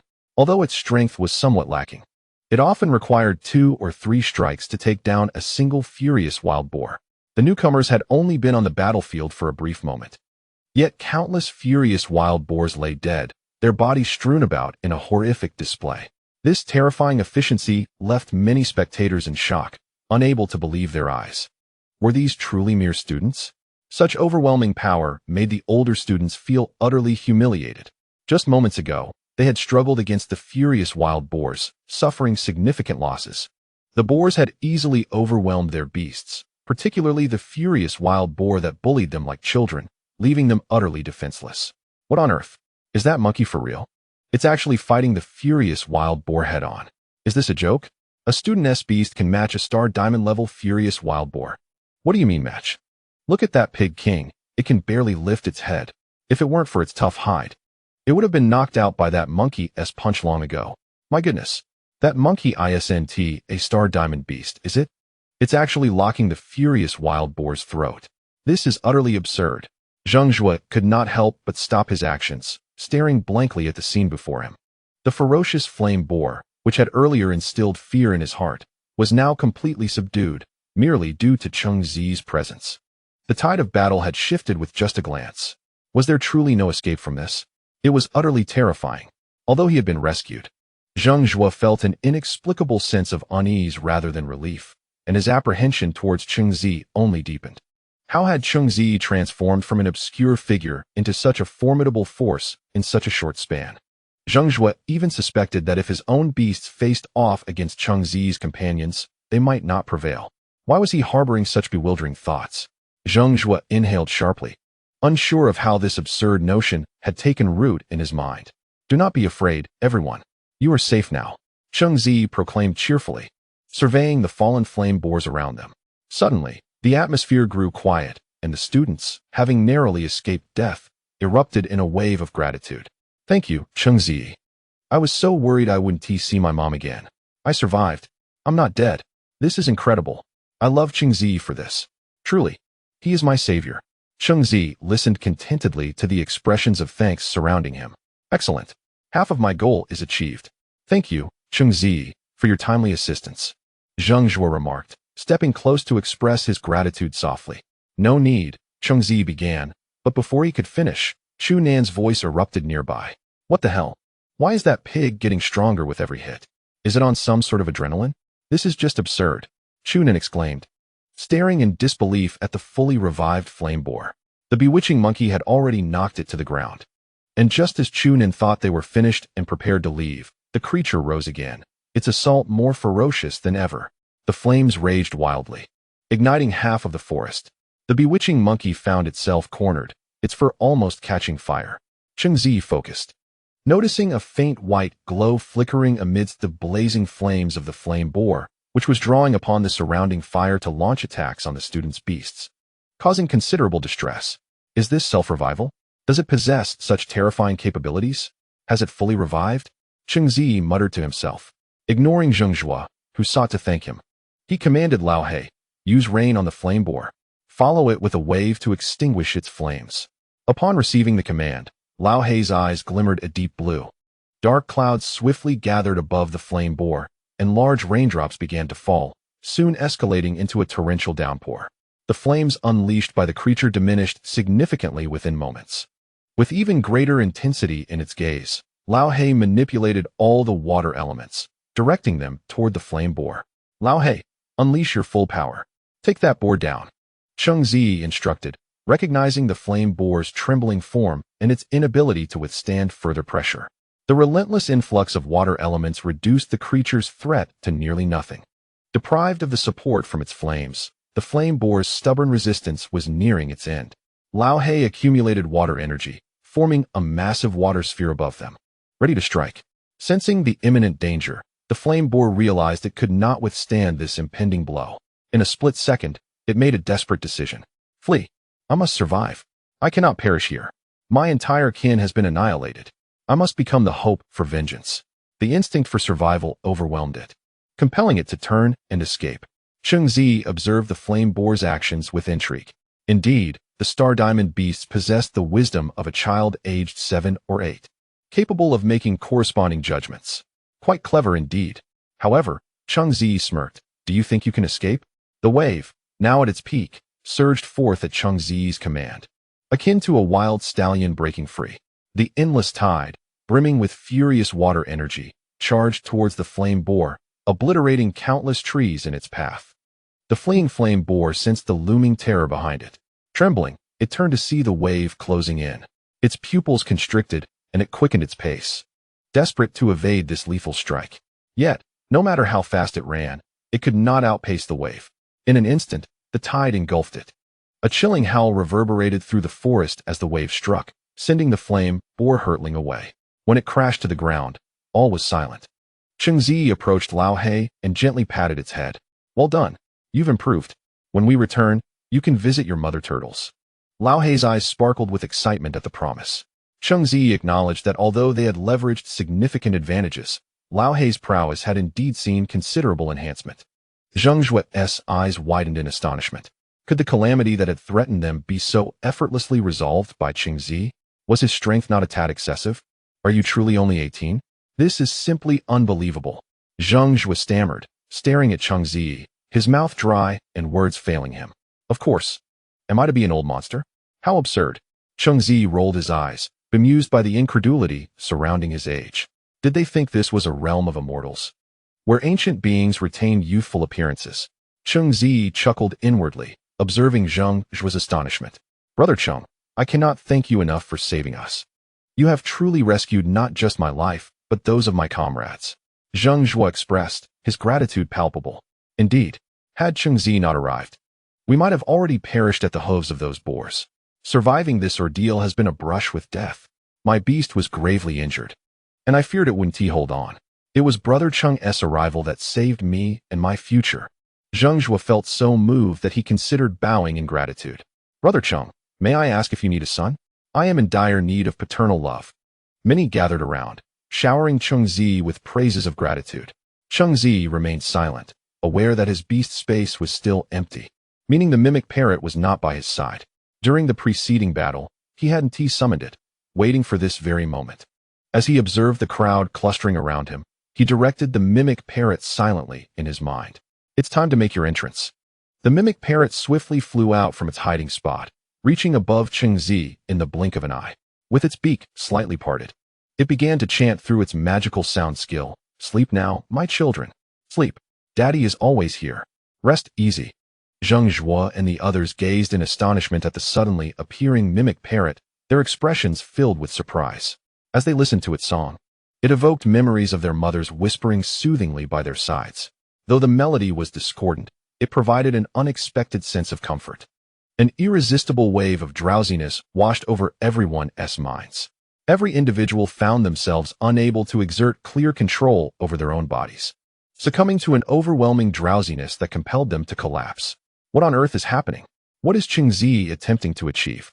Zhang Zhui gazed at Cheng Ziyi, who remained unperturbed and smiling amidst the chaos, his mind swirling with conjectures about Cheng Ziyi's intentions before losing consciousness. I will work, but I do require compensation. You have accumulated quite a number of points. I shall gladly accept them as payment for my services, Cheng Ziyi declared. He then observed the fallen individuals around him, bent down, and deftly unlatched Zhang Zhui's point bracelet, transferring all of Zhang Zhui's points into his own. With a leisurely stroll, he departed, humming a cheerful tune, proclaiming it a fine day. Feng Yingyue, riding her beast high in the skies, watched Cheng Ziyi's antics with bemusement. So, all this commotion was merely for points? However, one of her magical artifacts was indeed at risk of being lost. Cheng Ziyi had undoubtedly secured the top position in points. I must delve into my warehouse and find something to deceive him, Feng Yingyue remarked nonchalantly. The pace at which Cheng Ziyi and his companions are improving their strength is indeed formidable. Lin Ye's voice echoed through the device, reaching Feng Yingyue's ears. It was quite astonishing. The humanoid beast bearing a coffin, the purple beast, and Cheng Ziyi's own turtle had all likely reached the star diamond level. One could only wonder what treasures Cheng Ziyi had acquired. Such a rapid enhancement of strength. If I recall correctly, just a month ago, his beast was merely at the silver level. Few in the capital could compare to such velocity, Feng Yingyue mused. I took a year to reach the star diamond level with my beast.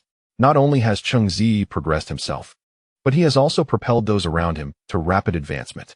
Could it be that a powerful beast cultivator is backing him? One could only speculate. But we should be grateful that Cheng Ziyi's affiliation with the pioneers is now a certainty. The higher-ups are quite intrigued by him, Lin Yi replied with a smile. When shall we invite many fish to teach Cheng Ziyi a lesson? He seems to be growing too quickly. If this continues, I fear he may go astray. A bit of adversity could be beneficial for his growth. Feng Yingyue jested. Speaking of numerous fish, I realized that since Cheng Ziyi and his group consist of 5 individuals, it perfectly aligns with the foundational requirements for establishing a pioneer team. Perhaps we should integrate them into the pioneers? We could potentially form another small team. Lin Yi's eyes lit up with excitement. Since Lin Yi, the former leader of the Baifeng City Pioneer team, is so interested, it's certainly worth considering. However, they must have a king-level beast among them. It's merely a matter of time, provided they have room for growth, Feng Yingyue countered. Lin Yi fell silent for a moment, then remarked wistfully, there must be. Let us hope that in this cursed place, there exists room for growth. Enough.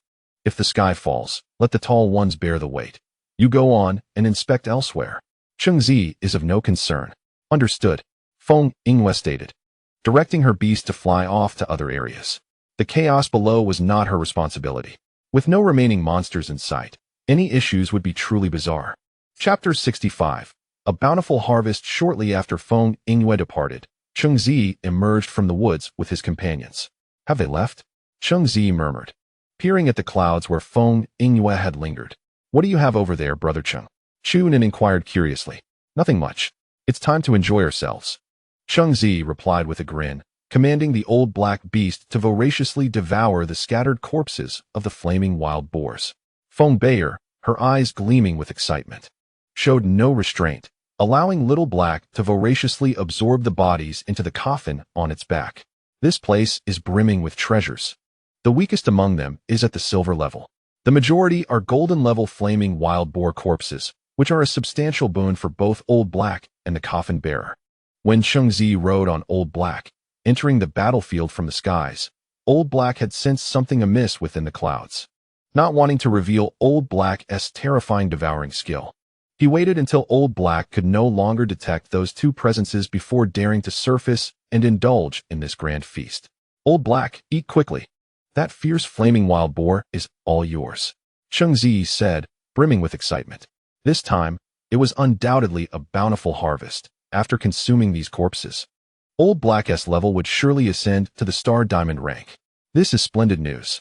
Once Old Black's strength is amplified, Its defensive and offensive capabilities during the Golden Period will be remarkable.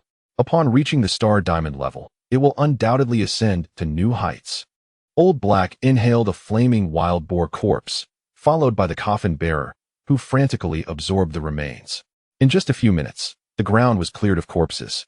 After consuming the flaming wild boar, Old Black let out a satisfied burp, feeling as though it was about to burst, brimming with newfound strength. Upon returning, it felt capable of battling 100 mother turtles. It, the Xuanwu turtle, is invincible. From now on, all turtles in the realm shall be its progeny. After gorging, Old Black felt drowsy and willingly returned to the beast's base. Once it digested all the corpses, its level would undoubtedly rise significantly. Let us go. Can your coffin bearer still manage? Cheng Ziyi asked, eyeing Feng Bear's coffin bearer, who appeared as spirited as ever. It says it isn't full yet. Feng Bear replied with seriousness. Cheng Ziyi suddenly recalled that Old Black's devouring skill and the coffin bearer's soul devouring, while originating from the same source, were entirely different abilities. It seems the coffin bearer's soul devouring is even more formidable.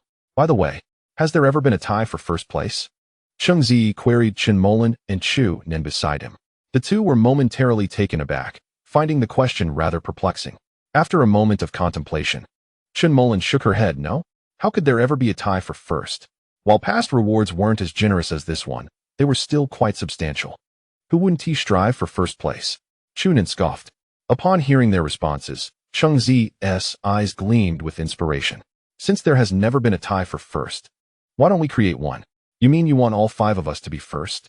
Chen Molan immediately grasped Cheng Ziyi's intention, though disbelief lingered in her eyes. Exactly. Since the rewards are so generous this time, why not claim 5? Cheng Ziyi chuckled. As this proposition was voiced, everyone stood in stunned silence, pondering Cheng Ziyi's unconventional thought process. Was he truly intent on pulling a fast one? Did he wish to leave Lin Yi bald from all the wool he was shearing? However, after careful consideration of the pros and cons, they realized it was not entirely unfeasible.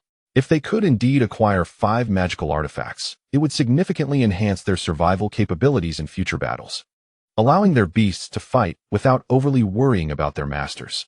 But the question remains, would the Academy truly provide 5 magical artifacts? Chen Molan expressed her doubts. Chu Nen also appeared concerned. Given our Academy, even obtaining one might require the Dean's savings. 5 magical artifacts may be beyond reach. Who knows? Let us give it a shot. What if it actually works? Cheng Ziyi shrugged nonchalantly. If we can secure 5 magical artifacts, we'd be making a tremendous profit. If not, we haven't lost anything, as first place is still ours. That does seem quite reasonable. So how should we proceed? Should we just divide the points? Chen Molan inquired. Yes, we'll keep our points at the same value, and then. Cheng Ziyi wore a knowing smile, surveying the slumbering students around them. We ought to express our gratitude to our classmates for their contributions. They've worked hard. Cheng Ziyi approached one of the students, removed their bracelet, and pressed the button indicating surrender. Thank you all for your efforts. Your assessment journey concludes here. Upon witnessing this, the others quickly followed suit, pressing the buttons on each of their point bracelets. Afterward, several of them hastily left the scene, intent on continuing to gather points until each could firmly secure first place. As Feng Yingyue was hurrying to supervise the students in other areas, her device suddenly blared with alarms. Typically, when a student emits a signal, the device would only sound once. However, the frequency of this alarm was rather exaggerated. The alarm blared for a full 2 minutes before finally ceasing. Feng Yingyue stared blankly at the instrument in her hand, momentarily at a loss for words. According to the device's readings, was it not the very spot she had just vacated? Could it be that something had occurred just as she departed? Unlikely. Feng Yingyue had meticulously observed and sensed her surroundings. There should be no other dangers. I shall return personally to investigate. It is highly probable. It must be that little rascal Cheng Ziyi who is behind this. How exasperating. With a frown, Feng Yingyue ruffled her hair in frustration. Once again, I must take matters into my own hands. Agitated, she turned her mount around and headed back. As night fell, Master Cheng finally arrived at the most anticipated moment after a day of toil. Come, let us tally up. Let us see how many points we have accumulated. Chu Nen tossed a handful of tokens onto the ground. Exactly 200 points. Chen Molan gently placed down a sizable stack of tokens, revealing over 100 points. Bai Lin also had some gains, although modest, with around 70 points. Feng Bei'er, tapping the back-carrying boy beside her, commanded, "Xiao He, release them." The coffin behind the boy swung open, and a gust of chilling wind swept forth, scattering a multitude of tokens onto the ground, piling up to her knees. One could not help but liken the back-carrying boy to a walking suitcase. The coffin, though somewhat eerie, was otherwise unremarkable. Cheng Ziyi, with a grin, gazed at the mountain of tokens on the ground and activated the point display on his wristband for all to see. I have precisely 1,300 points. With such a sum, I must extend my gratitude to Brother Zhengzhuo for the rewards he has sent our way. All the bamboo shoots on the mountain have been claimed by you, rendering the day's efforts of others futile. Chunin exclaimed in awe. Ha! Come on. Let us calculate the total points and see how we compare to the second place. If there is a gap, we can rectify it. Cheng Ziyi proposed. What gap could there be? Have you seen how few points second place has? Just 250. No matter how we divide, we surpass them. Chunin patted his chest nonchalantly. If there were a gap, it seems we haven't encountered any monsters to slay. Perhaps I should just knock out a few and bury them. We could seize their wristbands. Feng Bei'er suggested earnestly. Let us refrain. That should suffice. Cheng Ziyi checked and said, First, let us input the tokens into the points wristbands. We need to average them out. After all, the assessment concludes tomorrow. Let us proceed. That night, everyone was restless, with exclamations echoing from various corners. Chapter 66. The 5 first places by heavens. What on earth? Cheng Ziyi must be cursed. How did his points drop from over 1,000 to 400 in an instant? Someone exclaimed. I am beyond frustrated. It's not just Cheng Ziyi. How did 5 individuals suddenly appear with 400 points? Quick, someone help. Chen Jing has fainted. Forget everything. Quickly press her acupoint. The girl was evidently furious with Cheng Ziyi. It's certain. We thought we had it secured, and suddenly we dropped to 6th. 6th place brings no rewards. Isn't that alarming? Have you noticed? Their scores all seem identical. Could it be a tie for first? How would the rewards be distributed? The following day, an aged voice of Lin Yi resonated through everyone's points wristbands. Esteemed students, the assessment deadline has been reached. Please proceed through the Mystic Realm Gate to return to the Academy. Upon hearing this, many were left in stunned silence. Why not extend it a little longer? I still wish to struggle. No more struggling. This might be the first time in our Academy's history that there are tied first places. Indeed. Moreover, it's a group of them. How will the rewards be divided? I'm more concerned if those of us below 400 points will receive any reward. Cheng Ziyi and his companions strolled back to the Mystic Realm Gate. I wonder if Director Lin will be generous this time. Perhaps 5 magical artifacts as rewards. Chunin mused dreamily. Who knows? If he truly does, we would strike it rich. Cheng Ziyi shrugged, holding on to a somewhat unrealistic hope of securing 5 magical artifacts. If Director Lin were to genuinely foot the bill, it would signify that he truly valued him. That would be true affection. If not, Cheng Ziyi would have to concede that his relationship with the director was rather superficial. That is certainly impossible. Magical artifacts are exceedingly expensive. The director's funds do not grow on trees. It's implausible to produce such a sum at once. Chen Mullen chuckled, covering her mouth. True, I was merely daydreaming. It's fine. Even if there aren't 5, 2 will suffice. Teacher Feng Yingwe promised me 1. Cheng Ziyi replied with a smile. With 2, the team's strength would significantly enhance. The 2 weakest members, Chen Mullen and Bai Lin, would gain a means of self-defense, definitely not a loss. Meanwhile, at the Beastmaster Academy's battleground, on the podium, Lin Yi beamed at the empty training ground, flanked by the somewhat irritated Feng Yingwe. Director, Cheng Ziyi is up to his tricks again. How did he manage to create 5 tied first places? Is he mad with desire for magical artifacts? Feng Yingwe frowned. That's not entirely fair.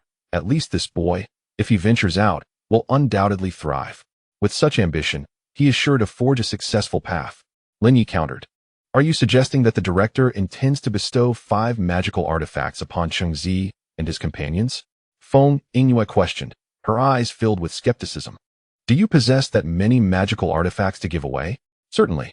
However, it won't be easy for Cheng Ziyi to obtain them. Those old relics of mine are no longer of use to me. It's better to pass them on to the youth, allowing my old relics to shine once more. Lin Yi grinned, his gaze softening. The child I have faith in will never be shortchanged. Moreover, I recall you mentioned that Cheng Ziyi would receive a magical artifact for securing first place. I'm genuinely curious about what treasures the esteemed Miss Feng would present. Feng Yingwei sighed. Since I have made a promise, it will undoubtedly be of quality. Cheng Ziyi helped me evolve the Flame Pegasus. I shall not treat him poorly. Very well. I am eager to see how Cheng Ziyi performs next. After the Mystic Realm assessment, the next segment should be the Academy competition. Let us await the outcome. If he truly excels, 5 magical artifacts will not be an issue. Lin Yi laughed heartily. As he watched students gradually return, he rose to his feet. A warm smile gracing his face as he gazed upon the returning scholars. The first students to return chattered excitedly about Cheng Ziyi. They're here. It's time for the announcement. I am truly eager to see if Cheng Ziyi can secure 5 magical artifacts. I have my doubts. While breaking the precedent of 5 first places is unprecedented, the value of 5 magical artifacts, when converted, is nearly equivalent to 500 million yuan. The director isn't from a wealthy family. It's unlikely he could afford such a gift. Indeed, if he could secure them, I might even suspect that Cheng Ziyi is the director's illegitimate son. Amidst the murmurs of the crowd, Zhang Zhuo, with a grim expression, arrived at the battleground. News of how Cheng Ziyi had taken advantage of him had spread, and many were aware that his points had been inflated due to Zhang Zhuo's efforts. Otherwise, the first place would have rightfully been his. Zhang Zhuo felt utterly miserable. The magical artifacts he had almost grasped had vanished without a trace. After all his hard work, everything had been snatched away by Cheng Ziyi. It was quite tragic. If it were me, I would have gone mad with rage. Zhang Zhuo seems to have maintained a decent mindset. I can only surmise that beneath his calm exterior, he has cursed Cheng Ziyi's ancestors repeatedly. As Zhang Zhuo listened to the sympathetic voices around him, his expression darkened, his hands clenching into fists unconsciously. First place. This first place was rightfully his. He had employed his family's influence and resources to gain such support. Yet, in the end, it was snatched away by the unanticipated Cheng Ziyi. The resentment in his heart was immeasurable. Cheng Ziyi's timely intervention had stirred some emotions within him. Emotions? What nonsense. That fellow was nothing short of a bandit. Moreover, he had learned from his teacher that those flame boars were personally evolved by Cheng Ziyi. The intent was clearly to deceive. Should an opportunity arise, he would reclaim everything that belonged to him. Lin Yi watched Zheng Zhui's sullen expression with a smile, and a sudden thought crossed his mind. Since Cheng Ziyi's South first place was so contentious, why not seize this opportunity? Could we perhaps introduce some novel gameplay for the upcoming match? It is a perfect opportunity to witness the current prowess of Cheng Ziyi's turtle. At this moment, Cheng Ziyi was brimming with joy. Skipping back to the Baifeng Beast Taming Academy. Along the way, he incessantly inquired about the functions of magical tools, seeking to understand what made Zheng Zhuo and his companions so fervently enthusiastic. Through his inquiries, he finally grasped the allure of these magical tools. They are crafted from the rarest materials derived from various demon bodies, each differing in level. The intricate manufacturing process is time-consuming, resulting in their esteemed quality. For instance, a Star Diamond level magical tool can withstand multiple full-force attacks from Star Diamond level demons. Furthermore, they possess special protective features for the most vulnerable parts of the body. Some unique offensive magical tools even allow beast tamers to experience the sensation of unleashing their beast skills. This explains why these magical tools command such a high price. The mere thought of soon acquiring at least 2 magical tools filled him with curiosity about what kind he might obtain. He even dared to hope for 5. As Lin Yi noticed that the crowd had gathered, he took up the microphone and cheerfully addressed the students seated before the podium. Chapter 67. The Challenge with Cheng Ziyi. Dear students, after a day immersed in the secret realm, I trust you have all worked diligently. I believe this encounter with the demons has enlightened many of you to their distinct nature. I hope you all remain diligent and steadfast, aspiring to become the pillars of our great China. Enough with the encouragement. I am sure you are already aware. This time, the points ranking is quite intriguing. To my surprise, 5 students have identical scores. Such an amusing occurrence is a first in my decades of teaching at Baifeng Beast Taming Academy. Should we award each of them a magical tool? Upon hearing Lin Ye's words, Cheng Ziyi's heart leapt. Was there truly a chance? Could he really obtain 5 magical tools? It seemed the esteemed principal was indeed benevolent. But how could such fortune be bestowed so easily? Such a simple acquisition of a magical tool would undermine the efforts of students like himself, who have tirelessly strived for such goals. The crowd erupted in a chorus of objections, pleading, "Do not give it away. This would be an unjust windfall. Hey, what is the matter with you all? Have you forgotten the assistance Cheng Ziyi has provided? Why the envy now that he deserves his due?" A voice chimed in. "Indeed, how can you be so ungracious? Have you forgotten the times he helped you evolve your beasts? You only see his current achievement." The students quickly divided into two factions, passionately debating whether Cheng Ziyi should receive the 5 magical tools. Observing the discord, Lin Yi interjected, "All right, everyone, quiet down and allow me to continue." With that, the room fell silent, showcasing Lin Yi's authority. Since Cheng Ziyi's assessment has not garnered unanimous support, all rewards are hereby cancelled. At this pronouncement, Zhang Zhu's eyes lit up. This outcome was simply splendid. Punishing Cheng Ziyi was a cause for celebration, and many students cheered in agreement. Hooray! Such unearned advantages should not be allowed. We must reject the notion of unearned rewards. The principle is wise. Yet, supporters of Cheng Ziyi spoke out in protest. "How can this be fair? Principal, do not act so harshly. Even if his methods are controversial, he has earned this through his hard work. You cannot simply take it away." Cheng Ziyi's heart sank. How could he lose even the most basic magical tool? Would Feng Yingyue's promise be rescinded as well? Was all his effort in vain? Overwhelmed with mixed emotions, Cheng Ziyi felt his composure waver. Seeing his distress, Chen Mulan quickly grasped Cheng Ziyi's hand.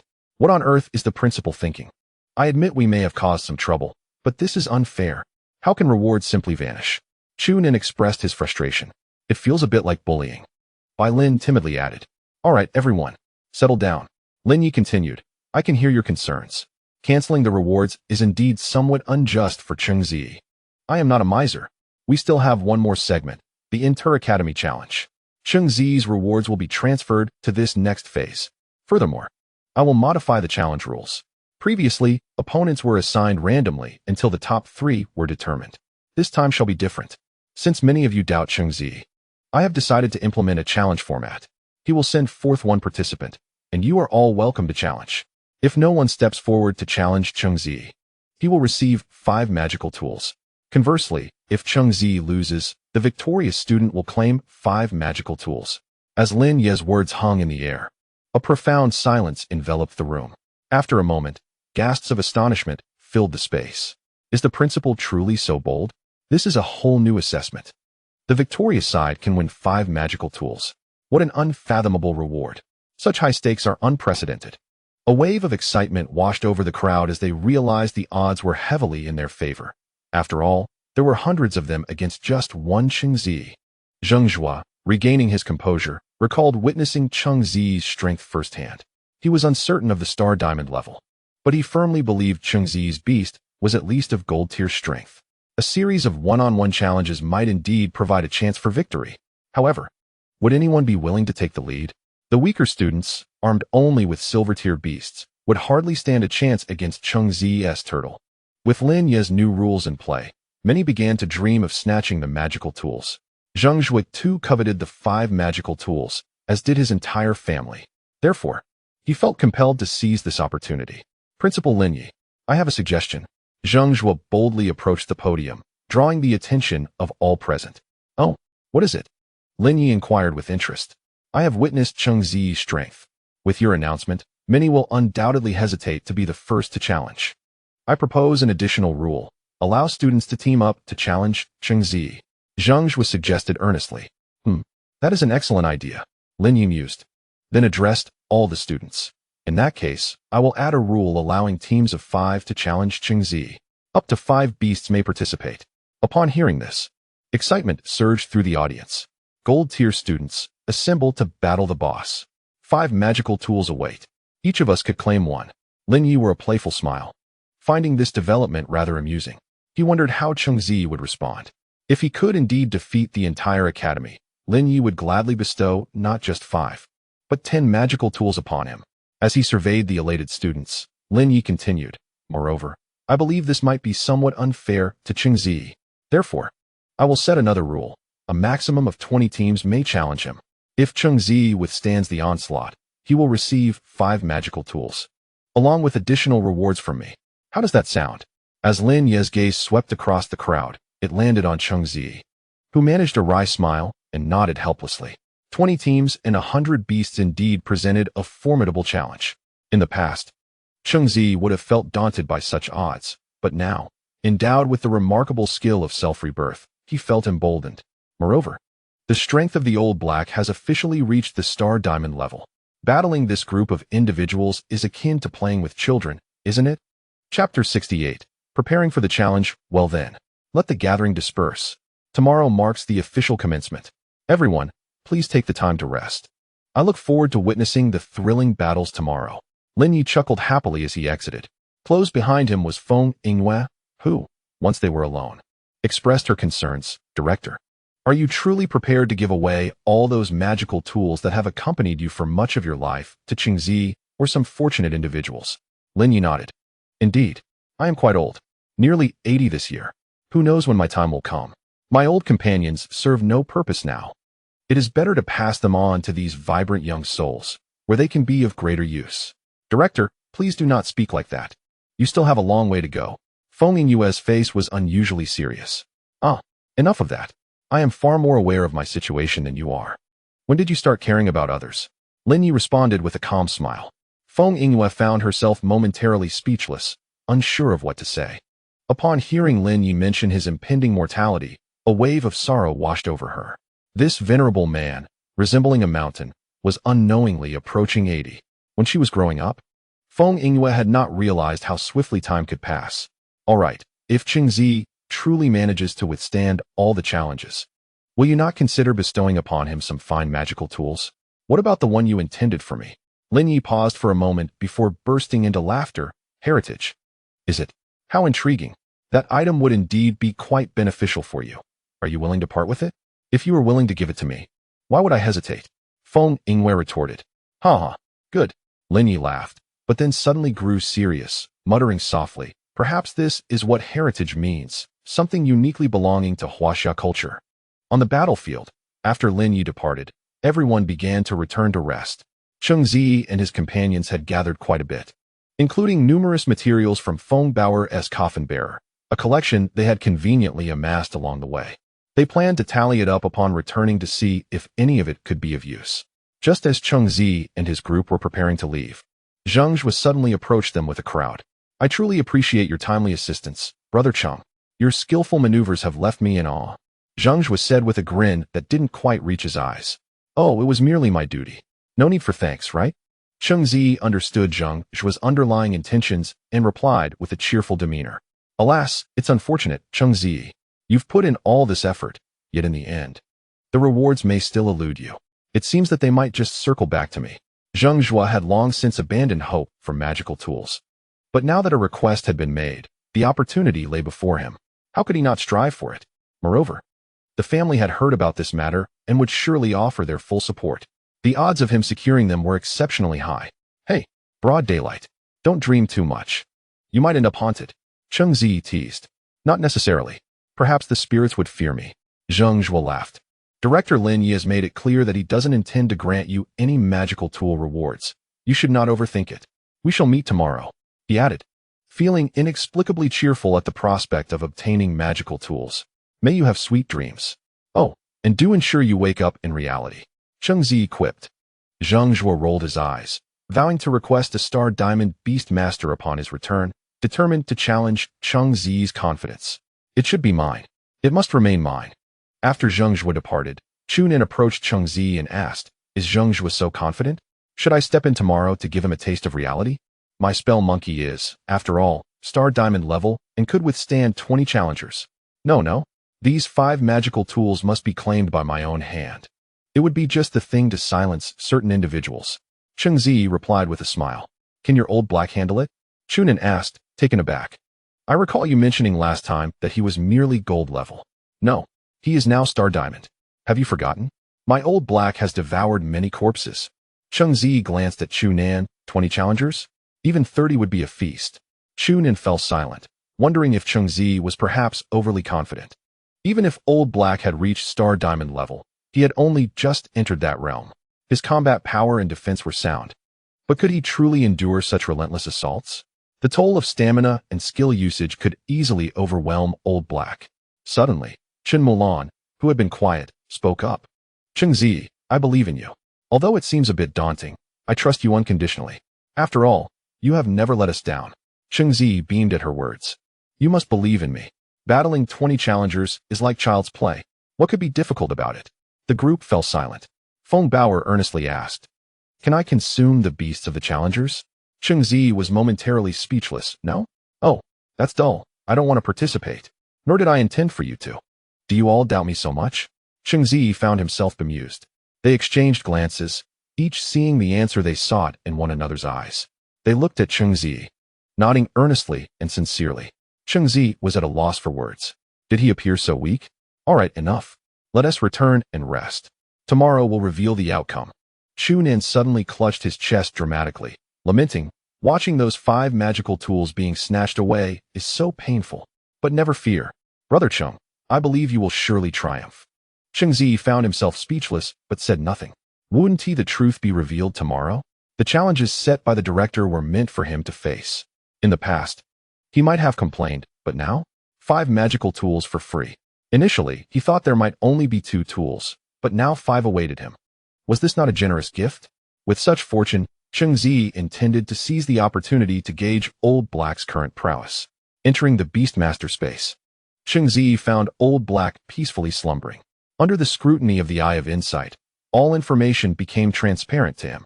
Without hesitation, he bestowed the Soul King template card upon Old Black. Now, Old Black's attribute panel exhibited some changes. Beast name, Xuanwu Turtle level, Star Diamond level 2 quality, King level 10, attributes, water, flying skills, water cannon, water gun, charge fly, fire breath, diamond transformation, rain summoning, wave, devour, can engulf any creature into a unique miniature world, breaking it down to gain energy that enhances Xuanwu Turtle's physical attributes and level.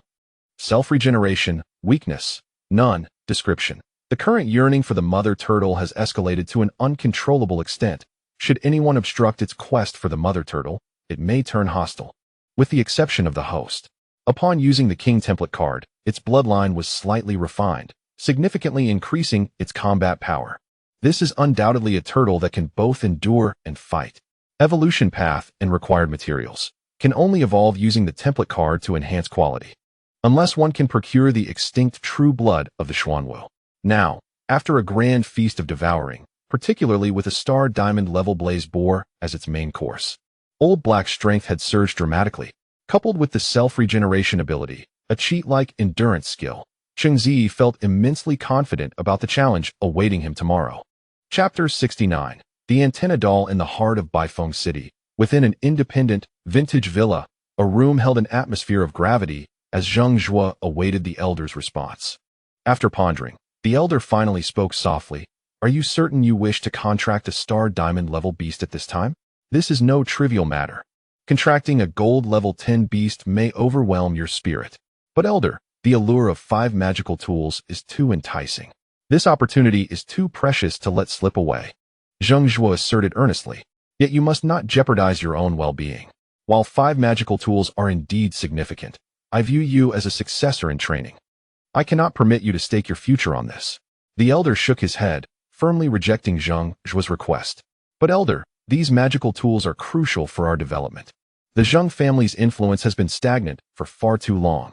With this magical artifact in hand, we shall undoubtedly expand our horizons and acquire abundant resources.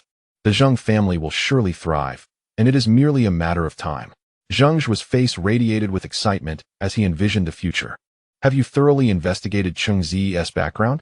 Are you so confident that you can secure those 5 magical artifacts? The elder calmly inquired in response.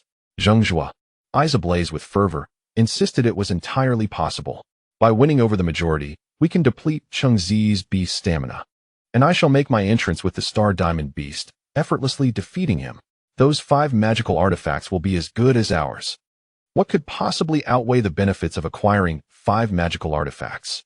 You are underestimating the complexity of the situation. The elder's composed voice suddenly brought Zhang Zhuo back to a state of calm. After a moment of silence, Zhang Zhuo hoarsely asked, What should I do then? We can't simply disregard these rewards. The Zhang family will surely strive for them. Just because you cannot wield the Star Diamond beast does not mean others cannot. A profound smile appeared on the elder's face. The ancestor means yes. Who would know if we infiltrate? If that is the case, can Cheng Ziyi withstand the onslaught? I recall that my beast is particularly effective against his large turtle. This way, doesn't it eliminate the need for others to expend their strength? The elder shook his head with a smile, stating, not quite, not quite. Since we have a chance of winning, why not amplify that chance? I understand, ancestor. The following morning, as dawn broke, many eager students gathered, hoping to secure a prime spot for the upcoming battle.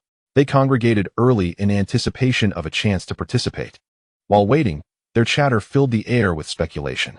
Who among you would dare to take the lead and test Cheng Ziyi's strength?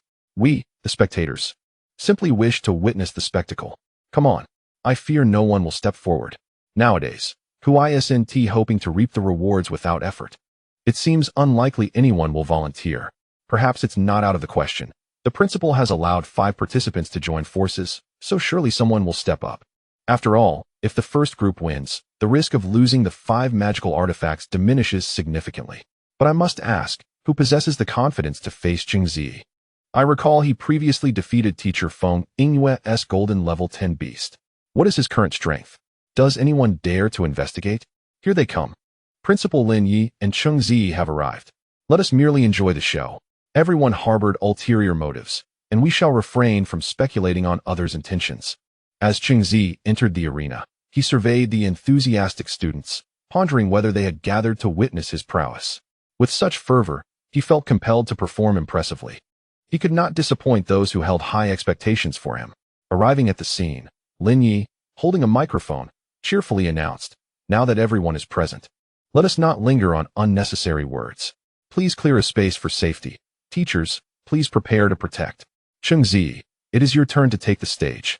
His gaze shifted to the rooftop of the teaching building, where a figure lingered in the shadows, observing everything below. Lin Yi chuckled softly to himself, musing, "It seems you still wish to capture every promising talent? I cannot allow you to monopolize the growth of someone like Cheng Ziyi, who can uplift others." Cheng Ziyi lazily stretched, preparing to enter the fray. "Brother Cheng, please do not overexert yourself. If you cannot hold on, concede gracefully. There is no shame in that." Chu Nin warned with concern. "Cheng Ziyi, exercise caution.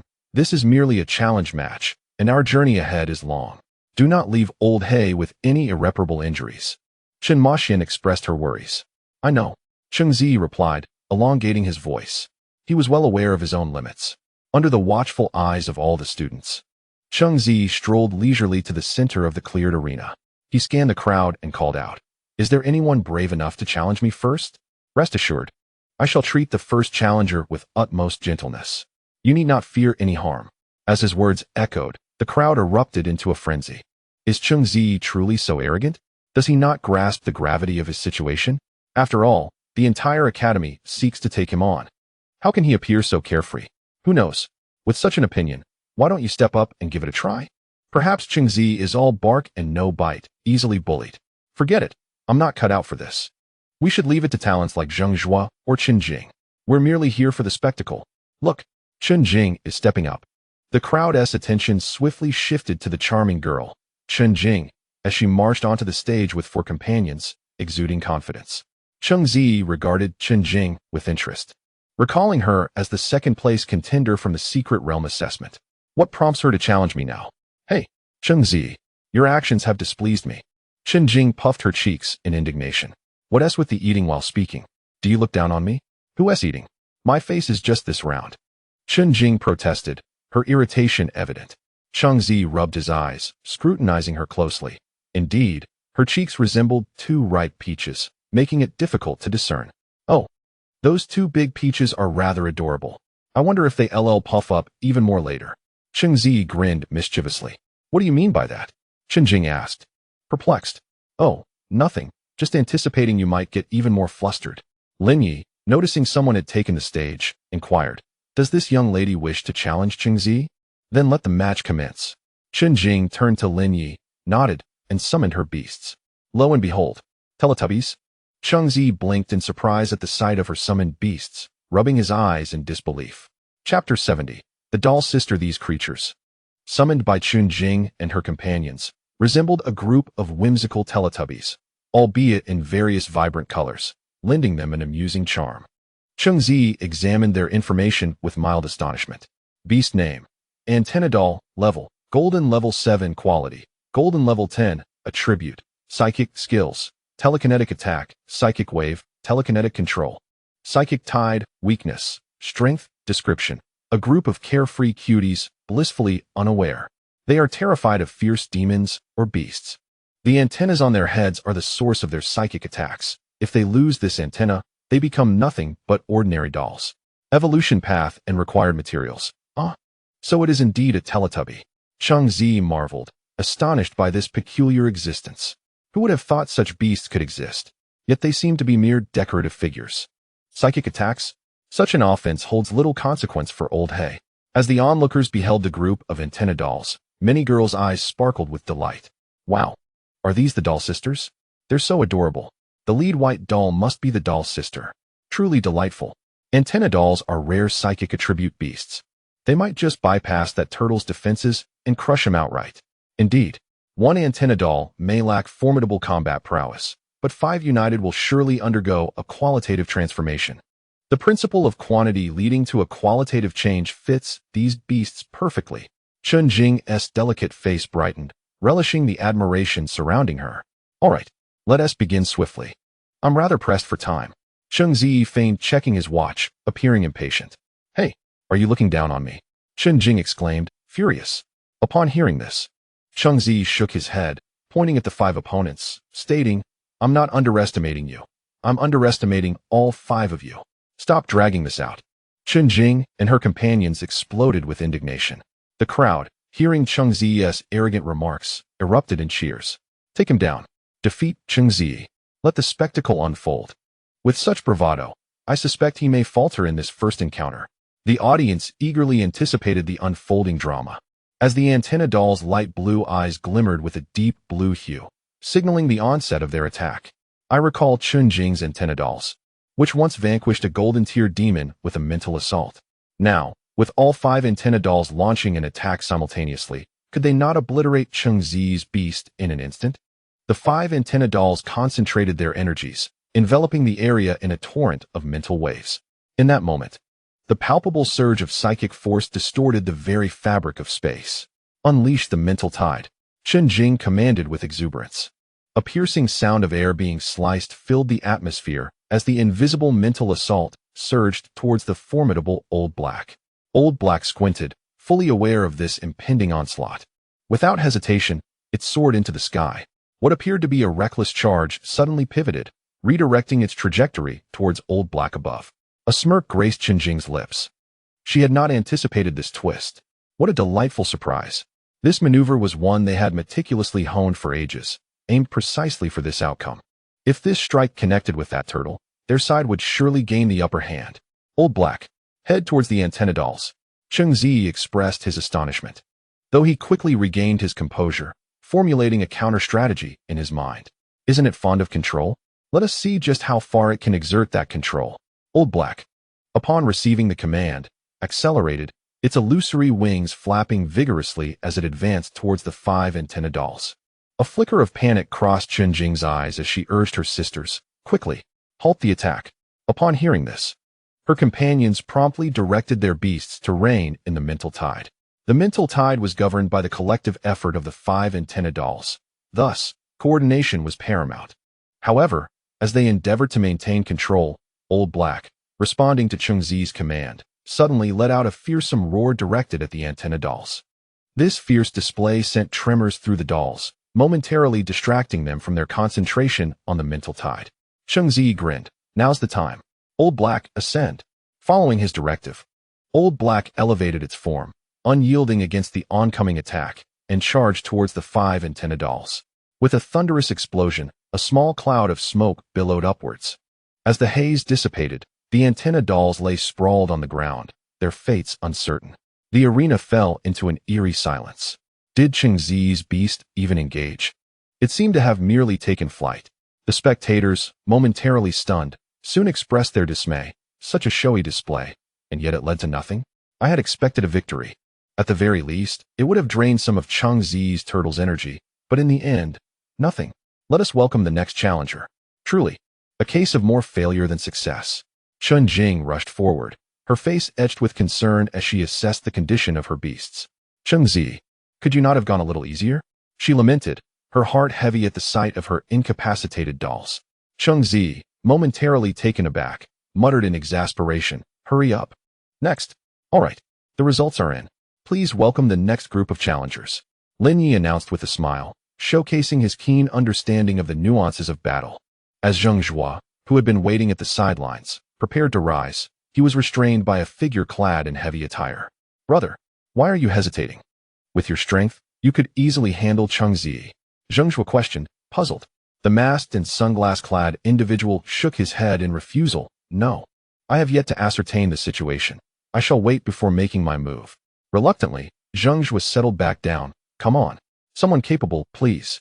Cheng Ziyi bellowed at the crowd, feeling the latent power within him yearning for release.